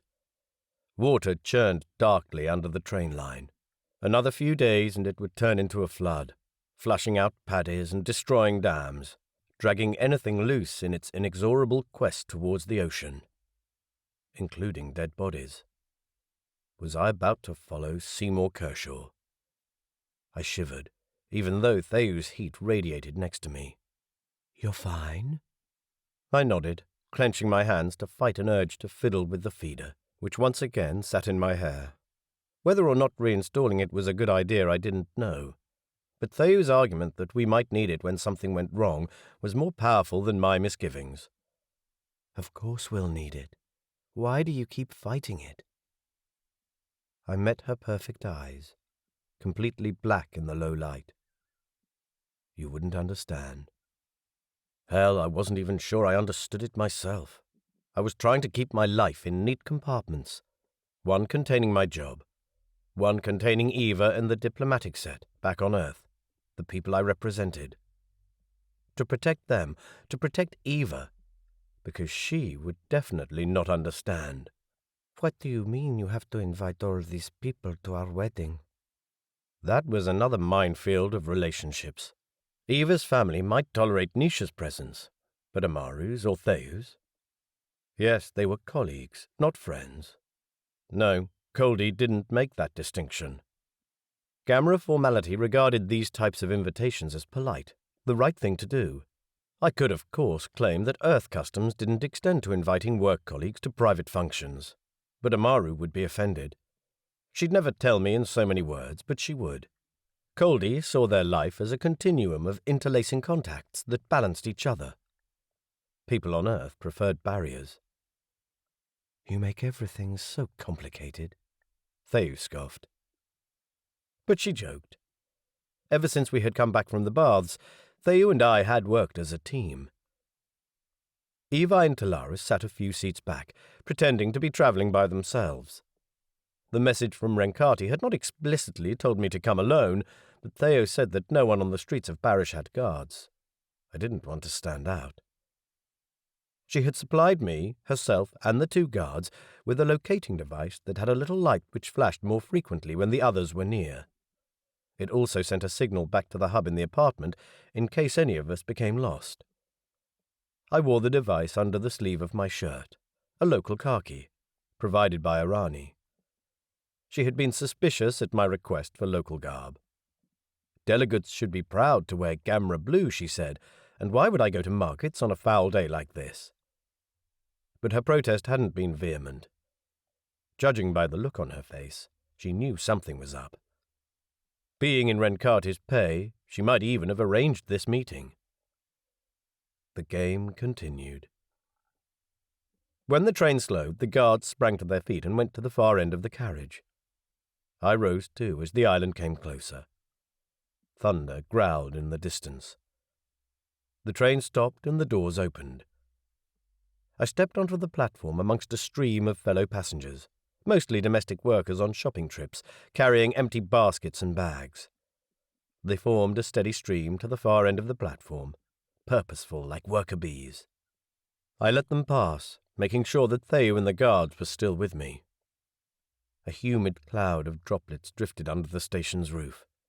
It had started raining again.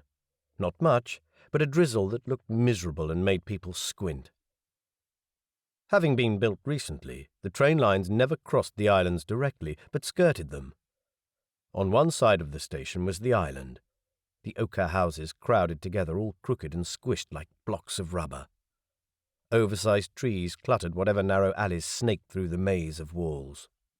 A metal walkway bridged the short distance between the station and the shore. From the walkway, a staircase went down to another walkway which backtracked under the rails to the deserted jetty, where I was to meet the contact.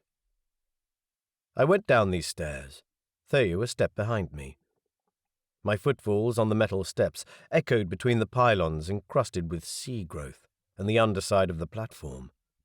Evi and Talaris lingered at the top of the steps, pretending to be talking. But their eyes took in everything, and I had no doubt they would have their guns out within a second if necessary. But for now there was no one down there. The rainy weather had reduced the landscape to shades of silver and grey. Cloth-covered boats lay on the far side of the jetty, tied up with sodden ropes. Piles of fishing baskets tottered next to bollards. "Are you sure this is the right place?" I asked. Just then there was a movement on the jetty and a boy unfolded his legs, rising from under the oilcloth which sheltered him from the rain. "Delegate Corey Wilson?" "Yes, that's me." "Come." The boy threw off the cloth and ran down the jetty, up the stairs. "Hey, wait!" I yelled, but he kept going. His thin legs disappeared up the stairs and out of sight. What the hell? I walked back to the stairs, where Evi and Talaris were peering down at us through the metal steps and framework. "Did the boy just come up?" I yelled at them. "He did. Ran past and vanished," Talaris replied. "Can you still see him?" "No, Mashara is not happy about this, delegate." In honesty, I couldn't say I liked this any better than they did, but I hated to think I had come for nothing. While I climbed the stairs, looking at Thayu's heels, I heard the inevitable voice of my conscience, which always sounded like my father. "Proper business stays above the table, son. Don't fall for the tricks of a con merchant." Thayu broke in. "Someone in that brain of yours has sense." "Thayu, I need to know what this man is about." "You've promoted yourself to an investigating authority?" There was a hint of playful sarcasm. "I can't see anyone else doing it. Certainly no one else is being shadowed by these people." "You're crazy." "That's been said before. Many times. Most often by Eva's father." I reached the top of the stairs, Thayu behind me. "What now?" she asked. "Why don't we try to find that boy and walk around for a bit? I told the staff we'd be going to the market, so we might just as well. Just follow close behind and keep an eye out, Mashara." The train had long since left the station, and all passengers had vanished into the miserable wet day. A lone guard paced the platform, and a woman sat on a bench, surrounded by a ring of baskets. A homeless peddler, I guessed. The city hosted plenty of them. In spite of the rain, the markets burst with colour. Bright yellow, pink, orange, one canopy was brighter than the next. Underneath, vendors slaved over vats of steaming water, lowering cooking pots and pulling them back out. The smell of sulphur was everywhere. One could not make a fire in Barish courtesy of the megan nut trees which grew along the water lines. The oil exuded by the tree's flowers was the most powerful fire retardant known in the universe. In Barish it coated every surface. As a result, the local cuisine didn't include anything that required a fire to cook. Irani's bread was boiled in the water of hot springs that was piped into the kitchen. In that light, the Coldi woman selling deep-fried food from a pan of bubbling oil had to be a novelty, and a popular one at that. Everywhere in the crowd people walked around nibbling golden, curly things from bags she sold. The smells that rose from the pan were heavenly. Memories flowed. Spicy hot Asian food, fish and chips on the beach. Meals I'd shared with people I loved, none of whom were here. My parents, Inaru, Nisha. You must try this, Theyu said. Before I knew it, she had taken a bag from the stool-holder and pushed it into my hands. Steam curled up from it, spreading a delicious smell. I stood there feeling like an idiot. Now what? Coldi presented each other food as courtship rituals. Just try it. I'm not trying to buy you. Theyu's eyes met mine. Heat rising to my cheeks, I picked up one of the deep-fried curls and put it into my mouth. Tangy, hot, crispy. The piece was gone within a second. I took a bigger piece. She fished a curl from the bag. Is it good? I nodded, my mouth full. What are they? She picked up another piece with a yellow-skinned index finger and middle finger, as Coldi often did. I'll tell you later. Ah, right.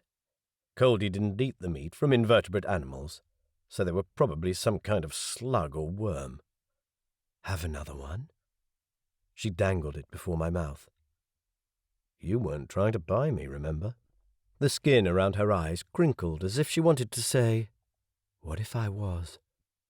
Through the feeder I sensed a warm feeling, of a type I didn't recognize from Nisha. And yet I knew what it was, and I pushed it as far back as I could. I couldn't. I wouldn't. Eva. I turned away, holding out the bag to the guards. Mashara, you should try some. I had to clear my throat. My heart hammered in my chest. Both Indrahui refused. I had never seen either man eat anything. I didn't even know where they ate or slept, or where they bathed. I didn't know if they had families, or if they were brothers or lovers, or if they had lovers far away from here. Please, Mashara, treat this as a day out as well. When we're with the delegate, Mashara is on duty. Very proper.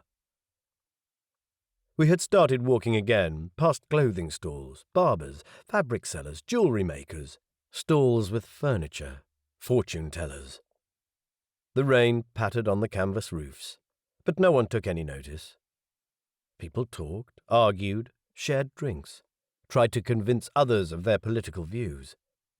Every now and then we passed little islands of high-tech, where some vendor sold gadgetry. But for the most part, the markets were about locally produced food and clothing, about services, and about meeting each other. I looked at necklaces, trying them on Theu's soft-skinned neck, imagining how they would look on Eva, and failing. I hadn't been away long, but I already had trouble visualizing what Eva looked like, how her voice sounded, and what she liked wearing. Velvet Victorian-style dresses with deep necklines. Perfect for a pretty pendant. Instead, I asked Evi and Talaris for their opinions on necklaces. They had seen Eva, after all. But they remained stiff-faced about the subject of my impending marriage. All right, I knew they didn't agree with my choice. I also looked out in case I saw something that would solve my shaving conundrum. I tried fish knives, fruit knives, scalpels, cutting myself a few times. But no one had razors, and the redness on my cheeks was starting to develop into a rash. By the time the light faded into a darker grey, I decided it was time to head back. I had bought a necklace, establishing that no one in the city needed to shave, so there was no equipment for doing so, and now merchants were packing up for the day. And then there was that boy again, sitting on a wall on the corner of an alley. A skinny thing of maybe 10, all arms and legs, and a head full of curly, honey-coloured hair. His eyes were blue. Unlike that of the locals, his skin was deathly pale. I didn't need to see the long fingers and wide shoulders. He was a Girian. "Delegate Corey Wilson," he said in a clear voice. "What is this game? We are here to see Mr. Renkati." I figured the boy had already seen us together, and it was pointless to pretend I'd come alone. "Who are you?" The boy shook his head. "Amoro Renkati." "Yes, that's who we're here to see. Are you taking us to him?" He stepped back and beckoned. Theu and the two guards moved closer behind me. Tell him to get his master to meet us here, delegate, Talaris said, his voice low. I don't think he speaks Coldi. Talaris pushed to the front and spoke in various languages, neither of which changed the blank look on the boy's face. When Theu offered him her translator, he bolted into an alley between two houses. He stopped at the end. Evi and Talaris exchanged looks. Mashara advises the delegate to wait here or go back, Talaris said. If this man wants to talk to the delegate, he will have to come to the Gamra island. Sensible. So sensible. I understood their position totally. Except it wouldn't solve anything.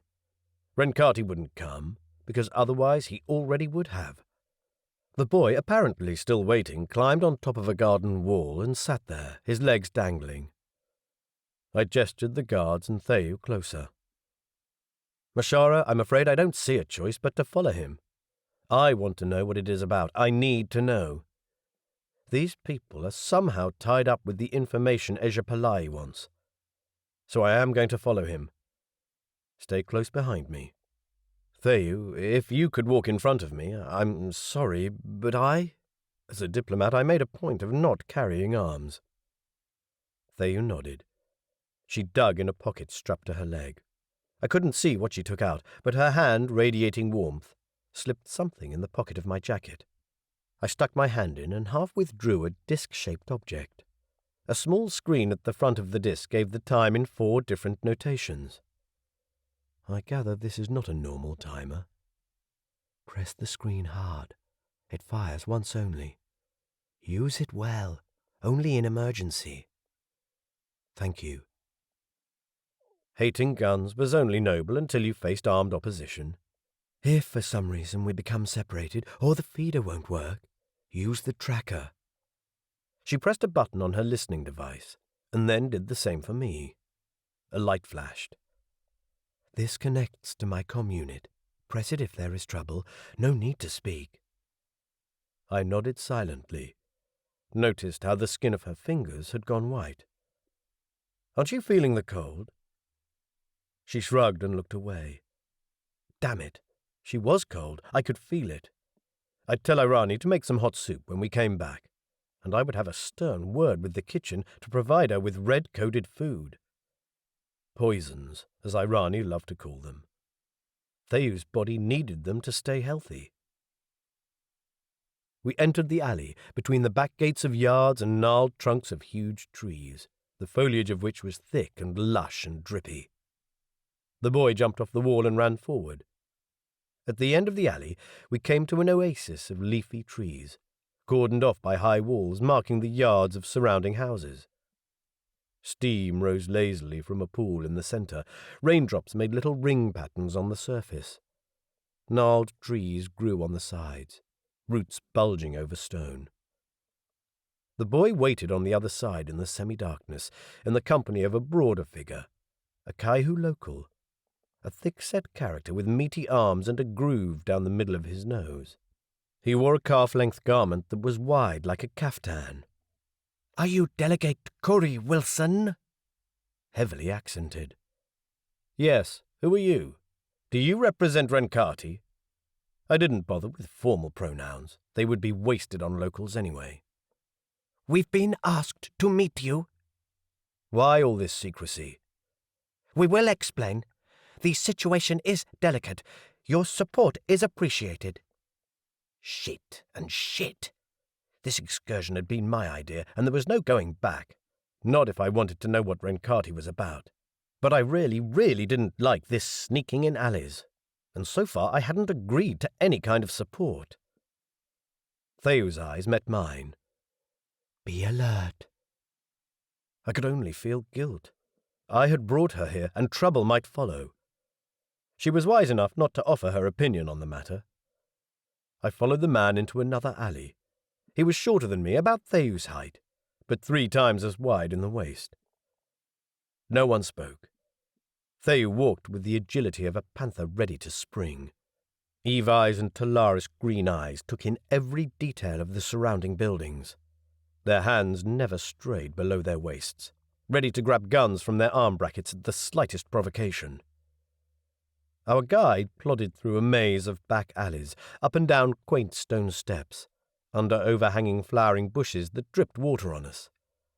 I tried to remember the way, but the usual landmarks for orientation, the suns and the golden rock wall of the escarpment, hid behind clouds. It was also getting dark. For a while I thought that the guide was deliberately confusing us by using only back alleys, but we never passed any wider streets.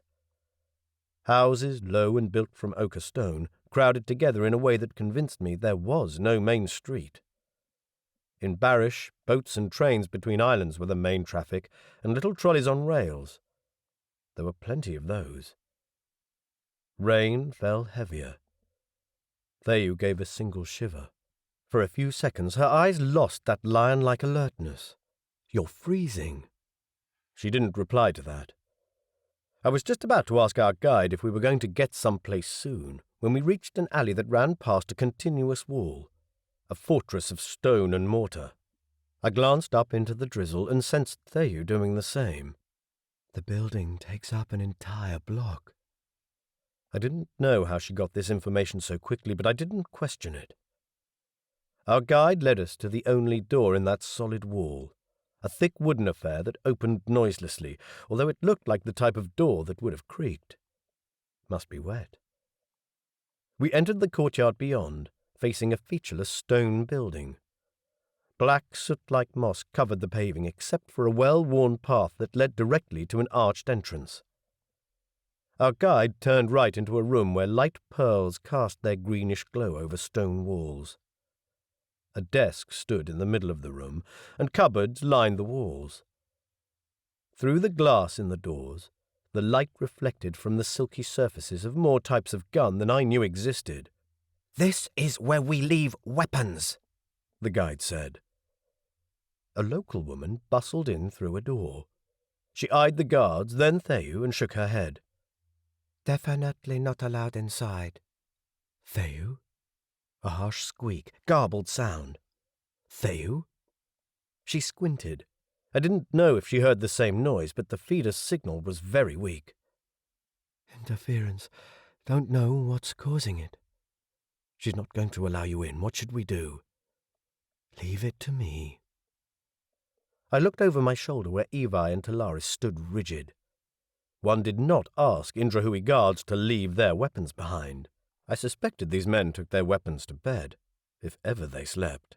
The guide said, "No one goes armed inside this building. We're a peaceful community. If it worries you, you can stay here. We will take the delegate to a room next to this one." Evi and Talaris glanced at each other. They probably didn't like it. "Mashara, I'm going to a meeting," I said. My eyes met Evi's. He knew just as well as I did that this was no ordinary meeting, but damn it, I did not want to bail out now. "I'll come." Taking a breath through flaring nostrils, Theyu unstrapped the gun from her arm and flung it into Evi's hands. A show, I knew. She would have other weapons. Or so I hoped. Evi still scowled. Theyu flicked me a warning glance.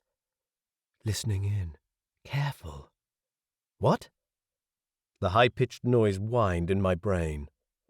She shook her head, probably trying to tell me not to use the feeder.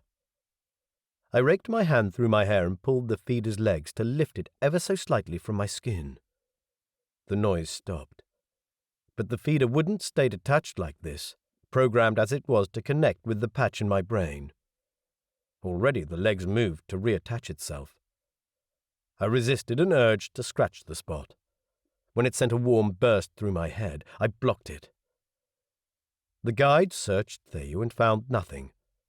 Then it was my turn. He found the timer and turned it over in his hands. My heart thudded in my throat, but he handed it back to me. I slipped it into the safety of my pocket. Phew. Finally, he asked the two of us to follow. The two guards took up their usual positions, one on either side of the door, their hands behind their backs. Already I longed for their comforting obsidian presence. I'd left them behind when I went to see Sir Conan, and look what had happened. This venue was much less safe. Into the lion's den indeed. A short passageway led to a glass-covered courtyard full of people, some sort of cafeteria or canteen with rows of tables where many people sat sharing drinks and talking. A serving robot trundled between tables, avoiding wayward chairs and planter boxes overflowing with greenery. The knot of muscles in my neck relaxed. I checked my tracker. There were now 2 lights, one flashing quickly for Theyu next to me, the other flashing more slowly for the 2 guards. The guide led us across the courtyard, zigzagging between tables. Many of the cafe's patrons turned. Eyebrows rose, whispers travelled amongst the varied crowd. In fact, I didn't think I had ever seen so many different kinds of people outside Jamata. Without exception, these people glared at Theyu. The guide stopped at a table where a man sat in the shade of a potted tree. The guide bowed, and the man returned his greeting, but I didn't recognize what language they spoke. Dressed in a khaki kaftan, he looked to be a local, but there was something familiar about him. I racked my brains trying to think where in the past few days I had met this olive-skinned man with curly greying hair. Any of the Kaihu locals? A parish councillor? Mr. Renkati? When the guide beckoned me closer, I saw the whiteness covering the man's irises, which accounted for his emotionless stare. A tilt of the head. He was listening, but not meeting my eyes, because he couldn't. I also realized he was not local. He shaved, and that narrowed the possibilities as to who he was to exactly one person.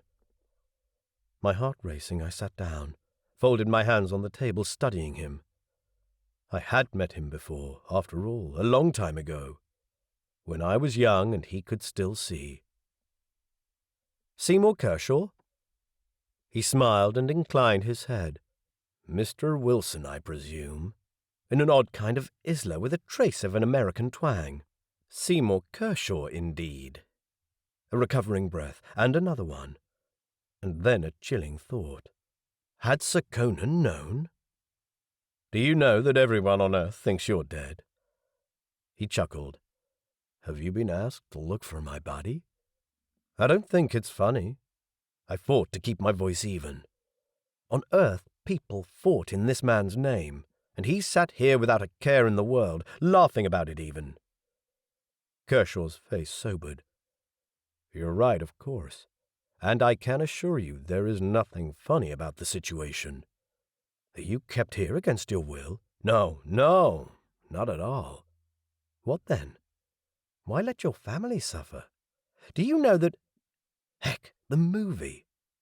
A feeling of cold went through me, and then another thought. You're Amaro Renkati? The trick of the century. Sponsor a movie which portrays your own death. Me? No. He spread his hands.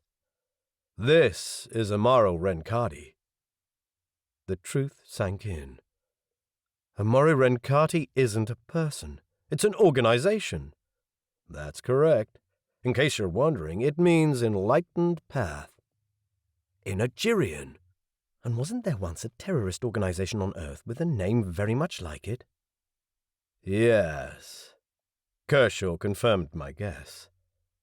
And that was probably where Marin Federza fitted in. We will support you, he had said, we being this organization, or the Algerians. The enemy were the Coldi, who had made some very blatant attempts to annex certain powers on Earth, and who were still the most likely candidates to have killed Sir Conan. I glanced at all those faces in the courtyard, Kodrasi and Rahui Demarkian, and people from many other races, at least 200 of them, all in local khaki dress. Many still glared openly at Theyu. There were not just a few dissenting voices. It was a political movement, and likely their invitation of me to the complex, heck, even their offering of their apartment for my use was a calculated gesture. I had wondered when I would be called upon to honour the unspoken agreement I had entered by accepting the accommodation. It seemed that time was now. It also seemed that Chief Delegate Aktari was fully aware of the situation. She had supplied me with a Jaima who had obvious loyalties to Asto, and put me into the hands of an organization which was against Asto. What was that gesture supposed to mean? She wanted me to take a stance. She wanted me to evaluate matters as an outsider. She wanted me to be a referee. My position had been bumped up at least 10 notches in importance. And that was typical gamra politics too. At Nations of Earth, I would have received briefings. Here I was thrown into the situation unprepared. Sometimes I believed that innocent blundering was part of their way to test novices in the political game, a tactic they'd applied to me ever since I arrived. And that annoyed me, because, damn it, there was far too much at stake to risk stupid mistakes through ignorance. I needed space to think. Tell me, how did you become involved with these people? Kershaw leaned forward on the table. Well, like you, I arrived in Barish full of ideals and plans. But almost immediately things happened to me that had not been planned. Before I left, I had an agreement that I would have a small office with 2 staff. The people in question, 2 Indrahui I had met before. But when I arrived, the 2 weren't here. I was informed that they had been caught up in the civil unrest at Indrahui and couldn't join me for the foreseeable future. Instead, someone in the upper hierarchy appointed a single person, a Coldi woman, to replace them. This woman knew nothing about my situation or about Earth, and within a few days of starting, she had made it clear that she expected favors of me. She expected to share my apartment and my bed, for Christ's sakes. It was fairly well known in diplomatic circles that Kershaw's long-time partner, who had died in an accident, had been male. More than that, when I started prying into who she was, I found that she counted a number of Asto spies amongst her friends. She was passing information back to them. Personal information. I couldn't help but feel chilled. I might have reconciled with Theu, but this sounded horribly similar to my situation. Did you find out what they did with this information? Who wanted it and why? I went and asked, didn't I? There was a tone of belligerence in his voice. Did anyone tell you? I imagined him barging into Delegate Aktari's office and demanding why there was listening equipment in his living quarters. They said it was nothing unusual. I demanded that everything be taken out and dismantled. I demanded to have my original staff returned to me.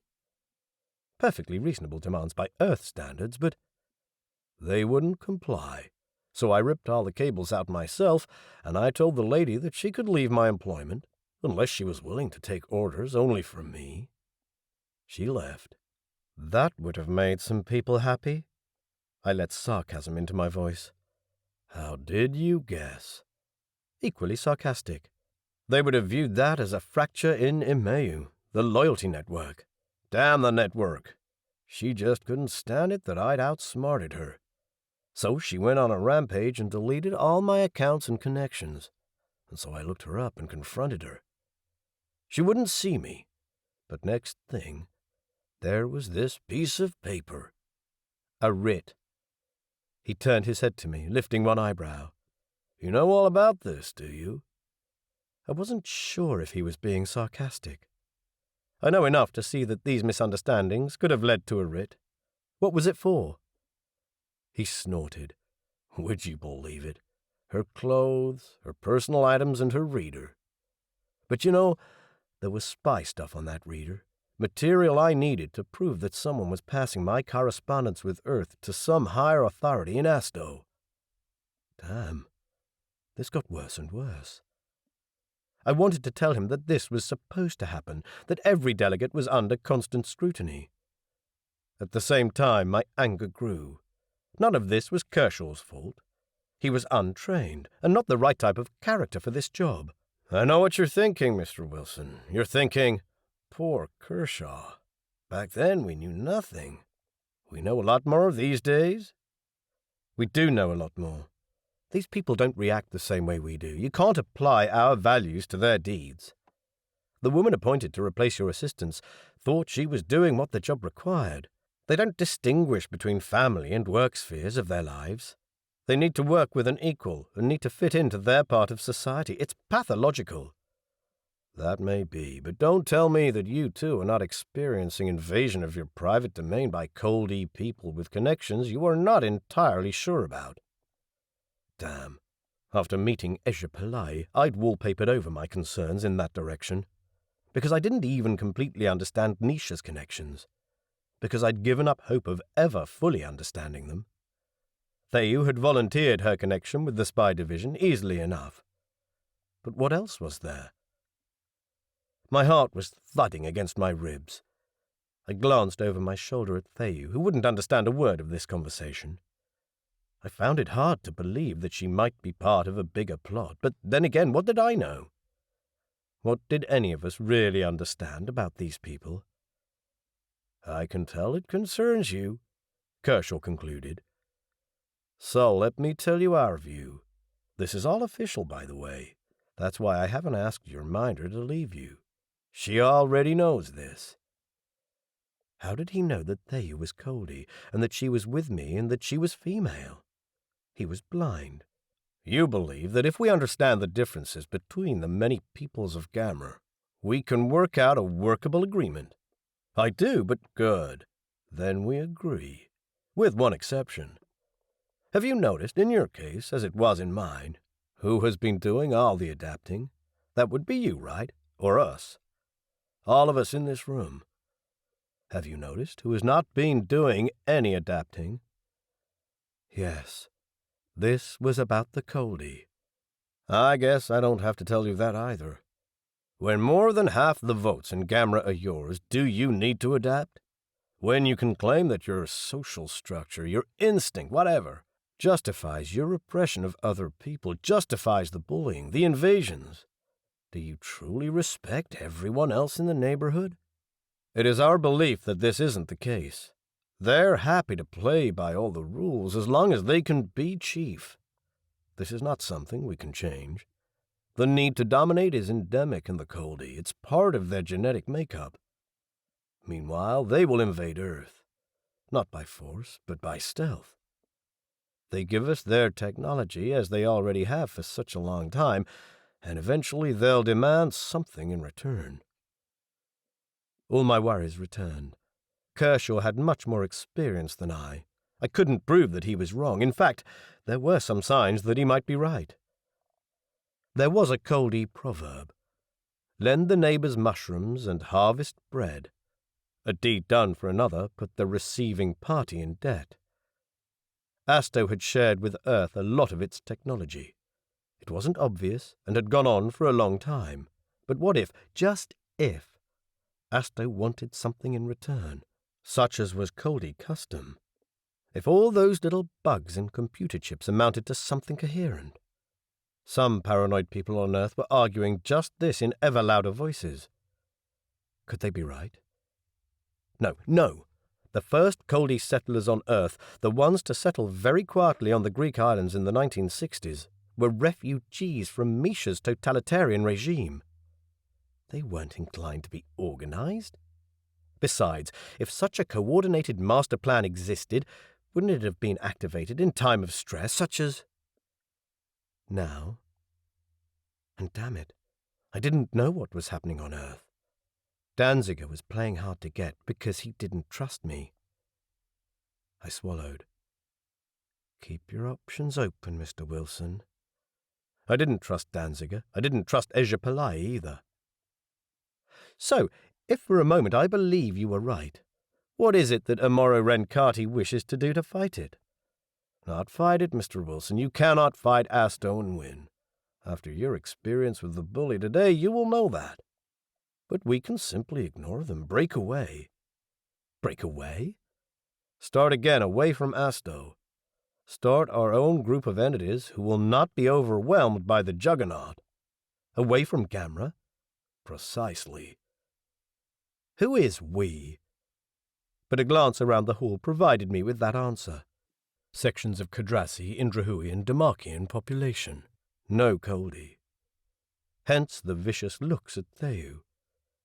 All these people, their governments? Kershaw held up his hands. Not yet. No authorities as yet. We're working on it. In fact, President Serkonnen was the first leader who said he'd join. Oh, holy shit. I saw where this was going. You're saying Asto has killed him for that reason? You're moving a little fast, Mr. Wilson.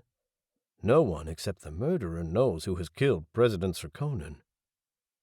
I had heard better-veiled accusations. Nations of Earth know about this too? No. And that is where we could use your help. When Serkonnen was killed, the negotiations broke down. We need to initiate talks with President Danziger and whoever takes over from him after the elections. We'd like to offer nations of Earth an alternative to submitting to the tyranny of Asto.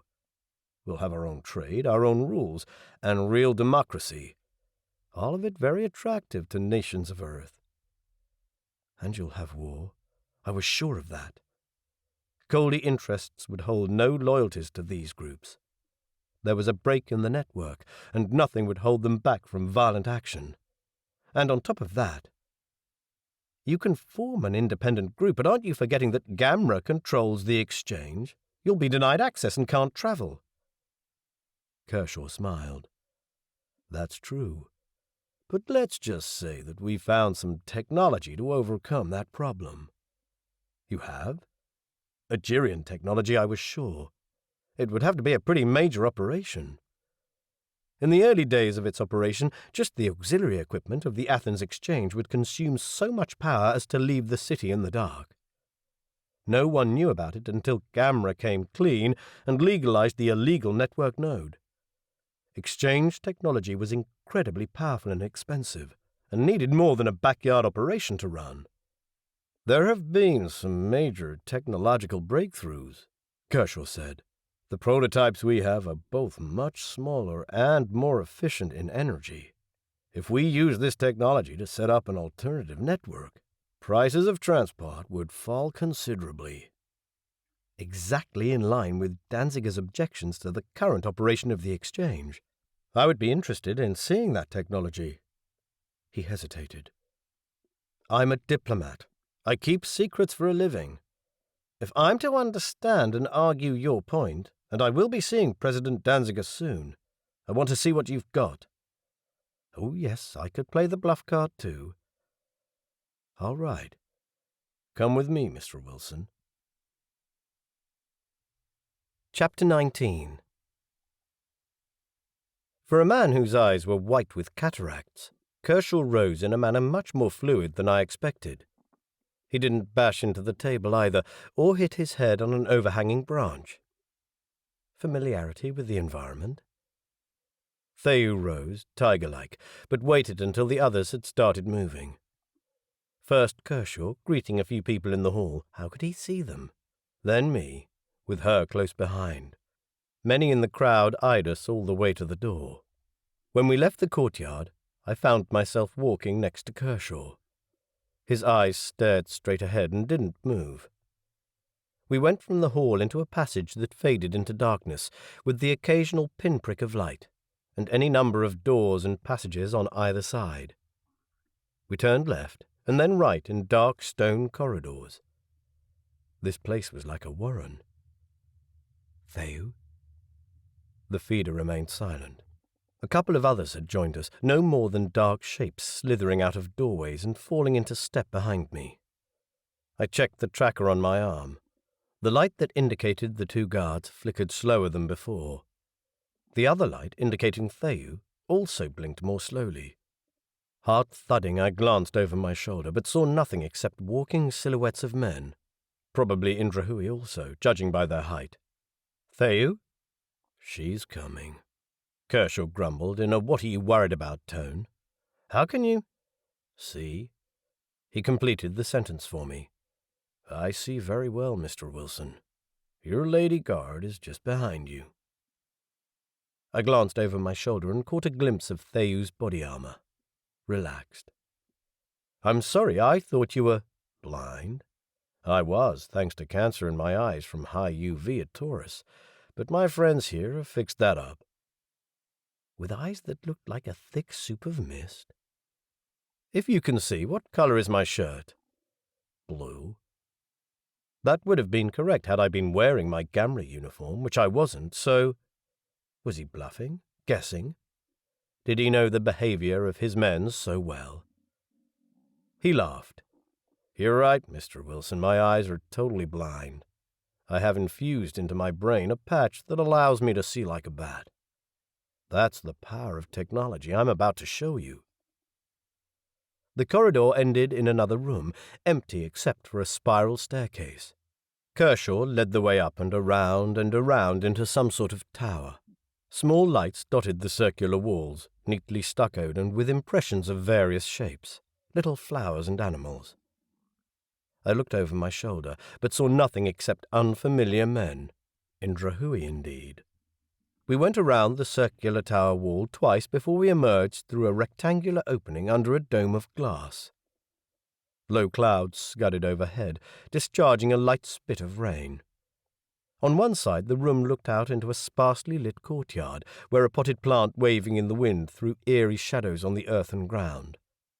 2 levels of arched galleries surrounded the courtyard, empty balconies and closed doors. In the middle of the glass-house room stood a pentagonal bench. One person sat there, at the controls of a machine, which reminded me of the hub in my apartment. 2 more people stood behind him, silhouetted only by the lights from the building below. Kershaw said a few words, presumably a greeting. No one replied. Their eyes glinted at me in silent suspicion. The men following us took up positions by the top of the stairs. Not armed. Huh? They looked suspiciously like security. Where was Theyu? I shifted my sleeve up slightly. The light that indicated Theyu blinked slower still. Kershaw exchanged a few words with the man behind the control panel. "Please realize that you are very privileged to come up here." "Thank you, but I'd like to know where my Jema is first." "Downstairs. She'll wait there. But really, Mr. Wilson, don't worry. She is just waiting. With her connections, we cannot allow her inside. Surely you understand that?"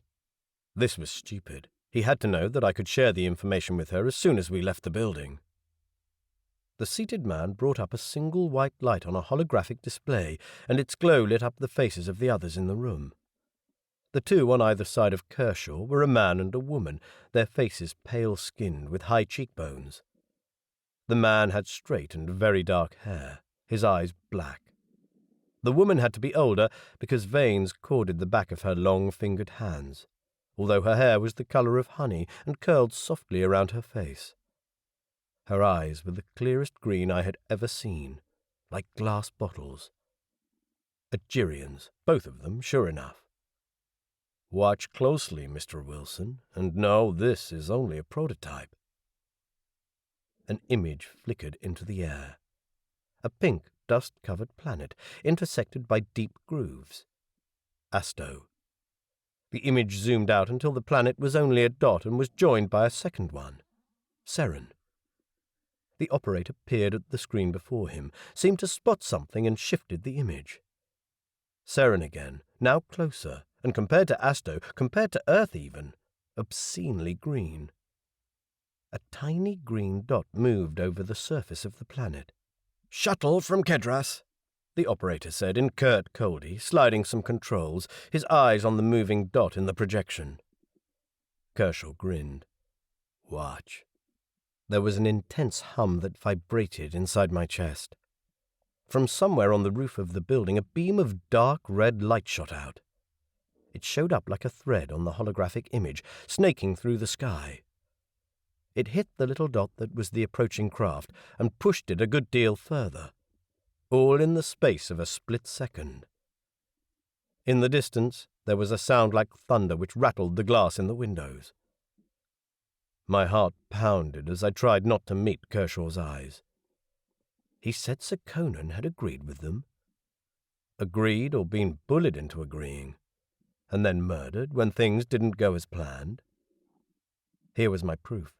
The red flash. They had used this machine, or something like it, to move part of the window to kill Sekonen. It had always been their intent to kill him, not me, and the data stick, did they know I had it? I knew what had to be on it.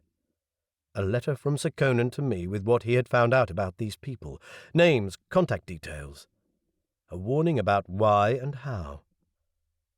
I swallowed, my mouth dry, and realized I had to say something, anything. A one-way exchange interaction?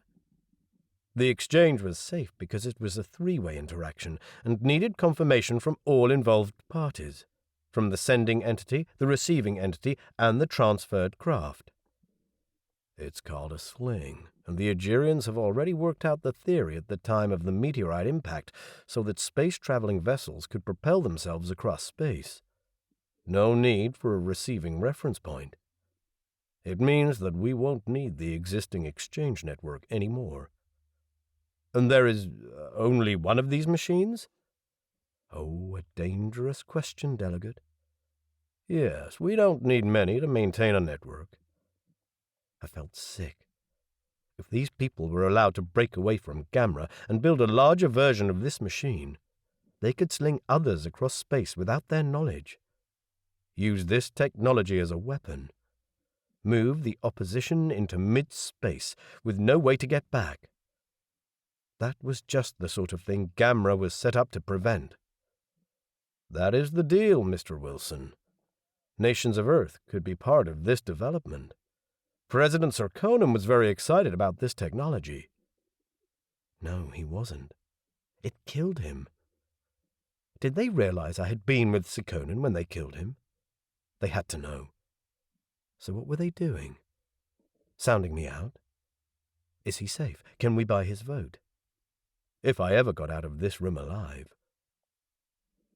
Over on the horizon, over waterlogged roofs, searchlights cut through the rain and lights flashed. The blaring of a siren drifted on the wind. An emergency at the airport. They'd been testing this equipment for the past few days, and no one, including Kershaw, could see the red light.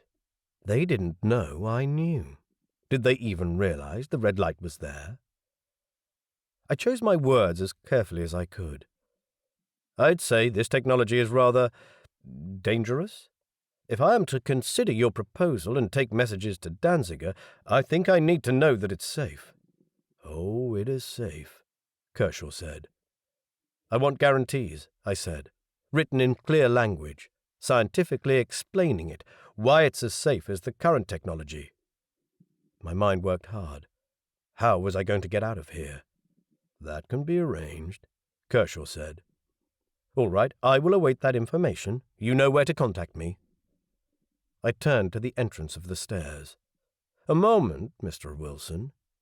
Yes? Something in the tone of his voice chilled me deeply.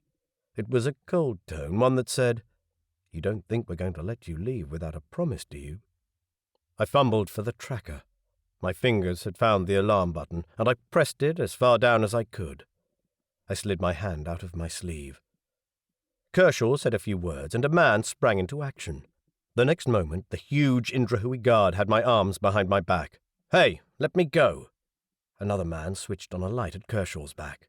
A pool of golden light showed a table with, on its polished wood surface, a medico box of the fold-out type.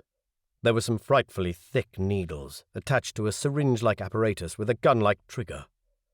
A tiny object of metal, looking like a piece of wire, lay on the work surface, looking, for all I could see, like a piece of wire. That was a security implant, as was used in prisons. It sent signals to the wearer's brain, causing confusion or headaches. More sophisticated versions muddled with the wearer's memories. I stiffened. You can't do this. I don't think you have a choice. This equipment... There was a shout, a voice in Coldi down the stairs. Theyu. Stains of dirt marked her face, but the eyes that met mine glittered with relief. Someone rose and ran through the room, yelling, Grab her! I dug in my pocket. My fingers closed around the cool metal of the disc. In one motion I rose, drew it out and pointed it at the table. Stand back! Kershaw cursed. I turned and pointed the gun at their precious machine, willing my hands not to tremble. I had one shot to get it right. Kershaw shuffled between the gun and the machine. "Don't do anything you'll regret." I took a few paces towards the stairs. "No one is going to meddle with my memory." "Please, Mr. Wilson, put that gun away. It is you and I who are at risk here. These are not normal people." "I don't care who these people are. What I care about is this. Your machine is a weapon, and I'll make sure it won't be used as such." He shouted. I didn't think, I didn't question. I pressed the screen on the disc. It fired, lit the room in a bright blue beam of light, which hit the assailant square in the chest, the Algerian operator. Light crackled over the man's clothing, in his hair. His eyes widened, and for an eerie moment that seemed to go on forever, he stumbled. But he didn't fall.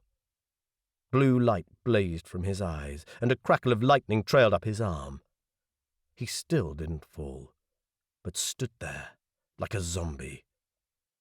He blinked, then brushed the lightning off his arm as if it were a bit of dirt. Reached out. A bolt of light hissed through the room, blinded me. Something pulled at the back of my shirt, hard. I crashed flat on my back. The light whooshed over my head and hit the opposite wall, ricocheting to the ceiling. I was dead. I was dead. I'd die here and people would make movies about how I went to save Kershaw but failed. Glass shattered. Smoke billowed. Through all of this, I saw my father's face, and my mother's, and Erith's, and my uncle's. All the people I needed to protect from this dreadful device. And Theou, I'd led her into danger. Theou and Nisha both. Someone yanked on my clothes. Not dead, then. I lifted my head, tasting blood in my mouth. Smoke filled the room with a chemical smell. Glass and debris lay everywhere.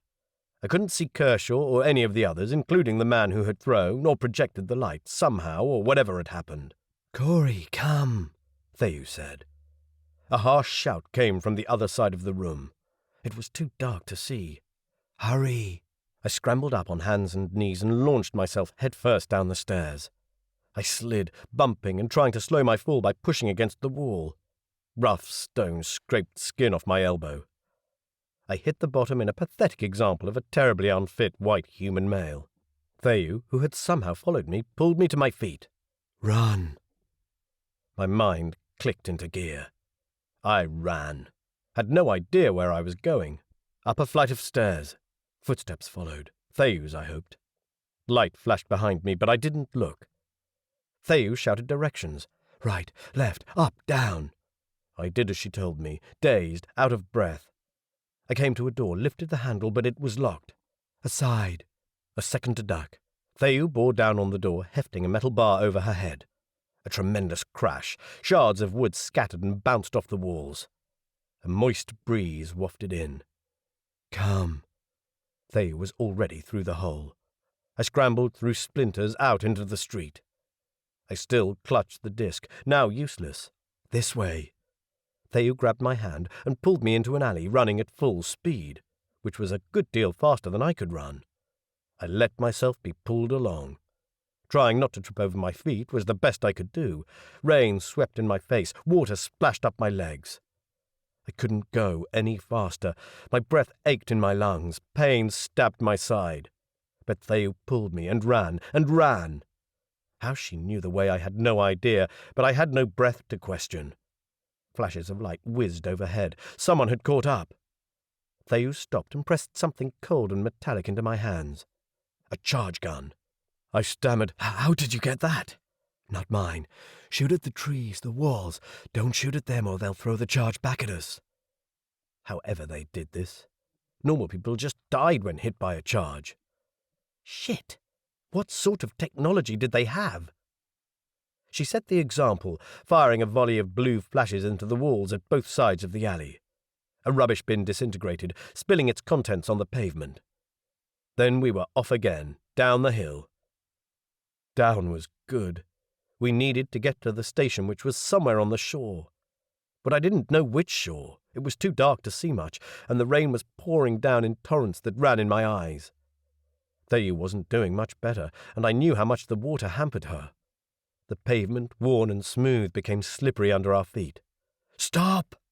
She screeched to a halt in an alcove. "What's wrong?" "Need recharge." She was panting. She fumbled in her pocket and pulled out a canister. A bright glow betrayed our position when she flipped off the lid. "Shield the light," I whispered.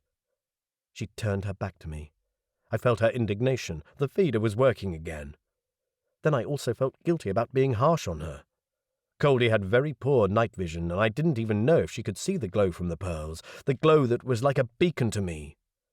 A shiver ran across her back. "Sorry." The feeder returned a burst of warmth. I was forgiven.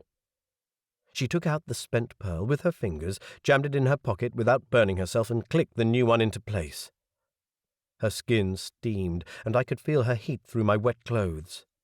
She needed to increase her body heat to be this active, but it wouldn't be long before her stamina ran out. "Do you know where we are?" "No." In all likelihood, with her poor night vision, she couldn't even see me. "Where are Evi and Talaris?" "Gone, I hope." I felt sick. They might be in trouble because of me. I tightened my grip on the gun and blocked the alcove with my body, giving her time to recover. The chemical taste of the discharge was familiar in my mouth. I licked water off the back of my hand by way of rinsing my mouth, but that only made it worse. "Why is no one coming after us? Do you think we lost them?" "Wouldn't count on it. Maybe they've set a trap." We waited. A steady rain fell from the sky, pattering on uneven pavement and in puddles. We were about halfway up a sloping alley that, as far as I could see in the dark, zigzagged down the hill. Sparse lights burned in courtyards and windows. Sounds of normal life, people talking, the occasional shard of music, drifted over the street. A strange thought struck me. In that moment I thought I might die. I'd thought of protecting Gamra from the implications of this invention. I'd thought of my life being made into a movie. I'd thought of my father and Erith.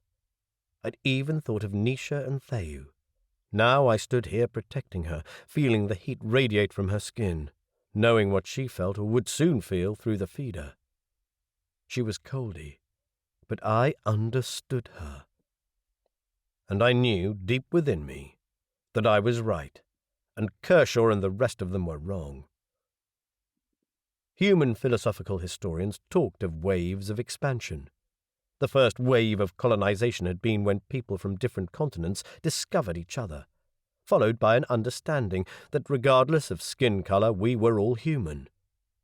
The second wave of colonization had come when humanity established permanent populations on the Moon and later Mars, and when scientists discovered, quite by accident, that the Anpar lines produced by the exchange occurred naturally in some places. And so humanity had ventured to Taurus and New Taurus on its own steam, without intervention from Gamra. The third wave of colonization, no philosopher had mentioned a third wave as yet.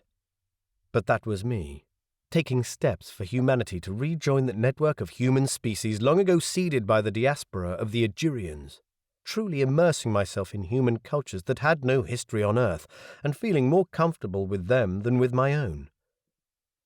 It was a profoundly strange thought to have while standing holed up in an alcove sheltering Theyu from the rain. And it was a thought I should have voiced to Kershaw. He was wrong about the Coldi being too different from us to be part of humanity as a whole. Underneath the differences, we were all the same. If people on Earth had overcome discrimination based on race, then we could also overcome these problems. A flash of lightning blazed over the city, showing for a mere split second a mass of houses, and over the roofs the station and the train line leading to the Gamra Island. I jerked my head. "Over there." Theyu peered into the rain. "Run down the hill. You go first. I cover your back." Run was an order Theyu had no trouble following. I was flat out keeping up with her, having to stay close to the walls and watching for any possible pursuers. Once I thought I heard footsteps behind us, but I couldn't be sure. Down the hill we went, onto a small square dark in the shadow of trees. Theyu tripped over a tree root, but scrambled up before I could reach her. I didn't miss how her hands trembled. She was weakening. We kept going, through the shadows, onto the metal walkway. The station.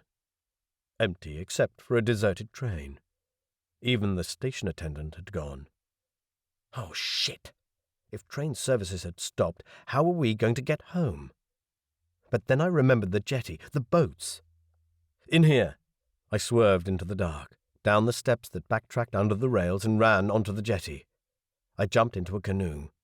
Theyu half fell in after me, and I drew sodden cloth over both of us. We lay there, panting. A single figure walked across the walkway.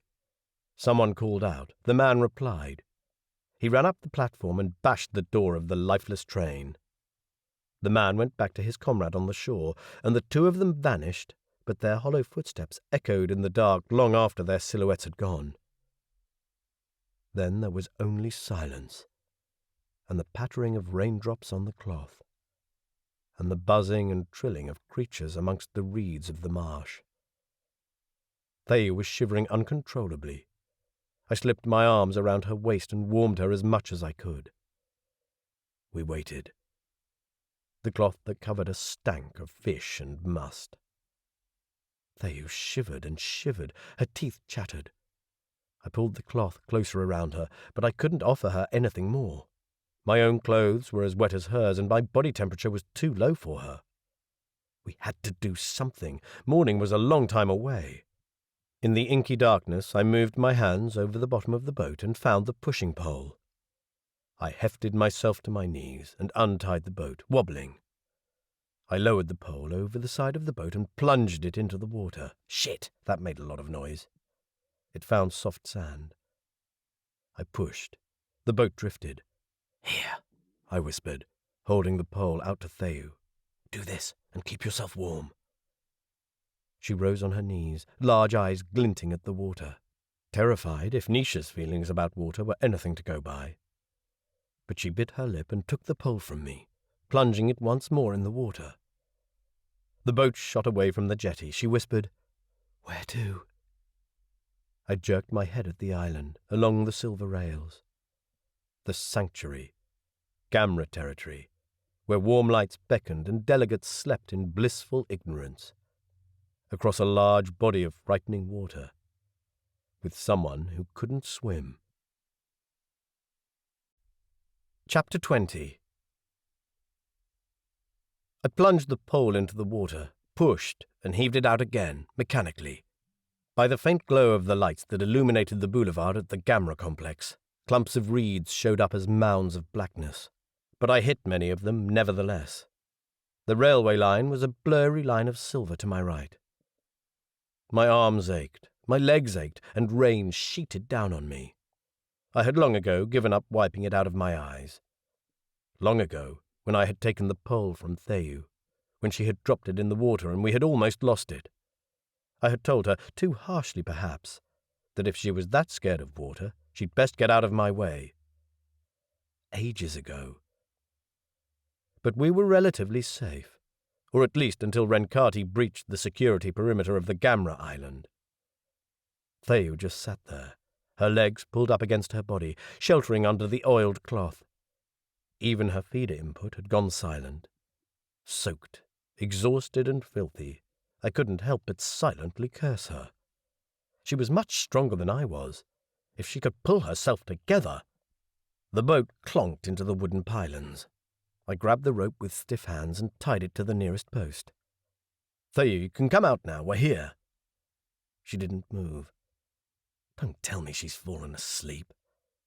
Although deep inside, I knew that her behavior had been strange and my anger irrational. Theyu had never shown a sign of shirking her duty. Theyu?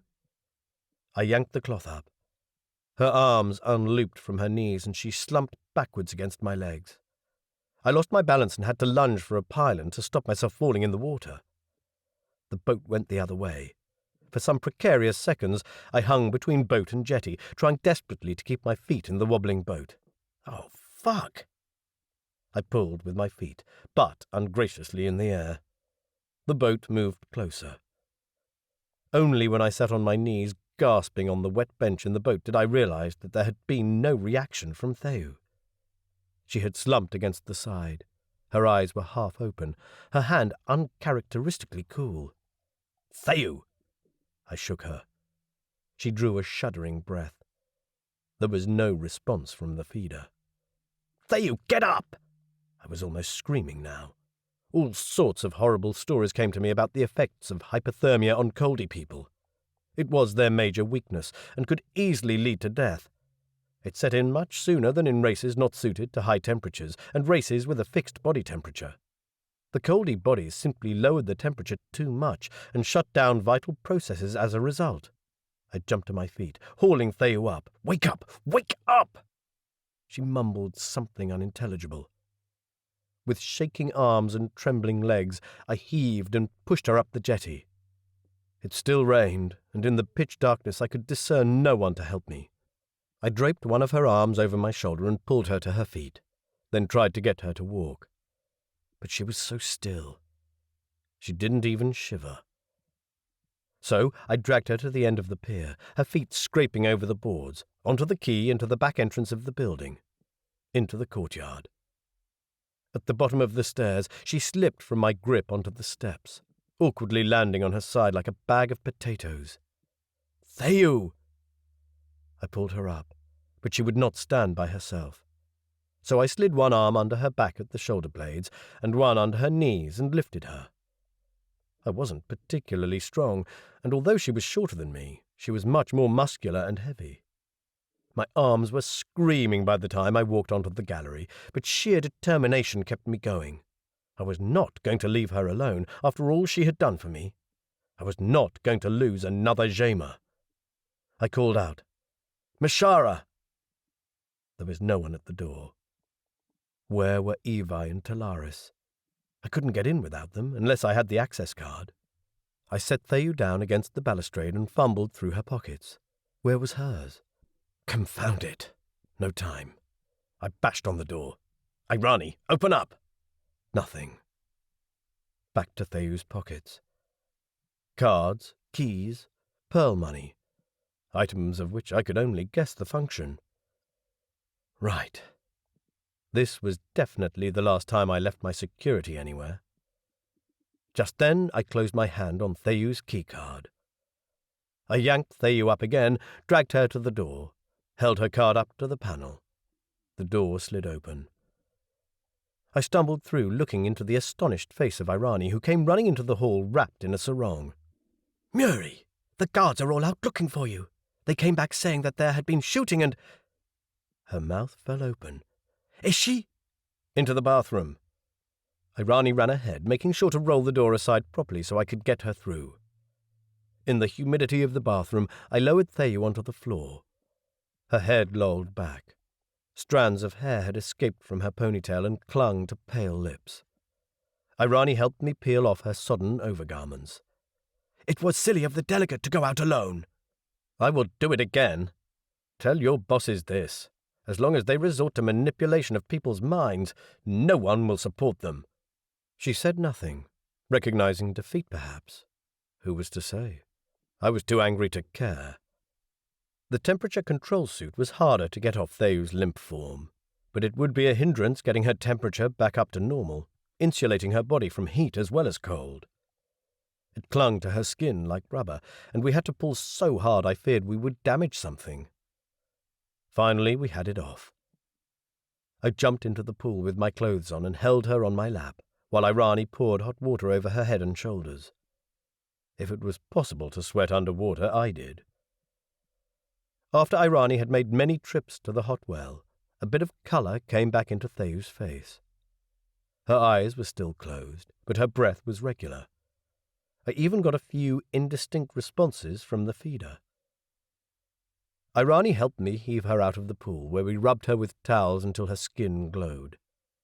I carried her into my bedroom and put her gently on the bed, then found all the sheets, covers, and even the flattened possum rug to put over her. She was now visibly shivering, and that was an improvement. I grabbed my reader and told Irani, "I'll sit with her. You can go to bed now." Irani left. I found the infuser band, looped it around my arm and inserted a capsule. When the contents were gone, I clicked in another one. Shivering with the effect, almost feeling the heat of my own body, I slipped out of my shirt and, just wearing my boxer shorts, I pushed the covers aside and climbed in the bed. For all sorts of reasons I had no inclination to explain. I hadn't wanted Irani to see me doing this, but remembered what to do from when I had gone camping with Nisha. She might be out of danger, but she wasn't warm yet, and the best way to warm up someone was with your own warmth. She barely reacted when I inched into the hollow of her body made in the mattress and pressed myself against her, naked skin to naked skin. Her skin felt cool, not natural at all. She let out a soft sigh and put a hand on my arm. A few shards of images flowed through the feeder. Black water. A sense of immense fear. I'm sorry, Theu. I hugged her close, rubbing her shivering muscles. I lay there for a while, listening to her shivery breathing. She mumbled a few incoherent words before lapsing into sleep. I wriggled myself around so she lay at my back. In the dark, I dragged my reader onto the cover and wrote a quick and cryptic message. What was suggested in the plan is not true. We urgently need to get the missing information. I'll prepare to leave as soon as possible. Appreciate any assistance. I didn't dare say much more, because Renkati would be watching, and hoped Ejapalai would understand what I meant, or that at least the cryptic message would trigger a reply. We needed to know exactly what Sekonan wanted to tell me. I put the reader aside and turned back to Theu, pressing my body to her back as much as I could. Her skin was still too cool. "Come on, help me," I whispered, rubbing my free hand over her arm and shoulders. I massaged until her warmth grew heavy against me, and I became too tired and rested my head on the pillow. I slept. Strange pictures clouded my dreams. I was on a raft in a raging torrent. I had a pole to push the boat, but it wasn't long enough to reach the bottom. Water sprayed over the side of the raft, but it was hot, not cold, and I tasted salt on my lips. The raft rocked, almost throwing me off, but a jungle vine had reached down from the trees and grabbed me around the waist. I thrashed to break free, but couldn't. I dangled above the boiling water. Someone shouted. Theu stood on the riverbank, looking pale and scared. Every part of my body told me to go back. She would be killed out there. Suddenly I was on the raft again. I plunged the pole down, struck the bottom, pushing into it as hard as I could, but the raft merely stayed in position against the raging current. I yelled, "Theu!" She had to swim. It wasn't far, but I knew she couldn't, and I had to jump off the raft to save her. It was dark. Sheets tangled around my shoulders. Something warm pressed against the length of my body. My nose rested in the hollow of a soft-skinned neck. The scent of hot stone. Coarse hair tickled my face. Long-forgotten memories welled up. Instinct awakened and took over. I nuzzled the skin under her ear, breathed her scent, brushed her skin with my lips. She turned her head and ran her lips over the line of my jaw. Multiple shivers crawled over my back. Absolute bliss. Come on. That scent, that fleeting touch of hot fingers. Memories too good to forget. I could go all night without sleep. I raised myself on my elbows, one on each side of her shoulders. My heart thudded. My hands raked back her hair, thinking nothing, wanting nothing but her. Then reasoning clicked in my brain. Eva. What the hell was I doing? Theu? The sliver of light that fell into the window lit her face enough to show her lips, moist and slightly parted. Eyes were wide, confused. You were screaming my name. I'm sorry. I dragged a hand over my face. I had a strange dream. My heart still thudded like thunder, and my whole body throbbed. For those few horrid seconds, I had thought I would lose her, and that would be... too horrid to contemplate. In the fear of dying, I had screamed her name. Not Eva, but Theu. "I'm sorry, Theu." I started to retreat, but couldn't. Didn't want to. Her breasts pressed against my chest. "Don't be sorry. I liked it. You touched me there." Her hand went to that soft skin under her ear, in Coldi an ultra-sensitive spot, to initiate sexual interaction. "I'm sorry, I didn't mean to." What was I saying? Hell, I meant exactly what I had done. "You weren't thinking." "Yes, no." And I was a coward to boot. I groaned. She gave me a long look. "Your kind of people do something else?" One of her hands was on my shoulder, the other at my waist. Her skin, once more hot and glowing, made me burn. Everything about her posture and words was a blatant invitation. The way she stroked my shoulder, the way she applied gentle pressure on my back. I should be sensible and get out of the bed now.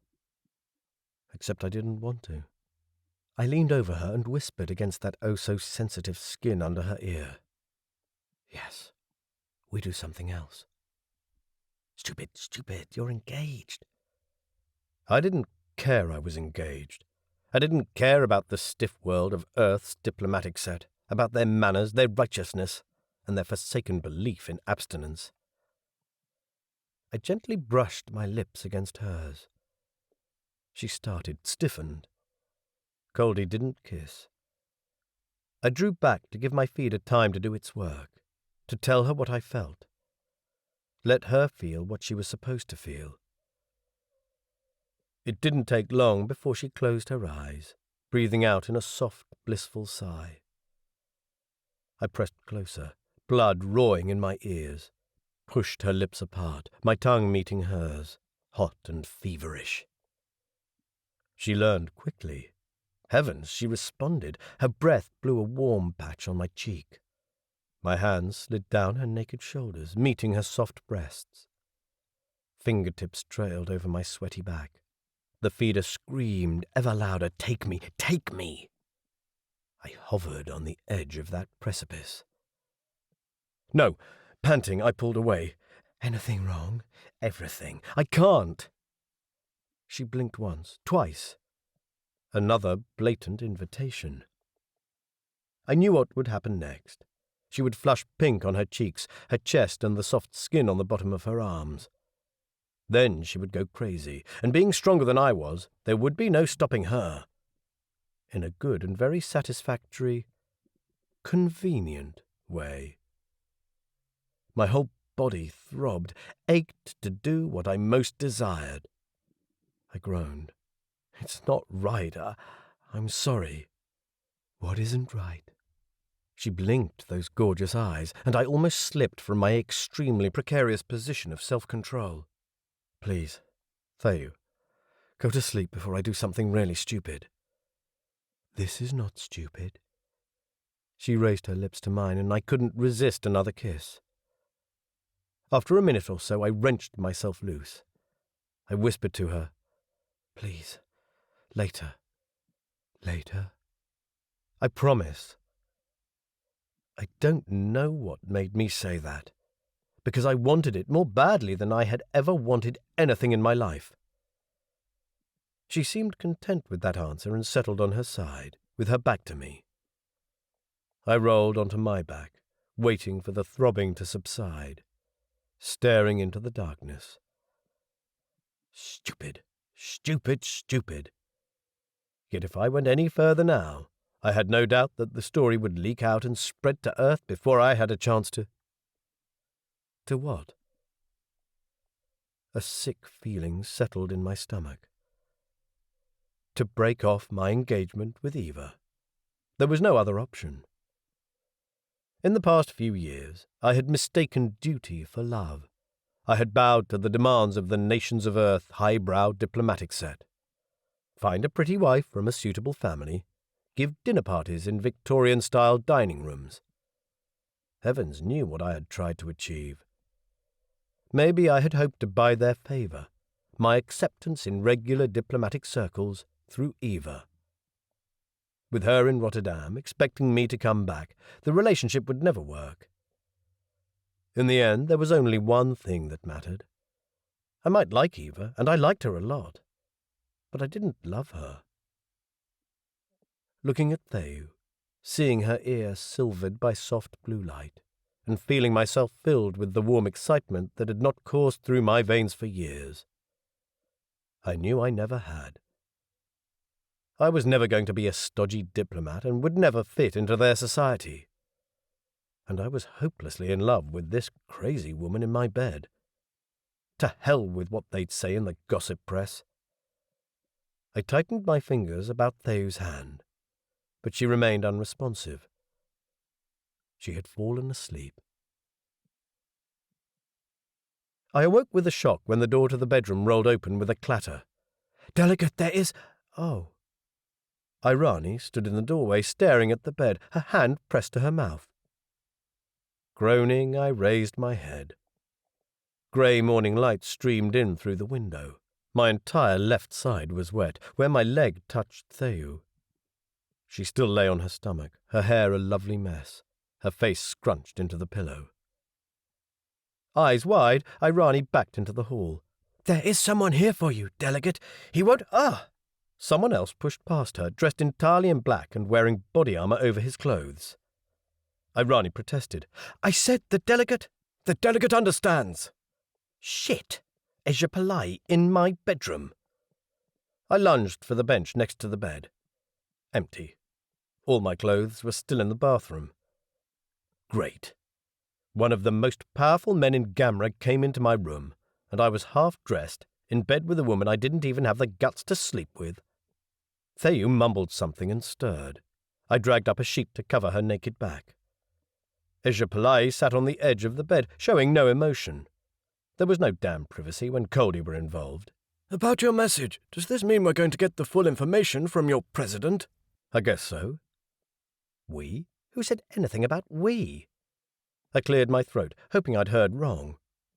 I couldn't imagine nations of Earth being amenable to a visit by a hostile dignitary, and neither did I wish to travel as part of a hostile leader's entourage. "You said you were in a position to provide protection. I have decided I want the information, and if I go there, I guess I'll need the protection." For crying out loud, mind the pronouns. I pushed myself up on the other side of the bed, trying to kickstart my brain into action. "I have provided protection." Ejapalai tapped his arm bracket where he carried a frightfully heavy-duty charge gun. Right, that was the wrong kind of protection. I could just see customs in the train at the Greek-Macedonian border. "Do you have anything to declare, sir?" That was even if we got that far. Amaru would surely stop anyone overtly armed. On Earth, one did not talk with guns. A panicked breath, another thought. They are listening. I gestured at the ceiling, and all the things that had happened yesterday came back to me. Amaru Renkati, whose apartment I used, wanted to shut me up. They had me in their claws. They'd make sure I didn't leave, that I never got the data. "My people have taken care of that. In case you're wondering, there are plenty of snipers watching this place too." Just what I feared. Yet he seemed relaxed, bemused even. "The matter seems simple to me. I want the weather data that is ours. We've asked for the data to be returned, and the ultimatum expired with no action on the President's part. We understand that he might have trouble recognizing a writ, but I have enough of understanding being one-sided. I want you to make it clear to him that if he continues to act like this, there will be consequences." "No, I'm not going to deliver blackmail." Ejapalai gave me a what-do-you-think-you-are look. My heart skipped a beat. I wasn't talking to some Earth politician who was used to being shouted at all his working life. This man was an absolute dictator who controlled the lives of his people with the snap of his fingers. I'm sorry if I am overstepping my boundaries, but I believe that is not the best approach. Oh, I chose my words carefully. I didn't say wrong approach, because that would lay the blame with him. "What, then, do you think is the right approach?" I didn't miss the hint of sarcasm, or his playfully familiar pronoun form. I was a goldfish in a bowl, and he was a boy in the pet shop. watching me from all around, holding me above eye level only because I amused him. I raised my head, meeting the gold-flecked eyes unwaveringly. I firmly believe that whatever we do, we must keep sight of two things. In the first place, in the long term, there is nothing to be gained by letting the relationship between nations of Earth and Gamra deteriorate any further. In the second place, and more importantly perhaps, there is a threat to Gamra. A small silence. The bristled eyebrows went up. Had I finally succeeded in surprising him? On what do you base that? Gamra is strong as ever. Don't get comfortable. There is an organization called Amoro Renkati, the ones who have posted the spies and snipers you saw when you came in. They are a conglomerate of Kadrasi, Indrahui, Demakians, anyone except Coldi, who want to move away from Gamra. He snorted, not entirely comfortable, I thought. They can do so if they wish. Gamra controls the exchange. They'd be isolated. They want to set up a rival network. They have the technology. I've seen it. They're keen to have my cooperation, my president's cooperation. The silence lingered. All right, this was news to him. That meant he wouldn't know what happened last night. But before I decide what I'm going to recommend to my president, I need all the facts. I need the same information you're seeking. I am prepared to negotiate with my president for this information, as long as I can have access to it as well. I believe it is part of the reason why the previous president was murdered. Share information that is legally ours? It may be legally Asto's, but it affects all of Gamra. If it's warranted, I intend to present it before the assembly. I continued to meet his eyes as a silence passed during which I wondered if he was communicating with people outside the room. I was not going to back down. He couldn't get the data without upsetting Earth's goodwill. Not on his own. He needed me. Say I agreed to share this information. What would you need to retrieve it? As far as I know, the Nations of Earth block of the exchange is still in place. I have permission to travel, but only to get in. I might well need some kind of military action to get out. Of course, Danziger wasn't going to give me everything he found in Sekonen's office. For Danziger, I was virtually an enemy. That would only be confirmed when I turned up with Gamra protection. We must be careful. I think it's unlikely the President will want to share this information voluntarily. Maybe My thoughts whirled with the implications of what I was about to suggest. What was more important, my relationship with Danziger or getting a clear picture of what was going on? Could I possibly convince Danziger of the importance? I doubted it. Not within the short time frame we had. Danziger was barely comfortable with the second wave of colonization. He wasn't ready for the third wave. Not yet. So we were back to spyware. Theyu hadn't experienced much trouble in using and penetrating Earth-based technology. Amaru, maybe she could do something. Maybe I should go in to talk to Danziger about whatever he wants to talk about, while some others... I could bring them as guards. Ejapalai listened. His whole face showed that he liked the sound of this. And while you talk, they will copy as much as they can in the office. Damn. The words high treason flashed through my mind. But then again, Asto probably already had most of the information, anything that had been electronically circulated to more than 2 or 3 people at least. I breathed out heavily. I guess that is the way it can be done without causing large upheavals. Upheavals of the military kind, that was. Oh, shit. If this went wrong, it would blow up badly. That's agreed then. Can you negotiate with your president for this visit? Not a space for a single breath when Coldi were involved. I will do that as soon as I get dressed. I glanced around, but couldn't see any of my other clothes either. We need to decide who will accompany me. May I suggest 6? 6 guards for one person? It is a delicate situation. You will need guards even to get out of this apartment. To Amaru, I will suggest your status at Gamra is now increased, so you require 6 guards. That said all sorts of things to me as well. My status wasn't increased. So he meant to go behind Gamra's back as well, and Amaru was meant to be kept on the outside of what we were doing. Did that breach my loyalty network? I didn't have the instinct to answer that question. This was going way too fast. You have 6 personnel here at the moment, the 2 Indrahui outside. I presume they're yours? I nodded. Evi and Talaris. Thank goodness they were back. Then the lady? He glanced at Theyu. My 2 personal guards and myself. You? I stared, meeting gold-spotted black eyes. As my guard? I was tempted to ask if he was joking, but Coldi rarely joked. I tried to pass this according to the Coldi-Remoyu principle. Based on equal status, there would be me and him with 2 companions each. No, that left 1 person unaccounted for. A leader and 2 companions, and each of those with 2 companions made the total of 7. Who would the leader be? Not me, certainly. It is my entity your president is accusing of impropriety. I want to speak to the man who makes those allegations and put it right. Those last few words also translated as, put it out of its misery. Oh, wonderful. Was Danziger meant to live through this experience? It will be dangerous. Oh, heck, dangerous didn't even half cover it. We can handle the danger, you do the talking. Esha Pillai took my hand in a warm-skinned grip. My success will depend on yours. Iyamichu ata. And those were damned personal pronouns. What else could I say? Iyamichu ata. I'll leave you to prepare. We'll leave as soon as possible. Esha Pillai rose from the edge of the bed and left the room. Irani scurried in, carrying a variety of items over her arm. My blue shirt, a pair of trousers that weren't mine, also blue, the rigid shapes of body armour. I wondered about the upgrade in uniform, but she told me she had been given these items.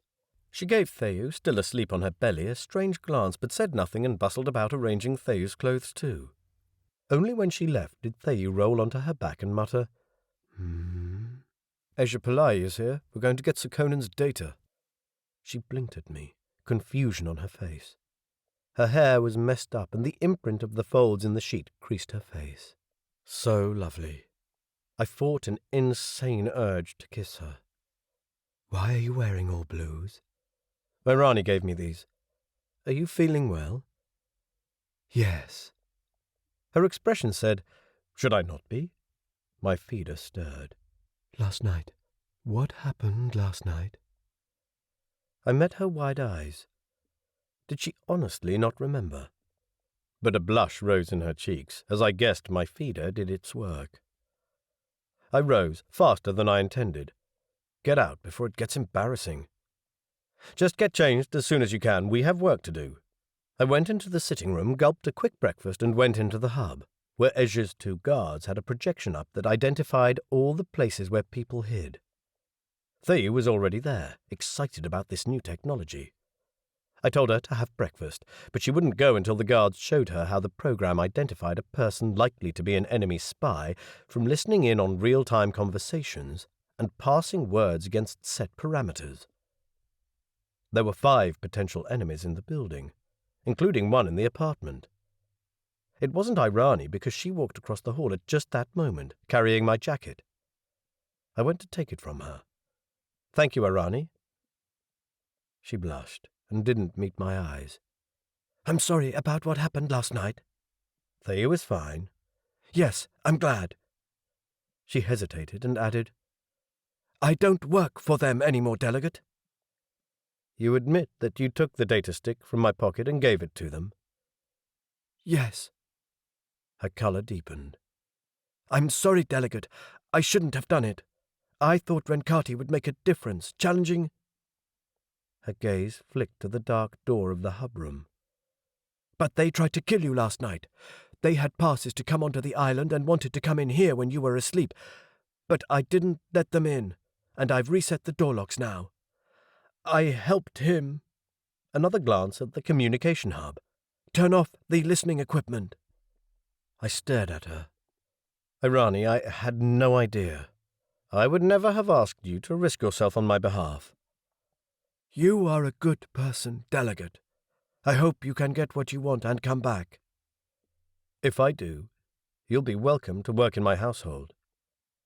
Thank you, Delegate. She bowed and scurried down the corridor. I went back into the hub room, where the 4 guards were discussing the merits of various exits of the apartment. We were to leave the apartment under the cover of darkness. Gamra would be meeting at the same time, so the complex would be extra quiet. What about Rincati's equipment? I asked. Ejapalai gave me a sharp look. Thanks to your observations, we know where they are. If they move, they're gone. We'll send prior warning. If they ignore it, we'll fire. That didn't comfort me much, but seemed to satisfy the others. The planning continued. Ezra's staff would organize a train to take us to the airport. The advantage of travelling with someone high in the pecking order was having your own transport. I was the only one in the party without pilot training. I wondered if Ejapalai's distinctive craft would be recognized on approach by anyone on Earth. No doubt any Coldi who watched would know who was on board. The news would spread around the world in 5 minutes. It would send a powerful signal to the Coldi stuck on Earth. Your leader is willing and brave enough to come into your prison. That was the sort of thing Coldi did. I couldn't see Danziger travelling into a war zone to fight. I had been warned never to underestimate this man. And so the plan took shape. I sent messages to Danziger, who remarked that I must finally have come to my senses and reopened my link to the news services, even though he denied that I had ever been cut off. I looked at the news from a world I barely recognized. Riots had broken out in almost every city, not just against Coldi, but against people who had money and held the technology to liaise with Gamra. In spite of rhetoric by politicians over the last 2 decades, the divide between the haves and have-nots, whites and blues, Itchy and Ata-Itchy, had grown into a ravine. Wherever I went, I would have a healthy life, healthy food, and the latest medical treatments. The blues struggled to survive. They hated Coldi, who often employed them, but whom they viewed as taking opportunities that should be theirs by right. And Danziger was a champion for the blue class. I admired the man for that. I hated him for it too, because it made the current situation so much worse. Within a few minutes of the link being re-established, several messages came in. From Eva. Corey, I'm so worried about you. Again. Corey, are you getting this? And again. Please respond. I closed those messages, painfully aware that Thea was in the room. In Rotterdam, I would have an extremely unpleasant job of telling Eva the truth. I hope she hadn't made too many commitments yet. Oh, damn. I was such an arsehole about this whole engagement thing, but there was no way I could go through with it. Then another message came in from Nixie Chan. Have finally made progress in my talks with nations of Earth. They cannot hold Nisha Pillai any longer without attracting serious legal trouble. He will be released within a day. Relief flooded me. Nisha free. Nisha to come back to me and work with me instead of... I met Theu's eyes. Good news? She asked. She hadn't been reading my messages, but had been working on the restoration of Sir Conan's data, because we needed a reference point to see if we had recovered everything Sir Conan had wanted me to read. Nisha will be released. That is good news. The way she said it. I cursed myself. Had I learned nothing from the experience with Inaru? Theu had told me she had a contract to go to. There was a man waiting for her somewhere. She just saw me as a plaything. She didn't care about Nisha coming back because she didn't care about me. Chapter 21. When darkness had fallen, we left the apartment through the kitchen door. A short walk brought us to the station, where a private train took us to the airport. No one bothered our group. In fact, no one much seemed to be out at all. One could, of course, blame it on the Gamra meeting, but I suspected that Ezra's status gave him perks which reached into places I couldn't begin to contemplate. A casual observer would have seen a high-ranking Gamra diplomat in all blue walking to the station with 6 bodyguards. 2 Indrahui and 4 Coldi. Within the group, I had no doubt whose mission this was. There was no crush getting into a crowded aircraft, no waiting. Ezra goaded me into taking the front bench seat while he took the controls. Casual conversation continued. What? I had no skill in piloting? Didn't I know all senior delegates were pilots? I almost laughed when I thought how, when coming here, transfer through the exchange had been scary to me. How about being shot at, and having shot at someone else who simply collected the charge and fired it back at me? Maybe one day I could handle piloting. Just say the word and he'd send me an instructor, he said. I seemed to have progressed from object of suspicion to focus of amusement and curiosity. Stubborn, puny human refusing to step back. A secretary with quaint habits and an unnatural desire for self-destruction, Eva's father said. But at the same time, all the pronouns were informal today. When we left, 2 other aircraft took off from Barish. They were sleek silver shapes, which I could mistake for nothing except Asto-military. I tried to tell myself that it wouldn't be in Nisha's father's line of work as general to be aboard and provide backup for an operation that was meant to return his son. But then again, a normal leader wouldn't pilot his own transport either, and here I was, sitting next to Ezra Pillai, who went through the motions as if he did this every day. So yeah, considering the Coldi hands-on approach, Nisha's father was probably in one of the other craft, keen to blast the living daylights out of whoever held his son.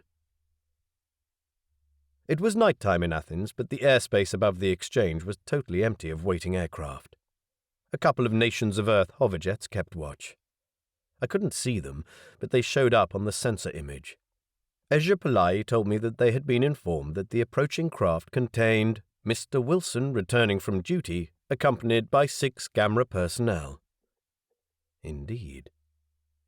I let out a deep sigh to dispel my nerves. Either this was going to work, or it would go horribly wrong. By the time we had shot into the maw of the exchange building, walked through the eerily silent hall, and had been led to some sort of executive apartment, the sky was starting to turn blue. I had lived at the exchange for 8 years, but I had never been in this part of the building. The floors directly underneath the canteen, with their luxurious rooms. The privileges one had as head of government. Exchange staff came in to serve breakfast, which I, Ezra, and Theyu took while seated at a glass and metal framed table looking out over the city. The sky was not so hazy now, and patches of green had appeared on the lawn. It was winter. I had almost forgotten. There was a commotion amongst the guards at the door when Amaru came in, bowing, shuffling forward, her gaze on the floor. She reported in a demure voice that she had been in contact with Danziger, who was expecting me. She had arranged a private train carriage with sleeping cabins. "Good," Ezra Pillai said. "Do you have a contact for the President's office?" "I do. I'll send it." "Have you contacted Dr. Schumacher's workplace?" "I have." "I want you to contact someone in the Institute and make an arrangement for us to visit if necessary." "I will do that." "Then I want full connectivity for all of us for as long as we're here.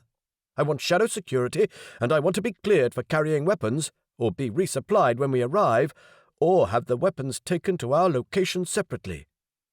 "But the weapons are—" "Illegal, I know. Get them cleared." She took in a deep breath. "Yes." I balled my fists under the table. Amaru was a confident woman who knew her job. It made me feel sick to see her bullied like this. "She is right. You can't barge into the President's office looking like—" I gestured. Hell, we all looked like we were dressed for combat. "My security can be armed, though not overly so, but no weaponry will be allowed in the President's office." Ezra Pillai's eyes were hard. "We will all go in." I met his glare equally. "If the President is harmed, I will create such trouble that you won't forget it in a hurry." Ezra Pillai stared back at me. "And who are you?" "I am the reason that you have any hope of retrieving your data at all. Don't forget that." I won't forget." But there was nothing comforting about his voice. Thayu watched, mouth open. From near the door, Evi did the same. Then Ezra Pillai laughed. "You have a lot more pluck than I give you credit for." Amaru mumbled something about starting her work and headed for the door. I rose from my chair and intercepted her before she could get out. "Any news from Nisha?" Amaru's eyes met mine. Her cheeks were bright red. "How did you dare do that?" she whispered in Isla. "You and I are the guardian of peace. We both know the sort of trouble we'll be likely to meet if you let the arsenal of weaponry through." "But argue with him?" "Yes." Strangely enough, I enjoyed it. I'd use his curiosity for as long as it lasted. Amaru stared at me as if I was mad. "Nixie says Nisha will be released today. I guess he will probably catch up with you in Rotterdam somewhere." Thanks. That's such a relief. And it was. At least one less thing to worry about, with those 2 military craft in orbit somewhere and all the backup that could be here very quickly. Amaru left, and I took Thayu aside in a corner of the sitting room. "I want you to contact Nisha's father." Her eyes widened. "No, don't fool me. I know he's in one of those craft that followed us. Contact him and tell him that Nisha will meet us in Rotterdam." "He will?" Her eyes shone. "Yes." It sounded more like a question. As far as I knew, Thayu knew Nisha distantly. No reason to be so happy about his release. I wanted to ask, but she had already gone into the apartment's communication room. I stood there in the corridor, under the questioning gazes of Evi and Talaris. And then I had a horrible thought.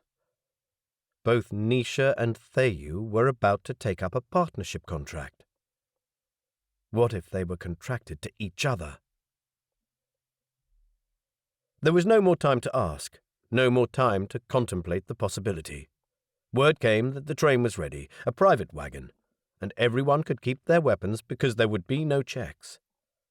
However Amaru did this, I had no idea, and I wasn't even sure I wanted to know.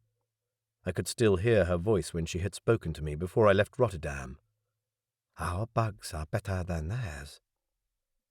That was all very well.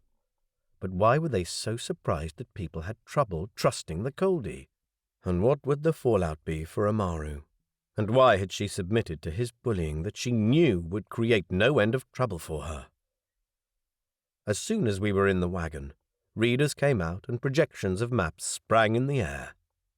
Amaru had provided the guards with extra satellite tracking equipment.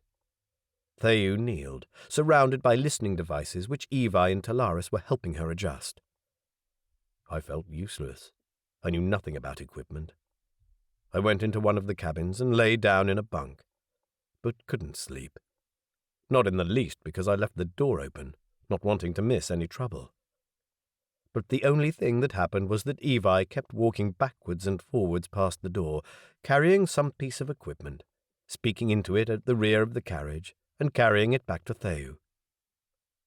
In all the years I had lived at the exchange, I had never seen the full extent of gamra spying devices. Then the train plunged into darkness. Someone swore, and a bout of laughter drifted from the front of the carriage. The Alps. Tunnel. Ezra's female guard called everyone into the cabin for a briefing session when the train emerged in daylight. We would all go into the foyer of Danziger's office. She would seal the door and take care of the secretary, who would be stunned so he wouldn't remember anything. Evi would stay outside, but only so he could warn us. I would talk to Danziger while Ezra's female guard and Thayu logged into his computers. Communication lines would be cut. She could guarantee a bother-free period of 15 minutes. By that time, Thayu had to be finished with her electronic probing. I could speak to the president however long I needed. It was probably better if I kept Danziger occupied for longer. The rest of our group would sit down quietly, restore the secretary's awareness, and wait for me to come out. A simple plan, but totally crazy. I couldn't think of all that would happen if things went wrong. At the station, Ejapolai's refusal to split up the party into 2 taxis caused some consternation. There was no bus, so we walked. A biting wind whistled between the buildings of nations of Earth, carrying the last of the autumn leaves. Low clouds scooted over the city, hinting of snow. But if Ezra felt any discomfort, he didn't show it. Neither did either of his Coldi guards. Tough military men and women. I froze in my official gamra clothing made for the tropical heat of Barish. Theyu muttered, "What a dreadful place." "It can be nice in summer." I told her how I had lived here, gone to school in the residential complex, and how I and my friends used to run up and down the steps until the guards became annoyed and shooed us on. It must have been hard for her to imagine how green those lawns could be and how lush the trees. We came to the end of the lane where the building that held the president's offices rose up like an absurd neoclassical sugar cake, with columns and arches and wide stairs all in marble. The fountain had been turned off for winter. The appearance of 6 black-clad guards raised some eyebrows with the nations of Earth servicemen. I assured them that the president expected me. They checked and heard it was true and waved us up the stairs. All of us, with weapons. Amaru was really amazing. In the warmth of the hall I breathed a sigh of relief. I thought Theyu did the same. For a fleeting moment I remembered the feel of her cold skin pressed to mine. Never, never would I allow her to be in danger like that again. There were more guards on the stairs than there had been during my last visit. I hardly dared look at them for fear of being challenged.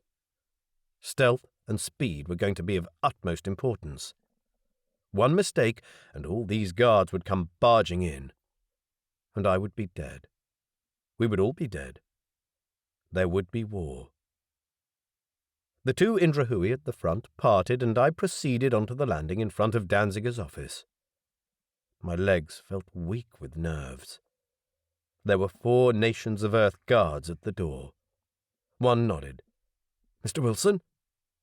"My security will wait in the foyer." I hoped my voice sounded more confident than I felt. The man stepped aside. The door slid open. I entered the foyer. A photo of Sir Conan hung at a prominent spot opposite the door. He looked at the camera with his usual mild expression, soft light gilding his face. His eyes, light blue and mild, seemed to look at me. "What are you doing, Mr. Wilson? Are you betraying our trust? Did you read the information I gave you?" Damn, Sir Conan was dead. He could never answer any of my questions. "The president will see you shortly, sir," a woman said. Danziger had kept his own secretary, a woman of about 40.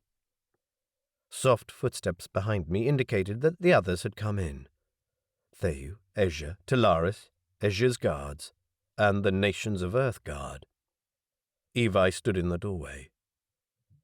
Great. Now what?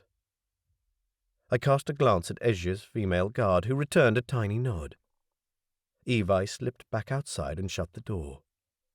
Click. The lock turned. The secretary's eyes widened. Her hand hovered over the comm unit. "I'll call security." "Not necessary," said Talaris, who dragged the security guard with him, one hand over the man's mouth, his belt and comm unit in the hand the guard couldn't reach. "Security is already here." He plonked the man on the couch and in one single movement drew something from a pocket on his thigh and held it in the man's face. Click, hiss. His eyes rolled back. Talaris eased him down on the couch. Asia's male guard had done the same thing with the secretary. Shit! That wasn't in the plan. Thayu's reader was already on the secretary's desk, turned on, next to the secretary's computer. Asia's female guard had another reader on top of a cabinet behind the desk. Then the door to Danziger's office opened. "What is this noise, Miss—" Danziger's hair looked thinner than when I had last seen him. His gaze went over my unearthly outfit, and then from one black-clad guard to the next. "What is the meaning of this, Mr. Wilson?" His face had gone pale. I'll call—" his gaze fixed on the unconscious guard on the couch. He drew himself up, even paler than before. "Mr. Wilson, I demand—" "Listen, Mr. President, this is a matter of utmost importance. I apologize for this. This is a hostile act. You are in the office of the acting President of Nations of Earth. Kindly take your personnel outside." I said in a low voice, "Please, Mr. President, this is a delicate situation. I've spoken to you about this before. It seems Nations of Earth has received a writ from Asto for the return of material I didn't know existed," he harumphed. "We don't succumb to bullying, Mr. Wilson." Damn, he was aware of the writ and its meaning. "Whatever you're doing here, I will not give it to you. I am not asking that you give anything to me. I'm asking that you return this material to Asto officials who have paid for it. I'm asking that you turn it over to the Gamra community so we can all determine what happened and what led to President Sekonen's assassination." From the corner of my eye, I saw that Ezra was listening through a translator. Danziger licked his lips. "Let me just get this clear. What material are we talking about?" "A report by Elsie Schumacher of the Dawkins Institute. It's extremely important that it be returned." I glanced at Ezra Pillai, wishing he weren't here and weren't listening. There was more I wanted to say, but I could only do so in vague terms. I think Sekonen knew something. It could provide proof of who his killers were. "You know Dr. Schumacher is dead." "I do. I might be able to find out why." Some of the lines on Danziger's face smoothed out. "Mr. Wilson, this information would interest me also. Special Services mentioned this data stick of yours. They should know what was on it. They took a copy. I want that copy." "The copy was empty." "What?" From the secretary's desk, Theo interjected. "Not empty. Copy protected." Had she just established that by probing the office system for 5 minutes? How many things could this woman do? She added, without taking her eyes from her reader, "There's a sequence at the beginning of each document section that needs a 16-digit unlock code. There's a file that matches up with it that zips the codes in. If you copy the document, only the main file transfers. You need a security key to copy the code file. If you don't have that file, the document self-destructs when you try to read it. Oh, you can access it, but decoding is one hell of a job, especially since you'll never know what numerical and notation system the makers used. This one has all the marks of the Asto underground hackers. They use the Agirian notation. Everything in multiples of 5. It's incredibly hard to crack." And Sekonen had this? Material with the signature of Asto hackers? Only the file on the data stick we have. The original. The rest of this office system is mind-numbing in simplicity. Danziger glanced from me to Theo, as if he was aware that some form of communication was taking place. "She says the data can't be copied." "But hang on," back to Theo. "If it can't be copied, then what's the point of looking for other copies?" "We have the key file. We need an undamaged original that no one has tried to read." "Ah, stupid me." Back to Danziger. "We need to access Sekonen's personal workspace." "The hell you don't. Not them, anyway." Danziger's mouth twitched. He probably knew, as I did, that Thea was already into the system anyway. She brought a long list up on the screen of her reader. I hoped she was finding what she was looking for. "You'll find nothing more than I sent you. I have nothing more than I sent you. That's the damn truth, Mr. Wilson. Whatever Sekonen wanted with this material, weather data, you say? However he got it, however Dr. Schumacher gave it to him, you won't find answers here. Don't you think we haven't looked? So, if you don't get these people right out of my office—" He pointed at the door, his hand trembling. "Before I call—" "You speak for your people?" Ezra's voice sounded threatening. Danziger stared at him, then his grey eyes met mine. "What's he saying?" He asks if you are a true representative of nations of Earth. Danziger straightened. I am the acting president until the elections. Ezra placed both his hands on the desk. His thick fingers splayed over the wooden surface. You represent your people well enough. With the document you have sent to your representative, Corey Wilson, you accuse Asto of planning an invasion. I translated more or less faithfully. Danziger stared at him, and then his grey eyes met mine. This man doesn't look like a security guard to me. He is. Ezra's strict instructions. He was to remain unnamed and unidentified, even though his behavior right now wasn't helping much. Danziger raised his eyebrows. His point is, Nations of Earth accuses Asto of planning an invasion based on what is a 200-year-old plan that was never seriously considered. There is a signature on the plan which belongs to a predecessor of the current chief coordinator from that time. I have run the material you sent me past the current Asto chief coordinator. He did not know of the existence of the plan.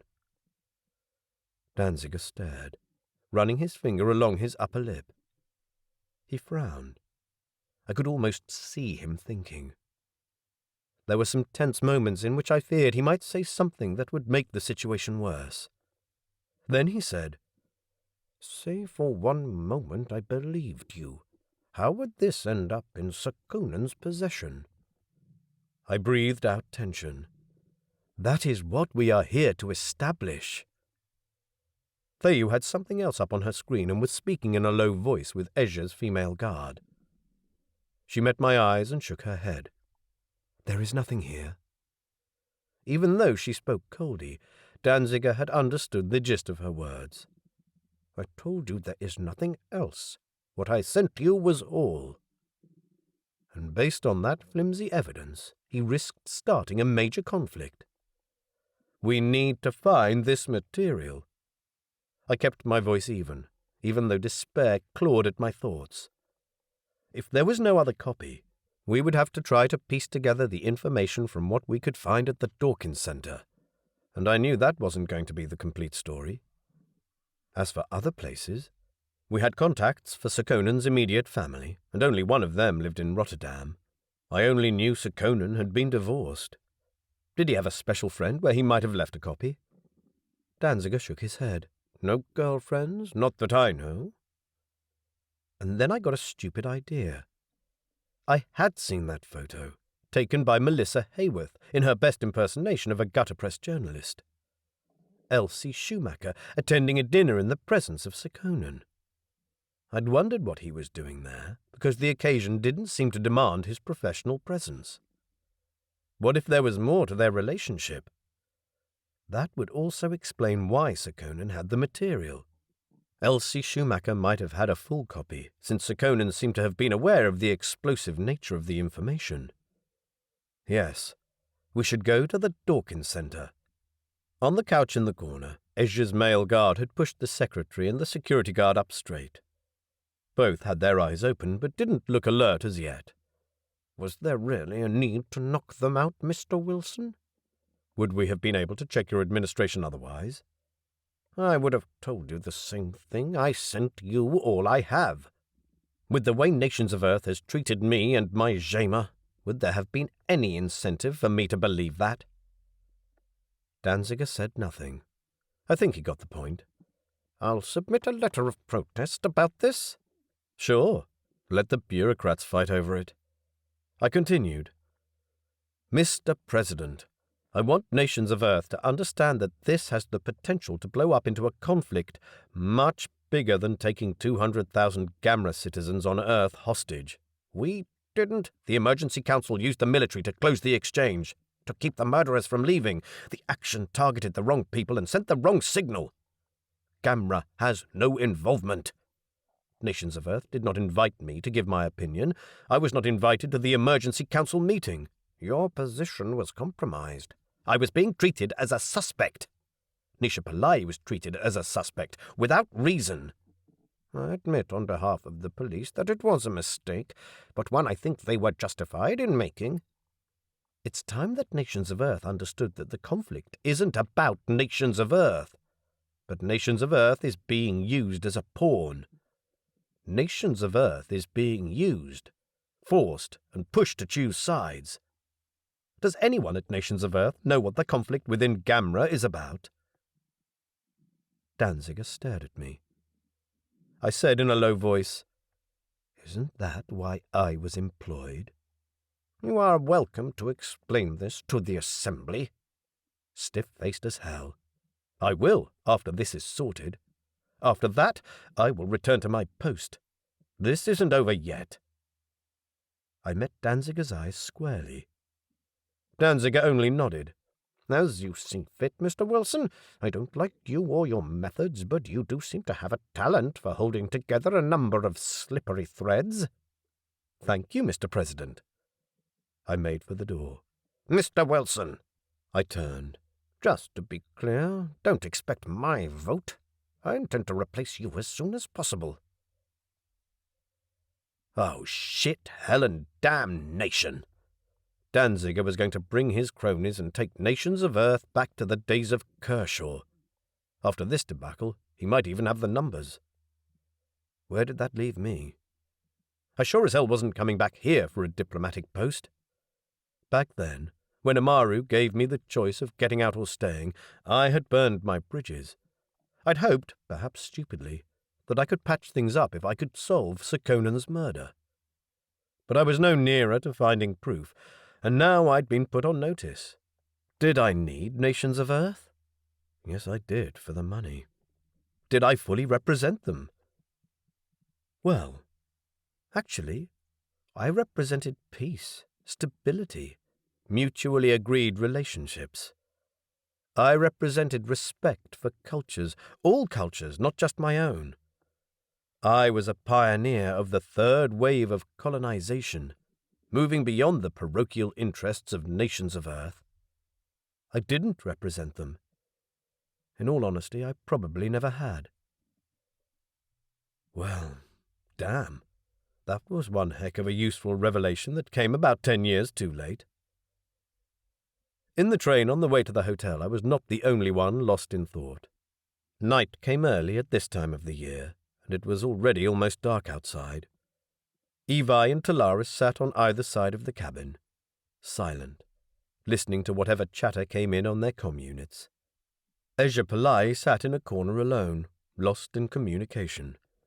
I went to sit with Theyu and Ezra's guards, who were debating the course for tomorrow. We were to travel on the fast train across the channel to York for the Dawkins Institute. Theyu split her attention between the discussion and her reader, which displayed Sir Conan's file in the familiar array of hexadecimal data, in which she seemed to have patched more holes. She had restored 2 maps. "We tried to contact the son," the female guard was saying. "He lives in this town. He might have something." Security seemed to have everything under control. I dragged my reader onto my lap and connected with the news services. Flash news point. I read through the headlines. Housing crisis in Europe. India defeats South Africa in cricket. Our promise to the poor, Danziger. I selected the last article and skimmed through text that spoke of Danziger's commitment to suffering people of Central Asia and Africa. Housing for refugees of the dust storms. Water recycling plants. Immunization programs. Education. That was Danziger all over. Gamra was obviously a low priority on his list. Maybe he was right about that. He wasn't a bad man, and maybe I should just shut up and go away. There was nothing about my visit, nothing about Gamra, the closure of the exchange, or about Nisha's release. It seemed the issue had already been forgotten. The world was still turning around. There were other news issues to take up space on the anchor page. And there was nothing written by Melissa Hayworth. I entered her name. A list of articles came up, the last of which was the one about my isolation in Barish. That was now 10 days ago. 10 days in which she hadn't published anything or been in contact with me. A chill went over my back. Either Danziger had silenced her, or I had asked her to find information about Amoro Renkati. Feeling sick, I sent her a message. I'm in Rotterdam, if you want to see me. I waited for her reply, but none came. I stared out the window, but all I saw was the reflection of Theyu and the guards at the table behind me. Ejapalai had come back from his corner and spoke to his male guard. Talaris was checking the charge level on his gun. Theyu stiffened, straightened, and pushed her hand to her earpiece. The others stopped talking. "Anything up?" Eja's male guard asked. Theyu listened, a frown coming over her face. "I'm getting an outside signal." Outside being jargon for enemy. "Close." She listened again. "Wait. It's gone." The guards exchanged meaningful glances. "Are we in trouble, Mashara?" I asked. The female guard turned to me as if noticing me for the first time.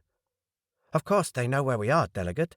We know where they are too. They won't move until we have what they want. But if they're coming closer, we'd best get to our accommodation soon." Amaru had booked a hotel next to a railway station, in a sleepy, insignificant new suburb, one I was not familiar with. There were 3 rooms, one for me and Nisha, I hoped, but there had been no sign of him yet. One large room for the men and a smaller one for the 2 women. My room had enough beds to sleep a family of 6. I stood there, looking at all those beds, feeling miserable. How I wanted to be back in my apartment in Barish. I dumped my luggage on the double bed in the separate bedroom, because its window looked out over a courtyard rather than the street. After a quick meal of takeaway chicken, which we shared in the men's bedroom, and at which the conversation consisted of security arrangements, I left for the solitude of my own room. Someone waited at the door. Someone slender, wearing a dress, and with a mass of curly dark hair. "Cory!" My heart jumped. "Eva, what are you doing here?" "It seems this is the only way I can see you." "How did you know I was here?" "I got a message." "Who from?" "From you." "I didn't send it." I stared down the corridor. Nothing. "Theyu." "What?" "Check bugs. Someone slipped our security." "Come." I pulled her into my room and shut the door behind me. "Oh, Cory." She flung her arms about me. It was awkward to feel her warmth through all those layers of clothing, and I noticed how small and thin she was compared to Theyu. I pushed back, glancing at the door, listening out for Theyu's response. Someone was running down the stairs to the entrance of the hotel. Eva stood there, looking very small and fragile and frightened, her eyes wide. "Eva, what were you thinking? It's dangerous to come here." "I really wanted to see you. The message said—" "I didn't send you a message. Honest. I wanted to keep you safe. Dangerous people are watching us. Please, go to a safe place. I will come and see you, I promise." "I'm not important." I cringed. "Please, Eva, don't start this now." "Cory, you've been running away from me ever since you left so suddenly. I don't know why. I can't get into you. I leave messages, but you never write back." "I replied to every message I got. Danziger cut off my communication. I've had to deal with an emergency." Her eyes went hard. "It's always the same, isn't it? The world revolves around you and your work." The door opened. "Hold it!" Theyu in Coldi. She stood there, legs apart, pointing her charge gun into the room. Eva screamed. "Cory?" "It's fine." Theyu let the weapon sink. Eva came out from behind me, panting, her eyes raking Theyu's black-clad form, her armor, her massive shoulders and arms. Looked from me to Theyu and back. "I see." Her voice was cold. "I received this message from Delia Murchison's office, that you'd taken up with one of them, that you had taken her to bed." Theyu strode into the room and passed a scanner over Eva's back. "Any bugs?" "No. How did she get in?" Eva's voice sounded far off through the roaring of blood in my ears. I didn't believe it, Corey.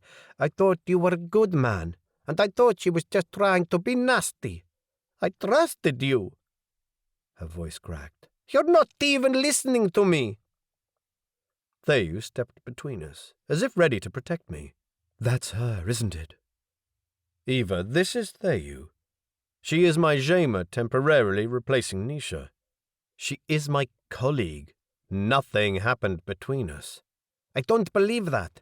Tell me to my face and look me in the eye. Then I will believe you. Listen, Eva. What I'm going to say now is important. I want you to go home and stay there until this has been solved. The people who sent you the message are extremely dangerous and they're using you. No one is using me. I came by myself. But someone gave you this address. No one gave me anything. You're avoiding the question. Tell me the truth, Corey. Did you sleep with her? No, I didn't. Listen to me and stop the hysterics. I'm trying to keep you safe. She stepped back, blinking. I don't believe you. Then don't. I let my hands fall by my sides. There was no arguing the evidence anyway. She could easily have seen the recording of me and Theyu kissing in bed, because there was a recording of it somewhere. Never mind, I hadn't taken it any further. In hindsight, I should have taken it further. Eva let out a strangled sob and hid her face in her hands. Why, Corey, why? You promised you'd marry me. Damn it, Eva, listen to me. I want you to go home safely. I'll come when all this is over, and then we can talk about it. Talk about what? I have a life, Corey, and I don't want to spend it justifying you. Why should she have to justify me? For her family? That I couldn't be at every damn dinner party? It was always the same issue, always. Laying claim on my time, demanding things I could not possibly comply with. And I had had enough of it. If that's what you want, fine. Go and find yourself a Polish guy who will be happy to be your trophy husband. Silence. Shit, I'd let myself go. Corey. Her eyes were wide. A tear slid down her cheek. You didn't mean that, did you? You couldn't possibly take up with her, could you? Oh, how the memories flooded back of how insanely jealous she'd been when we just started going out and someone mentioned Inaru. It's not about her. It's about us. I'm stressed, and there are dangerous things afoot, so you're not getting the best response out of me right now, but since you're pressing me for an answer, I'll tell you as it is, much more bluntly than I wanted. This, us, is not going to work. My life is in Parish, and you want me to come live here permanently. I said I'd come. Eva, please. I'm no regular diplomat, and you know that. You're much better off finding yourself a man who agrees with your father and who is happy to host dinner parties. But I love you, Corey. A tear trickled down Eva's cheek. I let a silence lapse. You know, Eva, I don't think you do. You love a person you think is me. You love me as you want me to be, not as I am. It's the same for me. You dream of me being a perfect Nations of Earth diplomat. I dream of you heading my household in Parish. Neither of us is going to fulfill the other person's dream. A further silence. Eva sniffed. Eva, you have a lot of love to give, but I am not the man you want to give it to. Step into the world and enjoy yourself. You're young. You have plenty of time. Don't wait for me. She said nothing, crying silently. I felt a stab of guilt. It was a bugger of a thing to have happened like this, and I had known people were watching when I kissed Theyu, and I'd still let myself go. I'll get to Laris to take you home. I can get home by myself. Abruptly, she turned and ran for the door. I heaved a sigh and sat down on the bed. What a mess. Theyu shut the door and crossed the room, silently settling herself on the desk. After a long and heavy silence, she said, "That is the woman who is contracted to you?" I nodded, not meeting her eyes. What did she want? To see me. To a Coldi that would sound strange. A person did not love the subject of a contract and would not seek them out for pleasure. Tell me, Theyu, she wasn't wired at all? Not her. Renkati sent her the images of... There was no emotion in her eyes, no sign of understanding or sympathy, no sign that she even remembered that crazy kiss. I breathed out heavily. My job didn't lend itself to relationships, least of all with her. Soon, Nisha would be back, and I'd best not interfere with Nisha's contract. She pushed herself up. Well, that was all a scare for nothing then. Then she left the room too. I lay awake most of the night, staring at the ceiling. Chapter 22. A rather strange procession boarded the train in the morning. I had persuaded the guards to dress less conspicuously, but that didn't take away from the fact that two of them were dark-skinned and very tall, and they still had to wear sunglasses to hide their green eyes, and that the others all had peacock hair and included a woman more muscled than an Earth champion weightlifter. Earth clothes fitted them poorly. Only Ezra Pillai looked remotely normal. At least his clothes fitted him, but his hair gave him away. He sat a little apart from the rest of the group, fiddling with a comm unit. Something to be taken care of at home, no doubt. I sat and stared out the window, where green fields whizzed past under a leaden sky. I was exhausted, my eyes gritty. I kept seeing Eva's face, and wished there had been more time to talk to her. Wished there had been the opportunity to break the news gently, if such news could be broken gently. It was all my fault. I should never have let myself be lulled into thinking I could adapt to her world. I had deceived her. I had not done the right thing with her, and I couldn't possibly ever make up for it. Guilt cut deeper with Melissa Hayworth's continued silence. When I decided sleep wasn't going to happen, I scanned the news services, but found no trace of her. She had a network diary, untouched since the day that fateful article had been published. Had she lost her job because of me? Was she hiding from Renkati? One point of light had been a message from Nisha saying he would meet us as soon as we came back from York. Again, this made Theyu happier than she should have been. I couldn't stand to look at her, and I couldn't stand not looking at her, and each time I did, my guts turned to mush. It was raining by the time we came to York.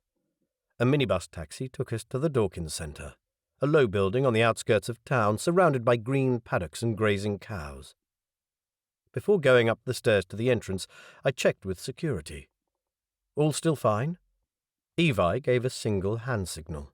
He fiddled with something in his pocket. There are agents all around, Delegate. Very noisy here. Meaning? I glanced at Theyu. She gave a shifty glance at the other guard and avoided returning my look. I think we want to be out of here as soon as possible.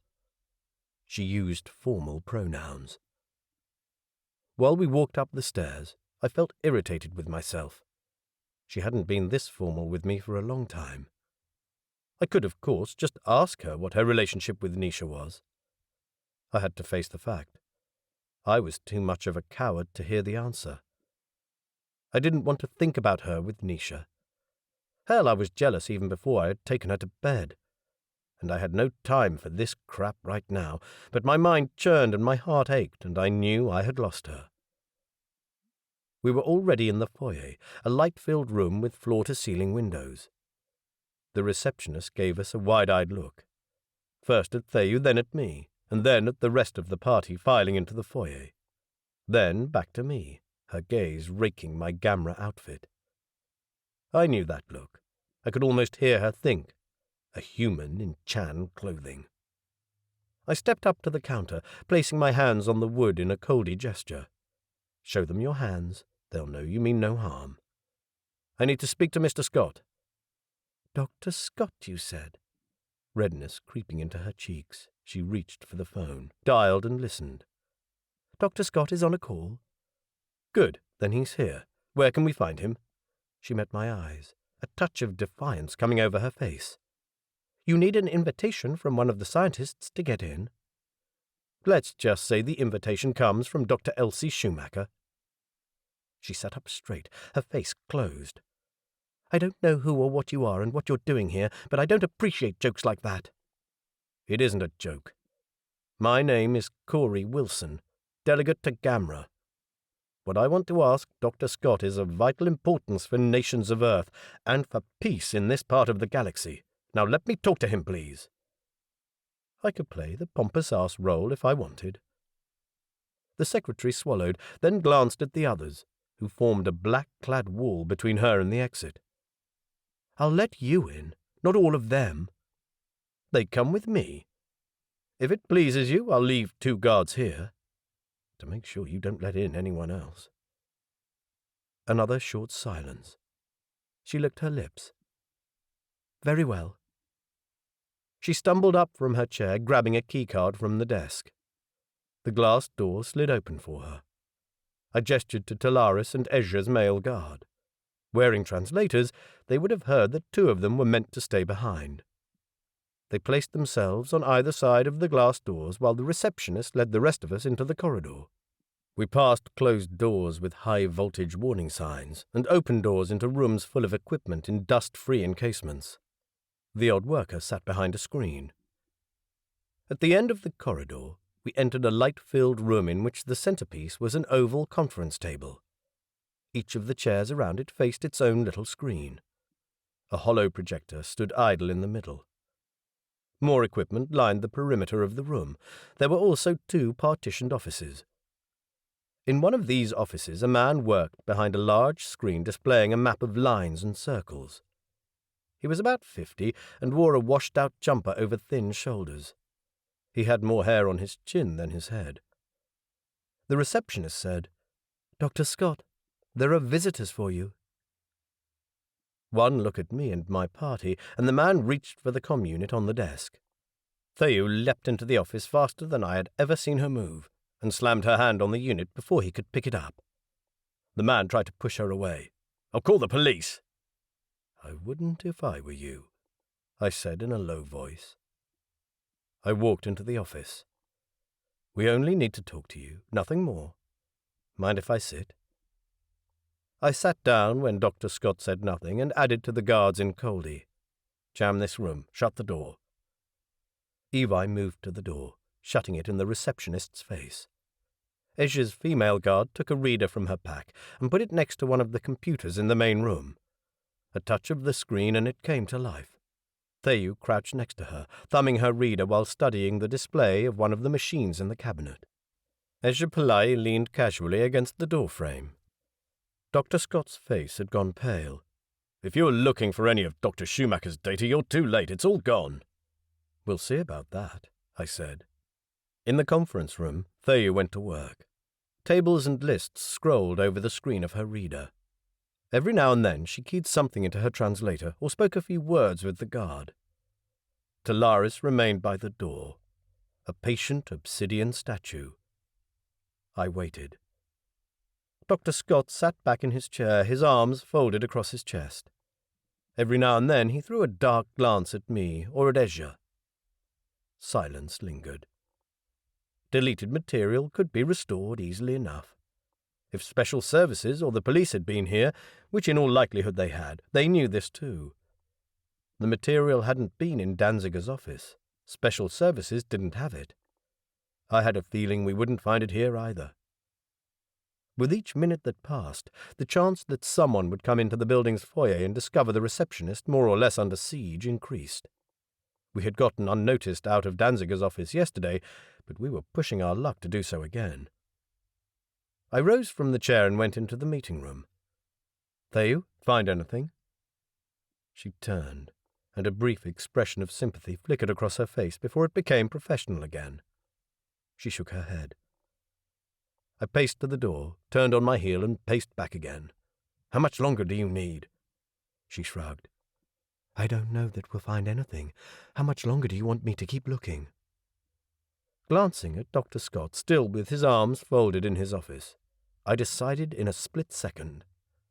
"Don't bother.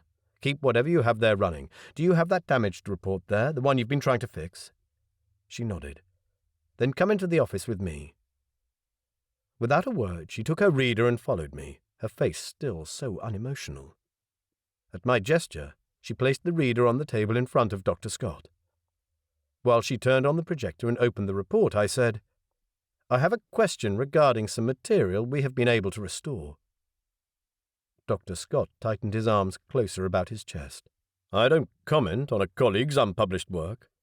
I understand you and Dr. Schumacher got on well." "That's none of your business. Flash Newspoint and their rubbishy gossip. Elsie is dead. She can't defend herself." His voice wavered. "I appreciate that and your privacy. But I thought that if you were friendly with your colleague, you might be interested in something that could clear her name. It's in everyone's interest to understand what happened." "Who do you work for?" "Gamra. I'm Corey Wilson." "The one who was in the office with President Sekonen?" "The very one." "And now you come to ask about Elsie's work?" He pushed himself off the desk, looking wearier. "I thought they'd finished with that, taken it all and gone. I have nothing to do with it.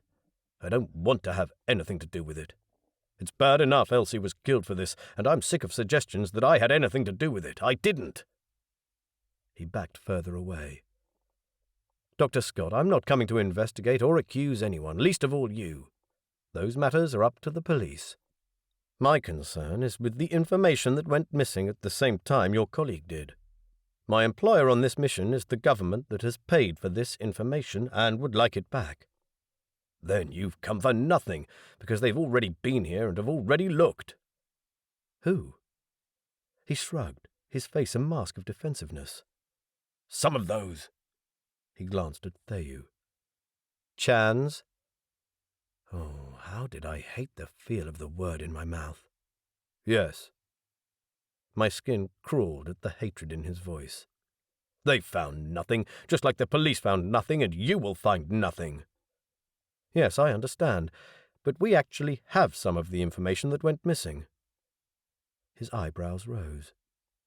I touched the screen and activated the holoprojector. "We don't have all the data, but we need your help in interpreting what we do have." Displayed on the crystalline screen was one of the maps with its pretty fields of blue, green, and purple, just like Theyu's hair. "This is one of the maps we've been able to retrieve." Dr. Scott reached out for the reader and scrolled over the map. I thought some of the defensiveness left his face. "I remember this. Elsie came to show it to me. She said she had never seen a more dramatic trend in her life. Very significant and sustained." "This map represents rainfall? Oh, yes, I see it does." "Increased rainfall?" I asked, aware that Ezra at the door listened intently to every word. "Oh, yes. In this case, if I remember correctly." He scrolled through the next map, which resembled the first, and the next one, then frowned. "That's strange. It doesn't appear to be here." "The data was damaged," I said, keeping my voice neutral and hoping Dr. Scott would go on. Which he did. "There was another map, which was the oddest thing I've ever seen, showing the distribution of a greenhouse gas, sulfur hexafluoride. At the edge of this continent here," he pointed, "was a large red spot, indicating a huge concentration of it, and then in the next measurement it had lost about a third of its size. Where is this?" Ezra didn't miss a beat. "Crystal Wastelands, the crater." He spoke Coldi, and I translated. "It's a meteorite crater on Asto." Dr. Scott studied the screen a bit more, his frown deepening. "Is there any industry in this place?" "There is industry on the planet, but not here. No one lives in this area." "No surprises in that. Anything alive couldn't possibly breathe this air. There wouldn't be enough oxygen in it." Ezra confirmed. "No one comes near the Crystal Wastelands. Many have tried. Some of the desert kids go there. Apparently they ride boards on the air in the crater. It is dense and grey and makes their voice go funny. If they fall off, they die." I translated for Dr. Scott, who nodded. "That sounds like sulfur hexafluoride, all right. It's the heaviest gas known. When you put it in a tank, it looks like water. You can float things on it. We only know it as an artificial product. Production requires free fluorine gas, which is one of the most reactive substances known. Asto, I knew, was extremely rich in fluorides." Dr. Scott stared at the screen again. It's also the strongest greenhouse gas we know. It doesn't break down because it doesn't react with anything much. Its effects last for at least 20,000 years. I thought I understood. In some way, the gas had formed in the crater when the meteorite hit, and wasn't being formed anymore. So this work shows that it's running out or running down or whatever, disappearing in any case. So the data seems to suggest. And that causes an increase in rain. Probably, most importantly though, it would cause a significant drop in temperature. How much? Ezra's voice sounded harsh, stressed, I realized. I translated. Hard to say without having all the data, Dr. Scott said. If we provided him with new data, could he tell us? Ezra asked again, his eyes meeting mine. I translated. Dr. Scott turned and looked directly at Ezra. I cringed. Do you think I want to sign my death warrant? Theu stirred, staring at the screen of her reader, then glanced at me. With permission, Mashara advised that we move. There was an undertone of urgency in her voice. I'd have to come back to Dr. Scott later. I rose from the table. Thank you for your time, Dr. Scott. Ezra's female guard opened the door and strode into the hall. I followed, trying to keep up with Theu. What's the matter? We have 2 identities incoming. Close by? Not yet.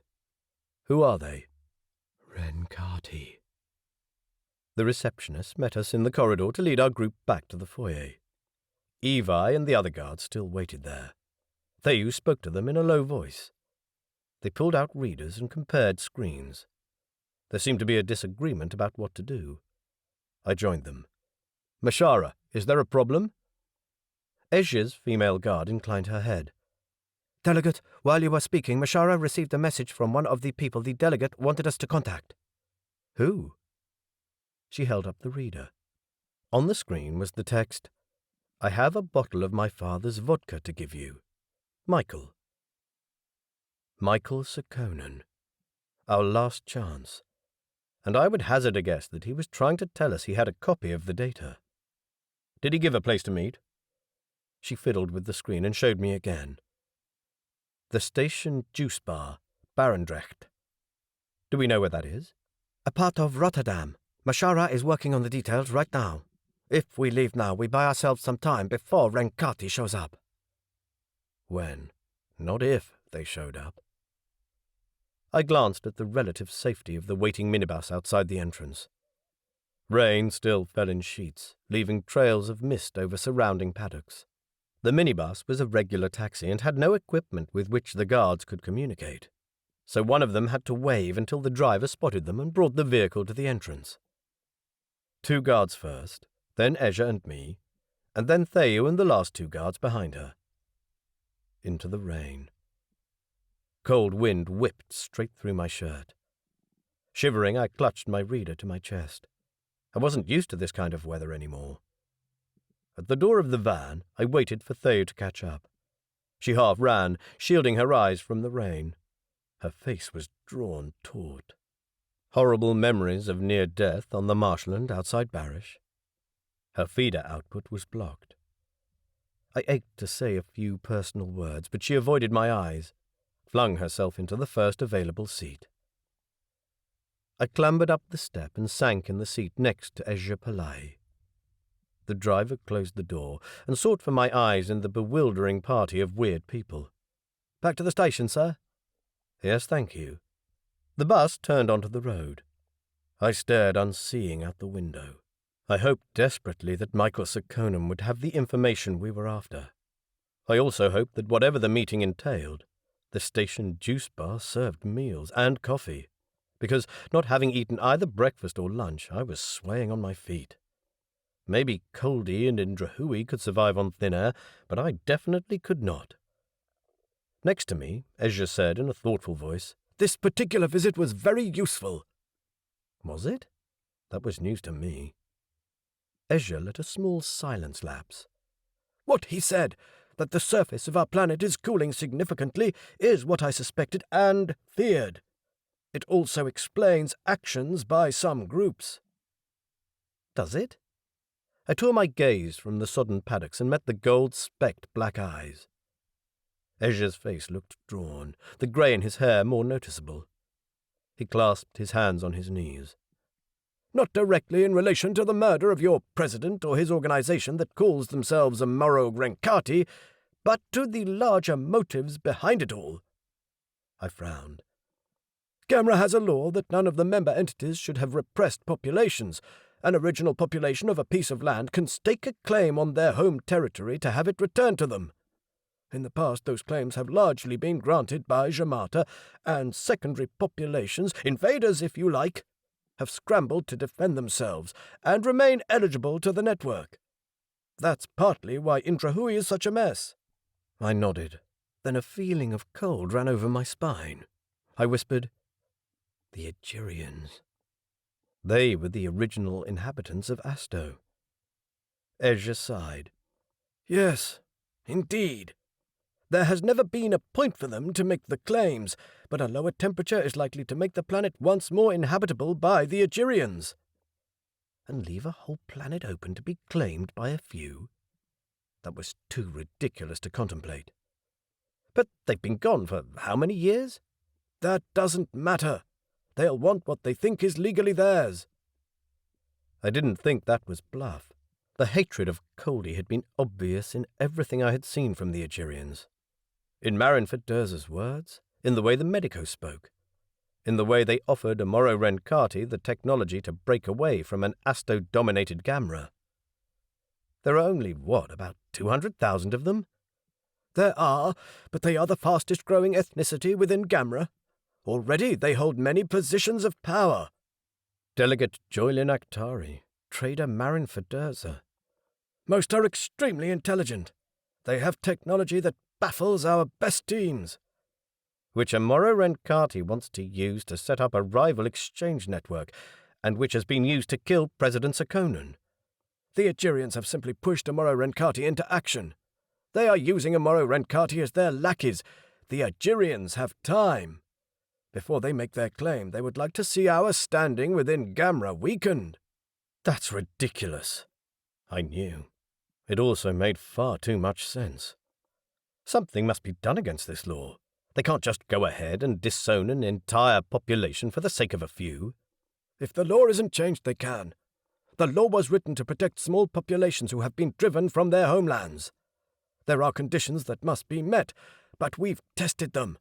And if the Egerians decide to claim, they could probably meet all of them. Asto would have to make huge concessions to the Egerians in order to maintain its exchange. If this Amaro Renkati gets their way, there will be a lot of entities voting against us. I wouldn't like to predict the outcome. I stared. There were billions of people on Asto. They wouldn't be happy with this. So the material Danziger found was indeed a contingency plan. Ezra blew out a breath. There are many such plans for many different places. We must be prepared for the worst. In other words, yes? My voice dropped to a whisper. Would you evacuate the entire population? Only if absolutely necessary. If the climate changes are worse than we feared, if we can't come to an agreement, if... He shrugged. Right now it doesn't look good. Wouldn't you fight? Only if we have to. But it would split Gamra. We would lose the exchange network because it can't exist without us. Without others who would walk out, we have no trade. He let the obvious hang in the air. Asto imported much of its food. He shook his head. No, we must keep talking. It will take a long time, but we must solve this peacefully, with Gamra, with independent negotiators. It's the only way. Where had I heard this before? Out of the mouth of a much too young, much too cocky wannabe diplomat, facing the full Nations of Earth Assembly, most of whom were at least twice his age. A young man full of ideals. Look where it had got me. There are many other issues that need clearing up, I said. Agreed. A small silence, then, such as this belief issue. I cast him a sideways glance. Was I hearing this correctly? I have a theory. I think belief is a bloodline issue. It is bred, not taught. I have studied the reports from early discovery missions. The ones that had re-established contact between various parts of humanity. By far, the majority of peoples have in their population both people capable of supernatural beliefs and people who are not capable of such. Sometimes the believers dominate, sometimes the non-believers do. It's taken me some time, but you can track it down through bloodlines, recombinant characteristics. If you get the analysis of the characteristic allocations on the chromosomes, if you know the codes, you can tell by a blood sample whether or not a person is a believer or not. I have a diagram. I can show you one day. Never underestimate this man's intelligence. What about people who change their mind later in life? They were always non-believers or believers, but were forced into circumstances by their environment.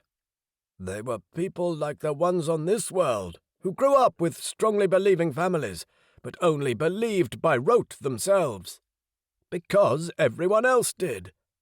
You can control such person when they're young, but there comes a time they will acknowledge the truth, or maybe not, but they will never believe. They're not that way inclined. All right. The Coldi are the only type of human who do not possess the believing characteristic at all. That is not a fault. That is the way we are. And that was pretty much what Kershaw had said. But still I saw no reason for this wonderfully diverse humanity to split. I was lost in thought when Ezra asked, "Would you be interested in a position as negotiator? A full gamra stipend, the apartment, 6 staff, and a generous travel allowance." That brought my attention back. Me? You're on speaking terms with everyone. Your email reaches in places I can't go. I've not heard of a single person within Gamra say a word against you. Even Marin Federza talks to you. Seeing what you've gone through, it's obvious you can function under pressure. Besides... Black eyes fixed mine. Do you ever lose your temper? I admit I tried very hard at that first meeting in my apartment to crack you, but I've been unsuccessful. Do you ever try to intimidate someone by raising your voice? Do you ever let personal discomfort get the better of you? I thought of that afternoon in Ezra's apartment, when I had nearly collapsed from heat stress. I will now. If I don't get anything to eat soon, I'm going to faint. But I recognized a good offer when I saw one. Get a paying job that didn't depend on Danziger's goodwill and whims. Tick. Chapter 23. In the next hour or so, I discovered that Barendrecht was one of those new social experiment, high-tech, low-impact suburbs that replaced older centres which had fallen victim to the rising water levels. Built in a pentagon design around a central square with bus shelters and a tram station and surrounded by shops. Or so the map on Thave's reader said. Barendrecht had no train station on the main line, and rather than wait for a taxi in the cold and wet, the group declared it was safe and less conspicuous to use the tram. It was only 2 stops along the line. As to inconspicuous, when I stepped aboard with 2 obsidian black guards much taller than myself, and 4 guards much wider than myself, a sole puny human in an unearthly blue outfit, surrounded by a wall of flesh and body armor, passengers stopped talking. A mother yanked a toddler out of the center aisle. The boy started screaming. My old transport card, of course, had been left in Athens, but Theo had given me a new one. I had no idea how she arranged these things out of thin air. However, when I slotted it into the ticket machine, the screen said, "Ticket malfunction." Oh, great. I took the card out and tried again. The same thing happened. I muttered a silent curse. Where was technology when you needed it? We were about to proverbially save the planet, and a ruddy machine was going to stop us? As if to rub it in, a mechanical voice said, "An entry has not been detected. Please insert your Eurotransport card to begin the transaction." I yanked the card back out, fighting an urge to slam my fist into the screen. The voice said, "Please leave this car and contact Eurotransport to report any difficulties." Oh, for crying out loud. "Excuse me," said a young voice in Isla. The girl was perhaps 13 or 14, thin as a broomstick, pale-skinned, with her hair dyed violent pink, and piercings in her eyebrows, nose, lips, and all the way down both ears. She squeezed herself between Evi and Ezra. The guards tensed, and held out a hand so beringed that I wondered why her fingers didn't fall off. "Sometimes you've got to put the card in upside down. Some machines are funny like that." Long fingers with black painted fingernails took the card from my hand and put it back into the machine. The screen said, "Welcome to Eurotransport. Please state your destination." Phew. Thanks. "No prob." Quick as she had come, she sat back down. I paid for the fares and settled between Theyu and Evi. The girl had gone back to listening to music, unfazed by, perhaps used to, our strange group. Some of the older passengers still stared. That was, I thought, the division I was trying to overcome, between young and old, between people upset by chans and people who didn't mind them. People who had watched Ezra Palai's first official touchdown in Athens and had marvelled and hoped, and people who just accepted Coldi as part of the scenery. No one spoke during the short tram ride. The atmosphere in the carriage was tense. I tried to look around casually and studied advertisements above the windows and on the ceiling. Brand names that meant nothing to me. Advertisements that puzzled me so much I didn't even know what they were for. Directly opposite me was an advertisement for, of all things, a cosmetic clinic. It mentioned skin resurfacing, hormonal hair loss treatments, foot and heel abrasion, whatever that was. The things people did to themselves. But it also offered unwanted hair removal. My mind did a monumental shift sideways. I could almost feel the sting of the blunt razor on my skin. Damn, now there was an idea.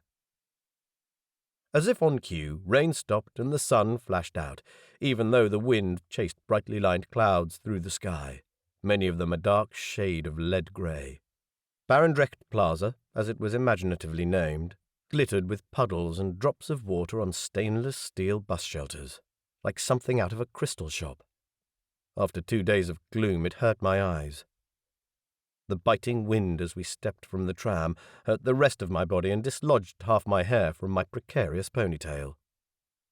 The plaza looked like it might be a pleasant place, in summer. A ring of now leafless trees surrounded a central parkland, in which stood a quaint old church with a squat tower of dark bricks, salvaged from before the rising of the sea levels. There was also a kiosk, a playground, a fountain, the basin empty in preparation for winter, and various seating arrangements, glaring wetly and startlingly in the sudden burst of sunlight.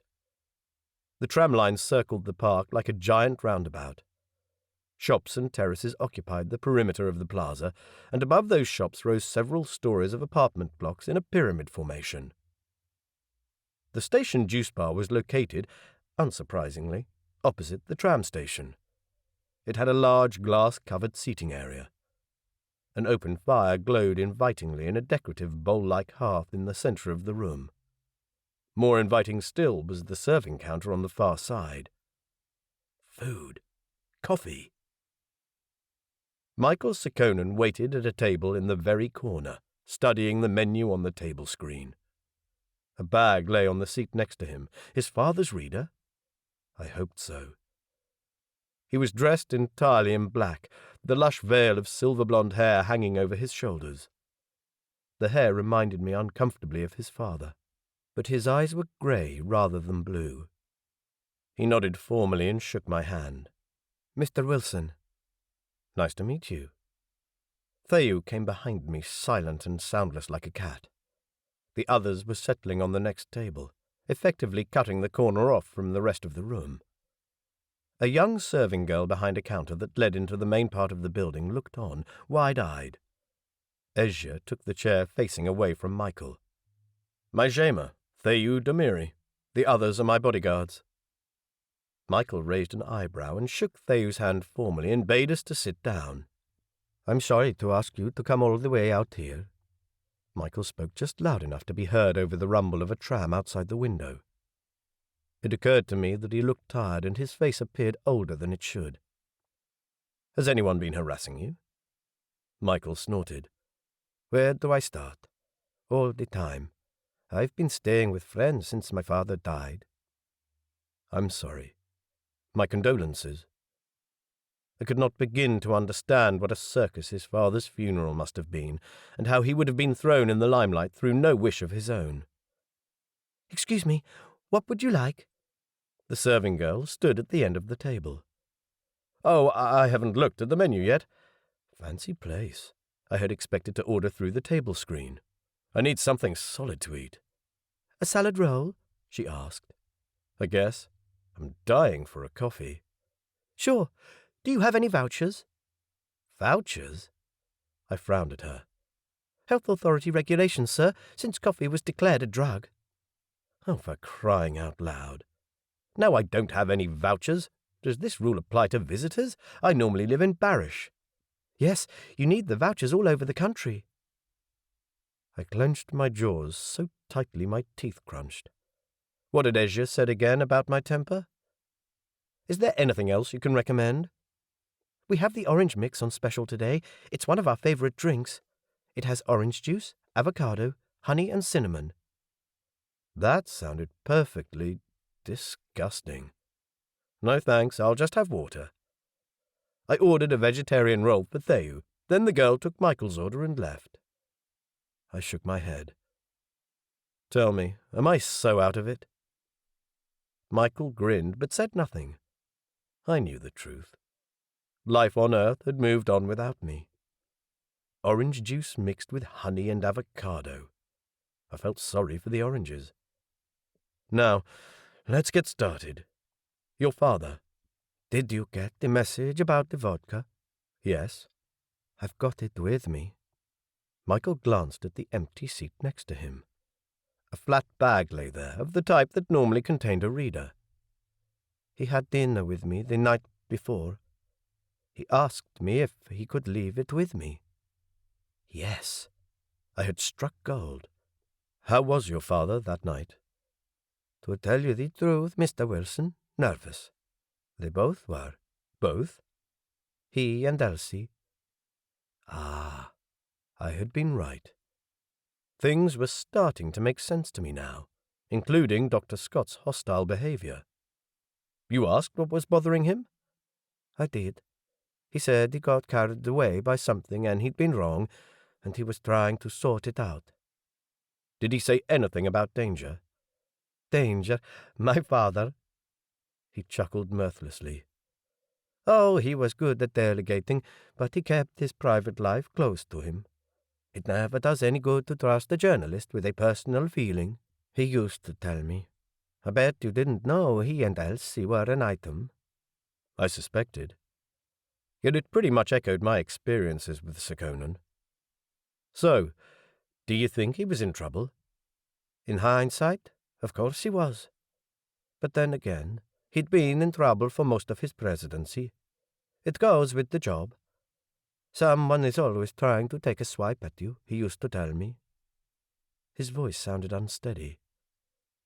The serving girl returned with the tray from which she unloaded 3 plates with bread rolls, the outside covered with seeds, 2 glasses of water, and a tall glass of orange brownie goop. Michael took a long swallow from it and set it down. "You actually like that stuff?" "It tastes a lot better than it looks."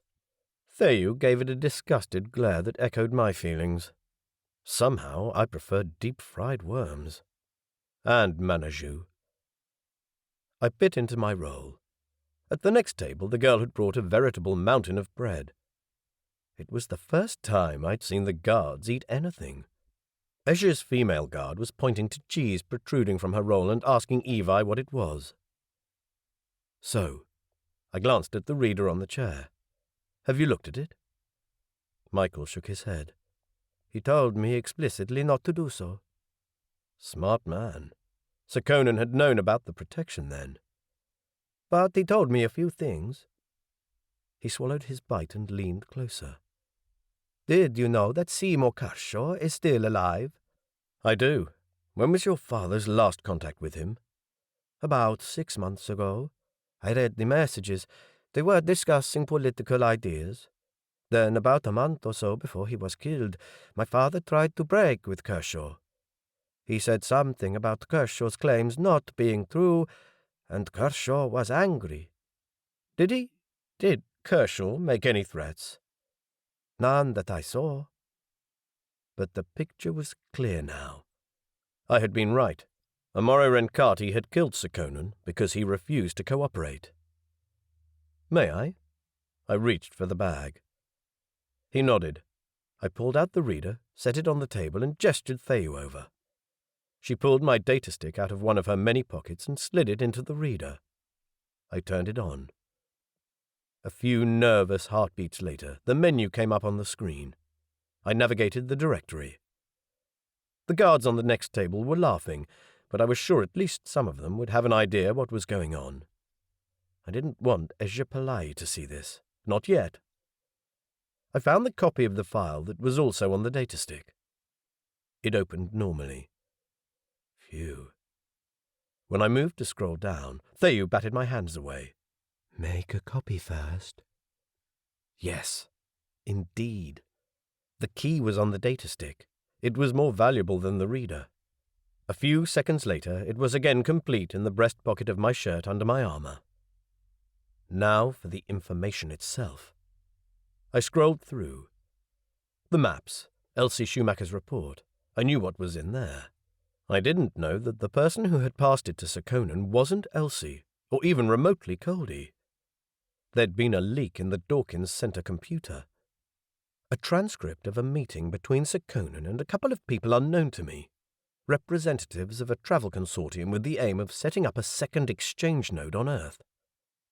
Highlighted passages contained carefully veiled advice to Sekonen not to involve me, because, they said, I didn't have the authority. Hell, I didn't. Neither did they. No one decided about new exchange nodes except the full assembly of Gamra. It was a grave error of Sekonen's judgment. I knew he wanted to be rid of the stranglehold Athens had over off-Earth travel. He wanted it too badly. But after a few such meetings and conversations, I scrolled through scanning the highlighted passages, Sekonen had his doubts about the consortium. He'd kept them at a distance. He'd conversed with Kershaw directly, still keeping him at arm's length. Representatives from Asto had heard he was in possession of the weather data and had harassed Elsie. Sekonen had been about to send his private jet for her when she disappeared. Conversation at the next table stopped. Theyu's hand rose a fraction to her upper arm. Someone else wouldn't have paid the movement any notice, but I knew that she kept the charge gun there, under her jacket. All guards turned their heads towards the street. A couple of people waited in a bus shelter. A few others lined up at the drinks kiosk in the middle of the park. Steam rose from the cubicle's counter, while the vendor, dressed in cheerful orange, moved inside. A few more people waited at the crossing, wind whipping their hair. The sun had long since vanished. Theyu moved her hand higher up her arm and spoke, not looking at me. It might be prudent for us to move to a less exposed position. She had spoken in Coldi. Michael looked from her to me and back, frowning. She says it's probably wise to go inside. Theyu urged me. Quickly. I thumbed the reader into hibernation, slipped it into its bag, pushed myself up from the table, still studying the square and not seeing anything out of the ordinary. The young waitress crossed the room. Do you want the bill, sir? No thanks, we're cold. We'd just like to move into the warmer part of the cafe. Fine, I'll prepare a table. That's... She glanced around at all the people standing, which included the guards. A table for 8. A flash of light hit the window. The glass exploded. People screamed and dived for cover. Evi shouted a sharp command in Indrahui and pushed me onto my knees under the table. Theyu unclipped one of her charge guns and tossed it to me through the forest of table and chair legs. I missed. A veritable light show broke out over my head, the crackling of charges ringing in my ears. On my hands and knees, I fumbled for the gun, cursing. My palms had just healed from my last encounter with broken glass. Ezja's 2 guards clambered over glass-strewn tables out the broken window and ran to the nearest bus shelter. Both held a charge gun in each hand and fired at some place on top of the roof of the next apartment block. Glass, concrete, and splinters of wood rained down. A bus had stopped in the middle of the street, rocking as the passengers scrambled to get out. Theo had taken cover behind an upturned table. She was firing at the top of the buildings across the road, cursing. "There's too many of them. They're moving too quickly." I still saw nothing. I might be armed, but I felt utterly useless and guilty, being the focus of the attack. Michael sat with his legs pulled up in the shelter of a low wall. A few tables down, a young mother struggled with 2 children. Her pram had toppled, spilling vegetables and a baby bottle onto the glass-covered floor. The child, strapped in the pram's harness, was screaming. I crawled out from under the table. "Come!" I had to yell to make my voice heard. The hysterical child glanced up at me, a man in weird clothing, and promptly stopped crying. I grabbed the baby from the fallen pram and crawled into the darker part of the building. The kitchen staff huddled in a corner. "Is there a back entrance to this place?" One girl nodded. "Here." I passed her the child. "Take him and get out." The girl was so startled that she said nothing but promptly did as I asked. I returned to the front of the cafe to meet the mother and her older child. She cried, "Thank you, thank you." "Don't thank me, just go. Save yourself. Get out of here." I virtually pushed all the staff and customers out the door. Michael was last. "Take yourself to safety. Your family has already suffered too much for it. Run home. I'll call tonight. If I survived this." Michael nodded, patted my shoulder and left. I stood in the room amidst fallen and shattered furniture, taking deep breaths to gather courage. I tucked the reader in the inside pocket of my armor and did up the fastening. Slowly, I reached for the charge gun, which I had thrust in my belt. It felt warm in my hands. Heavy, uncomfortable. I flicked up the safety switch. Glass crunched under my shoes, and I stalked back to the front of the shop. The shattered sunroom was empty, tables and chairs strewn over the tiled floor. The back of a chair had fallen into the glowing coals in the fireplace and was giving off coils of smoke. I kicked it to the floor and stamped out embers. A flash lit up the roof of a shop opposite the square. That was another thing movies involving gamra weaponry often got wrong. Charge guns didn't produce beams. Their charge only became visible when it hit something. A cry rang out. As if in slow motion, a black-clad figure fell onto a shop's canvas awning, which collapsed under the weight. The body flopped down to the pavement and didn't stir. Panic crawled over me. I didn't think that was one of my party. The figure wasn't wide enough to be Coldi or tall enough to be Indrahui. "Theo?" I ran to the front of the cafe. The abandoned bus stood there, billowing smoke. The shelter had been reduced to a grotesque piece of modern art of molten glass and metal. "Theo!" Another shot rang out, hitting the frame of the by-now glassless sunroom. I ducked, but not so quickly that I didn't see another figure jump down from the roof of the next block. In cat-like grace, it crouched behind a ventilation tower. A gun pointed in my direction. A few flashes struck the tower from the side, leaving the figure unharmed. Almost relaxed, the person dug in a pocket and replaced the charges in the gun. I slid the barrel of my gun on the top of the stone wall of the cafe's porch. Sweat rolled over my stomach. On the tiny screen, I lined up the reference points. Fired. Missed. Roof tiles flew up and clattered on the street below. The figure jumped up and gave a shout. Immediately there was the sound of running feet, somewhere in the building above me, coming down the stairs. I didn't think twice, but clambered over the wall into the street. A cacophony of fire broke out over my head. To my side, behind me, on the other side of the street. I ran to the bus shelter, clutching my gun. Where was everyone? A man on a motorbike entered the square. A figure leaped from a roof and flattened him. He yanked the bike out of its owner's hands and jumped on, then came full speed in my direction, over the grass of the park. More fire rang out, this time from my side of the street. It hit the roof of the bus stand. Talaris leapt out of nowhere, into the path of the motorbike. And as I recognized the bike rider as Kadrasi and holding a gun, the man fired at Talaris, continuing his path straight for me. Corey! Someone called behind me. I turned. A shot crackled. I ducked, and the motorbike crashed into the mangled remains of the bus stand without its rider. Panting, I glanced around to see who had saved me. A figure ran along the street, pushing fleeing pedestrians out of the way. I recognized the man. Nisha! Thayu was firing at another target on the roof.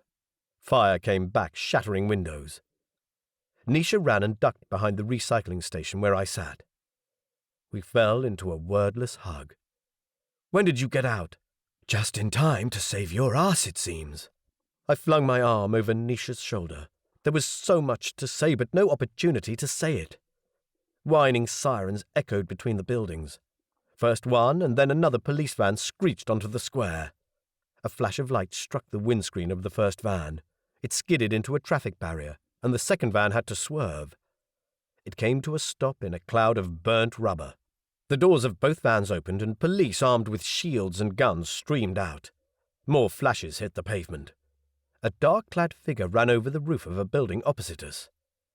Someone else saw it too. A flash, and the figure fell. The police crowded against a shop wall, holding up their shields.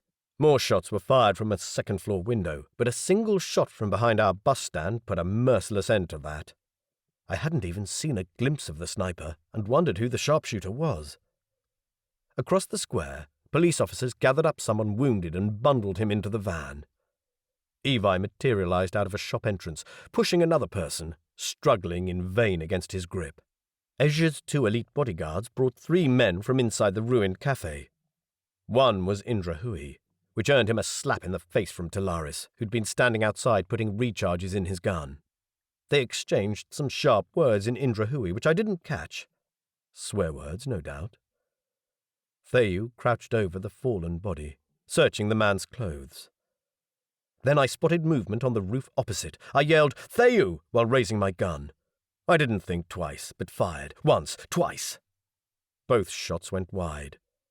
But then there was another, from the roof above me, that struck the sniper in the chest. He fell. All went silent. Blood roared in my ears. Whoever that was had just saved Thayu's life. Nisha sat behind me, wide-eyed. I unclamped my hands from the gun. I didn't hit him. The guy would have shot her. His white-faced, wide-eyed expression sent a chill through me. I'd been right about him and Thayu. A surge of ugly jealousy made my face hot. I couldn't bear to face Nisha and raised the gun again, as if more snipers hid on balconies. The next moment, a shadow jumped down from the roof of the bus shelter. I was too late to react, but it was Ezja Pillai tucking the gun back into the bracket. "I think we got them all!" For all the excitement, the man looked like he'd been enjoying himself. Where I felt and probably looked dishevelled, he glowed with satisfaction. His hair was still tied up in the ponytail, slick and undisturbed, not a hair out of place. He put a warm hand on my shoulder. My feeder made a rushing sound, as if someone opened a door to a room. "Well done!" I met Ezja's eyes. Had he just opened the link without setting it up? Perfect control. "Indeed." From the other side, a human voice said in Isla, "That's one hell of a bodyguard you have there, Mr. Wilson." Chapter 24. The attackers, 12 in all, 3 of them dead, were Renkati, or so I presumed, because none of them were Coldi, and none of the survivors wanted to speak Coldi. Besides a few hissed words of Indra Hui, there was no further communication between them and our party. None of the captives looked any of my guards in the eye, and I couldn't gauge whether or not they recognized Ezja. The police made the attackers strip off all armor and weapons, which they spread into a veritable collection of non-earthly gadgetry which they'd managed to get past the border patrols. This had been no amateur operation. I sat, numbed and still hungry, through the questions police asked me. They had swarmed en masse into the plaza, blocking roads and keeping curious pedestrians behind barriers. Ezja and his guards took their own records and relayed some of them to me so I could inform Amaru. Evi and Talaris spoke with the police in their halting, abrupt way. Theyu stood next to Nisha. I didn't miss the glances of mutual affection or Nisha's hand on her shoulder, and then wished I hadn't seen. Jealousy was not going to help get this sorted out. Because I was the only one who spoke fluent Isla, the police kept me busy longer than the others. Somehow they seemed reluctant to interfere. Had anyone from nations of Earth been in contact and ordered them to keep their heads down? Were they intimidated by the huge arsenal of weapons? Did they suspect our party included someone very important? Over my comm-unit, Nixie-chan told me that the captives would probably be extradited into the control of the exchange soon, which meant that they would face a gamra court, would be stripped of their citizenship, and sent to work in a labor camp on some backwater world. I spoke to Amaru several times, giving her the names and codes of the attackers as Ezra's guards uncovered them. They were all residents of Barish, but there were no Coldi and no Egerians. Ezra's words about Renkati being nothing but lackeys for the Egerians came back to me. Throughout the last few days we'd found no evidence for that hypothesis, not even amongst their weaponry. Ezra came to stand next to me and said in a low voice that Delegate Akhtari had commanded Gamra inspectors, backed up by Barish city guards, to raid the Renkati complex in Barish and bring all people found therein for questioning. They were to look specifically for the new technology, although I doubted they would find anything. I felt sick. Of course, the Egerian operator and his female friend had long since left, long after the builders of the machine, so all the blame would fall on Renkati. Admittedly, they deserved most of it, but they weren't alone. Egerians got off without questioning. They weren't even disturbed in their daily activities. The medico would see her patients. Marin Federza would go to his meetings. And Delegate Akhtari? Did she have anything to do with it? Did any of them? How well were the Egerians organized? Did they have a leader? I mumbled, "We might have caught these people, but this isn't over yet." "No, it isn't," Ezra said in an equally low voice. "It will be quiet for a few years or so, but this issue will flare up again. And by that time, we must have changed Gamra law and come out with some sort of compromise." "I'd really like you to take that position. Think about it very seriously." I nodded. It was almost dark by the time the police offered to take me to the hotel. I didn't say much on the way. Now that all the excitement had been dealt with, the foremost thought in my mind was how I would discuss the subject of Theyu with Nisha, because I had to talk about it or it would get in the way of our friendship. Maybe it was better that Theyu would leave now that Nisha was back. Congratulating Nisha on his impending contract would be hard enough. There was no room for the three of us. I only hoped that Theyu would get the care of the child that would no doubt be the subject of their contract. Still, as soon as Nisha and I started work and reconnected our feeders, Nisha would find out. No matter how much I would try to hide it from him, he would probably see how much I cared for Theyu and would offer for me to take up his contract when it finished. That was a very Coldi thing to do as well, but I didn't think I was ready for a case of girlfriend swapping. I would do best to forget about her. Then why did I feel so awful? Because I was back to square one. Now potentially a diplomat with an enviable position, but without a home, a family, or a wife. Not that I would go running back to Eva. No, and I had to write to Eva's parents explaining the situation as well. But I was sick of being alone. 3 times in a row I had started relationships that had gotten me nowhere. Maybe I should fill out a questionnaire and take it to a matchmaker. There were plenty of those, both on Earth and in Barish. What did I want in a woman? Someone well-educated, independent, with a sense of humor. Someone who didn't care about race or language, or about one's status in society, or about clothing. Someone who could handle being shot at, who could handle me being the focus point of attention and occasionally in danger. I stared into the dark street unseeing. Everything about this description screamed Theyu.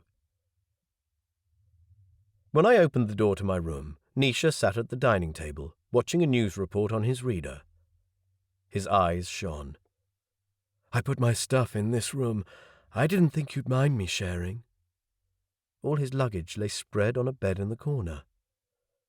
Oh, I was so glad to have Nisha back again. Let there be no mistake about that. I crossed the room and hugged him. Familiar, warm, and strong. I would need to reconnect my feeder to him, and then things would be as before. Except for Theou. I sat down. There was a chickpea pitta box on the table, 2 pieces still left in it. My stomach rumbled. "You're not having these?" "I've had enough. I guess it's better than jail food, but it's rather bland." I took a bite and struck a piece of chili. Tears sprang into my eyes. It was easy to blame them on the chili. I had missed Nisha and his definition of bland. "What are you watching?" "There's some interesting news here," Nisha said. "Sigibert Danziger has confirmed his candidacy for the upcoming election." That was not unexpected. Who else is standing? Nisha flicked on the holo projector. The report displayed on Nisha's reader was from Flash Newspoint. I didn't even register the names, but thought instead of Melissa Hayworth. I should find out what happened to her. Maybe I should take her up on her offer for lunch. We seem to have plenty in common. Nisha's voice broke into my thoughts. "I'll be glad when we're out of here." So will I. I picked at the crust of the bread, trying to remember where I'd stored Melissa's contact details. "You're being stupid, Corey Wilson." Melissa was a good journalist, but not a woman I should be dating, not even a woman I wanted to date. But I wanted someone special in my life. "You made a good start at Gamra, I heard." What is good? I managed to upset a lot of entities. I forced my thoughts back to the conversation. "No, Ezra told me you did well. I heard he offered you a job." I shrugged. "He did. I guess I don't really want to say anything until I'm sure of the arrangements. He said it would be a new position." "Oh, it's sure all right. He told me. I think you did really well. Ezra Pillai is a notoriously hard man to pin down. He doesn't have much time for losers either. If he offered you this job—" Nisha shook his head. His expression was sad. "If it goes ahead, you'll be coming. He said I'd have 6 staff. You'll be one of them unless—" Theou. Nisha's sharp eyes met mine. "Unless what? I'd love to come, but I don't know that the invitation extends to me." "It does. I say so." I took a larger bite from the pitta, not meeting Nisha's eyes. The bread was cold and tasted like rubber. I longed for Irani's cooking, but I couldn't even be sure I'd be back in the apartment. Probably not. "But you're not happy?" Nisha said.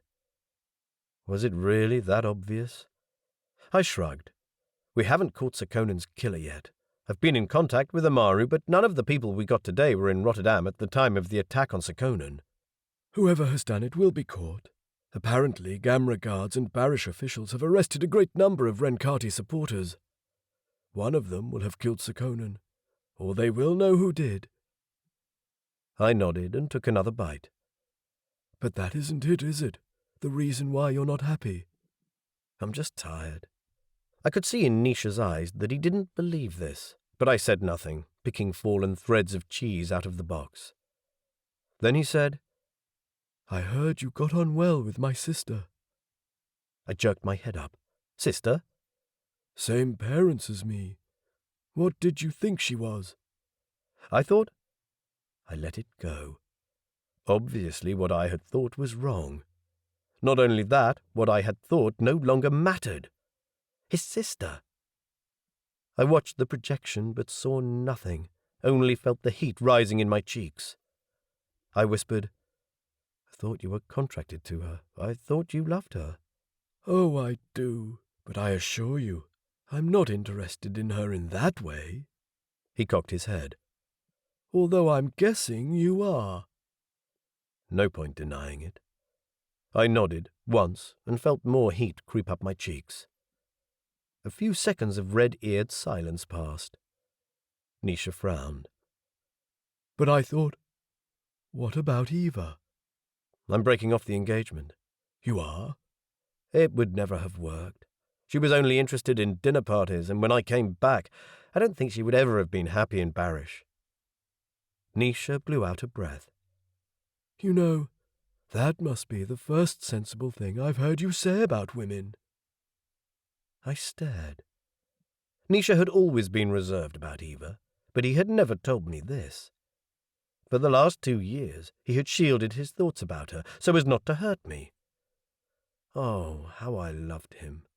How I loved them both. Nisha leaned back in his chair. He flicked a glance at the closed door of the bedroom, the room where my things were. You know, my sister is in the shower. He yawned. I'm tired. I think I'll go to bed. You don't mind if I sleep here? He sounded much too rehearsed. I raised my eyebrows. Go for it. She's all yours. Just don't keep everyone awake all night. That Coldi bluntness. But my heart leapt when I rose and opened the door. A thick blanket of steam hung near the ceiling of the room, making the light hazy. Theu sat on the bed, a towel wrapped around her, baring yellow-skinned shoulders. Water dripped from her hair and steam rose even from her skin. She was working on something on her reader. A view of the president's office in a sickly blue hue, and then a flash. Nisha's recording of the event. She stopped the projection and then played it again, as if she hadn't noticed me come in. I hesitated. She turned to me. I've changed the frequency, and I can see the light now. Is this what you experienced before? I nodded. It will conclude the case neatly. Amoro Renkati killed the president. But then, if you can see the light, why didn't Kershaw pick it up? He's blind. He can see with the help of some technology which doesn't convey colour. I remembered how he had guessed the colour of my shirt, wrong.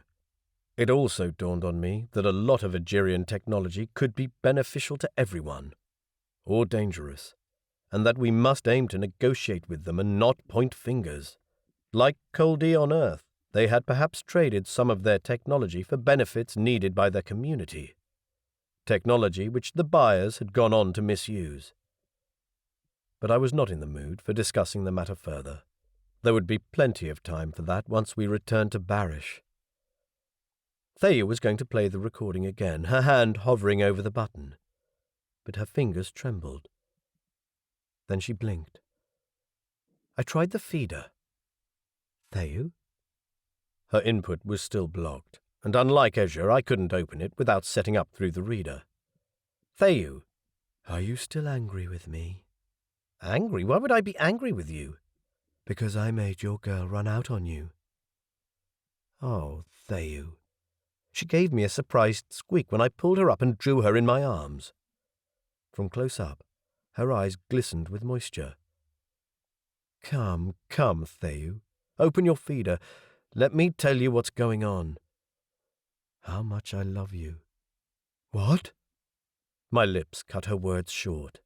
She must have been standing under the hot shower for ages. Her mouth was so hot it nearly burned me, but I didn't care. A progression of vague images spread from my feeder, getting clearer while I focused on them. Her horror as she realized she had interfered between me and Eva, as she realized that she must have done something very bad in our custom, but not understanding it. Bewilderment, regret, love. Love. Like a warmth seeping through me, tingling to the very tips of my fingers. Thea, I would never be angry with you because it would never have worked out with Eva. It took me to meet you before I realized that. I thought you were contracted to her. Not anymore. You mustn't throw away your chances, the status she was offering you. I'm not interested in that type of status. She just blinked. I'm serious, I'm not. She's part of a world that isn't mine. I was mistaken. I want you, and if— I swallowed hard. If that means I have to buy the other man out, I will do so. She looked up at me, her eyes blinking. Really? Really? Is he old and ugly? Yes, but rich. I heard the warning in those words. I will pay him out no matter what." She blinked hard, and more tears formed in her eyes. It was so unlike her that I kissed them away, the tangy taste of her on my lips. I felt a twinge of fear through the feeder. She asked, her voice hoarse, For how long? "If you want, forever. If you want a child, we'll get around that problem somehow. I don't want to lose you." She raised her head and met my eyes. I lost myself in her gaze. Her voice was no more than a whisper. I'd like that very much. After that, neither of us said anything for a long time. I shut down the projection, still flushed with the rush of excitement. Those 2,000 delegates of Jamata sat in stunned silence. No protests, no shouts, just total shocked silence. My words about Sir Conan's troubles, his murder, Danziger's discovery, and Rencati's plan and their machine still echoed in my ears.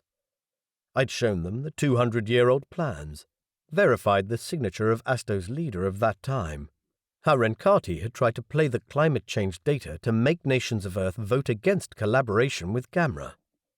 I had even raised the subject of how Asto could become the subject of a territory claim, that there was an urgent need to revise the Gamra membership laws. There was not one delegate I could see from my position who hadn't had something to yell at some stage. But now I had finished. Everyone was quiet. A group of about 30 people sat on the floor in the middle of the hall, between the speaker's dais and the lowest tiers of the audience. 2 Barish city guards in black stood on either side. A few more guards sat on the lowest bench.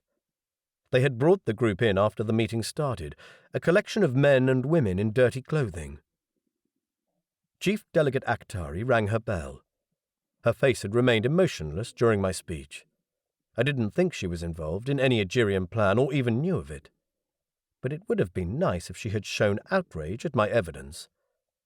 She was meant to remain impartial, and so far she had done just that, which meant I still didn't know how deep the Agirian involvement ran. Would we ever know? Would they ever make their claim? Had they deliberately set up Amuro Rencati with their technology? How organized were they? I repositioned the earpiece. And in this way, delegates, a small organization almost succeeded in driving a wedge within the heart of Gamra. Some of you may say, why does that matter? We need to have a discussion about the structure of Gamra anyway. They might have said, we need to end the domination of Asto and curb the power of the Coldi. Some of you, many of you maybe, might have agreed. Ezra Pillai sat quietly, his hands in his lap. Amuro Rencati heard these voices of dissent and, while Gamra wasn't looking, gathered a group driven by hatred. They attempted to court non-Coldi entities to form their separate network. I don't think we have seen the end of this. We have seen the technology they've used, and I don't think it's going to go away.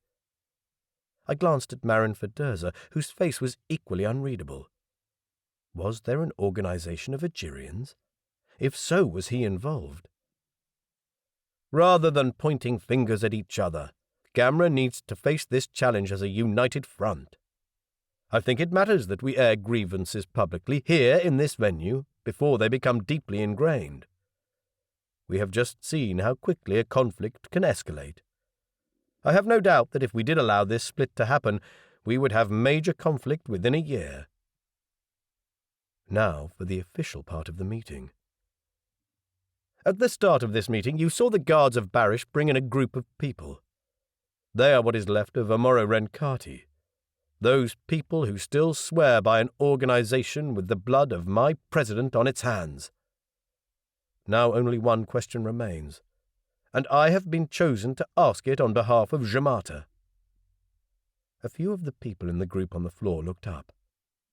Gamra law gives you the opportunity to answer freely and escape a forceful investigation and detention for those of you not guilty. Out of all of you here, whose hand killed the president? In the group, no one looked at one another. People sat with their shoulders slumped. I felt a twinge of disappointment, It had probably been too naive to hope that anyone would come forward. But then there was a commotion in the group. Someone rose. A thin figure, a middle-aged man. Greying hair. Seymour Kershaw. His vacant eyes stared in the distance. "I did." His voice carried in the hall. He said again, "I did." He laughed. "I killed the backstabbing bastard. He was going to run off with the data some of us risked our lives getting for him." I had never heard him speak Coldi, and he did so with a heavy accent, loathsome almost. But it was his face that disturbed me most. An expression of pure hatred. Kershaw continued. "The Coldi have used, screwed, and betrayed us for hundreds of years. Gamra as well as my homeworld. They will never share power. They must be stopped." He pointed at Ejapalai. He had something in his hand. I didn't think twice. I pulled the charge gun from under my shirt and fired. Once. Twice. No, that second shot came from Theu. Both blue flashes hit the standing figure, crackled like lightning, gave off a cloud of steam. People screamed and scrambled from their seats. The guards shouted, pulled weapons, restrained the Renkati members who tried to run. Lights went on overhead. When the panic had cleared, one figure remained on the floor. Theu sprang over the railing and knelt next to the prone figure. Breathing deeply, I clicked the weapon back into its bracket. The barrel was hot. I swallowed hard and for a moment felt like I would faint or throw up. "Is he—" Theu rose and nodded. "Bitter old man." I steadied myself against the dais, fighting my rebelling stomach. I had pulled a weapon on a fellow human, and killed. Theu's warm thoughts touched my mind. "Really, you did well. That was a shot worthy of a sniper." But what if I'd missed? What if he'd killed Ejapalai? I gulped deep breaths. The hall's floor had become a seething mass of people, most of them security. Everyone had failed Kershaw. The wrong candidate for the job, he had received little training and not enough physical preparation. Without adaptation, Seymour Kershaw had gone blind, and the lack of support had made him bitter, making him easy prey for Renkati. The best I could do for him was to make sure I succeeded. A humidity-laden breeze stirred the curtain. I leaned back in my chair, reading once more over the text on the screen. To Sigebert Danziger, Acting President, Nations of Earth. It is with regret that I report I have found the remains of previous Earth envoy Seymour Kershaw, which I hope you will clear to be returned to his family. It was still uncomfortable to think of what had happened, and something I would have to explain to Danziger, but not now. I send some pictures as proof of identity. I advise you against displaying them in the General Assembly.